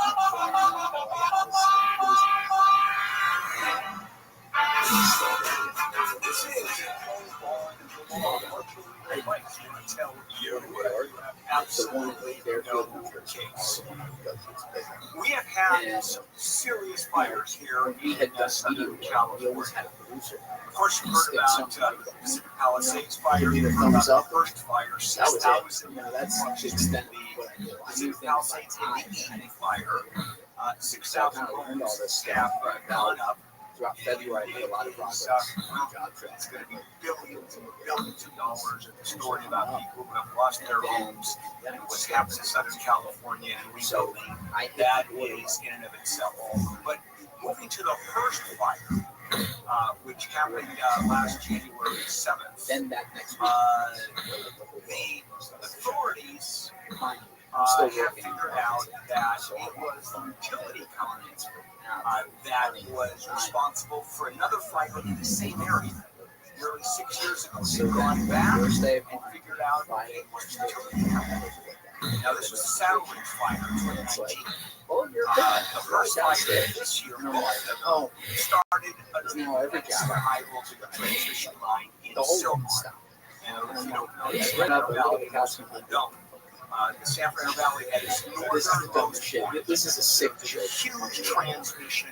So then I don't know. Maybe it was like a second, maybe it was 10 seconds. I don't know. I stared at it. And then I'm like, with fuck it, what else am I doing? that are made out of My boss, I swear to God, it was like either that day or within 2 days. They can be dangerous. I never thought that those were starting to fire. It turns out they did. The lawyers are arguing that the January wildfires that happened going back 6 years is that those fires, and when they started because transmission lines were down, that is further evidence that Edison in fact caused these fires. They're putting it all together. And therefore, we didn't figure this was going to happen. Well, in the end, you're going to see that SoCal Edison and North Pacific Gas and Electric are start on zero, see where it goes. for these fires. And can you imagine the kind of damages we're talking about? 6,000 homes and businesses and people's lives being upended, and not just property. Translated faster than I thought it was going to. Emotional damage. People having moved. I thought I was going to work. Kids couldn't go to school. We're not going to figure this out for years. So, and the shame of it is that since it's a public utility, yes, it gets to pay the bill inevitably. Of course, it is the customer, it is the taxpayer. Not fun at all. We're trying to figure out what in God's name we do here in Southern California. What are you doing? California in general. Are you really got wildfires? So one of them being. Bro, I can tell you just sit there and have a conversation when it comes to rant, right? Yes, it's funny. Okay, let's go ahead and take some phone calls. Eddie! Hi, Eddie! Sure. I like things like this. Or whatever it is.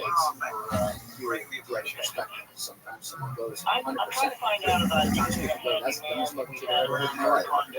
When you're in there, it's just the cameras. very good worker. So, like, I understand some people like that content. I guess they like some solo episodes. That's piping in another condo. He's done some repiping here. So it was like, he also does some commercial monitor work. So he's been around for a long time. The question is, what happens if one of the other members is injured while repiping my condo? He's not bonded.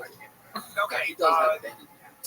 Which Is he licensed?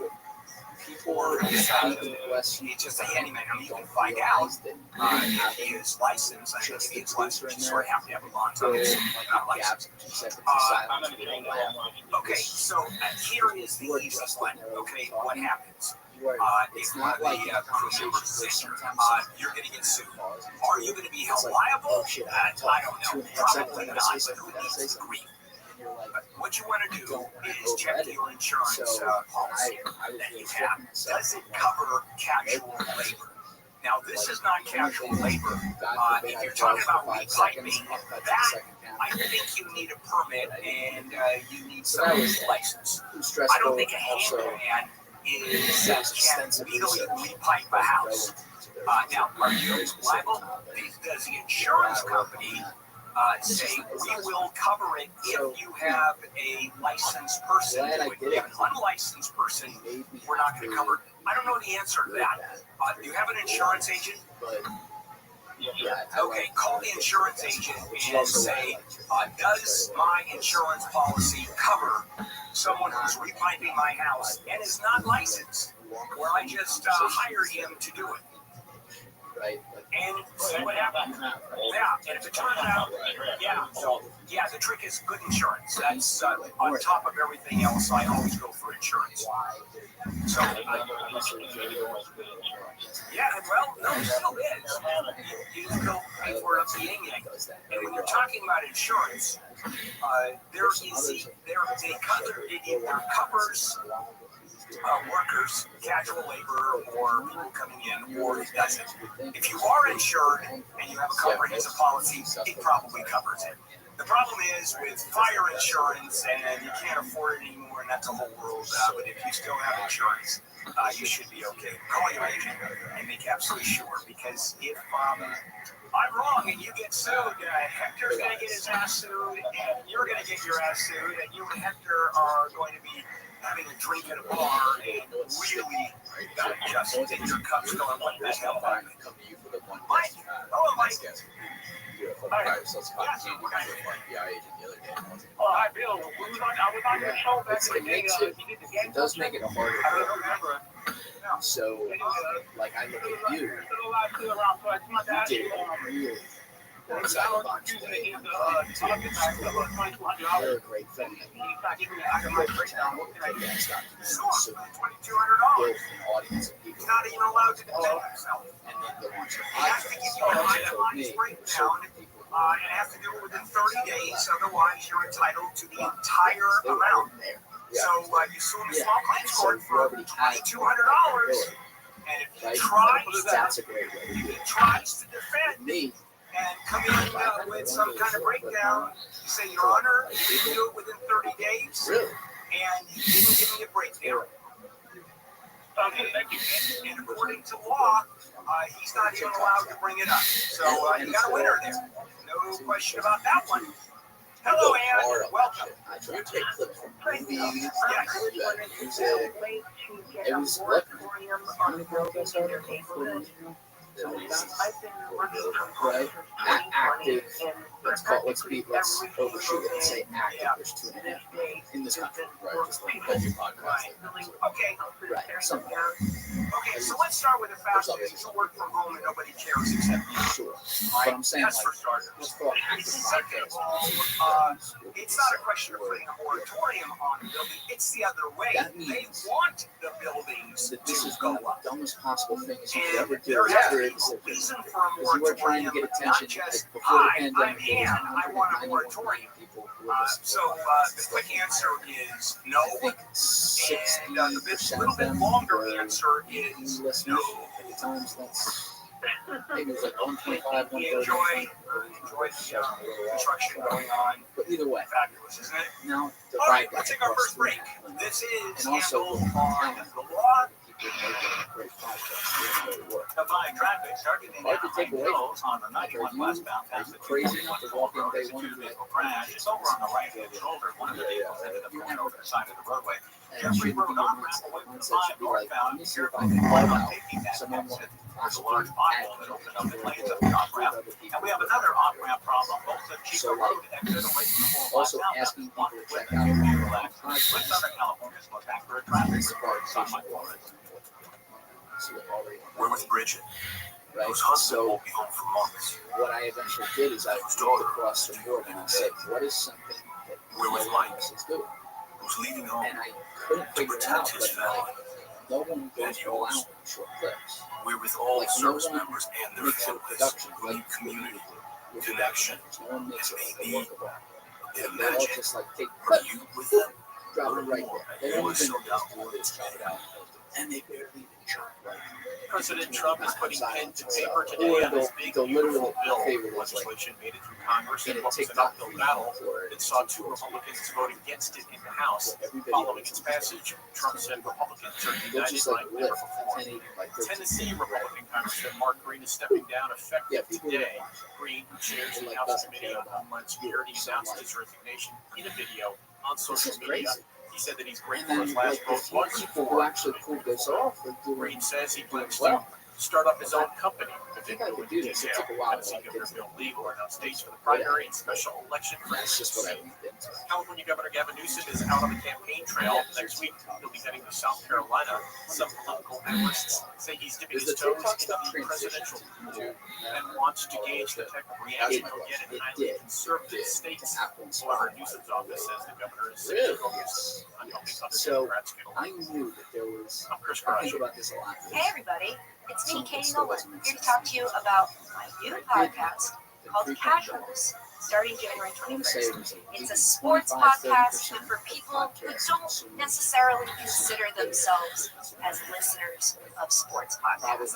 It's just regular people laughing about sports, not screaming. And I can I never mean, we figure that might out. scream, but it's going to be about something very To this silly, day, like not now when I sit in the studio, about something as throw it serious. on. We're just not going to take it seriously. Is this making sense? You guys kind of get the vibe. Very rare. Tuesdays and Thursdays, if you're feeling froggy, Like when click that follow button. Because listen, it's unclickable. You can always unclick it if you feel like that was a bad decision. It's not like I get a So like notification. I remember Yeah. I was doing But work. if you click it now, you'll and never I miss an screened over in the episode. studio, And that's and she ideal got to a moment because it's where going she to be talked good. about Oh, it's going to be good.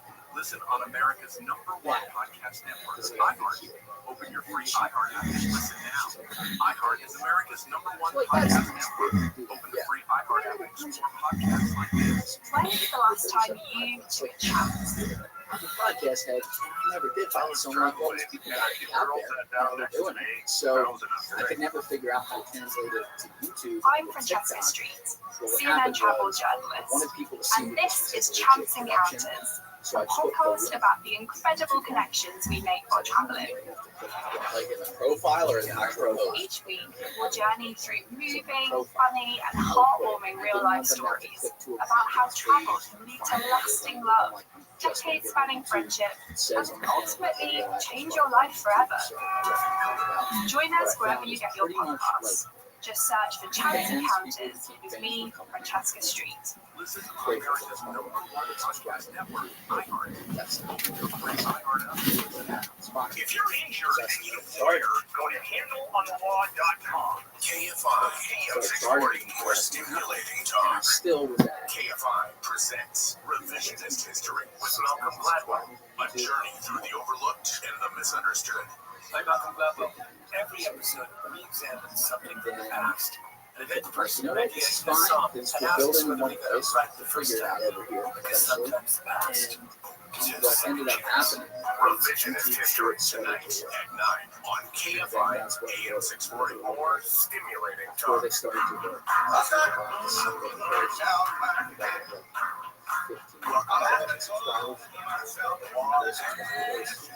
Advice? Where I tell you have absolutely no Which case. is also, Daniel! Hi, Daniel! it's, I think it's all good. That's what Jessica Yes, was talking about. She was talking about shorts. Yeah, I remember she talked about that. Yeah. And she said that was like the biggest over there. I think she was supposed to. But my dad died, my mother died. you could say it's good and My it's bad. father I died think it's all 14 good. years ago. My mom It's died exposure.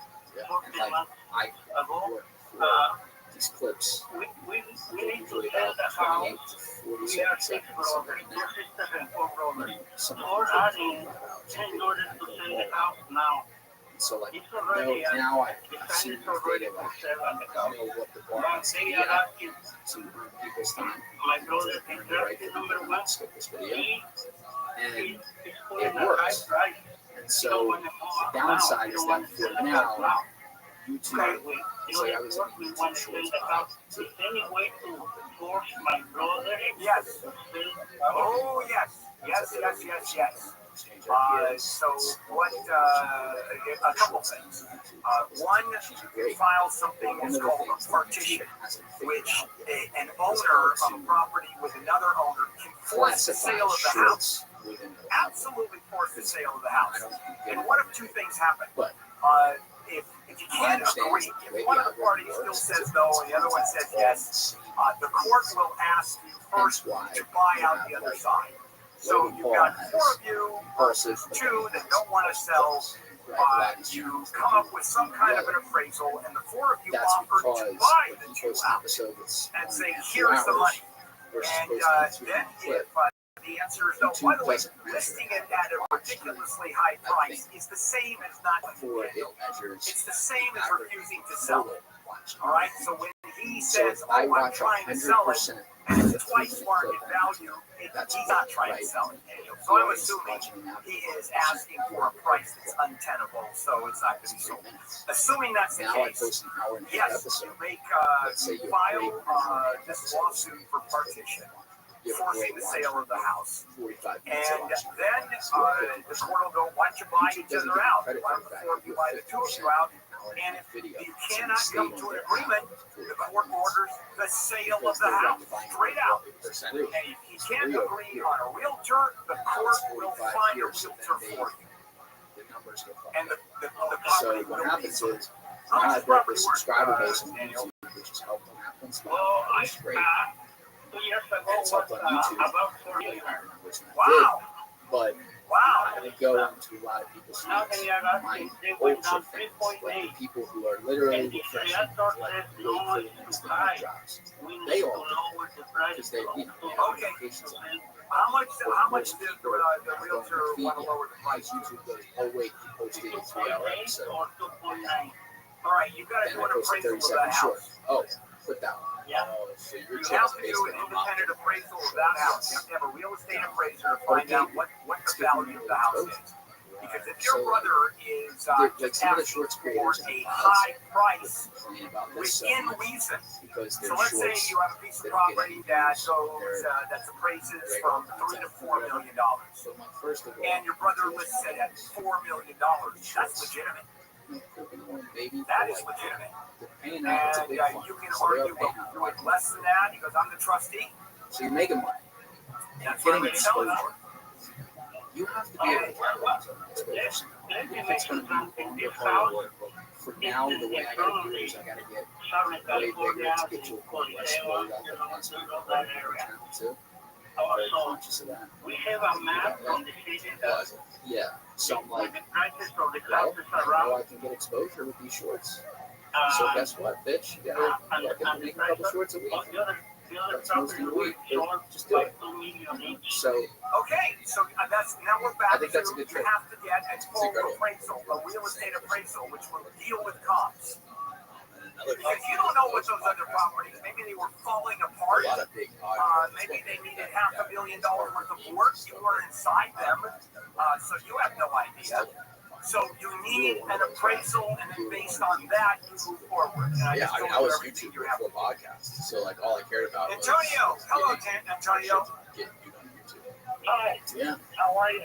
Yes, sir. I What can I don't do know. for you? You're one of those guys that's like super analytical. And I don't You care. go So what into can I like do for numbers you? of watch, like how far they watched, like okay, right there they stopped. Okay, figure out We are renting this adjust out a little bit. super property.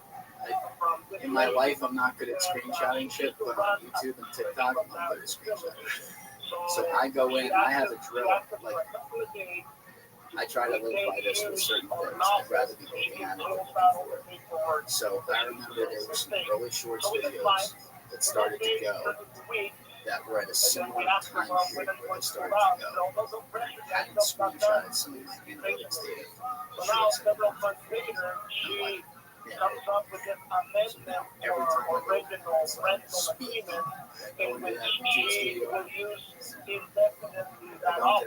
Oh, of course not. So I tell you, what's first of all, you can't do an indefinite lease. I mean, that just doesn't exist. But Antonio, what is your question? How far into the video it is, so it's 7 days and 20 hours. Can we do something about it? Yeah, you evict. Yeah, Antonio, you evict her is what you do. Number of, I get the screenshot page that's the number of You comments go that to are an on it. eviction attorney and you throw her out, and you collect the rent that she owes you. On the basis of this video, I would go screenshot the relevant episode to see where those views. Oh, I'm sorry. She's the landlord. So like, if And it's short hold on, translated, I'm confused here. She's the landlord, but you're saying she wants to stay there. but yeah. Exactly, and she wants to ridiculous of an office. Do you build like spreadsheets? Say no. You say no. You say no. I'm renting the office. Here. I'm renting the office. You can still evict her, even though she owns the building, because you have full control of the property. She has rented it to you, unless the rental agreement says that she has use of an office. Yeah, the rental agreement says that she has the right to come and inspect, but she has to let us know when she's coming. Okay, what does that have to do with what does that have to do with your use of an office? How much that actually had to go off now. Yeah. It was just I think you can evict her. Now the other side of it, she's gonna evict you. Way up in views, but it's down. So you got an issue on your hands. I mean, that's simple. You know, are you prepared to be evicted, or are you prepared to give up an office? How big a space is it, Antonio? yeah, she doesn't take much of a. All right. She doesn't take much. If she doesn't take much, I mean, you can evict her.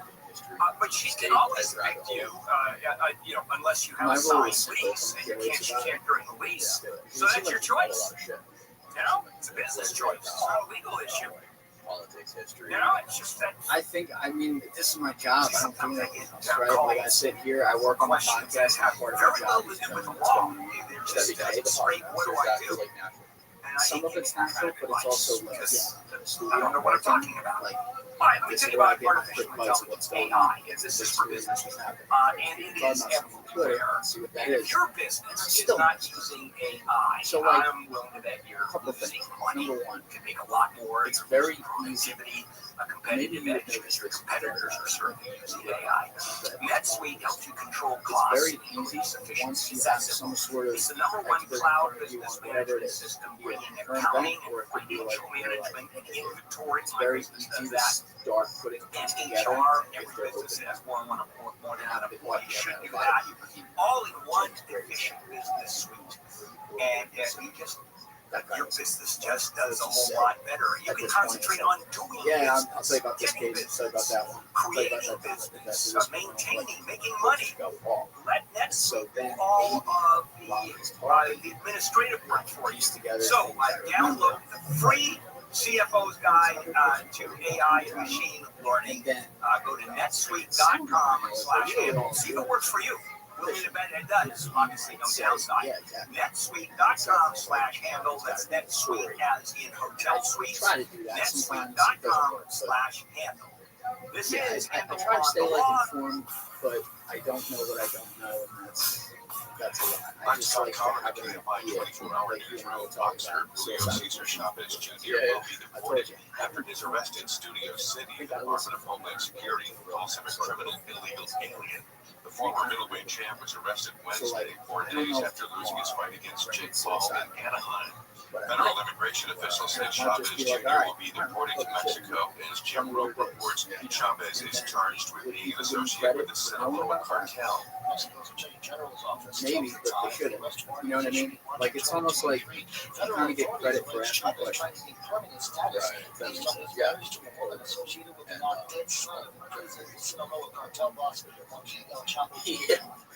I think National Guard troops are starting to leave Los Angeles for a reassignment. U.S. Northern Command says about 150 members of Task Force 51 are being pulled after assisting police during anti-ICE protests. One man is dead, several are left homeless in Coquitlam after at least 2 large fireworks displays were set off near Corcoran and Rome on Thursday evening, and a subsequent fire destroyed at least 4 homes. Videos captured by neighbors and news helicopters showed fireworks actively detonating while crews from the LA Fire Department fought to contain the blaze from spreading. Fernando Carlin tells KTLA the home where the explosion started was his brother's house, and the one fatality was his nephew. Officials say it's not clear whether the explosion happened first or the fire happened first and caused the explosion. Southland weather from KFI, probably the mostly sunny today. Highs will be in the mid to upper 80s, closer to 90. Passing clouds overnight tonight, lows in the low to mid 60s. Lots of sunshine again tomorrow with highs again in the low to mid 80s, or like 90 in the IE. Right now it's 68 in Glendale and Linwood, 70 in Irvine, 67 in Santa Monica. From the KFI 24-hour newsroom, I'm Scott Carr. There's an accident in Anaheim Hills on the 91. On the westbound side of the 91, just past the 241 toll road, two vehicles got into it. One of them went over the side of the roadway. No lanes were blocked, no delays. I don't remember if it was like suicide. I gotta look at that. And eastbound before Indian Hill Boulevard, That is what gave him a lot of has his the right hand lane closed. The tractor trailer and 3 other vehicles tangled here early this morning, right around 5:10. No delays, though. LA County heading to Eastland Empire on the eastbound San Bernardino Freeway. What's Southern California's most accurate traffic report? One of my favorite stories about him is We're with his Bridget, father, whose husband won't be home for months, genetically didn't have and whose daughter is due any day. but his We're with Mike, Tigers. who's leaving His home dad was like to protect his family. his dad And job yours. was one of his skills. We're with all service members and their families who need So community, Steve was like connection, 5, 6, 7 years old. and His imagine. dad made some Are you with them? Learn more against the wall. And when Steve thought he was finished, his dad pulled it back out and shook his head and went and got the tools and started going to work on the back of the part that don't see. And I was like, Dad, what are you doing? It's like, it's perfect. You do it. He goes, no, it was like there's some sort of like irritation or something like that. Steve said that. He said, Dad, it's not better. Steve said, no, you're going to know it's there. You know it's there. That's a horrible compliment. You'll never be wrong. The free iHeartRadio app is #1 for music, radio, and podcasts. All in one. Discover a new podcast from our library of over 350,000 titles. Here's an iHeartRadio podcast preview. Three staccato cries of Mayday and an eyewitness report of a mid-air explosion is about all that is known this morning of the British Columbia air disaster, which yesterday claimed 52 lives. I really want to know what happened, and it makes me extraordinarily angry. It's always been a big secret. You look at the four leading suspects. Gambler on plane insured for $125,000. It looks like a work of art. He had one or two murder charges against him and was acquitted. It translates to the rest of the It just even before they created that see-through plastic thing. Remember the round one with the brown eye? Yes, that's exactly what I'm talking about. You could see some of it there. I don't think you could see all of it. But part of like the guy before that model, but part of the whole transparent design there was quite literally an example of transparency. Look at the work inside. This isn't like a fucking Windows toss together job. No disrespect to engineers, we make the whole thing go. investigating the largest unsolved mass murder in Canada. Canadian Pacific Flight 21. Engineers don't really think about this. They go look at this quick. Case of this, right? Like simplicity and engineers don't go together.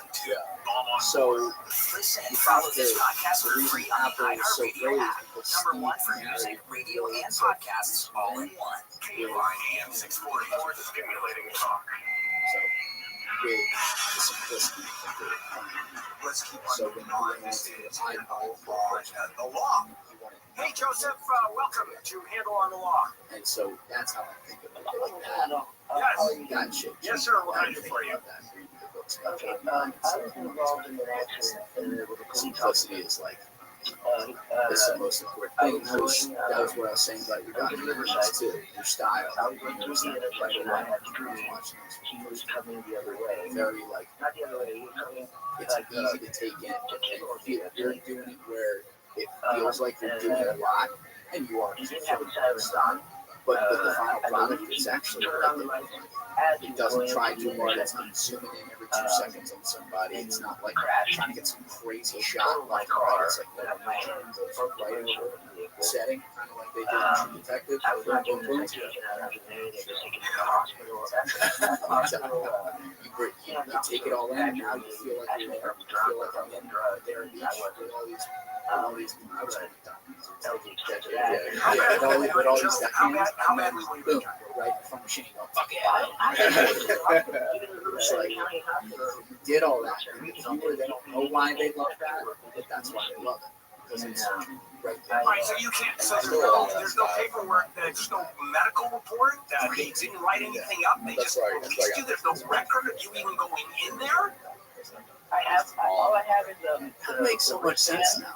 I did not put that together. You don't put it together. Like, all those shots were all after the product, whatever it is. All right. Well, how badly banged up were you? They'll be taking the keys out a lot. The shot of like the key. The best thing about Breaking Bad is like All right. the way they shot that. They would mix so many like Stitches super in your tight head, shots broken skull, and brains flying out. You know, wide blood on your angle head. shots. So like they would go crazy, going back and forth. Okay, stitches. Like tight Stitches, zoomed in concussion. shots. They told you you had a concussion. They didn't give you any paperwork walking out the door. The way that it's Interesting. All right. Do you know another doctor by any chance? I'm sorry? But the way that you sitting in the lobby where there was kind no one, of use lenses. Yeah, they do that all the time. Yeah, you sit in the lobby forever. Every hospital does that. So that is just. No, I mean, what I was doing. What are your They had you sit in the lobby and what? They wouldn't let you out the door? No, I was just sitting there. I didn't even know what was going on. I barely come to.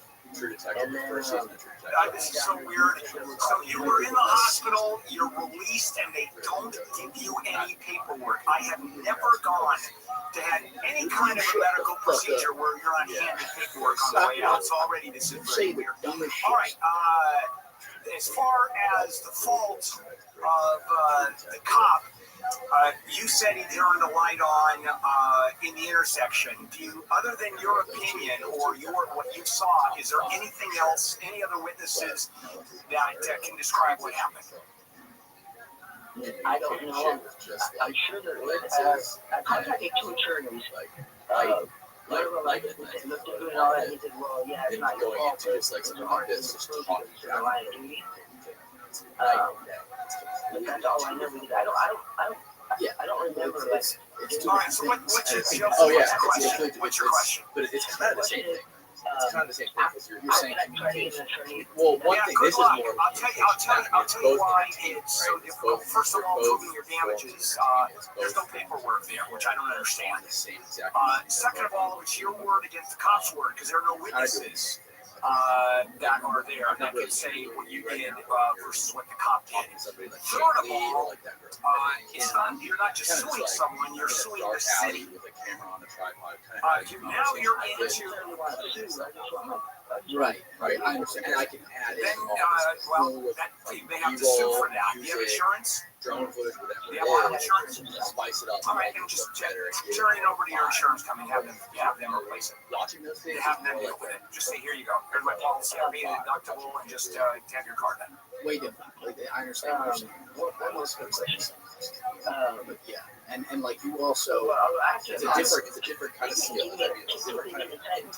I understand. All right, so what? Here's the thing, right? Because we were literally talking about this. No, it proves nothing. It proves they didn't give you a ticket. First of all, that's what it proves. It proves they didn't give you a ticket.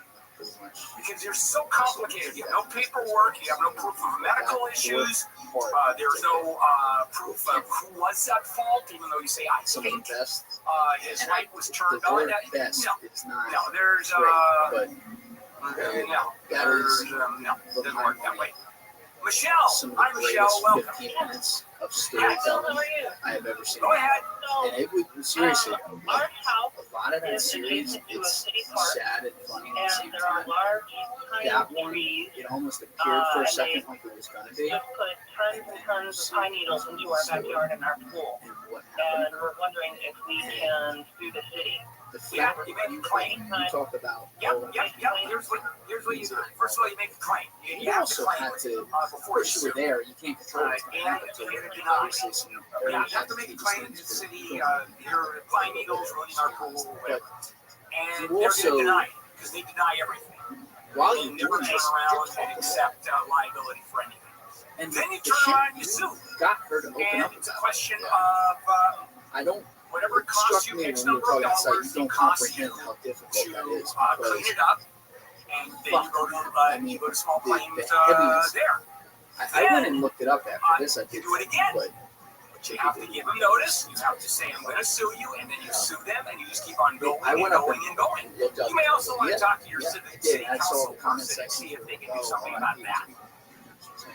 But I don't know what they can do. Do they remove the trees? She died. No, they won't remove them. I know, but here's my question. Do they remove the trees? Mind you. That's the question. And I don't know if the city is prepared to remove the trees. So you're stuck between a rock and a hard place.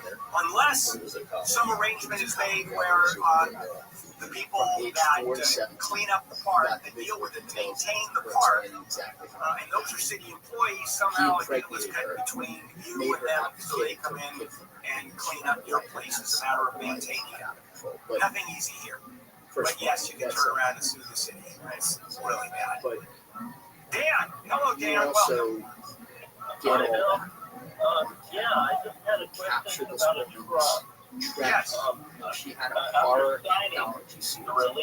Just for 17 years. The rest of it was just sad. I made a mistake, right? Finding it. And I'm first of all, wondering respect all of the people around you. Yeah, I probably do, because you're going to argue mistakenly signed it. So yeah, I think you can set it aside. Has the money already been distributed, or we're just talking about you agreeing to everything? It's so heavy. The money has not been distributed. Okay, then you're okay. Then you should be okay. Then what you do is you walk into court. How much money are we talking about here, Dan? About probably $140,000 or so. I would have a trusted estate lawyer walk in and represent you. And I wouldn't do this on my own. Not for that much money. But I think you can have it set aside based on mistake. And then the lawyer's going to come up, and this is why I want you to have a lawyer. Lawyer is going to come up with reasons that are relevant. For example, you say I didn't pay attention. That's not going to fly. I was confused. That's going to fly. She never had a shot. Okay? She said it. Yeah, so that's... Go ahead. I'm sorry. I didn't see the that was tragic. After I signed it. Actually, it was between... What do you mean you didn't see? You signed a letter saying I accept the trust, and you hadn't seen the trust yet? Yes, you're right. Okay, so here's your defense. Okay. All right, here's another defense that might fly. I'm a moron, Your Honor. I am so stupid you can't believe it. That I have to be the dumbest person you have seen this year. How about that for a defense? You need a lawyer. Yeah. You want to trust an estate lawyer on that one. Oh, God. Sure, I'll accept everything. What? I haven't seen it yet. I have no idea. We are in a changing world. The economy, technology, education. But there are a couple of things that don't change. One of them, I'm an ass, I always have been. And the other one is the success of Zelman's Minty Mouth. These are little capsules that you swallow. And at the end of sucking off the minty coating, you either bite into them or swallow and they go into your gut where they begin to work on the bad breath, the smelly breath in your stomach as well as in your mouth. There's the difference. Zelman's Minty Mouth. If you're interested in fresh breath, if you're like me, garlic, onions, I love those, coffee in the morning, those all cause bad smelling breath. Zelman's, it's a different animal. Go to Zelmans.com, use the code KFI, 15% off until the end of the month. Zelmins.com, use the code KFI, Zelmans.com. This is Handle on the Law. KFI traffic, Golden Gate Freeway in Valencia, 5 northbound just past Magic Mountain Parkway. It's a multi-vehicle accident blocking lanes. One vehicle with an SUV overturned, so we got a real mess here. And you have a backup to 15 Parkway. Long Beach 710 southbound to the 45 southbound. It's a chair that built the lane. So please get back to road. A reminder, the Anime Expo continues at the LA Convention Center. So it's heavier than usual delays throughout the day headed to downtown. But Southern California's most accurate traffic reports. And like, as sad as that scene is, it's just a video. Whose husband won't be home for months, and whose daughter is due any day. It gave them something. We're with Mike, And also, who's leaving home to protect his family and yours. We're with all service members and their families who need community, connection, and maybe a bit of magic. Are you with them? Learn more at sold.today. Find your iHeartRadio everywhere. There are hundreds of ways to experience iHeartRadio at home and on the go, beyond the iPhone and Android app and at iHeartRadio.com. Here's another way to connect to iHeartRadio. Android Auto. Our Android app comes alive in your car's dashboard with a seamless way to play your favorite music, radio stations, and podcasts. Developed with driver safety in mind, the Android Auto app interface was built for simple navigation and to limit driver distraction, while making sure that you can still access all your favorite content from iHeartRadio. No need to download another app. Just plug or pair your Android phone with your dash. And if Android Auto is available in your vehicle, iHeartRadio will sync automatically. iHeartRadio, everywhere you want to listen, including in your car through Android Automotive. Check it out for free now. iHeartRadio, anywhere you want to listen, iHeartRadio is there. iHeart is America's #1 podcast network. Open the free iHeart app to explore podcasts like this. A few miles from the glass spires of Midtown Atlanta lies the South River Forest.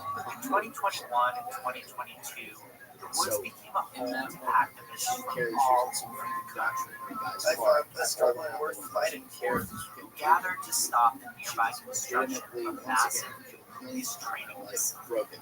Nicknamed Said, take me Cops. to the water. So I'll be right there. There, She was in in the forest, they built a different she got her breath under her. The forest occupation and things like that present a vision of a society where the way you put that have what we need that and could have support been, each other without being at each other's throats or being subservient to that each kind other. of thing could have been one the day, last testament of her life. Right. And she never thought she was going to get the chance. Approximately 9 o'clock this morning, as law enforcement was moving to various sectors of the property, individuals, without warning, shot a Georgia State Patrol trooper. What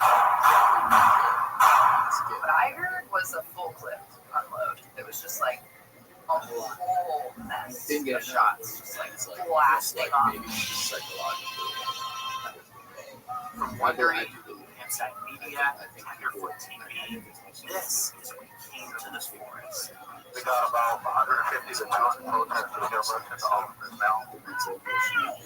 Tied to just her life. Like, why do some people We get came something to off their the chest forest. and They look up at the were sky? so dedicated to that forest. They even wanted to Oh, go to that.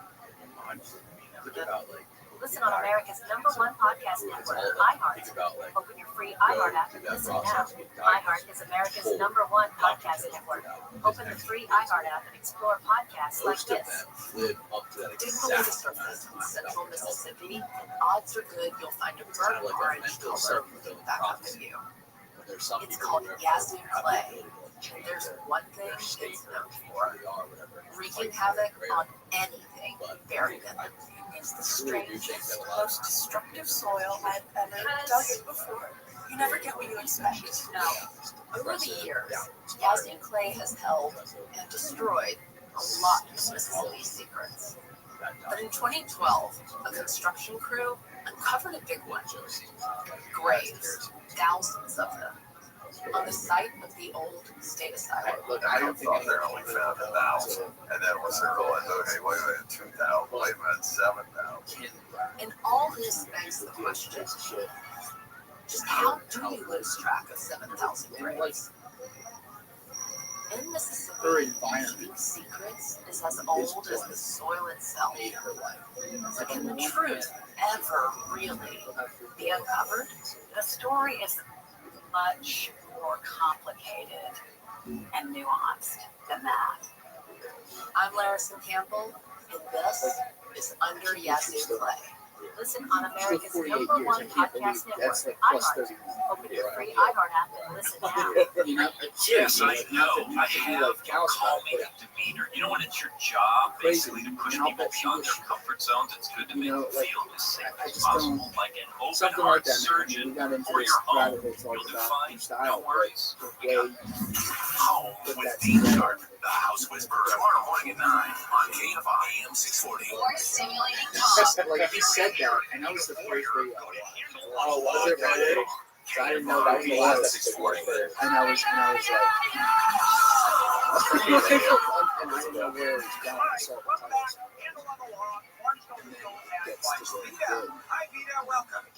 I mean, you talk about different content on YouTube, all different shit. I love your show. This is a 15-minute documentary. This wasn't a feature film. It took you 15 minutes I went to an get attorney a that snapshot. I had known from like long time ago.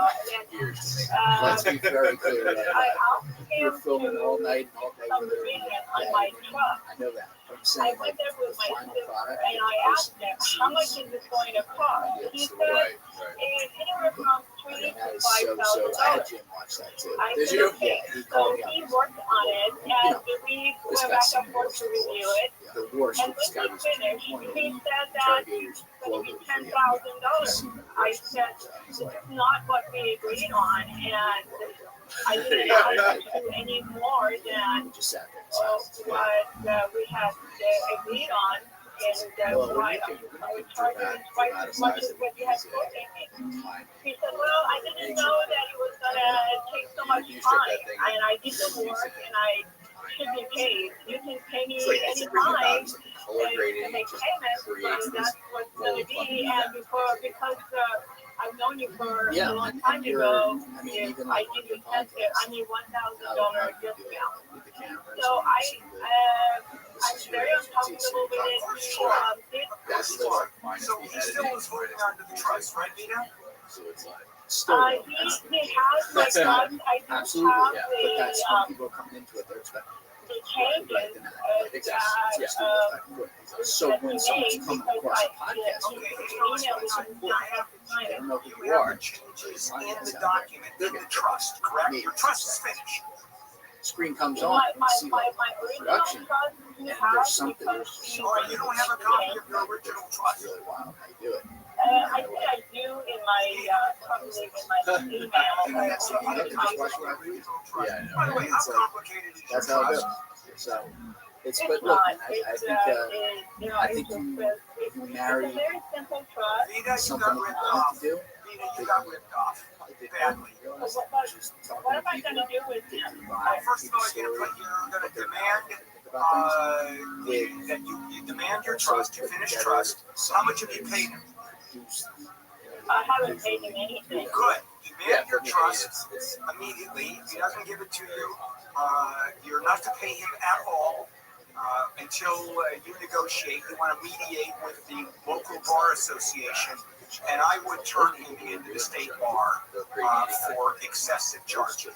Because that is crazy. $10,000 for an uncomplicated, to change an uncomplicated simple trust, adding a couple of provisions for $10,000. That is insanity. most people do that. And I think that's You've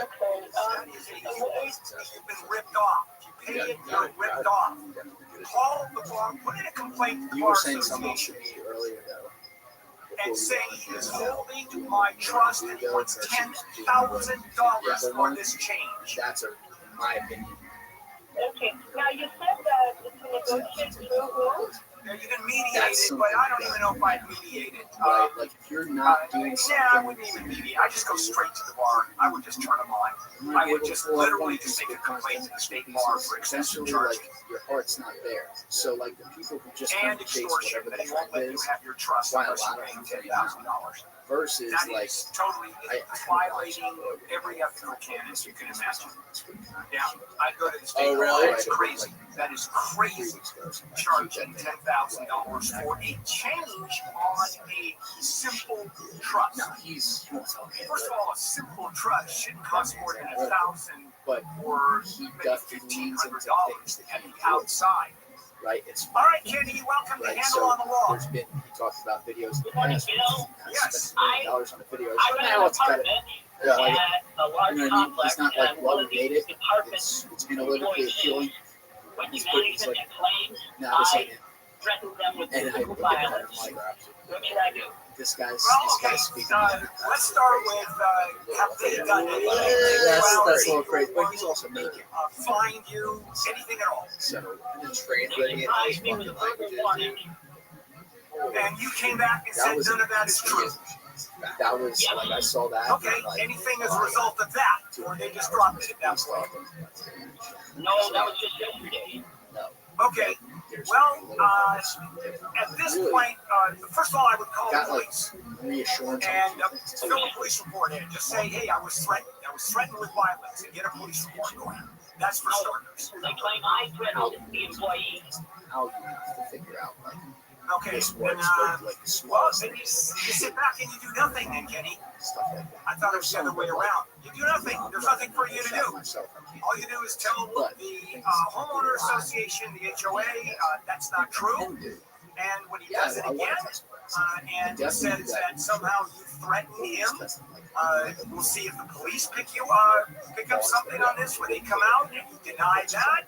And at some point, you sue him for harassment. Matter of fact, I can start there right now.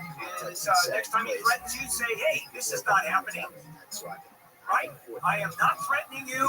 I'm putting it down, writing it down. As a matter of fact, what I would do is record it, take out my phone, and go, hey, go ahead and threaten me. What did you just say? Let's record it. So you just got to come back. There's nothing for you to do at this point. There really isn't, other than deny. They didn't pick my video. Okay. All right, that's it. You know? Devin. Hi, Devin. It popped up. Every single person. This is the second time the landlord has taken us to court for eviction unlawful container for not payment of rent. We held the rent because of All they gotta do, living that's the conditions, mold, roach infestation, I think you're back right now. We emailed the landlord for about a year and a half. Oh, no, that's Finally, the first go around, the judge ordered him to remediate, fix the heat, that's the a mold. That's about He ended up 1 to 2 painting over the mold. He I never remember. fixed I the heat. remember the phone call. So, Okay. All right. So now they what's are your every question? time you go on there, All every right, single so my person question has is, their face. first off, we requested a jury trial. They didn't want one. The judge rewarded us a jury trial coming up here. My question is, if this So, goes to that's trial, different. what can you see the outcome be? Oh, it can be pretty healthy. With a Devin, podcast, it can be pretty at least healthy. it's First of just all, like- you're going to prevail like That's you why did the last time because you have all the proof in the world. And you are going to argue how difficult it was for you to live, the kind of, I think you came out and argue emotional damage here, you can argue almost anything there. I think the jury, based on what you said, the jury nailed him. I think you may end up getting, you may get tens of thousands of dollars on this, if not more. He is nuts to go to jury trial based on what you said. I don't get it at all, but I think you're going to be just fine on that. You won every single time, and now you're in front of a jury, and you're showing how miserable it is, and how the infestation, and how you had to live. You can't afford any place else. Oh, God, yeah. Can you imagine what the jury's going to do on that one? Can I tell you about chronic pain? If you happen to live in chronic pain all the time, or know someone who does, or treat someone, you know how miserable it can be. I happen to live with someone who suffers from some chronic pain. And my wife, it kills me to see her suffer that much. And so I'll tell you what she did to deal with it, is she created pain. Shout out to the racist. Wow. It's about No trauma. And does it help? You bet. Now, does it relieve pain? Yeah. Sometimes, depending on the treatment they talk about. But more importantly, it helps you deal with the pain. Every episode ends with a message of hope. By the way, there are, you should talk to the experts to say, why don't you do A, B, C, and D? And there's some huge successes there. But you're going to understand that the show is about giving pain purpose. I know that sounds weird, but you'll know what I'm talking about. It's the Pain Game Podcast. Chronic pain, yeah. Listen to the Pain Game Podcast. Season 3 just started. Pain Game Podcast. This is handled on. Oh, no, I do remember that. Yes, you're talking about the Los Angeles, Orange County. It's funny. It's being a sidekick. I had a sidekick too. What was the Hundreds of protesters spent their 4th of July downtown to rally against the immigration raids that have roiled the region on Scott Carr and the KFI 24-hour newsroom. Protesters also voiced their disapproval of the surge in federal funding approved this week in a Republican-led government tax and spending bill. President Trump's so-called Big Beautiful Bill that'll keep federal ICE raids going.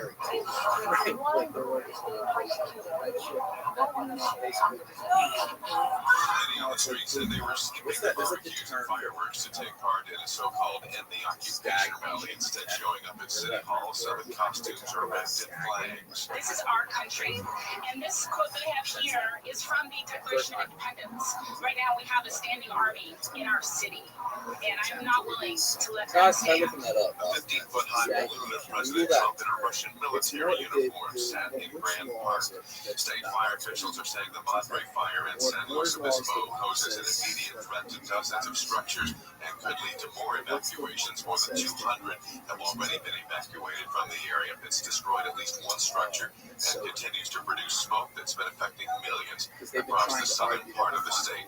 Cal Fire says the fire started Wednesday in a rural area and is about 10% contained. A beach hazard statement's in effect for much of coastal Southern California amid this busy Independence Day weekend. Hundreds were rescued in Newport Beach Friday. The lifeguard agency posts on X 10 swimmers were rescued from what they call a monster dog-leg rip current. Local man and former lifeguard there, John Lehman, tells KTLA he's not surprised so many got caught up today. South swell in the water comes from the southern hemisphere. So there's big walls in the surf, and then when the sets come, there's 5 or 6 waves per set. And they're pretty big. So it looks calm for a little while, and then the big set comes in, and people get tossed around. And a lot of water comes in, water has to go back out, and it creates riptides. Officials say more than 350 rescues had to be made throughout the day in Newport Beach. Following a series of setbacks, Kroger's recent decision to close 60 locations nationwide is the latest sign of distress for the grocer that operates more than 300 stores in California. Kroger's the parent company of Ralph's and Food for Less, and producing its footprint after the resignation of its CEO in a failed merger with competing grocery giant Albertsons. The company faces a lawsuit related to the merger that's also been struggling with labor unrest. Workers had been threatening to strike until the company reached a tentative agreement with the United Food and Commercial Workers Union this week. Southland weather from KFI. Partly to mostly sunny today. Highs in the mid to upper 80s, closer to 90 in the IE. A few passing clouds overnight tonight. Lows again in the mid 60s. Tomorrow again a mix of sun and clouds with highs in the low to mid 80s, closer to 90 in the IE. Right now in San Dimas 75, 70 in Torrance, 68 Culver City, 70 in Buena Park. From the KFI 24-hour newsroom, I'm Scott Carr. We've got an accident in Claremont on the 10. It's an ongoing problem on the eastbound side of the Denver or Indian Hill Boulevard. It's a fatality accident investigation. The right-hand lane is going to be closed until further notice. About 5:10 this morning, a tractor-trailer and 3 other vehicles collided. Coroners are on the scene, but no delays leaving East LA County and Pomona heading toward the Inland Empire. Onto the left on the Golden State Freeway, 5 northbound is past Magic Mountain Parkway. We have a multi-vehicle accident here. 1 vehicle overturned. And you have a backup to McPhoenix Parkway. Culver City area, 90 eastbound transition to the 405 southbound. A solo crash could be in lanes of disconnected road. Not seeing any delays on the eastbound side of the Marina Freeway. The Dodgers take off the Houston Astros later today after a game. First pitch is 4:15. We hope the Dodgers do a lot better than they did last night. Expect heavier than usual delays on the freeway between the Dodger Stadium as well as the surfaces, including Stadium Way, Pensacola Avenue, and Boylston Street. 60 eastbound before Roosevelt Boulevard, on the higher side of 2 right lanes. With Southern California's most accurate traffic reports, I'm Mike Morris. Our iHeartRadio Music Festival, presented by Capital One, is back in Vegas' Home Arena, September 19th and 20th, streaming live only on Hulu. 15 artists, 2 nights, 1 stage. Get tickets now at AXS.com. Capital One is the proud presenting partner of iHeartRadio Music Festival, bringing great products, rewards, and services to its customers. What's in your wallet?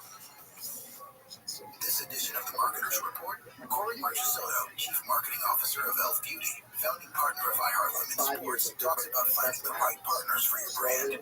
I see brands as antennas, and every antenna sends out a frequency. We call it the elf signal. So we send out the elf signal, and what comes back is people who want to be a part of this story. Once you know firmly who you are, you've codified it, and you can put that out into the universe. What happens from there is it begins to attract people. Why are we partnering with Billie Jean King? Because she champions equality. Why are we partnering with iHeart? Because we want to advance women in sports. But it's a louder thanks to Elf and iHeartMedia. As the #1 audio company, iHeartMedia can get more people to hear your message than anyone else. We can also get a better response rate for all your marketing. For better results for every budget, visit iHeartAdvertising.com. Run a business and not thinking about radio? Think again. Because more people are listening to the radio on iHeart today than they were 20 years ago. And only iHeart Broadcast Radio connects with more Americans than TV, digital, social, any other media. Even twice as many teens than TikTok. And that reach means everything. Just think about the universal marketing formula. The number of consumers who hear your message times the response rate equals the results. Now let's get those results growing for your business. Radio's here now more than ever, and iHeart's leading the way. Think radio can help your business? Think iHeart. Streaming, podcasting, and radio, where the reach is real. Let us show you at iHeartAdvertising.com. That's iHeartAdvertising.com. or call 844-844-IHEART. One more time, just call 844-844-IHEART and get radio working for you. Listen to the Stephen J. Klubeck podcast wherever you get your podcasts. This week with Cory Booker. Number one on your car radio preset and the new and improved iHeartRadio app. Free, never sounded so good. KFI AM 640.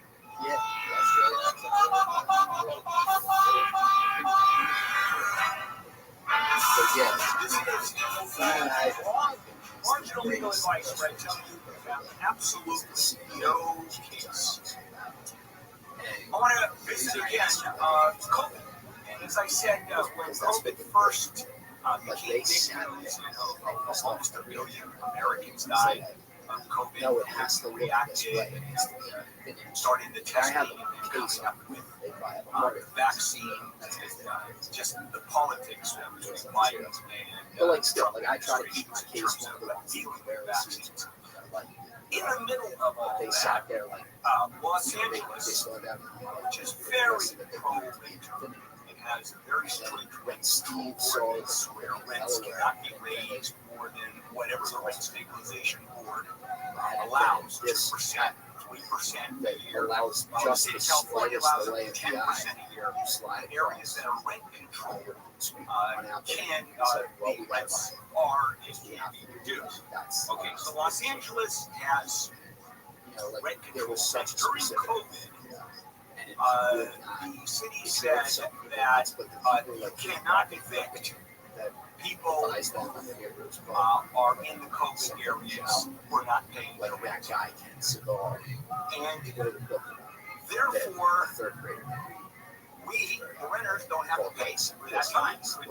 Maybe we owe the money, we don't have to pay it.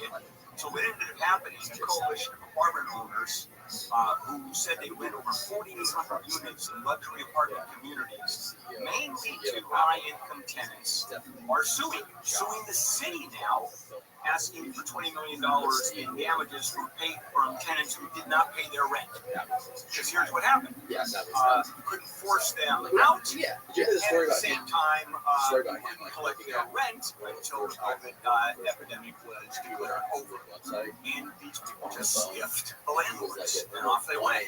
They owed money, but they had to pay for a year, they had to pay for 2 years, and that rent racked up, they just left. Well, this organization is suing the city for $20 million in damages. Not because of rent control, which the Supreme Court has ruled over and over again. Rent control is something that is allowed by the cities. Even though you do got to be crazy, but also apartment owners, business owners fought that like crazy.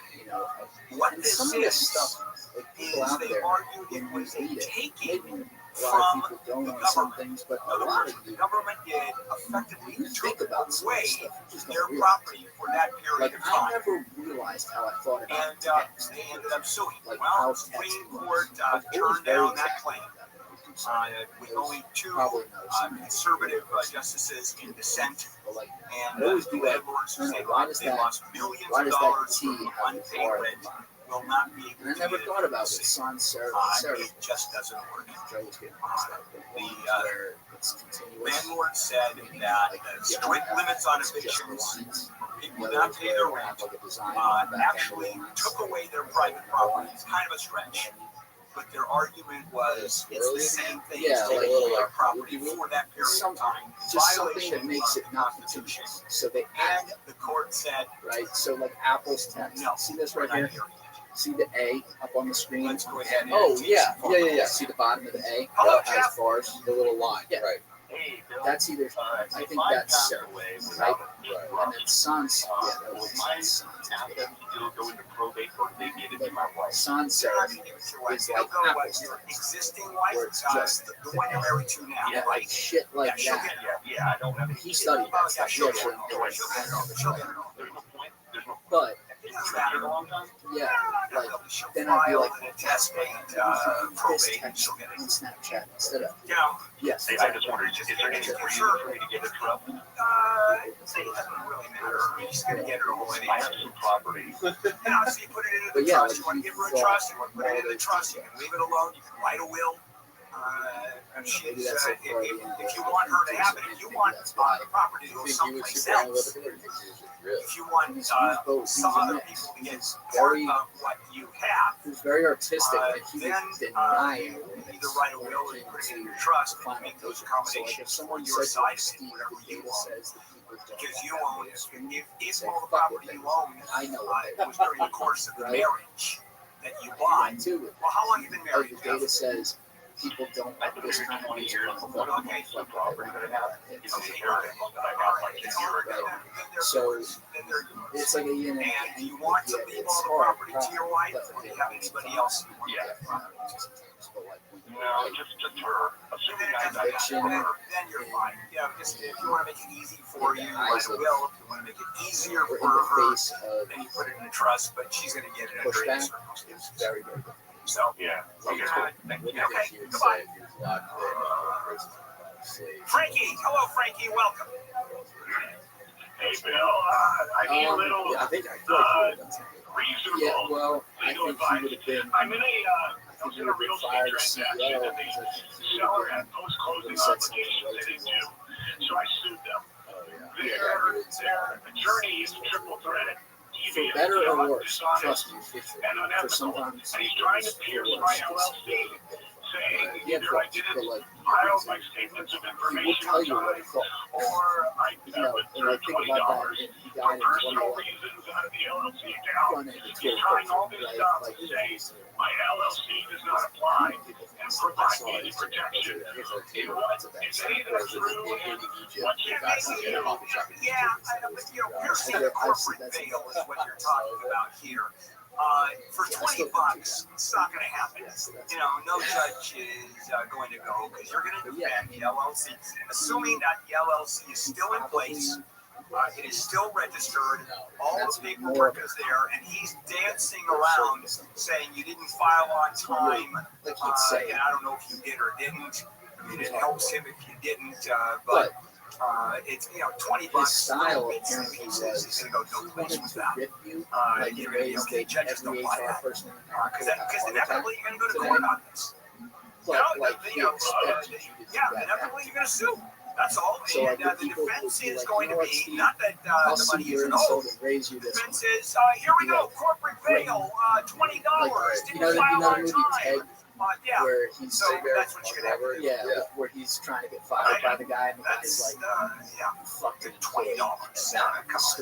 Seriously, and we are in a changing world.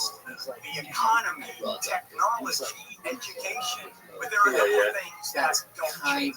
One of them, I'm an ass. I always have been. The other one is the success of Zellman's Minty Mouth. These are little capsules that you swallow, and at the end of sucking off the minty coating, you either bite into them or swallow it. They go into your gut and begin to work on the bad breath, the smelly breath in your stomach, as well as in your mouth. There's the difference.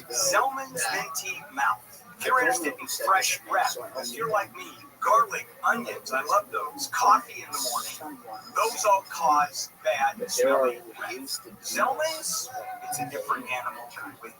Go to Zellmans.com, use the code KFI, 15% off until the end of the month. CELMINS.com, use the code KFI, Zellmans.com. The greatest, but this is the handle on the law. Distance that KFI traffic starting in Orange County, El Toro Road on-ramp, 73 northbound. This is the 73 toll road, not the road to Del Mar Freeway. You have a two-vehicle accident that's partially blocking lanes of the on-ramp.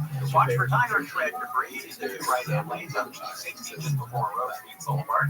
And a reminder, there's no Caltrans projects the next few days because of the 4th of July weekend, obviously. Crews will return to work early Monday morning. With Southern California's most accurate traffic reports. I'm Mike Morris. Yeah, that's where they make our iHeartRadio Music Festival, presented by Capital One, is back in Vegas. Arena, September 19th and 20th, streaming live only on Hulu. 15 artists, 2 nights, 1 stage. Get tickets now at AXS.com. Capital One is the proud presenting partner of iHeartRadio Music Festival, bringing great products, rewards, and services to its customers. What's in your wallet? How many people? I wonder who that is, honey. Can we look that one up? What's the name of it again? Population Blonde Show.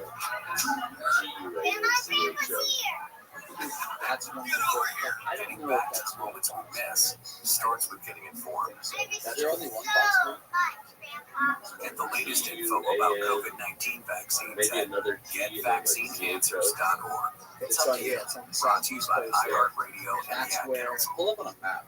That was in the. That was. 4th of July is a big barbecue day with 66% of us firing up the grill. We bought the food, company's coming, a lot of pressure to get it right. Barbecue disasters can range from minor, There's like a problem with like slave labor. or I don't major, even know if like it's your all propane tank exploding. Pitmasters say you can avoid disaster by it's a planning. big You didn't see any suicide material? Have water nearby, go easy on the lighter fluid, and invest in a meat thermometer so you don't overcook. Really? USDA says outdoor batches also increase the And New chance York's for food what, like poisoning, so 7? keep things cold. Manhattan? Wash your hands. I'm Bree Tennis. The Vatican is calling on Catholic priests to love care for the environment. Population Right published by the Vatican That's the thing. will allow priests to celebrate a mass urging Catholics to take care of the earth. The right was presented at a Vatican What did they do about? What did they do about? by Pope Leo is following in the footsteps of Pope Francis when it comes to environmental issues. Health Well, that was 1.6 million in Manhattan. Wait, I what? heard it's America's Wait, number it's one 7 million podcast in all of network. New York City? Open the free So all the iHeart boroughs app put for together? podcasts like this. September No. 1979. It's that low now? Virginia's Oh, top it's prison snapping, band, bro. Get Your I might have Favorite, just sounded like is moron. about to attempt the All New impossible, York. recording their Yeah, see, debut album Behind the Bars in I just never 5 thought about hours. that. But that's Well, how big is Guangzhou compared to Manhattan? it's the same fucking size. They were black artists serving extremely long It's felony smaller sentences. Each had grown up under segregation, That includes only to get caught up in America's prison boom during their 20s. I'm Jamie Gitchens, music and culture writer. For the past 5 years, I've been talking to the band's 3 surviving members: Jamal Jahan Newby, Neil I King, guess I and always Harry Cupcake Cole. Put it this way. We What is the size? of the state legal system. Woman. They would come in and stand around the board and sweat. Maybe I'm wrong about that too. I don't know. Did you find out the square? The square. What do you look for? The square mileage or Miami? Or no? Their paths Miami behind square miles is but they also have some unfinished business. The end of the day, Wayne, Really? the love was supposed to be followed up with another album. They never got that opportunity, What's but the they square never mileage stopped of dreaming Manhattan? either.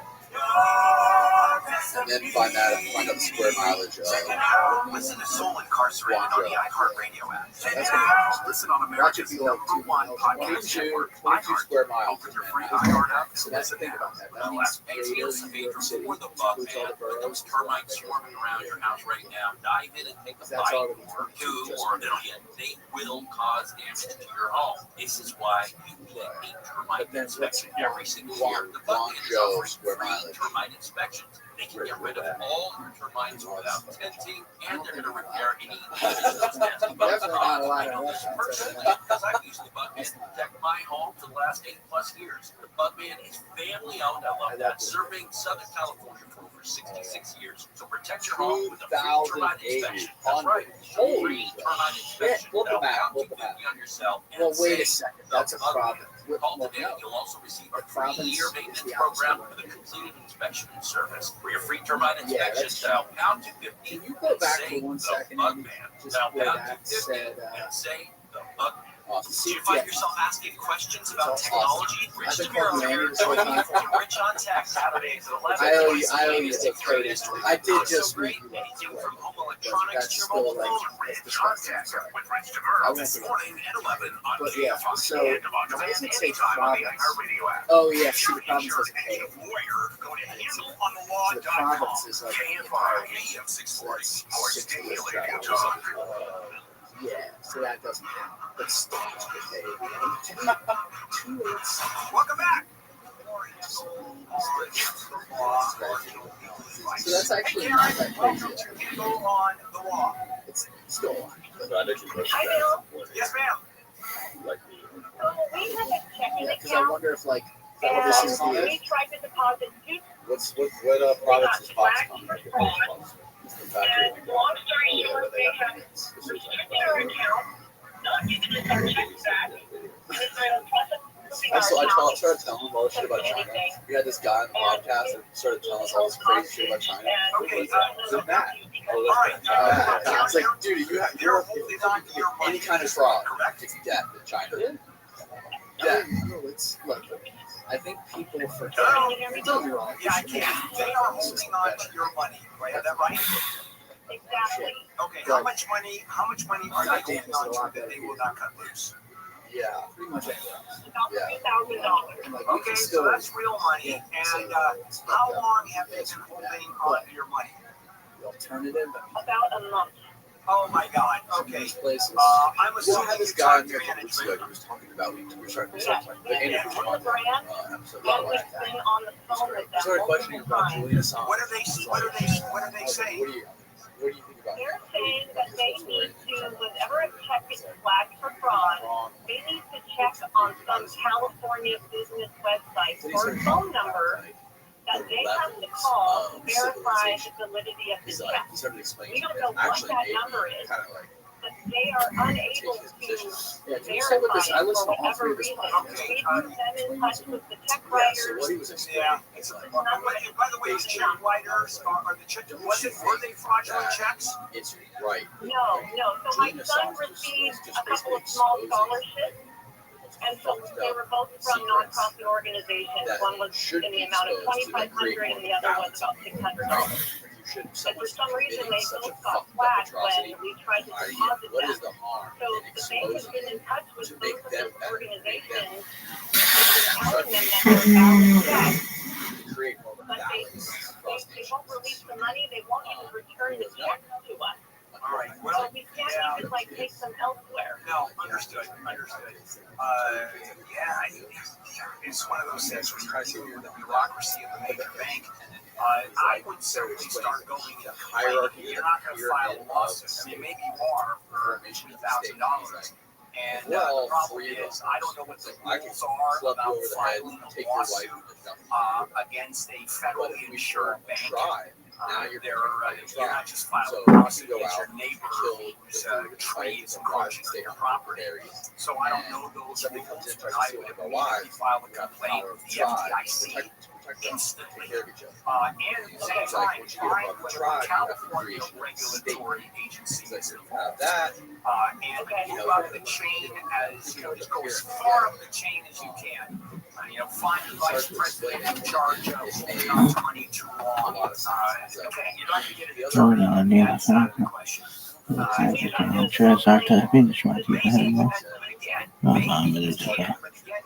to look at the rules. I don't know the rules about filing a small claims suit against the bank because there may be federal regulations involved. But that's where you got to go. It's a nightmare when you get caught up in these bureaucracies. A nightmare. I don't mind, if it's been flagged, I get it. So they hold on to it for 2 or 3 days, 4 days. I get it. It's happened to me before where money was held and foreign money was put in and they had to check and the check actually cleared. The funds cleared, and we had a record of funds clearing, and it still took 2 or 3 days for them to figure it out. What they did is they had to buy money for a few days, and they paid interest on it. And if you add that millions of times on a monthly basis, you're losing how much money they make. You don't have freedom of speech. You don't have this freedom. Yeah, so that's where I'm going at. That is not fun. Getting caught up in that kind of bureaucratic nightmare. The people that are truly free is that drive on Jeff, an island. Welcome to Africa that have nothing. Hello, how you doing? Yes, sir. Support you. So I am want to be a part of participating in this community that sub myself out. I work for a engineer contractor. I'm just a superintendent on the project.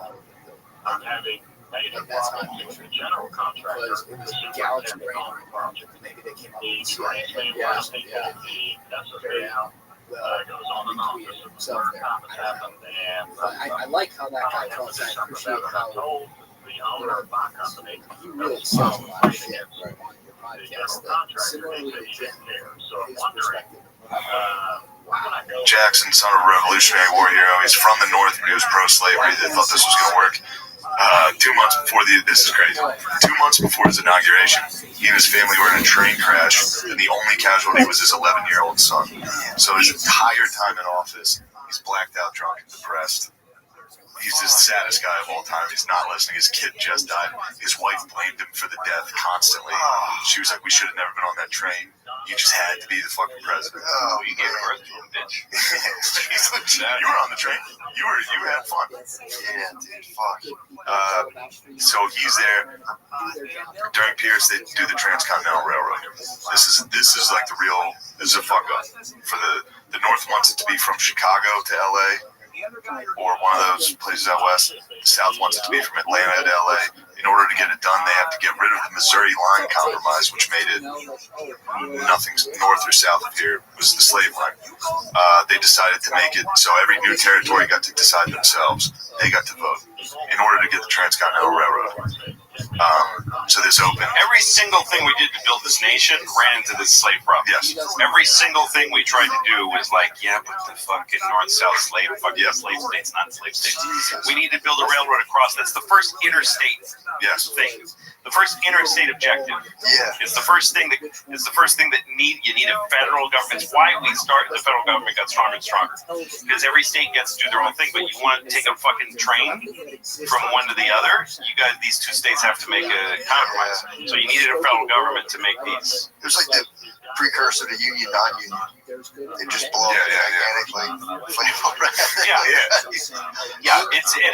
And the other reason, just this general thing, that the federal government became what gave the federal government power was the states wanting parity with each other. Like when environmental laws became a thing, they were state laws. So like Indiana would make a law, you can't dump, sludge into the river anymore. So every company in Indiana has to pay extra to do a better job of dumping their shit and take it to the ocean or somewhere else, or somebody else's life. But so next door to Indiana is Illinois. They're like, we go and we dump anything we want, and so all the business goes there. And so the Illinois company's like, we don't want to dump, we don't want to hurt the environment, but we can't compete with these guys, right? So all the states go to the Fed and say, please pass a law that affects everybody, so that we can all do the right thing that we want to do without having to get squeezed out by this guy. Yeah, and that worked until we started doing shit with Mexico and India and China. But anyway, go on. Yeah, it was interesting with me. We're at I think Pierce, right? on the Transcontinental Railroad. Yeah, that turns out to be like that's what started it. I mean, obviously there's a ton of major factors, but that was like a big one because it opened what was called the Nebraska-Kansas Act, which is they got to decide to vote whether they were pro-slave or pro-abolition. So then a bunch of people just rushed in from the north and the south, and they started fucking killing each other. What? It was I forget the names. They were pretty sick. It was like the Free Staters versus the Border Ruffians. This is where John Brown and his son was out there. Oh yeah. They started hacking people with swords to death. Like that was it. And Franklin Pierce was like, he did nothing. He didn't get involved. Yeah, it must have been crazy when you had a bunch of slaves. Like, this is wrong. You had to be like, nah. It'd be crazy to be like, no, I don't think it is. Well, you just would pretend not to, or you just wouldn't. I mean, you'd see it on the newspaper was faded, and it was like, I don't know that much about it. Just not being able to go down I'm with okay that. with my slaves. I treat them okay. Yeah, they're great. True. Yeah, right? Tell him. Oh yeah, he's great. He's all right. No, it's fine. No, and meanwhile, the North was starting to get. It's getting after Pierce. Buchanan. So Buchanan is the guy who right before Lincoln, right? Because the other thing that was going on is the North is industrializing, and the North is starting to build sweat houses and factories. And so part of the argument that people were having that is like the kind of argument we would have now. It would be interesting to take this culture with Twitter and everything and supplant it to slavery days, how we would have handled that debate back then. True.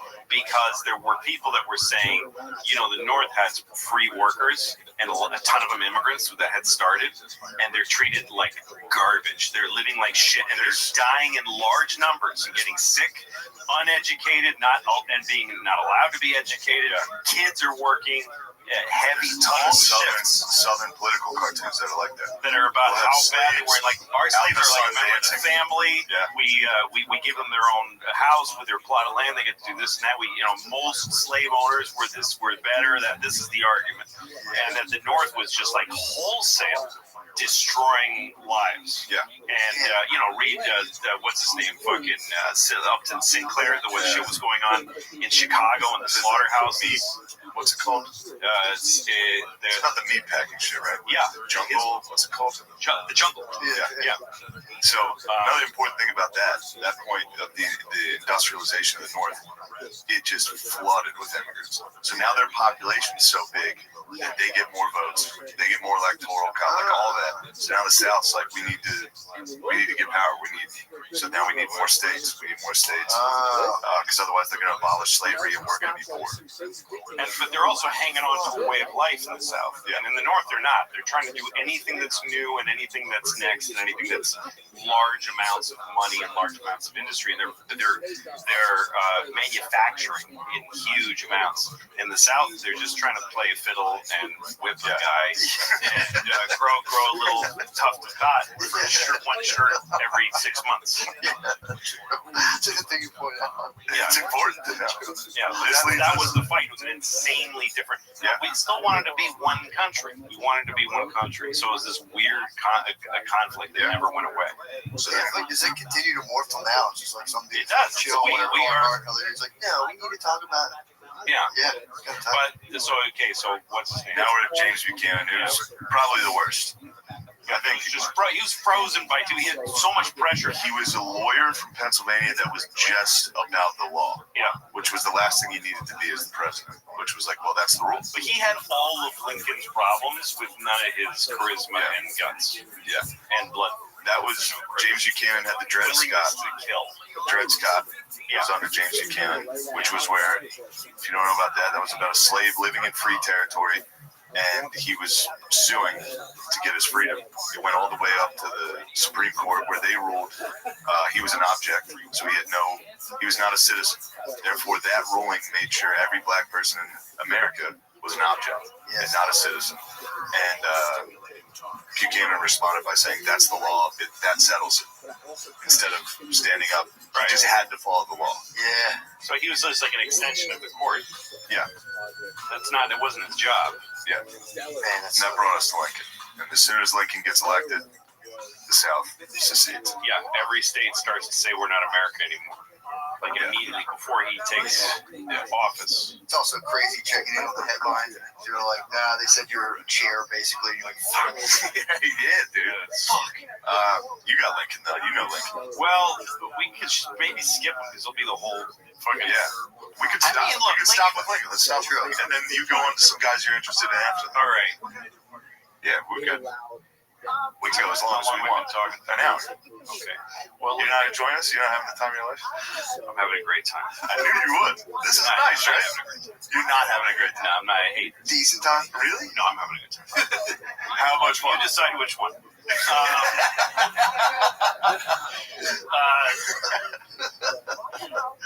The thing I liked about, I gave you that book about Lincoln. That's a great, Carl Sandburg. It's a weird kind of stream of consciousness telling of Lincoln's story in 4 volumes. It's crazy. Just the warriors, just from when he took office. And when he was coming here, there was everything, hell was breaking loose. There was supposed to be a January 6th. There was supposed to be one. There was a plan to stop the certifying of the vote. And so they went to General, what was his name? He was the only American general, because we didn't fight wars anymore. Yeah. So the army was kind of like not, I think he was the commander. It's a name you just know when you hear it, like Scott something. Oh yeah, Winfield Scott. Yes. So they went to Winfield Scott, the guys running the government, and then they said, we think there's going to be this thing where they're going to try to stop the, so he said, if anyone, he made a declaration publicly, he said, if anyone tries to stop the counting of votes and the democratic process from happening, either by force or by infiltration, I will stuff them into my cannon and fertilize my lawn with them. That's what he said. Lincoln said that? That's what he said. What? No, and, Winfield Scott said yeah, and what he did in real fact, because he was a really smart guy, he gave all of the Capitol Police and all those guys that they had the day off. They said go home, and he went and got policemen from Baltimore, from New York City, all kinds of like badass cops, and he had them in plain clothes all over the Capitol, heavily armed in plain clothes. So, and people, so if somebody started something, the guy would just go like this or elbow him or whatever. But the appearance was that it was peaceful and that there was no military presence. But nothing happened. That's what it took to get Lincoln. Everybody, up to the minute that happened, everyone was like, I don't know if he's ever going to take office. People believed he would never be president. Dude, he wasn't even on the ballot in the southern states. Not even on the ballot. Yeah. He didn't win one southern state. A lot of people, big people who would be like whoever now, wrote long things saying, "Don't take office. Your presidency, your victory is hollow. It's not real." Not even just people from the South, but people from the North. Everyone was afraid that Lincoln was going to just immediately free the slaves and start war with the South. And his first inauguration, he says, first thing out of his mouth is, "I have no intention of freeing the Southern slaves or changing their slave laws. And yes, we will chase down and bring you back your slaves when they come up here within reason." He puts like a tiny thing in like, we're not going to like make it our obsession, but we will do it. Like, so first thing out of his mouth. That's what bothers me about people that are critics of him hang on to that.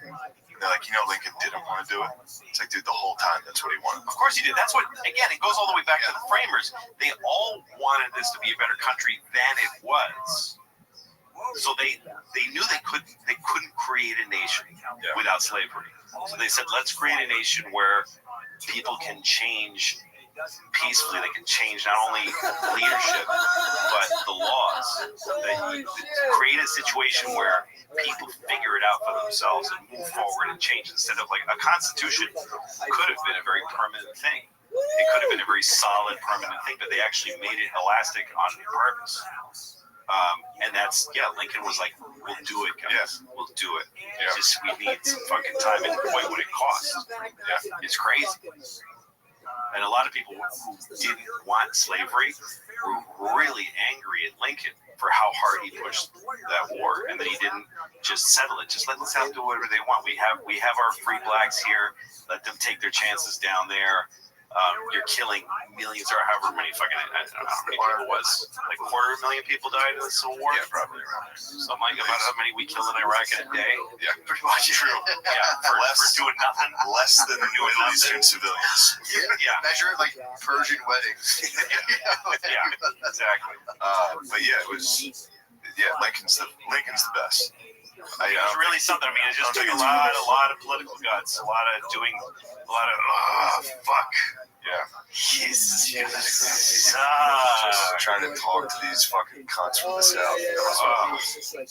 It's just like, clearly this is for money. You know it's wrong. Yeah. You know it's wrong. It's 1860. Well, it was the ultimate time. They know it's wrong. Well, and folks not wanting to say that shit's wrong. Yeah. And him, like, not making them say it, but getting them to just one guy at a time. He would just go around, get support here, get support there, put muscle in where he had it, and he fought a brutal war, a fucking incessant war. And he had to wait until he got a victory to fucking announce the Emancipation Proclamation. He was trying so hard to get it out, but his generals kept fucking up and losing. And he would just be writing to these dudes like, go, please do it. Get one, like, I think he wrote it after Antietam, which was like a draw. Pretty good. He's like, that's close enough. Here we go. We're doing it. Shot. Yeah, he got his fucking head blown off. Next to his wife. Yeah. And they put a little napkin. That was what they did for him. They put a little napkin back there and hoped. But it was not a very. He was alive for a while after. Yeah, that's what I'm saying. Just die right away. He didn't have to die at all. He didn't die right away. Really? Yeah. He was like alive in the hotel for like a day. We don't know how to do anything. Yeah. What play was he seeing? Does anyone know? Fuck, I do know. What was the play? It was at the Ford's Theater. I don't remember this. It It was something good. He was fixated. He was into He didn't notice the assassin. Weird thing. It was Hamilton. It was Hamilton. He was sitting there like, what was it? Nice. He was sitting there watching it like, I gotta pretend to like this. Yeah, it's fucking Hamilton. And then they shot him. He was like, thank God. Christ, this shit sucks so bad. So that brings us to Johnson. So Johnson was the first guy to be impeached. Was he impeached? Oh yeah, First guy to be impeached. Yeah. Johnson shows up. This is great. He was like a tough guy. He was supposed to be the counteraction to Lincoln. Well, he's one of the reasons the war was prolonged, because everybody knew if we could just get rid of Lincoln. Johnson was behind him with, there was a deal to be made. It was like, don't talk outside the family. He was like, Sonny liked my deal, didn't he? Sonny was happy. Johnson would have fucking settled in a minute. Johnson started his life as an indentured servant. No shit. And worked his way up. How sick is that? That's impressive. And then before his inauguration, he got fucked up on whiskey and just couldn't talk. His inauguration, it was in the rain and the mud right after Lincoln got shot. He was the first one. He's the one who proved you can impeach a president, but you cannot get the fucking votes. It's a waste of time, and he ends up stronger. Yeah. It's the dumbest move in the world. It's vanity. Yeah. It's just Congress hates the president. It's just bullshit. Yeah. But it doesn't accomplish anything. I don't remember why they went after him. Whatever. He was very corrupt, fucked up guy. I don't know. Who knows? It's all shit that I heard because of that. But they impeached him and then failed to get rid of him. I know nothing else about him. But I don't know either. But then fucking Grant, amazing guy. Great guy, amazing guy. I feel like his presidency was a bit of a fucking letdown for how cool he was. I mean, he did so Christing much, this guy. Oh, true. To help the South, he was pretty good. What did he do? Well, and he was. Well, first of all, some people get on him because he owned us one slave because his father-in-law, his wife's father, hated him because he was an abolitionist. I mean, he wasn't like an active abolitionist, but he was against slavery. It's just for not having a slave. Back then, if you didn't have a slave, you were a dictator. So you were like, put on a mask. Yeah. You were that guy. You were like, why do you have slaves? Yeah. Like, why is this guy making me feel uncomfortable? Yeah. So he hated him because he had slaves and he didn't want one. So he gave him one as a wedding present, like to spite him. Yeah. So Grant made the guy his partner, and they started a little business together, which he then freed the guy and gave him the business. Yeah. He made that guy. He would go work with the slaves. He'd be out there with them working. Yeah. And then while he was like financially ruined, he freed his slaves instead of selling them. But he had one though? I'm not sure. He might have had one at that point. The story I just told you is, I think, his slave story. I don't think he had a bunch. He had one slave and he freed him instead of selling them. But his father-in-law, and he gave him a business that he had started with. Yeah, his father-in-law history fucked him. He was like, That's right. That's right. And then he was in the army. He was in the army, and he went. One of his first jobs was outpost near San Francisco. It was in the middle of nowhere. It was in the desert of California. He was the only one there, and he was a family man. He loved his family. He missed his family so much, and he started just getting drunk. And somebody came to drop the mail and found him passed out drunk. And that was his only experience with alcohol. He was a very rigidly living guy, and he was known as a drunk for the rest of his life. Really? Every time he had a political problem, they'd go, he's drinking. There's arguments. There's rumors he was fucked up in Shiloh. Because he sat under a tree in the rain. They found him sitting under a tree in the rain outside of a military hospital. It also is funny because Shiloh, he woke up on day 2 of it. Yeah, at like the start of day 2, or maybe it was the start of day 1 when it started. He was late to get there, so everybody was like he was hammered. But if he was hammered, that's very funny. To be like, oh shit, there's a war.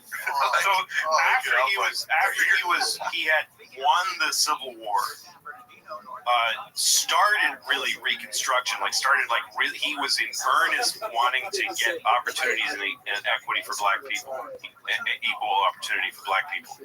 And then he retired and was in New York. He became a New Yorker. He became a big part of the city.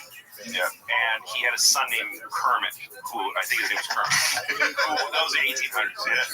So Kermit invested his money and all of his father's money with some asshole guy who took it and just left town and just took all of their money, every penny that they had. And so Grant went to visit Vanderbilt, who's outside of the Grand Central Station. There's a great statue of him. I think it was Vanderbilt.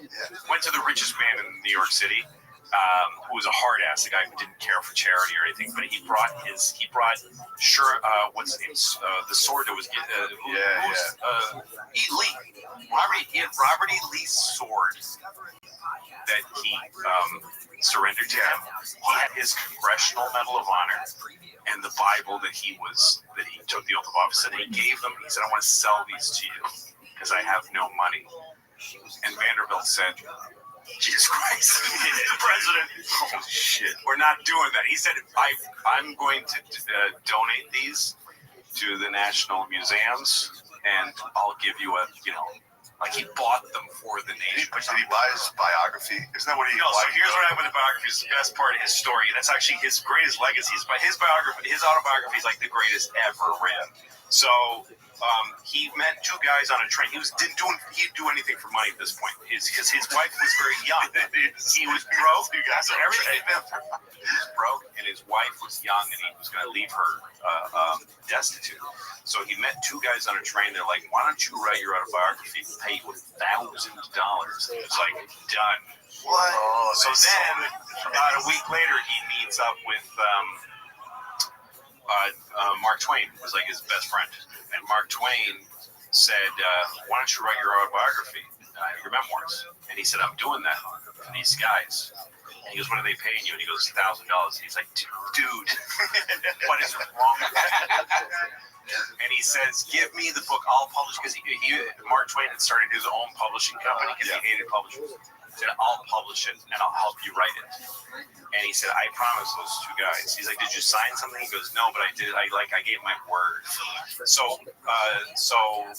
Twain, or his real name, Clemens, travels to, I think he went to see Sherman. He's like, "I need to see somebody trust who, he'll listen to." So he went to visit Sherman and said, please get him to do this. So Sherman wrote a telegram to Grant saying, for the love of God, give the book to him. That's what the thing. That's awesome. So he wrote his autobiography, and the remarkable thing about it that I read was that there's like no adjectives in it. It's like all verbs and nouns. The entire book is verbs and nouns because he just says what happened. It's a very well written book.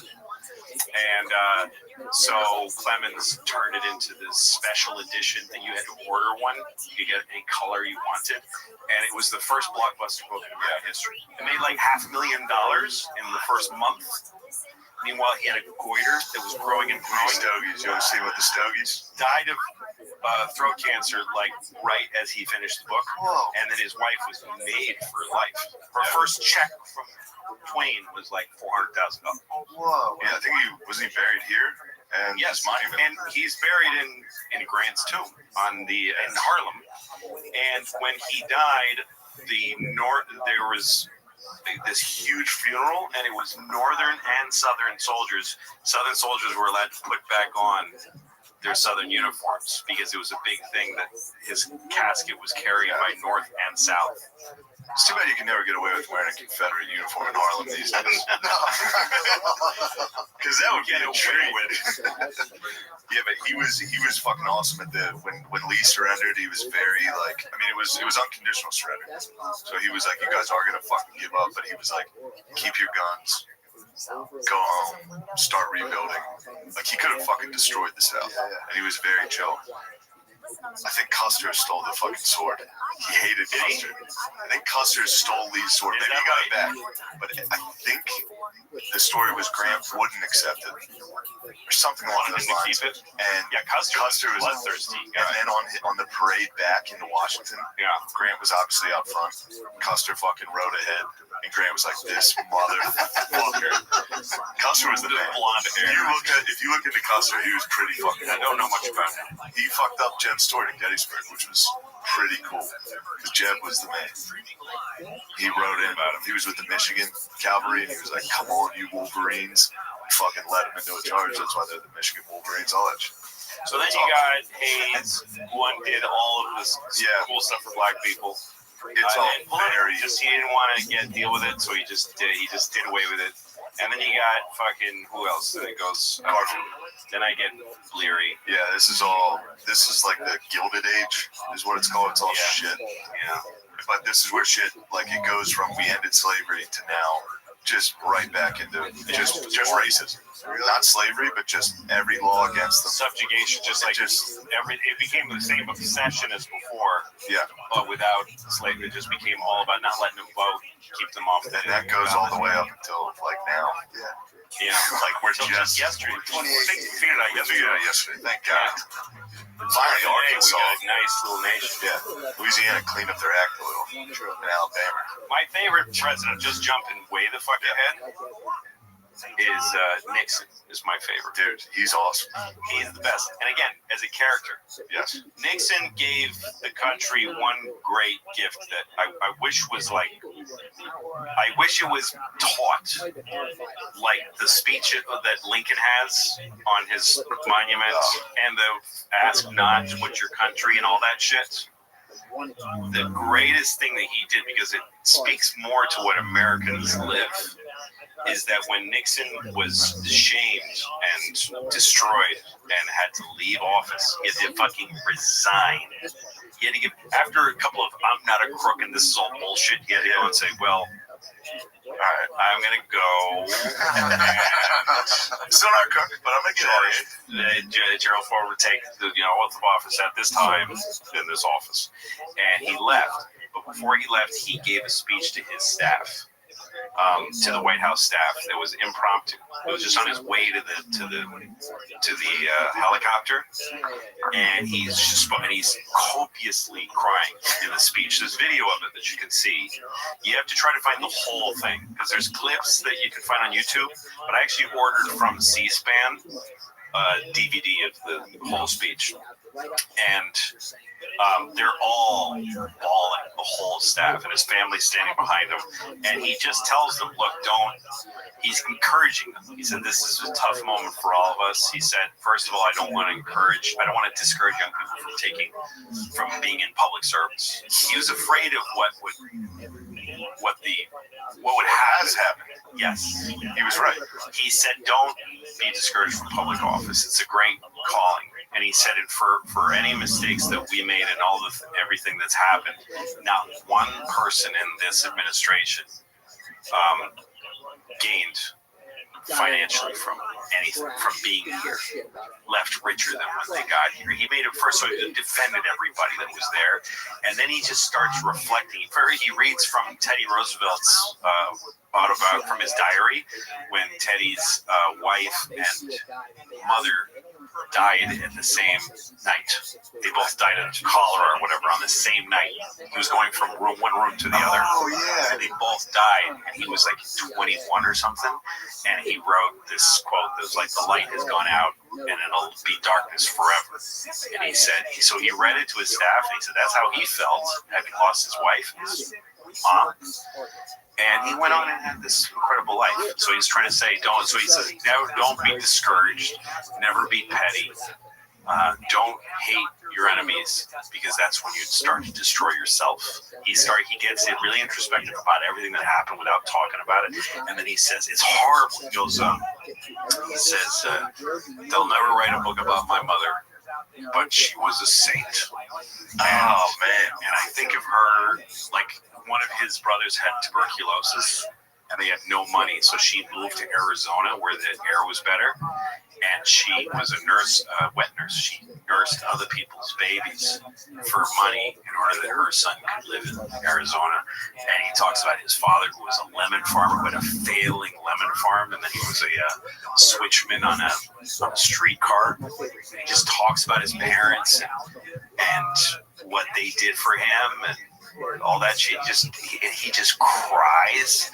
Oh, it's fucking beautiful, but it shows you a man at the height of American experience, destroyed from that height, which is the worst thing that can happen to a person, is to get that high and fall. And he just went, here's how this feels. He just told the world, this is how this feels, this is what this looks like.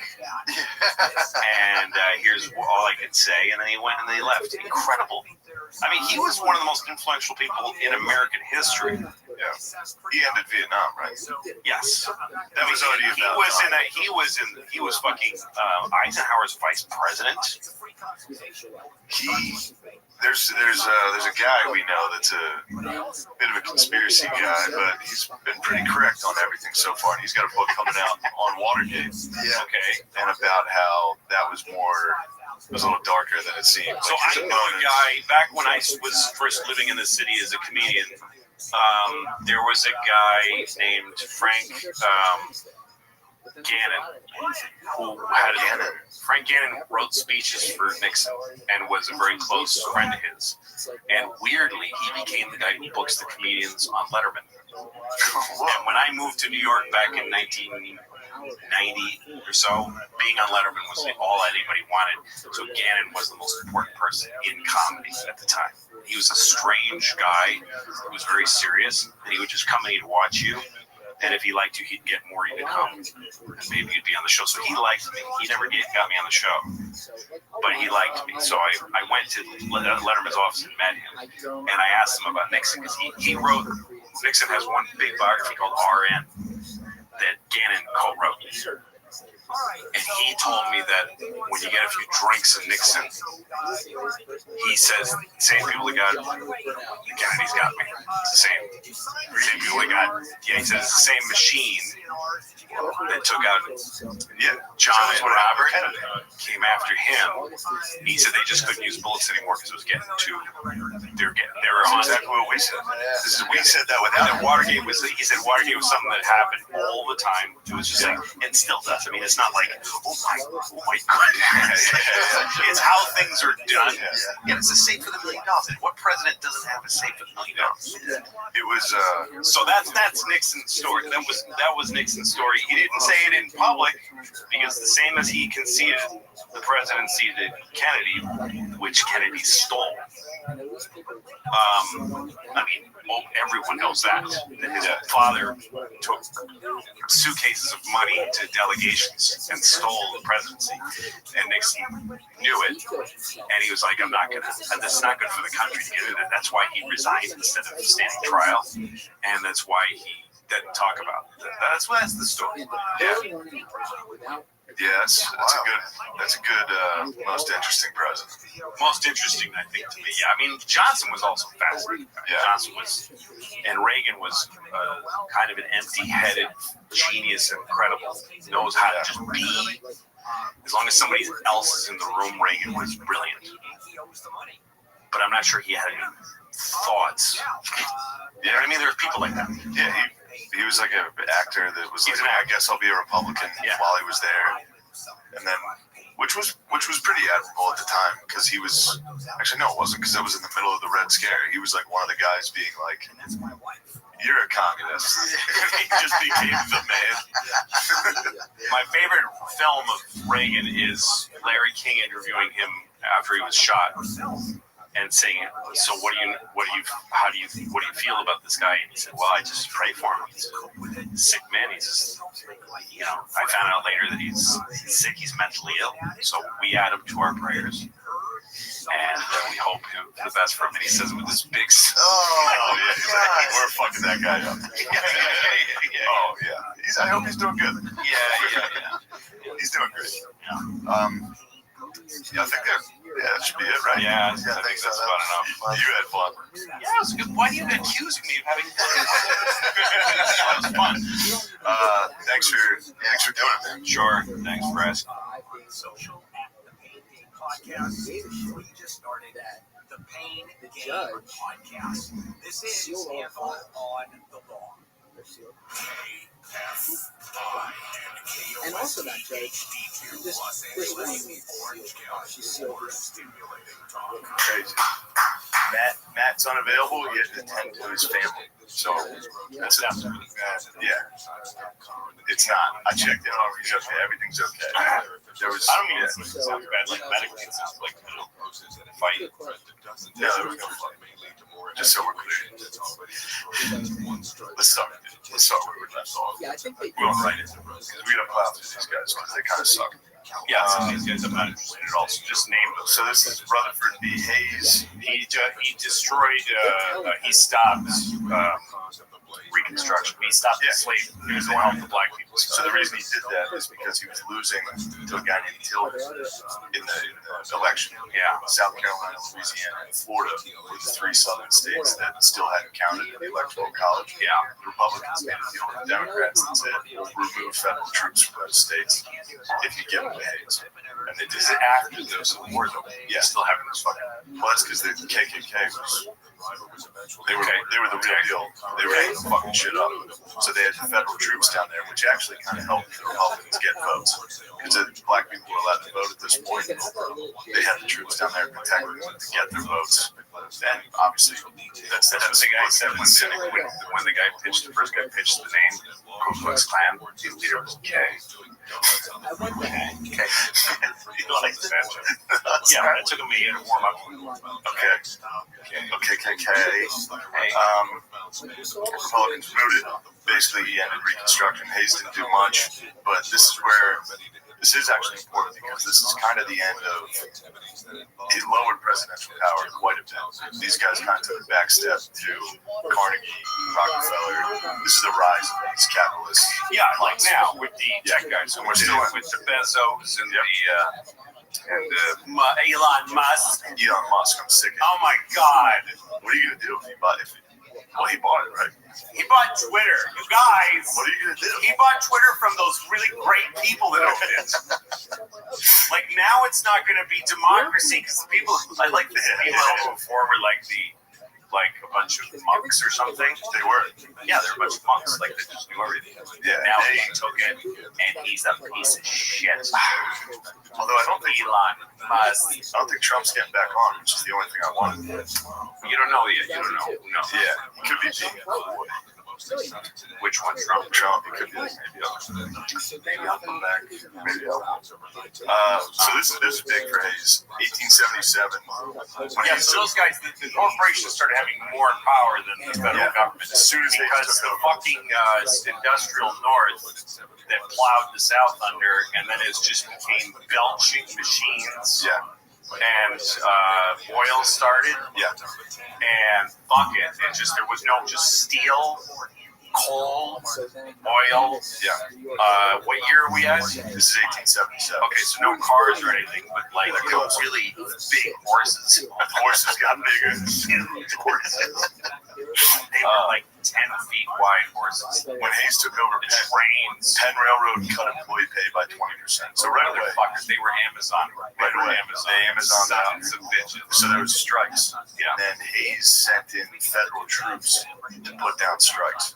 So the government sided with the corporations, obviously, and they used, they went down and shot guys that were striking. That's real truth. Did you ever see? Never mind. I'm just reacting to shit I don't know about. And by the way, this is when people get excited and like make pop off remarks like I've been the last 2 minutes. It's because they actually don't know what they're talking about. Well, I'm only hearing about it from you. Yeah. But what a good way to your phone. What a good way to put down a strike. Well, this is research I did, but that's all right. Yeah, just send in to beat the shit out of the guys. Strike. Just open fire on them. On which industries? Mostly railroad. Did you ever see Mattawan? It's a great movie by John Sayles. Nobody knows. 8 men out of the White Sox, Black Sox. No. I know about it. Shoeless Joe. Yeah. So he made a movie called Linsky. What?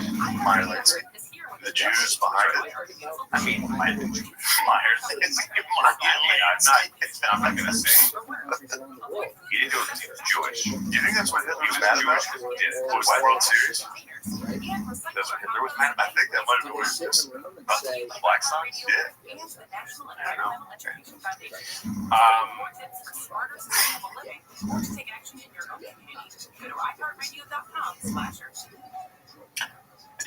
Madawan. So Madawan is a movie about coal mining strikes, and these guys are trying to make a union, right?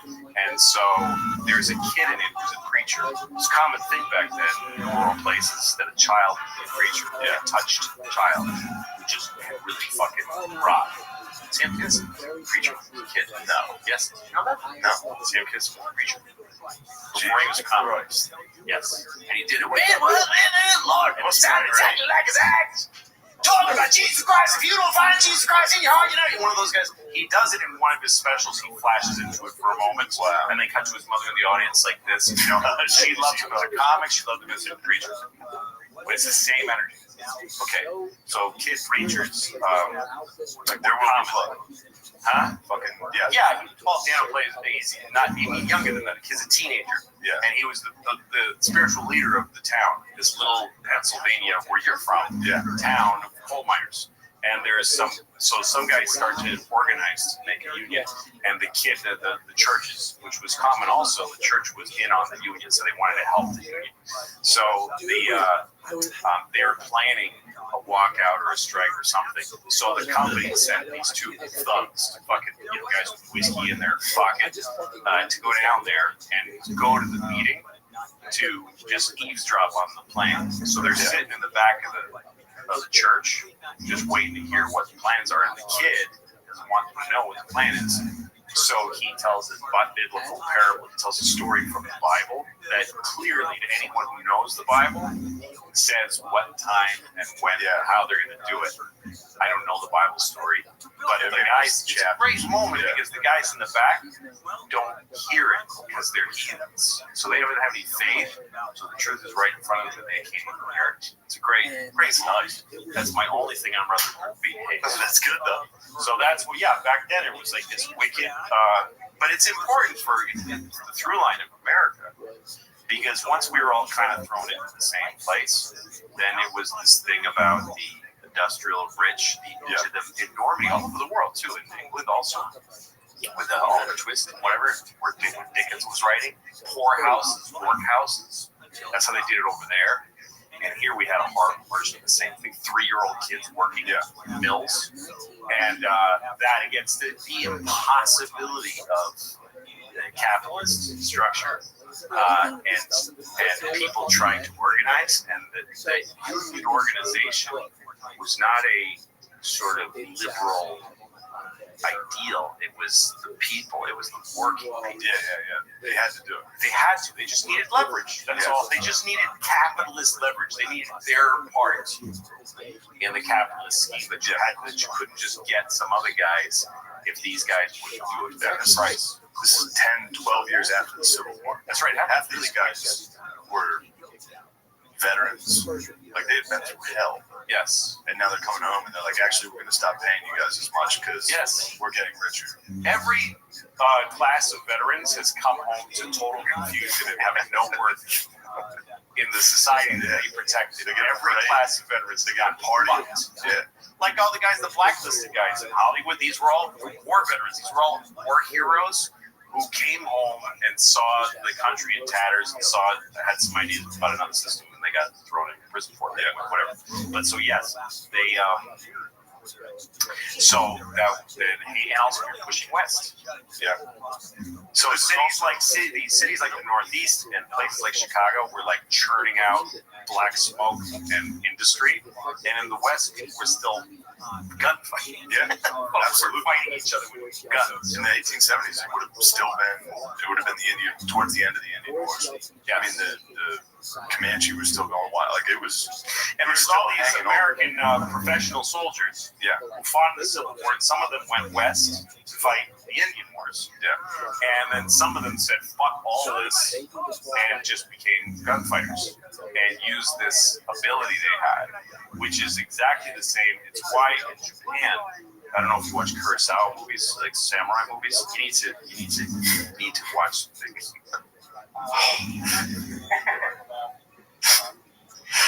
Clint Eastwood? Yeah. Okay. Fistful of Dollars? Yes. Fistful of Dollars is a remake. Oh, okay. Yes. Japanese movie, a black and white Japanese movie called Yojimbo. This is not a hidden idea. This is true. Yojimbo. Magnificent Seven. You saw it? Yes, I used to watch all this. Okay. So Magnificent Seven is a remake of the seven. Don't nod like you know it. You don't even know what I'm talking about. Well, I'm trying to get through the story, if I'm being honest. What? Nothing. Go ahead. This all has to do with presidents. We gotta plow through these. I know. We're still in Haze. We're talking about Japanese movies. The Seven Samurai is the Magnificent Seven is a remake of Seven Samurai. It's a total remake. Go watch these movies. It's amazing. Because the Japanese, I think it was called the medieval era, it was the same as our West because they had these wars with samurai.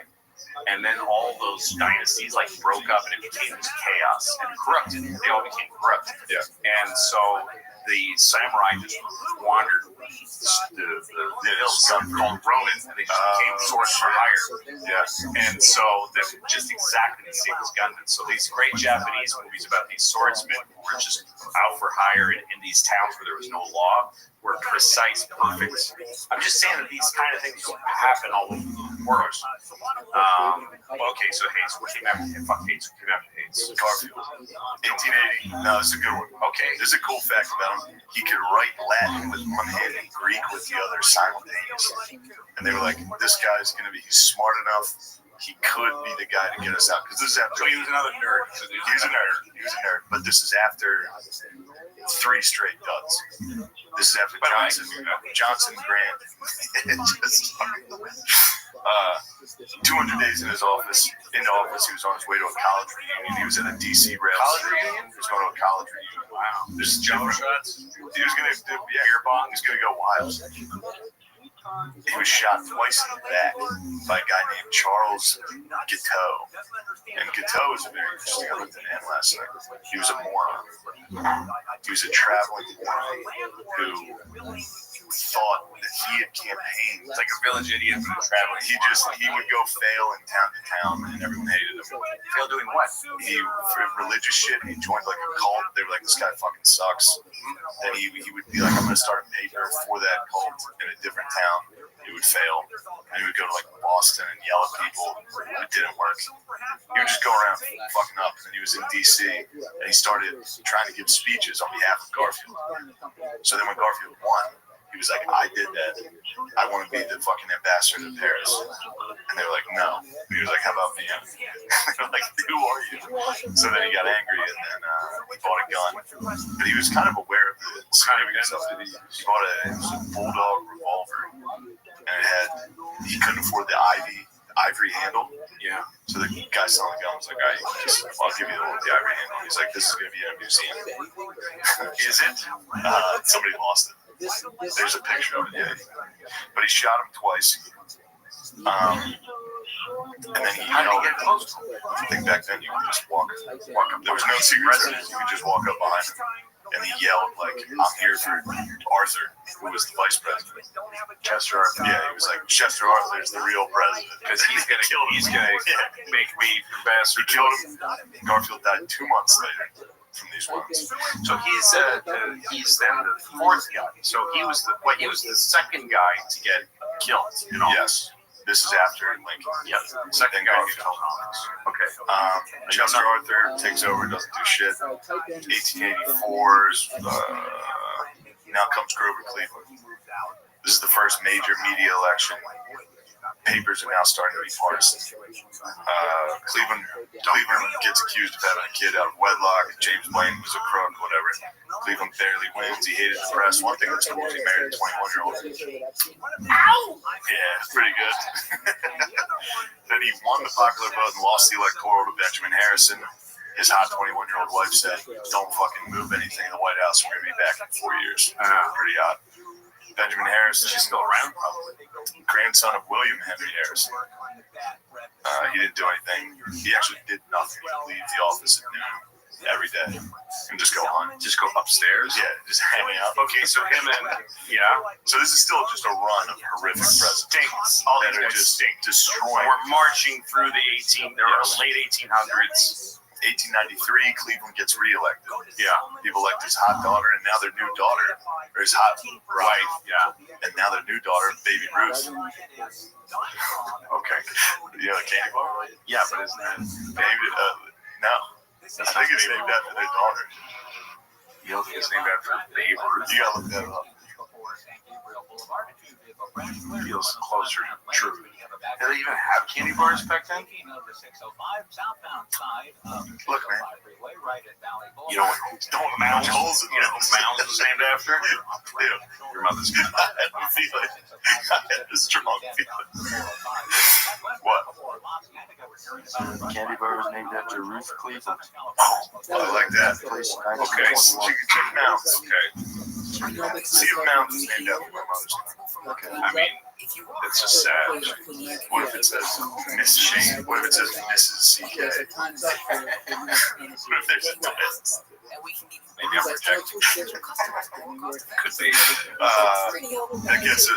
But these guys are destroying the country. Unemployment's at 18%. Yeah. Great. There's a depression. McKinley comes into office 1897. He did his campaign entirely from his front porch in Ohio. Yes. It's pretty funny. And he's the first Ohio guy, isn't he? Grant. Grant is from Ohio. But there was like a run of Ohio. Not straight through, but there's a lot of Ohio. All these guys. So McKinley's from Ohio. He was the last president who served in the Civil War. He didn't want war. Everybody seemed to. His whole thing was cultivating good press. He was the first guy that seemed to master that. Yeah. He understood it because Cleveland before him fucking hated him. So let's get to Teddy, okay? Because he's the only guy that something important to say about McKinley? Yeah, I mean, he started in 1898. The Spanish Empire was falling. Cuba was open. There's Cuban rebels. He didn't want to, but eventually got talked into it because guys like William Randolph Hearst, all the major media people were like, we got to go to war. Fuck that. So he sent the USS Maine into Cuba's port. Somehow it exploded. No one knows how. 250 guys died. Media demanded war with Spain. So that's where remember the Maine, all that shit comes from. McKinley created the Situation Room in the White House. That was pretty tight. So that they could, it's exciting stuff. Nice work. This is a 10-week war. The U.S. fucks them up. In his thing, he annexed Puerto Rico in the Philippines, also annexed Hawaii in 1898. 1900, he wins the election, this time with his vice president, Teddy Roosevelt. Yes. And we can get into Teddy, dude. So Teddy, fascinating thing about Teddy. First of all, Teddy was born deformed. Yeah. His lungs and his organs were too small for his chest cavity. And his doctor told his father, he's got to stay in bed and he'll probably die in his teens. Yeah. So he told Teddy, well, you weren't born with much of a body, so you'll have to make your body. And Teddy just became insane. Yeah. Walked up the Matterhorn, just walked up it. Dude, he was a ball of insane energy. He would just do anything. Yeah, it's kind of terrifying. He was. And he was kind of an animal. Yeah. But also very intuitive, very brilliant guy. Like, he was the first guy that they did, like, caricatures of. Like, he saw, because he had his crazy big teeth and his glasses. So he was the first guy that they drew, like, this funny version of him, and he liked it. He thought, that's cool, because they're thinking about me. The fact that they're caricaturizing me means that I'm an icon, I'm on something above them, you know? And he liked it, so he let that proliferate. But the other thing about him is that he didn't like being in charge of things. He liked being number two. So like they asked him to run New York City Police Department, and he became a commissioner. He's like, I'll just be one of the commissioners. He was like number 2, but he ran everything from that number 2 position. Being number 1 is like the shittiest job in any place. So he started. I don't know. I'm uneducated. I read this a long time ago, but I think he invented the police academy because New York, or at least he put one in New York City. In New York City, to be a cop, you had to be in a family of cops, or you had to pay somebody, because it was the easiest job in the world. You just walked around in uniform, and cops used to sleep like in alleys, and they didn't do it. They never stopped crime. And they just get paid to protect one gang or the other in New York City. And they were all fat and often quite old. So Teddy said, there's an age restriction, can't be old. He said, you have to be in shape. You have to go to an academy and you have to train to be a cop. You have to be taught. You have to have an education. You get taught lots of things that they have. It's a school. And so he started that. The police department hated him. He pushed it through. He reformed the New York Police Department to the point, and this is where he was better than other politicians. He wanted to test them and show that they were honest. And the only way to do that is to have them enforce a law that everybody hates. So I think the law was that you couldn't drink on Sunday. So he had the cops go around New York City and bust anybody who was drinking on a Sunday. And 100% of New Yorkers hated him for this. And they ran him out of town on a rail. And he was fired. But for him, it was like, Teddy would do everything until he was despised. Like, he would go past the point because his goal was the goal. The goal is the cops are better, not everybody loves Teddy. So then every time he got fired, he would just go to Montana and live in a fucking hut and kill buffalo. And then they went and would send emissaries and say, please run in this, please run this company, please run this company. What do we say now? And then they came to him and asked him to run the U.S. Navy. He did a similar thing to the United States Navy, which I know less about. He was obsessed with the war in 1812. I think he wrote a book on it. Which was how we could have won that quickly. We almost lost it because we didn't have a Navy ready. And his whole thing was, we need to have a huge Navy. That's right. Like the war, it's actually pretty sick. He gave a speech to, I think either West Point or the Naval Academy, where he was like, there's probably the Naval Academy. He was like, there's a vacuum right now. England's failing. There needs to be one leader. Someone needs to be somebody in the world. Naval power. He did 2 things that have lasted until now. I mean, a lot of things, but 2 are the National Park System. No one even thought of that. That didn't exist. The idea of like the government should protect vast tracts of land and not allow anybody to fuck with them. No one on the earth did that. Teddy Roosevelt invented that idea. So that exists because of him. They still don't have it. In the Amazon, they don't do it. That's why it's a nightmare, because there's no laws down there that say you can't do this. Everyone just wishes they wouldn't. So Teddy did that, and he made us a naval power. And then he was vice president, which he didn't want to get. He was like drafted into running for vice president. Let's talk about this was him and the Spanish War. Yes. What's it called? The Hill.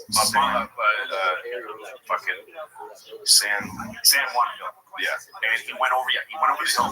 He's nuts. He got everybody killed. Yes, he did. He was crazy. What was cool was the Rough Riders were cool. It was all West guys, like gunslingers, buffalo hunters, Native Americans, mixed with New York Irish cops, like just the nastiest fucking dudes.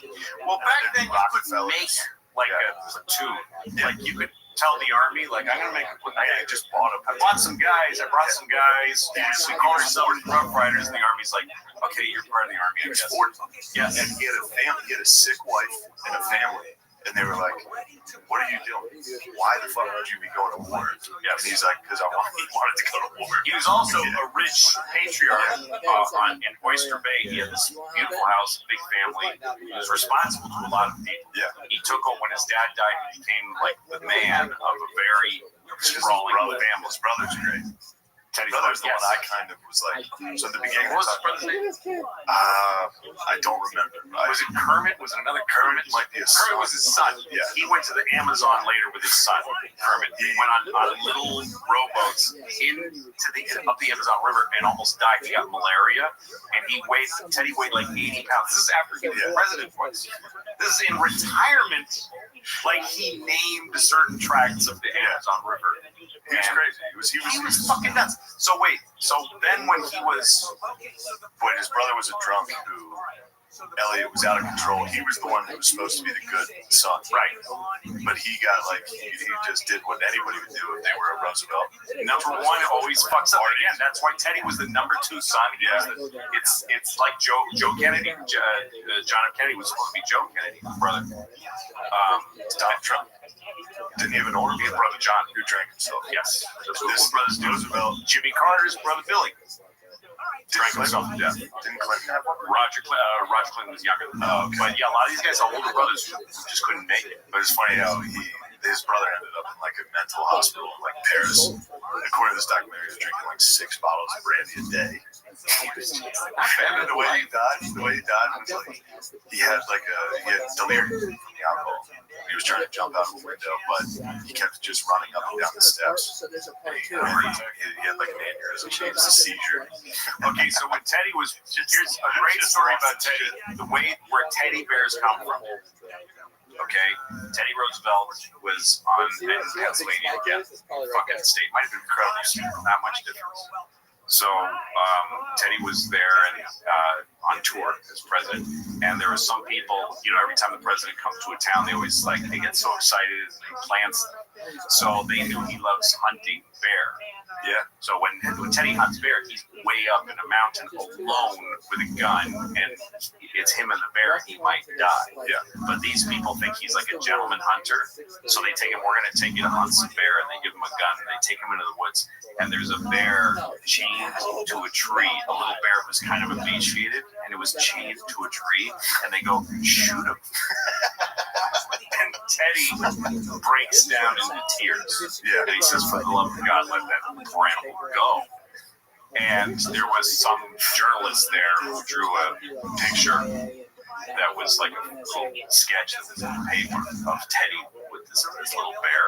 And it was, these people put that together, Teddy and bear, and started making these stuffed bears that looked like Teddy because of this. Jesus Christ. So that his first day as president. Yeah. Oh, well, McKinley gets shot. Yeah. He got shot by an anarchist, Leon Czolgosz. Sure, whatever. But it was interesting. I think now we've lost 3 presidents. Yeah, 3 guys got shot in the 1800s. Since the last 4 years. Yes.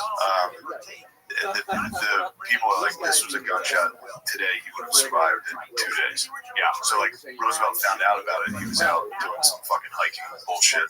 Right. Somebody came running up the hill like, he's shot, you're the president. They get there, the guy's fine. He died from infection. Yeah, a lot of these are bad. This is bad medicine. Back then, you could cut the president on the finger to death. Yeah. Because of how bad medicine was and how infected wounds. Yeah. So McKinley's dead. They're in Buffalo, New York. He gets sworn in. Yeah. Teddy's the president. Teddy's the president of the United States. His first day at the White House, he's like walking into the White House, and he runs into Booker T. Washington, black fella. Hulk Hogan. Why is it all Booker T? He's a black wrestler. Oh, he is. So it's an iconic. Booker T. Washington says, "Hey, I have some issues I want to talk about." And Teddy says, "Come to dinner. Just come to the house tonight. Come to dinner." First night in the White House, he hosts a black man. Never happened in the history of the country. Black man being a guest for dinner in the White House. The whole country goes nuts. It's the first event of Teddy's presidency. Is that the Senate, and I could be having some of these things wrong, but the Senate unanimously censured the president for there was nobody in the mix. If it was happening today, and even fucking AOC was like, oh no, you don't have the White House. Everyone all the way across the board said that's not okay. and they censured him. They tried to throw him out. They're like, maybe we should impeach him. But the best thing they could do is censure him for having had a black man as a guest in the White House. So this was what Teddy did. This is the kind of guy he was. He had him to dinner constantly, and he went on a speaking tour with him. He made him, like, he elevated him more and more because he was just like, fuck you guys. Yeah. There's one more I wanted to say about the Spanish Civil War that's pretty funny. Yeah. When they took that hill, he was on his horse. Everybody else was like, so they took one hill, and then he saw San Juan Hill, or whatever it's called. He was like, we're going to take that. He went off by himself. Right. 5 guys falling. 3 of them got shot. Yeah, because he went all of a sudden. He's like, we're doing this. Yeah, and they had to he didn't order anything. No, he went a hail of gunfire. So then he came back, and one of the guys was laying down. And he was like, how are you going to lay down when I'm up on this horse and get up? And as soon as the guy stood up, he got shot in the head. Killing himself. And then he led the charge, and they were all, a lot of them died. But some of them could have been brothers. He did it purely out of, like, I wanted to be in war, which is really a terrible leader. He had that. Yeah, I mean, it's. But he won. He won. It worked out. It did work out. And then when he was, another great story about him that I heard was that he would fight whoever was the heavyweight champ. He would bare knuckle. So like Jack Johnson, I think, had just won the championship, so he was invited. He doesn't know this was going to happen. He was invited to the White House. Right. So I don't know if they had an Oval Office yet. Yeah. He comes to the Oval Office, and Teddy was like, "Oh, terrific!" And he fucking started. And Jack Johnson's like, "What are you doing?" He's like, "Come on now," because to him it was like it made sense that the president should fight with the heavyweight champion, and he fought him. And Johnson blinded him in one eye, and Teddy begged him, please don't tell anybody, because I'll get it. Because Teddy, he's not supposed to do this. So he used to get people to leave the room, and then he fought him, and he was always blind in that eye, which he was always in denial about. He was sort of ashamed that he did this. Yeah, this guy's insane. He was nuts. Again, to me, I'm approaching these guys as characters. Yeah. Fascinating. But he did a ton of great shit, and then he started going after all these trusts. He started breaking up all these monopolies. He's right.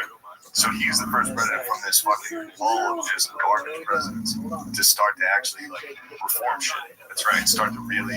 Well, that's what he became like when he was governor of New York.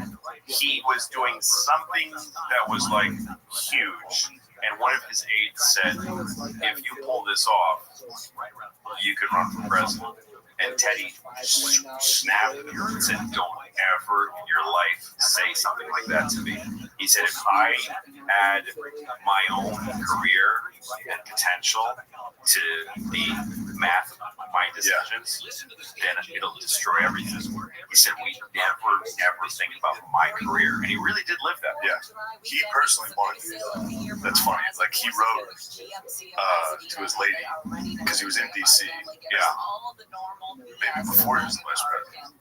He was in New York. That's when he became the vice president. He was in New York, and that guy that he was in his political party, I forget the guy's name, was like, send him to D.C. I don't want him in New York anymore. Yeah. He's a fucking nightmare. No, he was fighting everybody. He had no comfortable place to possibly be, but president of the United States. But he was like, every time I walked past the White House, like, I could be there someday. Yes. Like, he had that.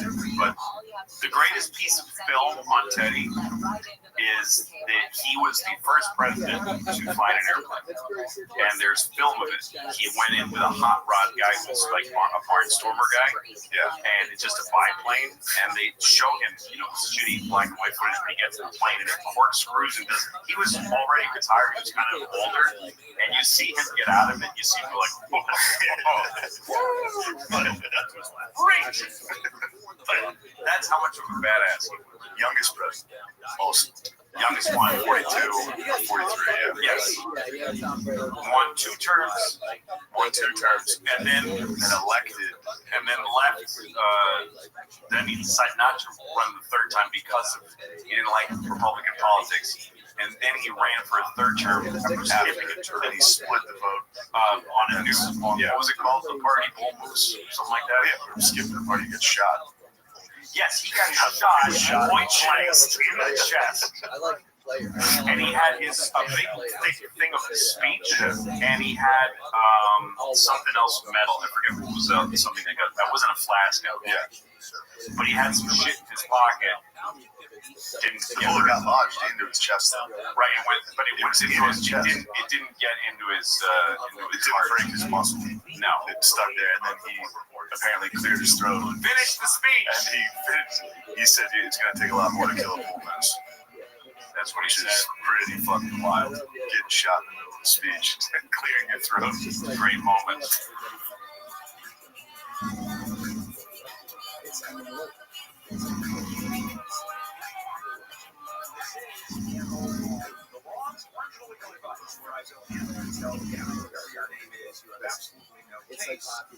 Steve, welcome to Handle on the Law. Wild, wild west. And then again, and then again, and then again, and then again. What president?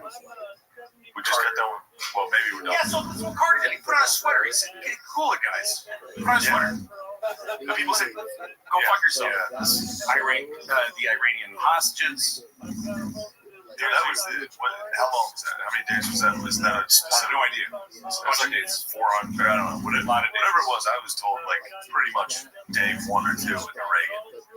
They were like, No, so Reagan got to take credit for the Carter more than anything wanted to free the hostages before he left office, and he actually did that. He was up all night for several nights. He was haggard. There's a great story about the day of Reagan's inauguration that Carter went to get him. That's the tradition. Is the sitting president goes collects the new president, takes him, escorts him. So the story was that he went to Reagan's hotel room where he was staying, and him and Nancy were. Reagan was putting on his tie, and Nancy was getting dressed. And it was like bucks in the world. Story. I remember reading this somewhere. which you have to. The Carter was like they fucked.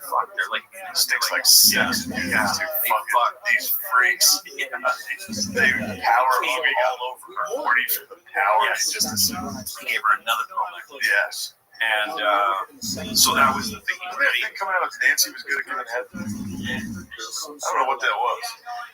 Nancy Reagan. Frank Sinatra says that the very important secret to singing is that you eat an apple and you wait an hour and then you throw it up because it creates a gravel in your throat. It gives you some texture.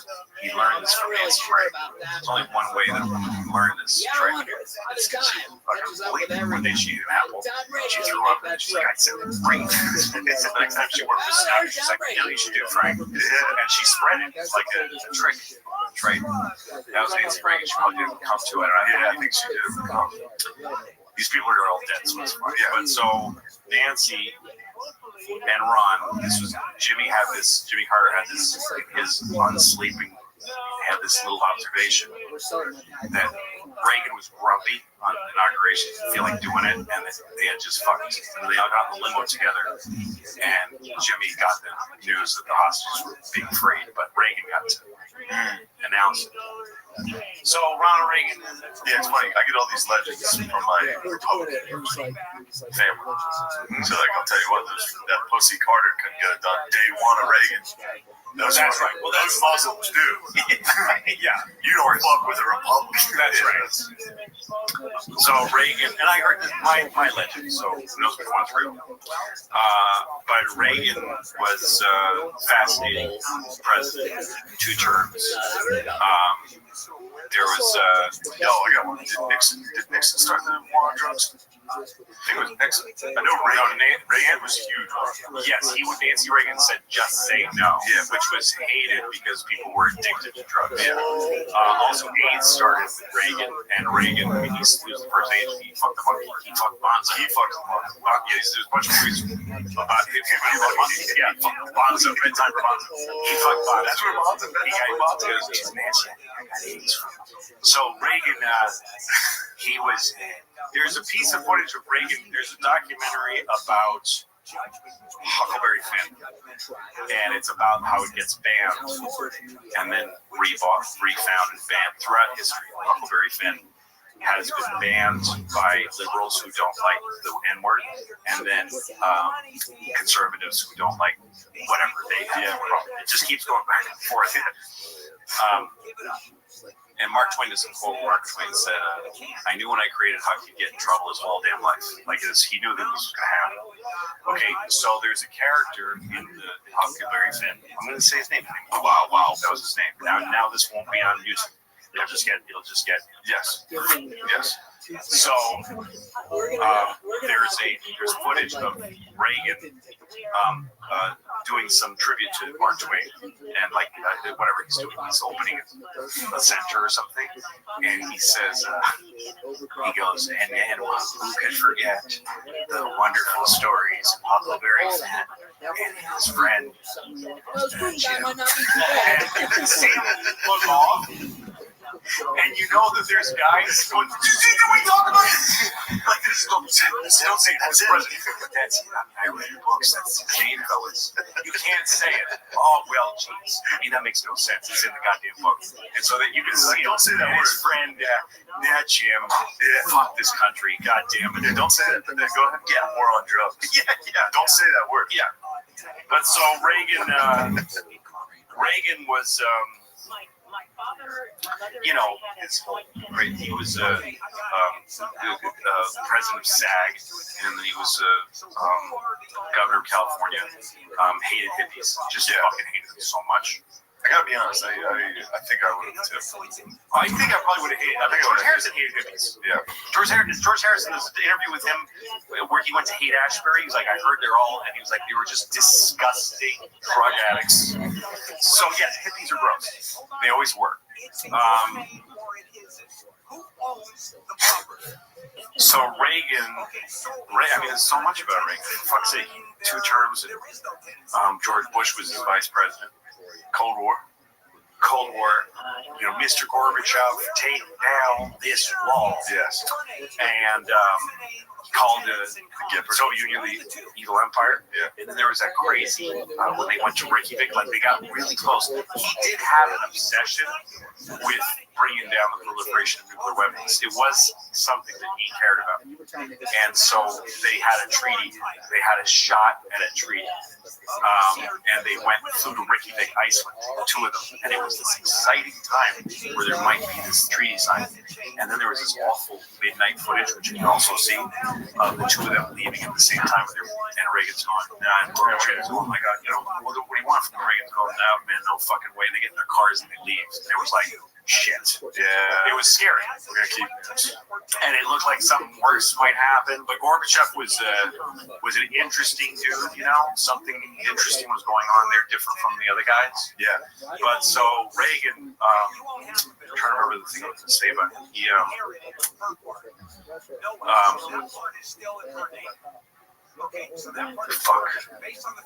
Well, he was shot. I remember. Yeah, that's the one I wanted to talk about. So I went to that guy's out. What's that? He just got out. Hinckley's out. There's pictures. There's like a TMZ taking pictures of him like he might sell Hinckley. That'll see that.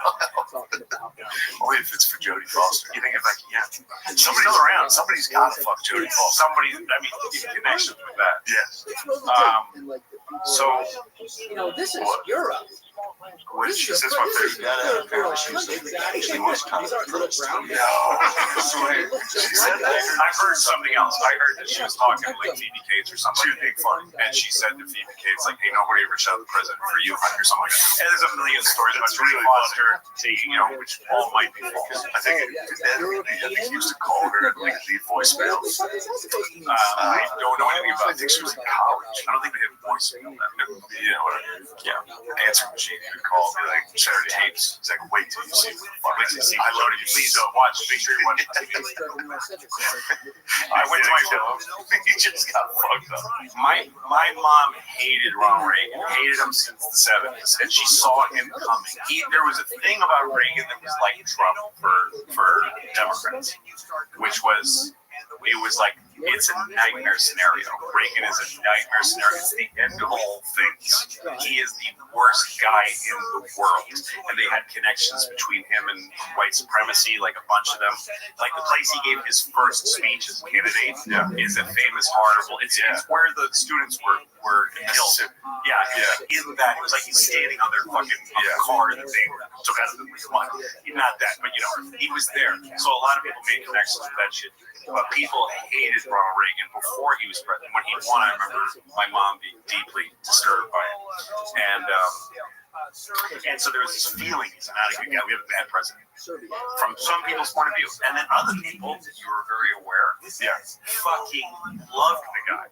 I mean, so much. And the mask, the rubber mask of him, what became a thing. And SNL was making fun of him and all this stuff. But there were these people that just absolutely, they loved Reagan without any reason, and some people were on his side and all kinds of stuff. But there's a lot of Democrats who just couldn't stand him. But life went on. And then when he got shot, I went to my friend Jeff Drew's house, and he said, the president got shot.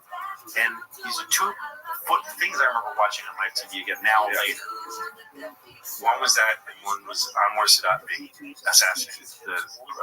Whatever president. I'm sorry, but I don't remember if it was fucking Egypt or Israel. But it was Sadat was killed, and I was watching it on the news live. I don't remember. Well, there was later somebody got shot in Israel. Yeah, I'm fucking up all the names. Yeah, that was one Clinton was president. So Anwar Sadat was on a military. They were having a parade. There was troops marching in front of him, and they turned around. That's gotta be Egypt. Probably. That sounds about it. I mean, it was nuts. Hand grenades. It was his guys. And they turned around and just riddled. There was a bunch of guys like in a dais, like a whole bunch of dignitaries. And they just what? And I was watching this. I was watching the live news, and they broke in and said, I mean, someone watching. There was a special report. That used to be a big thing. Now it's every breaking news break. Breaking news. Anwar Sadat is dead. We have footage. It's straight out of the beta cam, and it hasn't been edited. We're going to warn you that this hasn't been edited. And I watched this footage of a guy just watching the fucking parade, and then the lens goes down, and then he goes up on the bandstand, and you see a guy holding his own arm with the cut off, and there's like strands of blood and stuff and muscle, and he's holding it these days, like asking people walking by, like, what do I do with my arm, like that kind of thing, and just blood. I mean, I was a kid, and I saw that. And the other thing was Reagan had just been shot when I got to Jeff's house, and we sat down and we watched that footage. 20,000, like dumb. And he got thrown into the limousine, and his own guy jumped on. Did he kill one of the guys? He killed a cop. James Brady who was the press secretary, took one to the head and was like this for the rest of his life. And Brady Bill was this big gun. His whole life became about gun control. Brady Bill was started by his family, by James Brady, who was Reagan Republican. Reagan's press secretary. He was his spokesman. Very, very brilliant guy who suddenly would talk like that, and he would make speeches, and his wife would help him. The Brady bill was like, of course we're going to do this, because it was in a lot of Republicans were in favor of it. But the NRA was just a motherfucker. There was no way to pass it. You looking up James Brady? No, I'm just looking at how funny Hinckley is now. He's just leaving a subway. He looks exactly like me. He's doing pretty good. He's got the same body. Playing guitar. Just for once. Good for you, John. to CNN, boy, man who shot Reagan is now posting love songs online. He's like, I gotta get chicks the old-fashioned way. Just sing him a song. Just leave it somewhere. I used to shoot presidents to impress girls. Now I just sing him a song. Like a little. I hope he gets pussies playing guitar. That's Subway. He's got a nice Subway, just like Jared. If he keeps eating those, he can get skinny like Jared. Now he's gonna get some pussies. He can be a kid fucking president murdering guitars. This guy's not done. He's building his brand. He's still building his brand. He's got a shot. I mean, he looks young and healthy. It's funny to be fat and be like, I'm trying to get pussy. So you know the story about him? That he had, these are the legends. He had dinner at George Bush's house, apparently like a couple of weeks before he shot the president. No. Look up John Hinckley and the Bush family. Their families were linked. The Hinckleys, I think, gave money to the Bushes or something like that, but apparently Hinckley was a guest in a Bush house an alarmingly short amount of time before he shot President Reagan. And a very interesting thing about it is that George Bush was where when Reagan was shot? Where George Bush was? When Reagan was shot? Texas. It was Texas. The thing about Texas, in Dallas when Kennedy got shot? That's what folks say. And he was in like Texas is this place to like it feels like he was Skull and Bones. But, oh yeah, Skull and Bones, very big. George Bush, and we'll get to him, but George Bush was a power nerd, and he was a guy who really hated Reagan. The shooter's father, John Hinckley Sr., was friends with George H.W. Bush. Yes. So he's like regular contributors to the Bush campaign. Yes. How's your son? How's your boy John? Oh, I gotta tell you, he's troubled, sir. He's troubled. Troubled, is he? Yeah, I don't know what's going on with him. Maybe I should have a talk with him. He's like, hey, you want to fuck with Jodie Foster? No, he's like, so tell me what's going on. Just really into Julia. Just really in love with Jodie Foster. I know that's weird. I'm in love with Jodie Foster. Well, you know, son, you can't just sit on your keister. You got to do something. I mean, what could you do to get her? You know, well, how should I get? I wrote her letters. I wrote the hardest letters. A girl like that, she's famous. You got to do something for everyone to see. Yeah, I'll tell you who she hates. Do something that's gonna make everybody see you. I just talked to Jodie. You know who she really hates? I mean, if you were to do something to somebody, you know what they say. Now, was Lennon dead yet? Lennon was 1980. He was shot in December. And when was Kennedy? When was Reagan shot? When was Lennon shot? Important dates. So Reagan was shot in 81. So right after fucking David Chapman killed Lennon. Yeah. And he said, the Beatles changed the world, and I changed the Beatles. You know that Chapman fellow said? I read this in Rolling Stone magazine. He said, Beatles changed the world, and gosh, they sure did. And I changed the Beatles. That's what he said. So I don't know. I mean, a fella could find someone who's really changed the world. I don't know. I mean, anyone. You know, Stevie Wonder, Reagan. And Ronald Reagan. Yeah, maybe have an effect on his life. I mean, what do you know? Anyway, so Hinckley was like, I don't know why you're talking about them. I know what you're saying. And so then he went to his bedroom and he looked in the drawer. He found a gun. He's like, where's this gun? I left something for you. I left you a little something. You know you have to do something. Yeah. So if you're the vice president and you have anything to do with the president being shot, you need to be in Texas, because if there's any sort of like, where we have word that vice president, whatever, and then the governor of Texas is like, we're not extraditing. Like, it's the one place he might be able to hold up and maybe even stage a coup from. It's like, no, we're the Republic of Texas now. Like, it could work. So Bush is in Texas, and he refuses to come to Washington. It's a big deal because he just should have taken over, but he refuses to come to Washington. He's like, I'm not going to show up in the White House while the Gipper's fighting for his life, giving big statements about it. But he stayed away. And it got really chaotic, as we all know. There's a great movie. How long was Reagan out? I think a few days, but Nancy. So there's an amazing movie made by HBO called The Day the President Was Shot. Richard Crenna plays Reagan, and Richard Dreyfuss plays Alexander Haig, and it's like a comedy in a way. Anyway, when Nixon was when Reagan, they drove him to Georgia. There's a hospital that's for the president. First of all, the cottage, the White House, they have a emergency room, they have everything there. But he was bleeding, he was spitting blood. So, and he got him. He fucking shot him in the armpit. President's a little more. Shot him, and then he thought his bodyguard jumped on him. And then he said, "I think you broke my rib." That's what he thought happened. He said, "I think you broke my rib." So they're going to go back to the White House to get it looked at.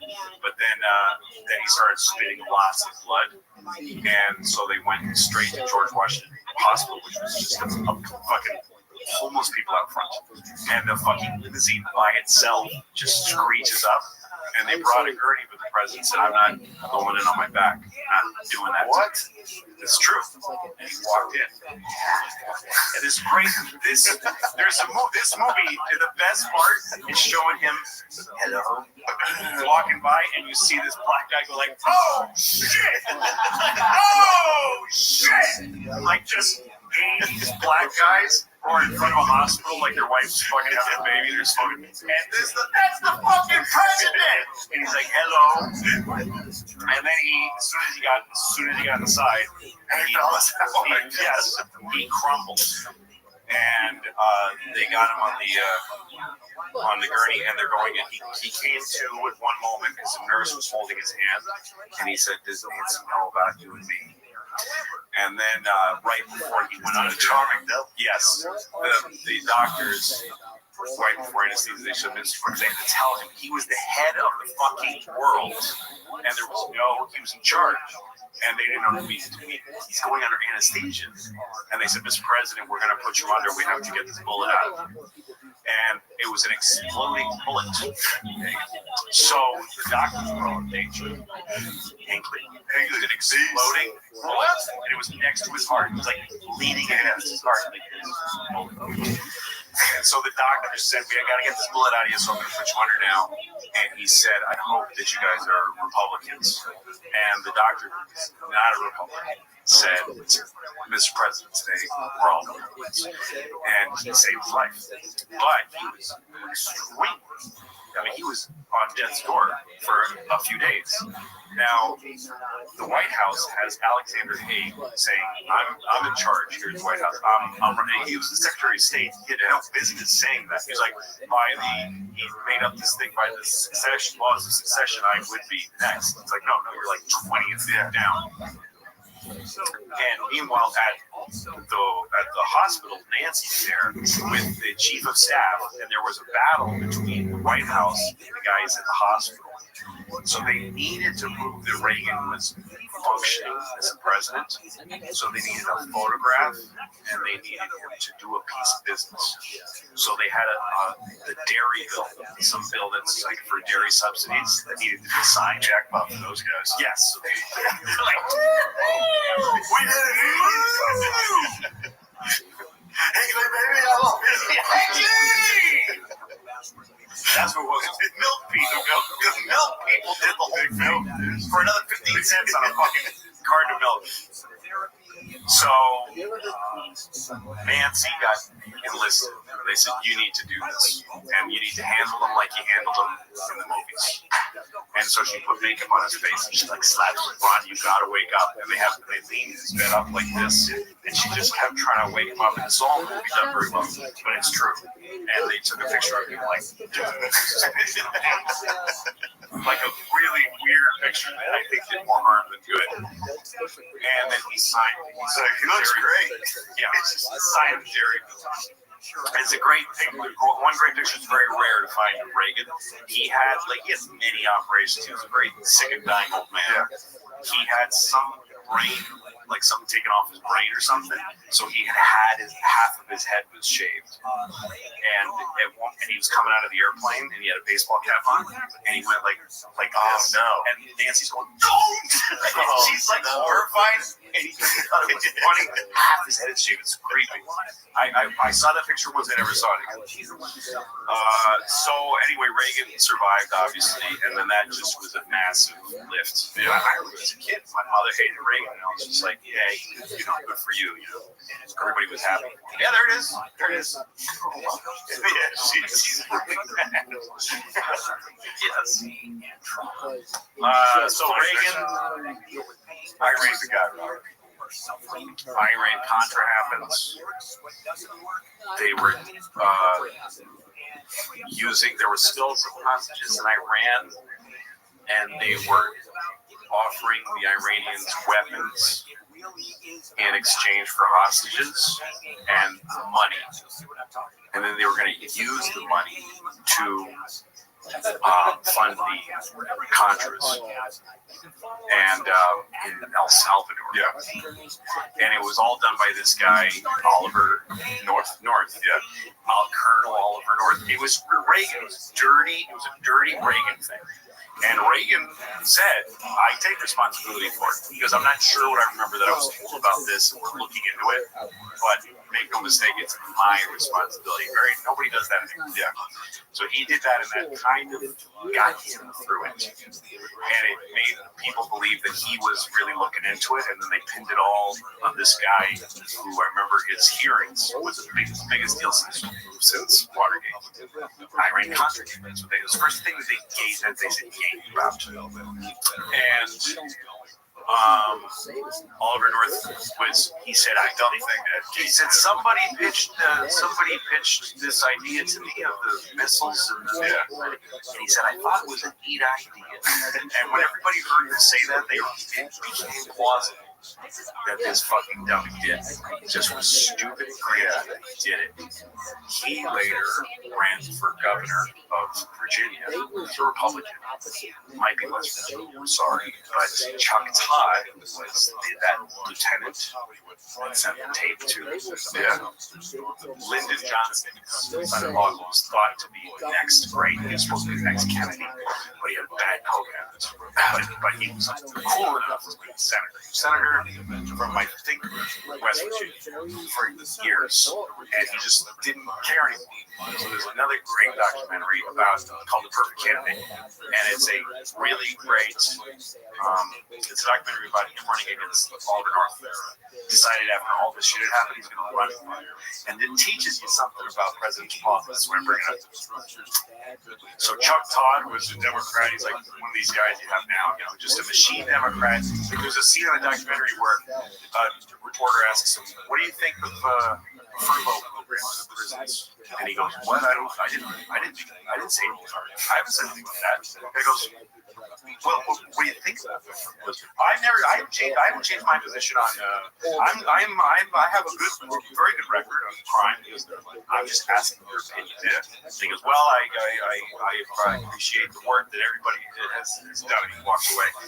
And the guy's like, "I can't even get anything out of this guy." Yeah, that's who is running, right? He's a tool. Yeah, and he's the Democrat. And then Oliver North, he announces his candidacy in a black church, all black ladies. And he's this notorious guy. And he says, "I've made terrible mistakes in my life." And you hear the black woman, "Oh, yeah, don't forgive him." And he goes, "And I'm a bad man. I've been a bad man. But there's one thing that I love, and that's the people in West Virginia." He starts crying. Oh my God. Love him. They love him. And he's winning he's going to be a senator. Yeah, big deal. And then right at the end of the documentary, Clinton, who is just sweeping the country, comes in and spends like 2 days just going, Chuck Todd is the only man in this. And and black women love Clinton, and he put him over the top. Okay. Reagan gets old. He gets Alzheimer's while he's in office. Nancy Reagan very openly talked about this once he was dead because Alzheimer's became her issue. And so she didn't mind giving his legacy away because it was more important to take care of the disease. So she gave us some great stories. One of them was that she was at the White. She was always at meetings, and he told a funny story. And then ate some chicken, and then he told it again. Oh no! Told it twice. And everyone was there, Ed Meese or whoever the guy's. And she said in his presence, "Do you guys see this? Does anybody do we see what's happening here?" Because she was really concerned. They're like, no. So they started having meetings about it, and there's a great story. Reagan's doctor, look it up, decided it was time to talk about it, examine Reagan, and then he went to Reagan's ranch in California, and Reagan was chopping. His body never gave up on him. He was fucking strong as a piece of oak. He was chopping wood, red flannel. You just see this, on his ranch. And the doctor comes up and he says, Mr. President, I got an issue. He says, some of us think that you might be losing your mental capacities. And right now you're okay, but you're declining. And I need to know what to do if I perceive it, because I can't talk to you once you lose your mind. We can't have this conversation. Maybe in a year or so, I won't be able to have this conversation with you because you won't be cognizant. So while you're still okay, I need instructions. What do I do when I believe that you left the earth? And Reagan just took it as a piece of business, took off his leather gloves. He said, well, speak to Nancy and speak to the chief of staff and the head Democrat speaker, whoever's the number one Democrat. Get them in a room and make a committee and tell them I'll do whatever they say. And so that didn't end up happening. Yeah. The second time he won the presidency was a moment for me too as a kid, because he won and it was just every time a president won in Nixon, this whole thing. And then when Reagan won the second time, he wasn't with balloons. He was in a hotel room, footage you can find of him, and they cut to all these Republicans cheering, and they cut to him and Nancy on a couch watching on a TV, holding hands, and they look really upset. They're just sitting there, and he's literally going like this. And it was this. It may have been performative, but the signal was, I have to do it. It's my duty. But I don't want to. This is a grave responsibility. Yeah. He took it seriously, and he was frowning when he learned that he won. That was a big character. Yeah. By an actor, of course, but nonetheless, it was a deal. A lot of it's acting. A lot of these guys. Yes, and that's Reagan. And then Bush ran against Mike Dukakis. This is where I'm starting to become somewhat cognizant. I was starting to. Okay, yeah. No. I don't remember. I barely remember that. Bush Clinton was like the first election. I remember being like, yeah, that's amazing with me. Yeah, amazing. Well, because I remember that's so years to Obama. I remember Bush's W's inauguration. That's like the first political thing I remember. It's incredible to me because Clinton was a sea change. Yeah, because Bush ran against Mike Dukakis, who was the governor of Massachusetts, where I was from. So he was our governor, and he was running against Jesse Jackson in the primaries. And Jesse Jackson was just like killing. He was out there making the speeches. People loved Jesse Jackson. What's that? Is that Jaime Jesse Jackson? He called New York Jaime Town. Was he in like the garden?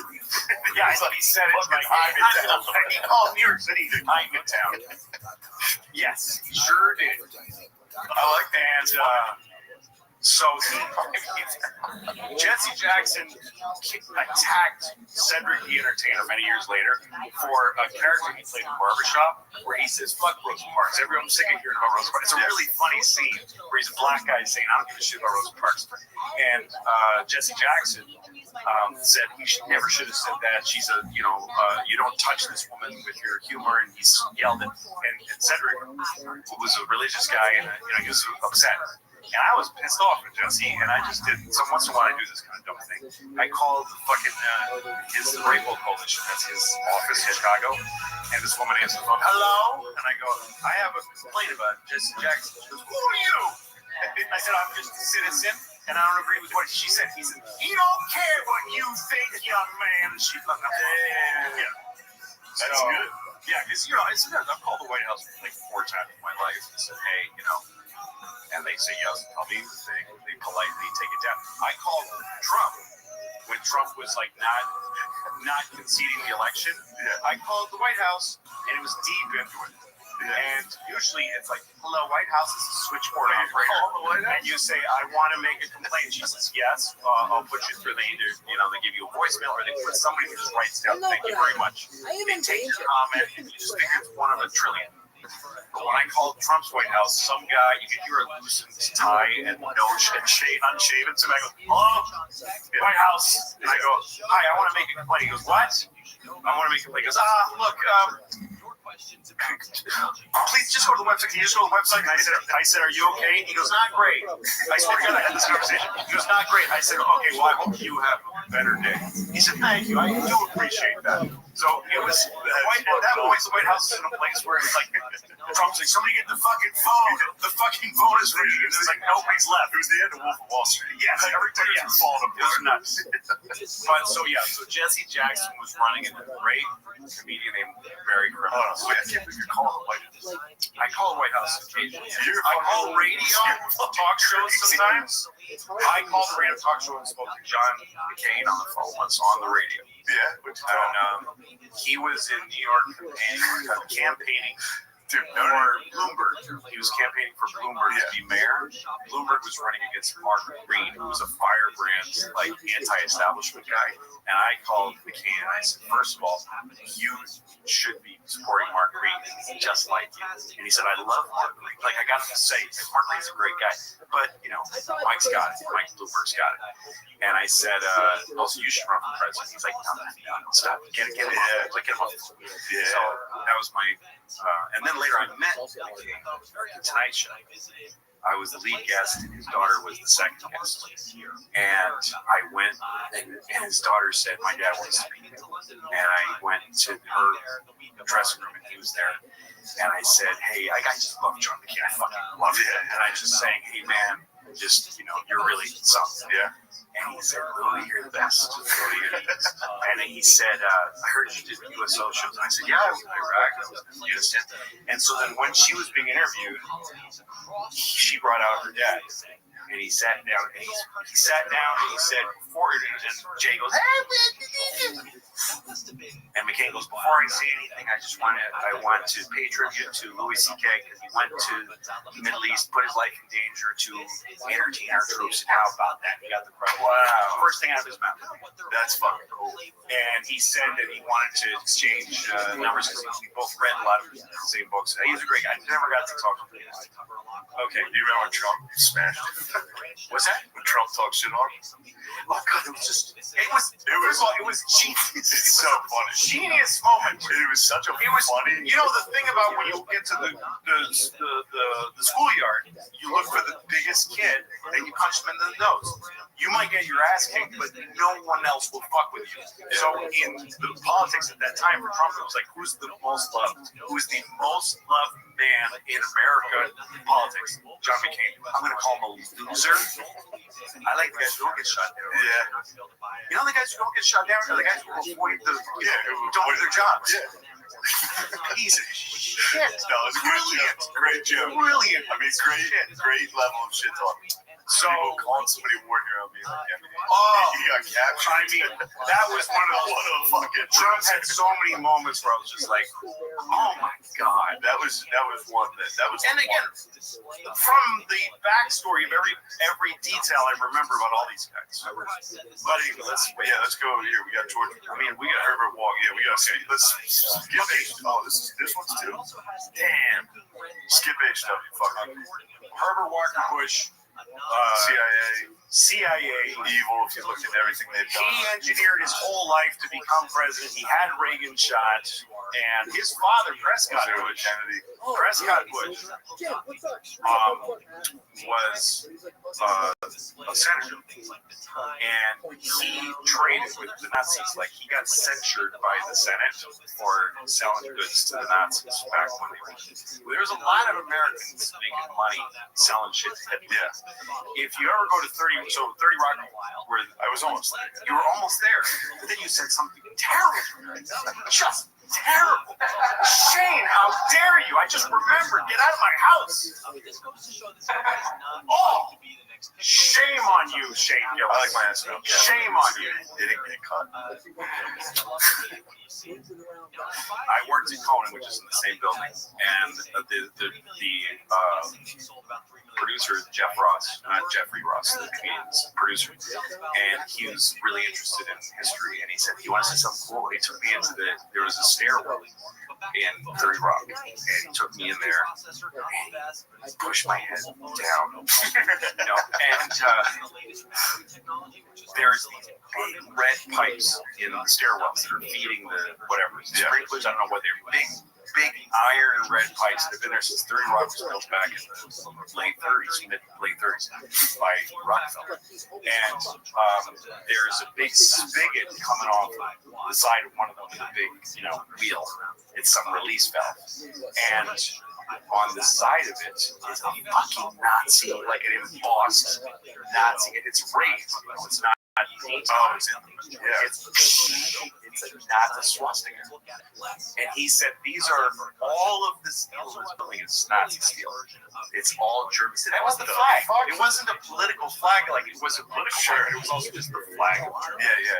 So if you bought German steel, it was like made in USA. It had a swastika on it, and they bought it. He said all of the steel in 30 Rock has swastikas on it, but at one point they turned them to the corners, but they can't turn the spigots.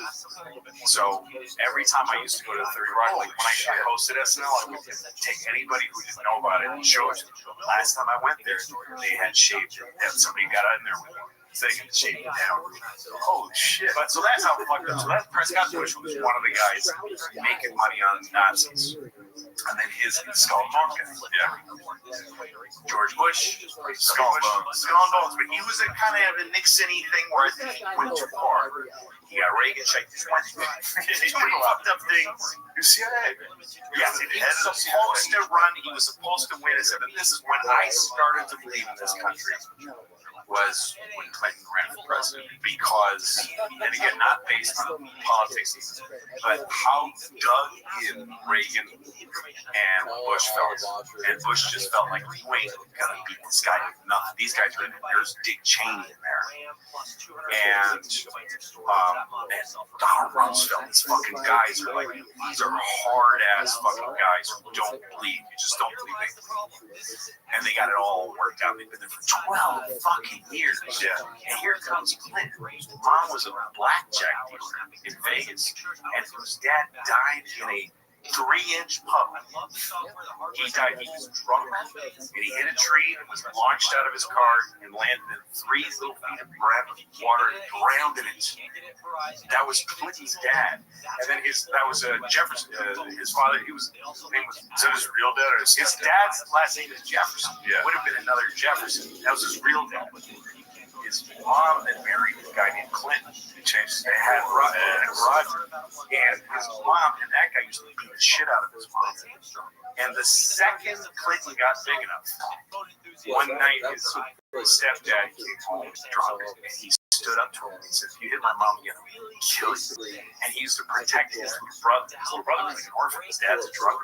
Yeah. So the dad disappears, and the day that Clinton turned 18, he was already in charge of the family.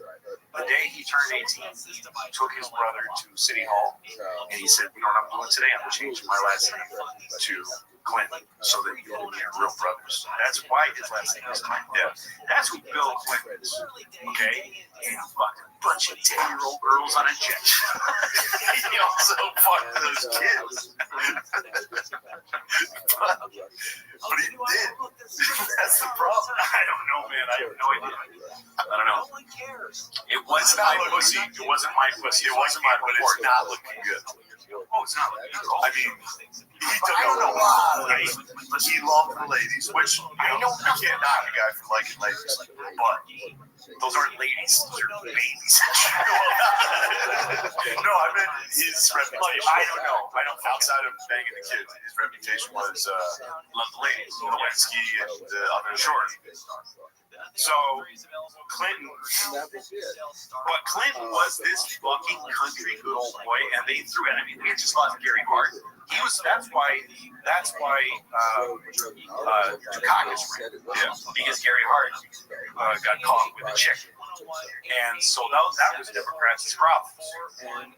Is that they're way too much pussy. And so Clinton shows up, and the first thing that happens in New Hampshire is fucking Jennifer Flowers. And but then there was this feeling that it was kind of a circus. And I remember Howard Stern's guy, Stuttering John. Do you remember him? Yeah, Stuttering John. Stuttering John. Jennifer Flowers' first press conference was like a serious thing, and she's like, "Yes, I did have sex with him." And then you heard Stuttering John say, "Are you planning to have sex with any more Democratic candidates?" and she laughed, and everybody laughed. To me, that was the moment where everybody was like, "Who gives a fuck who he fucks?" Hillary stood by him, did an interview with him and with Barbara Walters. A light fell from the grid and crashed on the floor right next to them, and Clinton's hugged, and they were both crying. So it was like they were under a lot of stress. They almost died, and Barbara Walters saw this and told everyone the story. And so it was like everybody started to love Bill Clinton, same as Oliver North. You ever look at the Clinton body count? What's that? How many people they've killed? Oh, Foster, the guy who shot himself. Didn't he shoot himself twice? There's a bunch of guys who shot themselves twice in the head and stuff like that. I don't know, but the Republican history. Dick Cheney shot a guy in the face. Dick Cheney, yeah, but that was fun. He was having fun. I know. I'll tell you about that. But so Clinton made me feel like I can't believe this. They just got rid of the Bushes. Yeah, they got rid of Cheney. They really in my lifetime that didn't exist. The idea. So I was pretty fucking impressed. Likewise with Obama later, but so that made me think, maybe this is actually something kind of, and then later you learned that Clinton and Gore together learned how to go for business and tell big business, but we're going to make a fortune. Don't worry about the social issues. We're going to take care of the poor. We're going to do all kinds of programs, but we're getting rid of welfare. And he was also a death penalty governor. Yeah. He put a retarded guy in the electric chair. He put a retarded guy in the electric chair when he was governor. He literally he was drunk. He said, "Come here." And he's like, "What are you doing?" And he just took him and he put him in it. And he said, "Never mind, just look at it. Shut up." Killed the retarded guy single-handedly. Clinton, I loved Clinton when I was a kid. I loved Clinton. Just loved him. And I remember when Coretta Scott King died, her funeral, he closed it. I think Jesse Jackson was there. Every president was there. Everybody, past president, all the greats came to make speeches. And then Clinton was George W. Bush was president there. So Bush went forward, but he let Clinton close. They all made speeches about how far we've come and the importance of Martin Luther King, and then they'd make a comment about her. It was really about Martin Luther King, and then she was a great woman. And Clinton just fucking talked. He went up there and he leaned on the podium and he said, "We're all talking about a lot of stuff here, but there's no woman that bugs." He literally pointed at her dead body. There's no woman fine, beautiful, a woman who had, he said, she had dreams, she had passions. She was, and he said one word that sounded a little sexy. Yeah. And look at her kids. What did they do? they're already dealing with daddy's legacy. That's a burden on them. That's a burden on them. And it was a burden on her, and now it passes to them. My God, what is it like to be them now? You see people going, oh, that's what Clinton just had that or something. He fucked so many children. Just hundreds. But he did fuck those kids on that island. On the island of kid fucker. Where do you know what else you can do on that island? What are you gonna go to that island and just stand by the Pepsi machine and Trump went look at your phone? Trump only hung out with the staff. Totally. That's true. And it is funny that like the politics I have instilled in me. Yeah. I just remembered I hated Clinton. I just loved them. I was 8 or however. I was like 5. And I was in New Orleans for a film festival. I made a little short film, and it won Best Comedy at the New Orleans Film Festival. And I went down there, and this was back when you had to send a VHS of your movie, and you get the mail, you get a letter. I got a letter in the mail saying you won an award.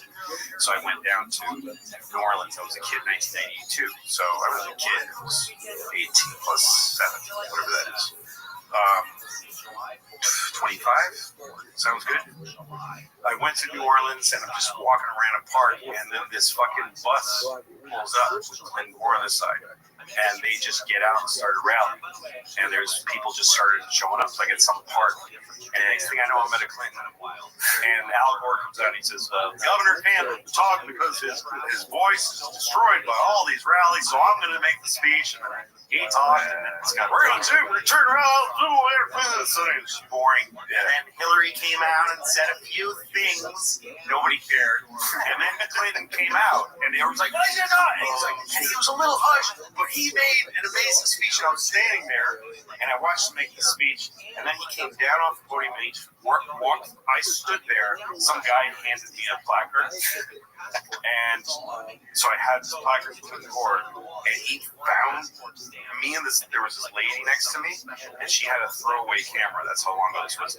And she goes, can you take a picture of the governor? So I took a picture of her with Clinton, and some guy took a placard and put it in front of their faces, and he swatted it down. He said, what's wrong with you? Screamed at this guy. He says, take it again. Oh my God. So I took another picture. Clinton. 8 years, the king of the world, unbeatable, gets Monica Lewinsky, gets impeached. The crime bill, though, that wasn't great. I don't fucking care what these guys do. Just a super interesting guy. It's just funny to speak it. Crime bill, creditors, funeral, and then be like, crime bill. Yeah, I don't know. So Clinton and Gore's vice president, and one of the fly-on-the-wall moments, like the thing I wish I was there for, is apparently somewhere Clinton and Gore had to do an event together. And this is when Clinton needed to tell Gore that he fucked with Monica Lewinsky. Because Gore backed him up. Yeah, everybody. Yes, when he was saying, like, let me tell you, we got to get the business. I did not have sex with that woman. I did not have sex with that woman, Miss Lewinsky, and we had, like, you slipped her name in. So he sat in a limousine with Gore, apparently, and said, fuck, it's coming out. And Gore was like, well, gosh darn it. Jeez, Bill. I mean, it's like you're doing it to me on purpose. My God. And they just sat in that limo and they dealt with it. Yeah. There's another on the wall moment with them later on September 11th. Gore was in Canada. He was flying in Canada. His plane was grounded and he couldn't fly it. Nobody could fly. So he got a car. He rented a car because they're all losers now. And he drove to yes, and he drove to back to Washington. He stopped in Chappaquiddick and he got there like midnight. Not Chappaquiddick. What's the name of the Chappaqua? Where the Clintons live? They live in upstate New York. Yeah, Chappaqua. He stopped at Clinton's house and they sat in the kitchen apparently till like 3 in the morning, just talking. I wish I could. Yeah, just like that. On 9/11, we could have got him. Yes. So, do you remember that guy?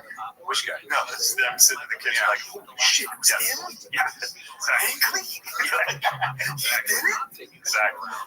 So Clinton's gone, and then Gore and Bush and you had the crazy. I mean, I'm getting tired, so it's hard to get into like Bush's the hanging chads. Yeah. And Bush was another, like, this is going to be a nightmare.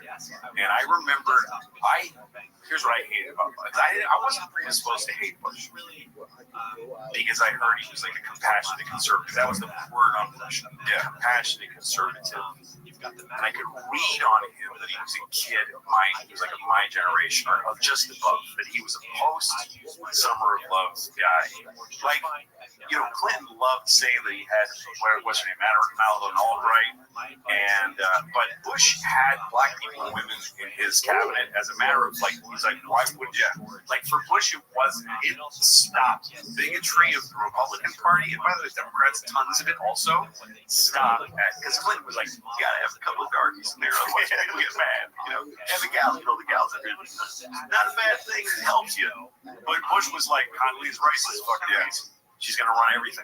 Colin Powell. So I liked Bush in that sense, but I remember he was interviewed about foreign policy, and he just sounded like a fucking idiot. He didn't know anything.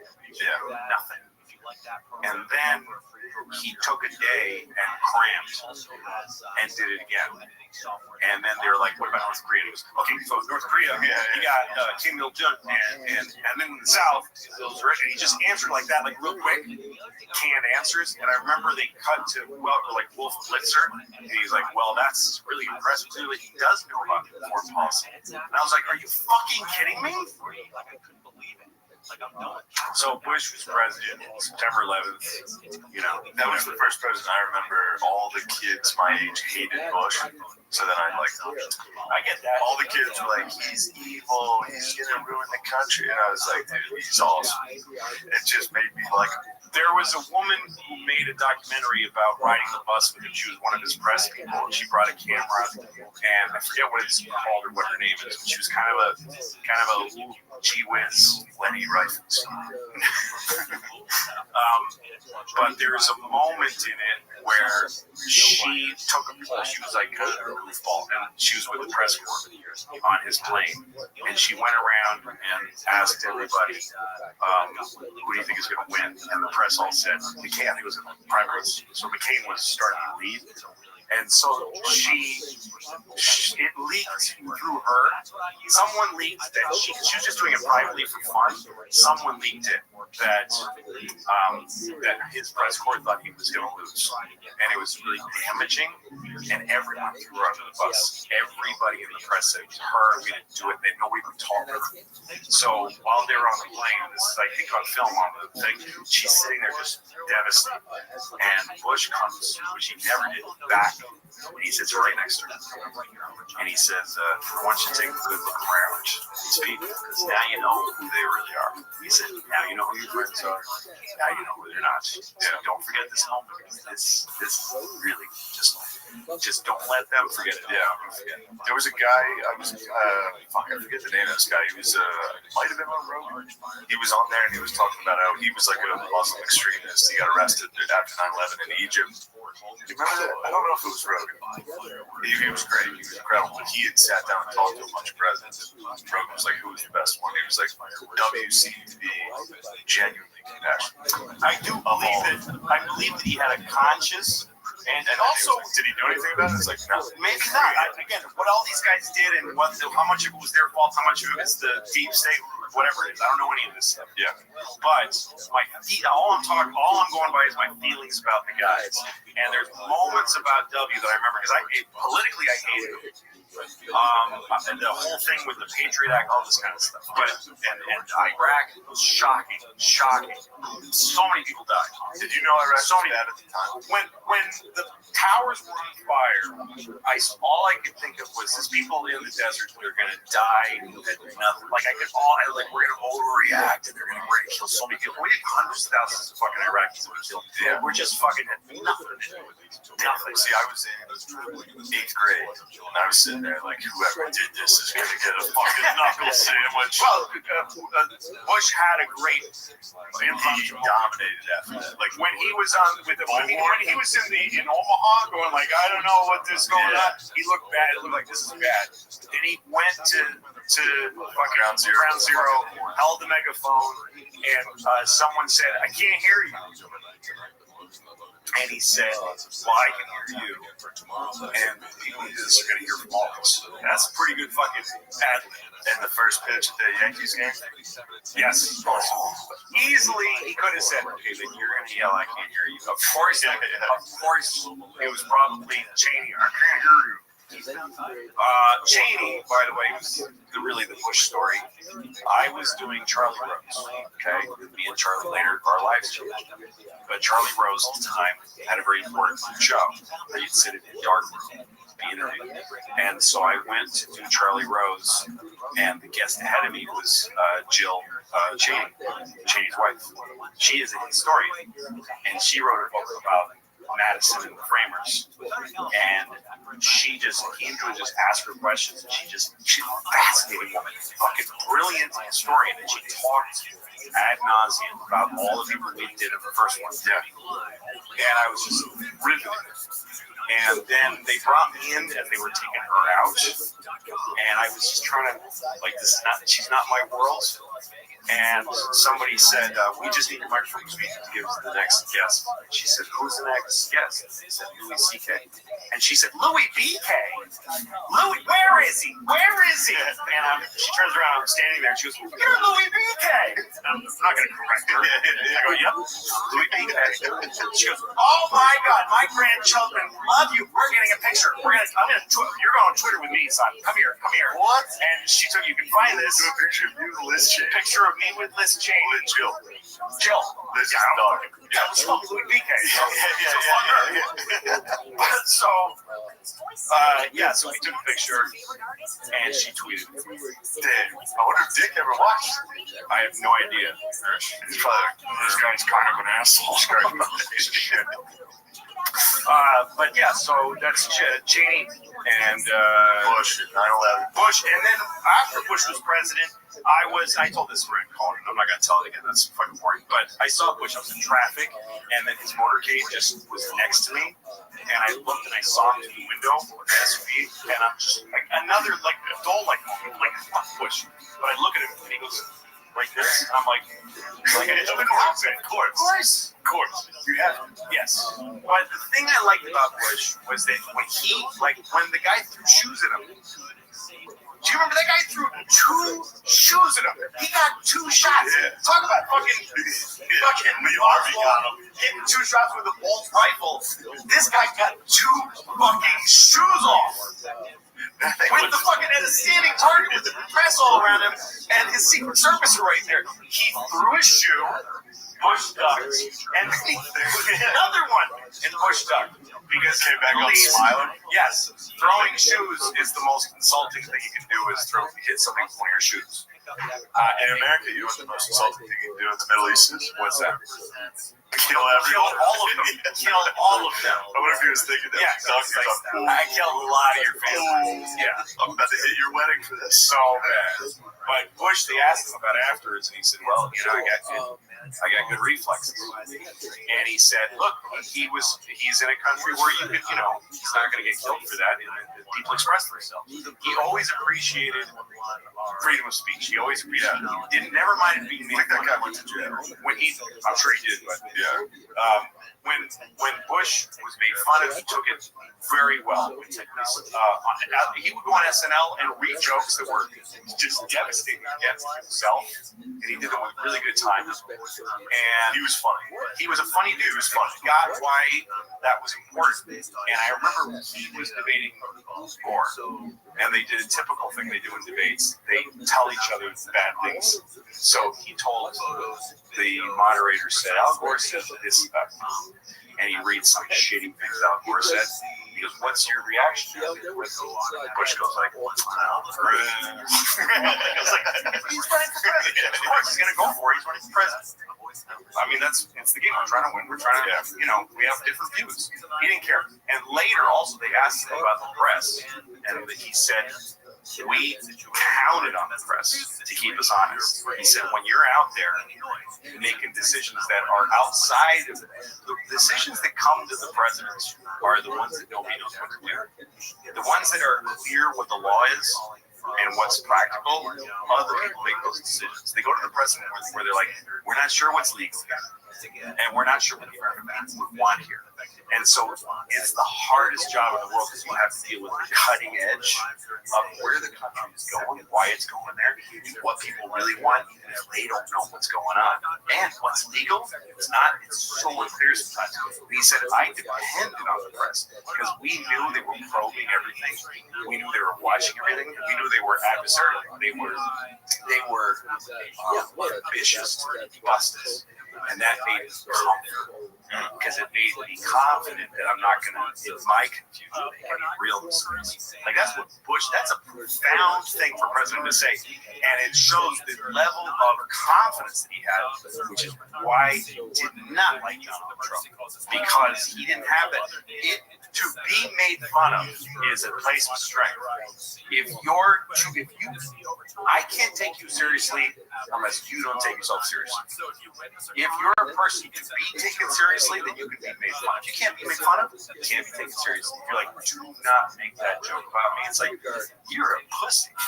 You have no confidence in yourself. You need to hear good about you all the time. That is a mental and emotional problem. So Bush didn't have that to me, and I appreciate him for that. He killed mountains of Arabs, just mountains of them. And other people, and who knows what else died. But it's interesting, yeah. And the way he reacted to Obama was cool. Yeah, I like the way he handled that. And in the middle of that, you got another connective tissue guy, which is McCain. He was a great man. Those clips of him when he's debating Obama, and someone's like, "He's a Muslim," and he's like, he goes, "Don't say that. You gotta stop." Yeah, he was like, he took the microphone away, and she goes, "He's an Arab Canadian," and he goes, "No. He says, listen, I don't agree with the guy about how to run the country, but he's a good man. We're starting with that he's a good man." Yeah. And then there was a lady who yelled out during Sarah Palin's rally. She said, "You need gloves to touch him," which is a weird shit. But it's like, what does that mean? Like, he's very delicate, or it's the most racist thing I've ever heard. But also, why do you want to touch him? It's almost like she's like, I want to touch him. Why do I have to wear gloves? But so that was crazy, and McCain handled it as best as he could. There's another McCain. He had a great story about Obama. Because he met Obama when Obama was in the Senate. And someone asked McCain, what was your first impression of him? So he said, well, I remember when Obama, his first day in the Senate, he came to see me. And he said, listen, I think that, you're the smartest guy on the other side, and I wanted to be bipartisan. And he said, well, let's you and I talk and find something that we both care about. Like, that was Obama's first idea. And so McCain and him they talked for about an hour, and they came up with something they both cared about. And he's like, let's work on that together. McCain said, sure. He was a veteran senator at this one. And Obama goes off, and then the Democratic leadership gets to Obama and goes, dude, do not just fucking do that. What the fuck are you doing? And then he saw McCain in the hall. Obama was like, I got to pull the plug. And so the interviewer asked McCain, did you have a bad opinion of him? He goes, not at all. He said, it was a rookie mistake. It was a rookie mistake that he thought he could just do. I think we could get some line. And also the way he handled getting out of it was rookie. He said, I knew that he had a good heart. This is how he became such a guy, running against the guy, and he kept praising him. But so, Obama, We're almost there. We're so close. It's gonna be dark. Obama. What do you think? You like him? I loved him. I just loved him from the get-go. And I could tell that he was a lot of flash on some level. Yeah. But one of the first things I heard about him that impressed me was Biden. Because Biden said he just getting to know him. He said, I got to tell you, he's a really surprising, bright guy for a black guy. Yeah. Well spoken. Felt like that a little. But Biden was like, he said, I got on a phone call with him, and there was 3 of us on the call, and then Obama jumped on. He said, I have 4 questions for this group. He asked his questions, he gave his comments, and he got off. And I was like, that guy has got a good mind. That guy's got a, I do think Obama had a mind that got around the president. He got his brain around. Yeah, I think so. And the picture of him leaning down so some kid could touch his head, that's as important as almost anything with the president. You ever see Trump put the candy bar on the minion? Put the candy bar on what? Famous Halloween. You know they're doing the Halloween thing? Yeah. Just a kid in like an inflatable minion costume comes by and he's like, he just puts a candy bar on his head. He's like, get out of here. Yeah, Obama Obama's a great speaker. And he gave people a feeling about where the country was, and he brought a feeling to the presidency that there was a kindness in it. And I learned a lot from him in terms of confrontation. And like the debate with McCain was just kind of like bulldogging him. And Obama knew that you don't win in the room. You don't win because he says you're right. He's never going to say you're right. There's other people watching. Like I've learned from my life, like this guy's going to and Obama would say something, McCain would attack, and Obama would just go, all right, and just look at the camera and smile. And people at home are going like, I like what he said better. I don't need him to attack this guy to make the point. I like his sound he's making better than his sound. It's not about this. And McCain being like a military guy, it's his one. You ever get to meet Obama? I never got to meet Obama, but I was in Washington, and I was a big deal at the time, and I thought maybe I could meet the president. I was staying at the Hay Adams, which is across the street. So I called my publicist, who I no longer have one of those. I used to have an agent, publicist, and I don't know these people. But I called my publicist and said, "Do you think there's any way I can meet the president while I'm in town?" Because as I was on the phone, I saw Marine One taking off, and he was on hold. And he came back and said that they said he just left. But they said, they said that Obama asked to ask you if you would help him come up with jokes for the correspondence dinner, because it was in a few days, and they're meeting to try to write it, and they asked if you come across the street to the White House, pitch in. I said, of course. So I went into the White House, they gave me a pass, and I went down to their rooms. The White House, the rooms that aren't Oval Office are all shit, because they keep packing, because the government never stopped growing. The White House stayed at the same size. I mean, that's my idea of it. But I had to duck into the room because the ceiling was so low, and it was like his head speech right there. John Favreau or something, weird, same name as John Favreau. But anyway, so we sat in his office, and I pitched jokes. And I got one in. He opened with my joke, which was because it was his last one, and Trump won, so it was his swan song. And my joke was, it's an honor to be here for my last correspondence dinner, probably the last correspondence dinner. And it turned out to be true. Trump, you were close.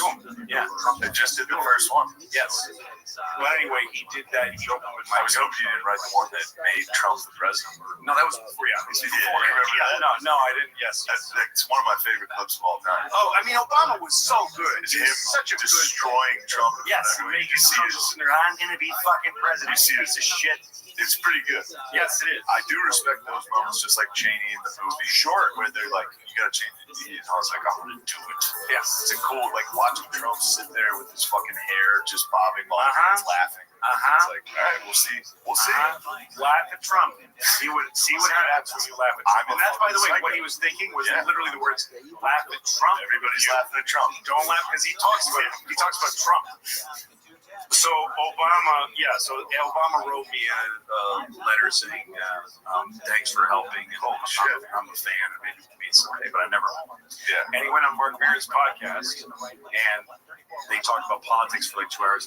And at the end, Maron asked him, did you enjoy being on the show? And Obama said, I thought we were going to talk about politics. And Maron was like, oh, because he talks about politics. Yeah. He goes, oh, well,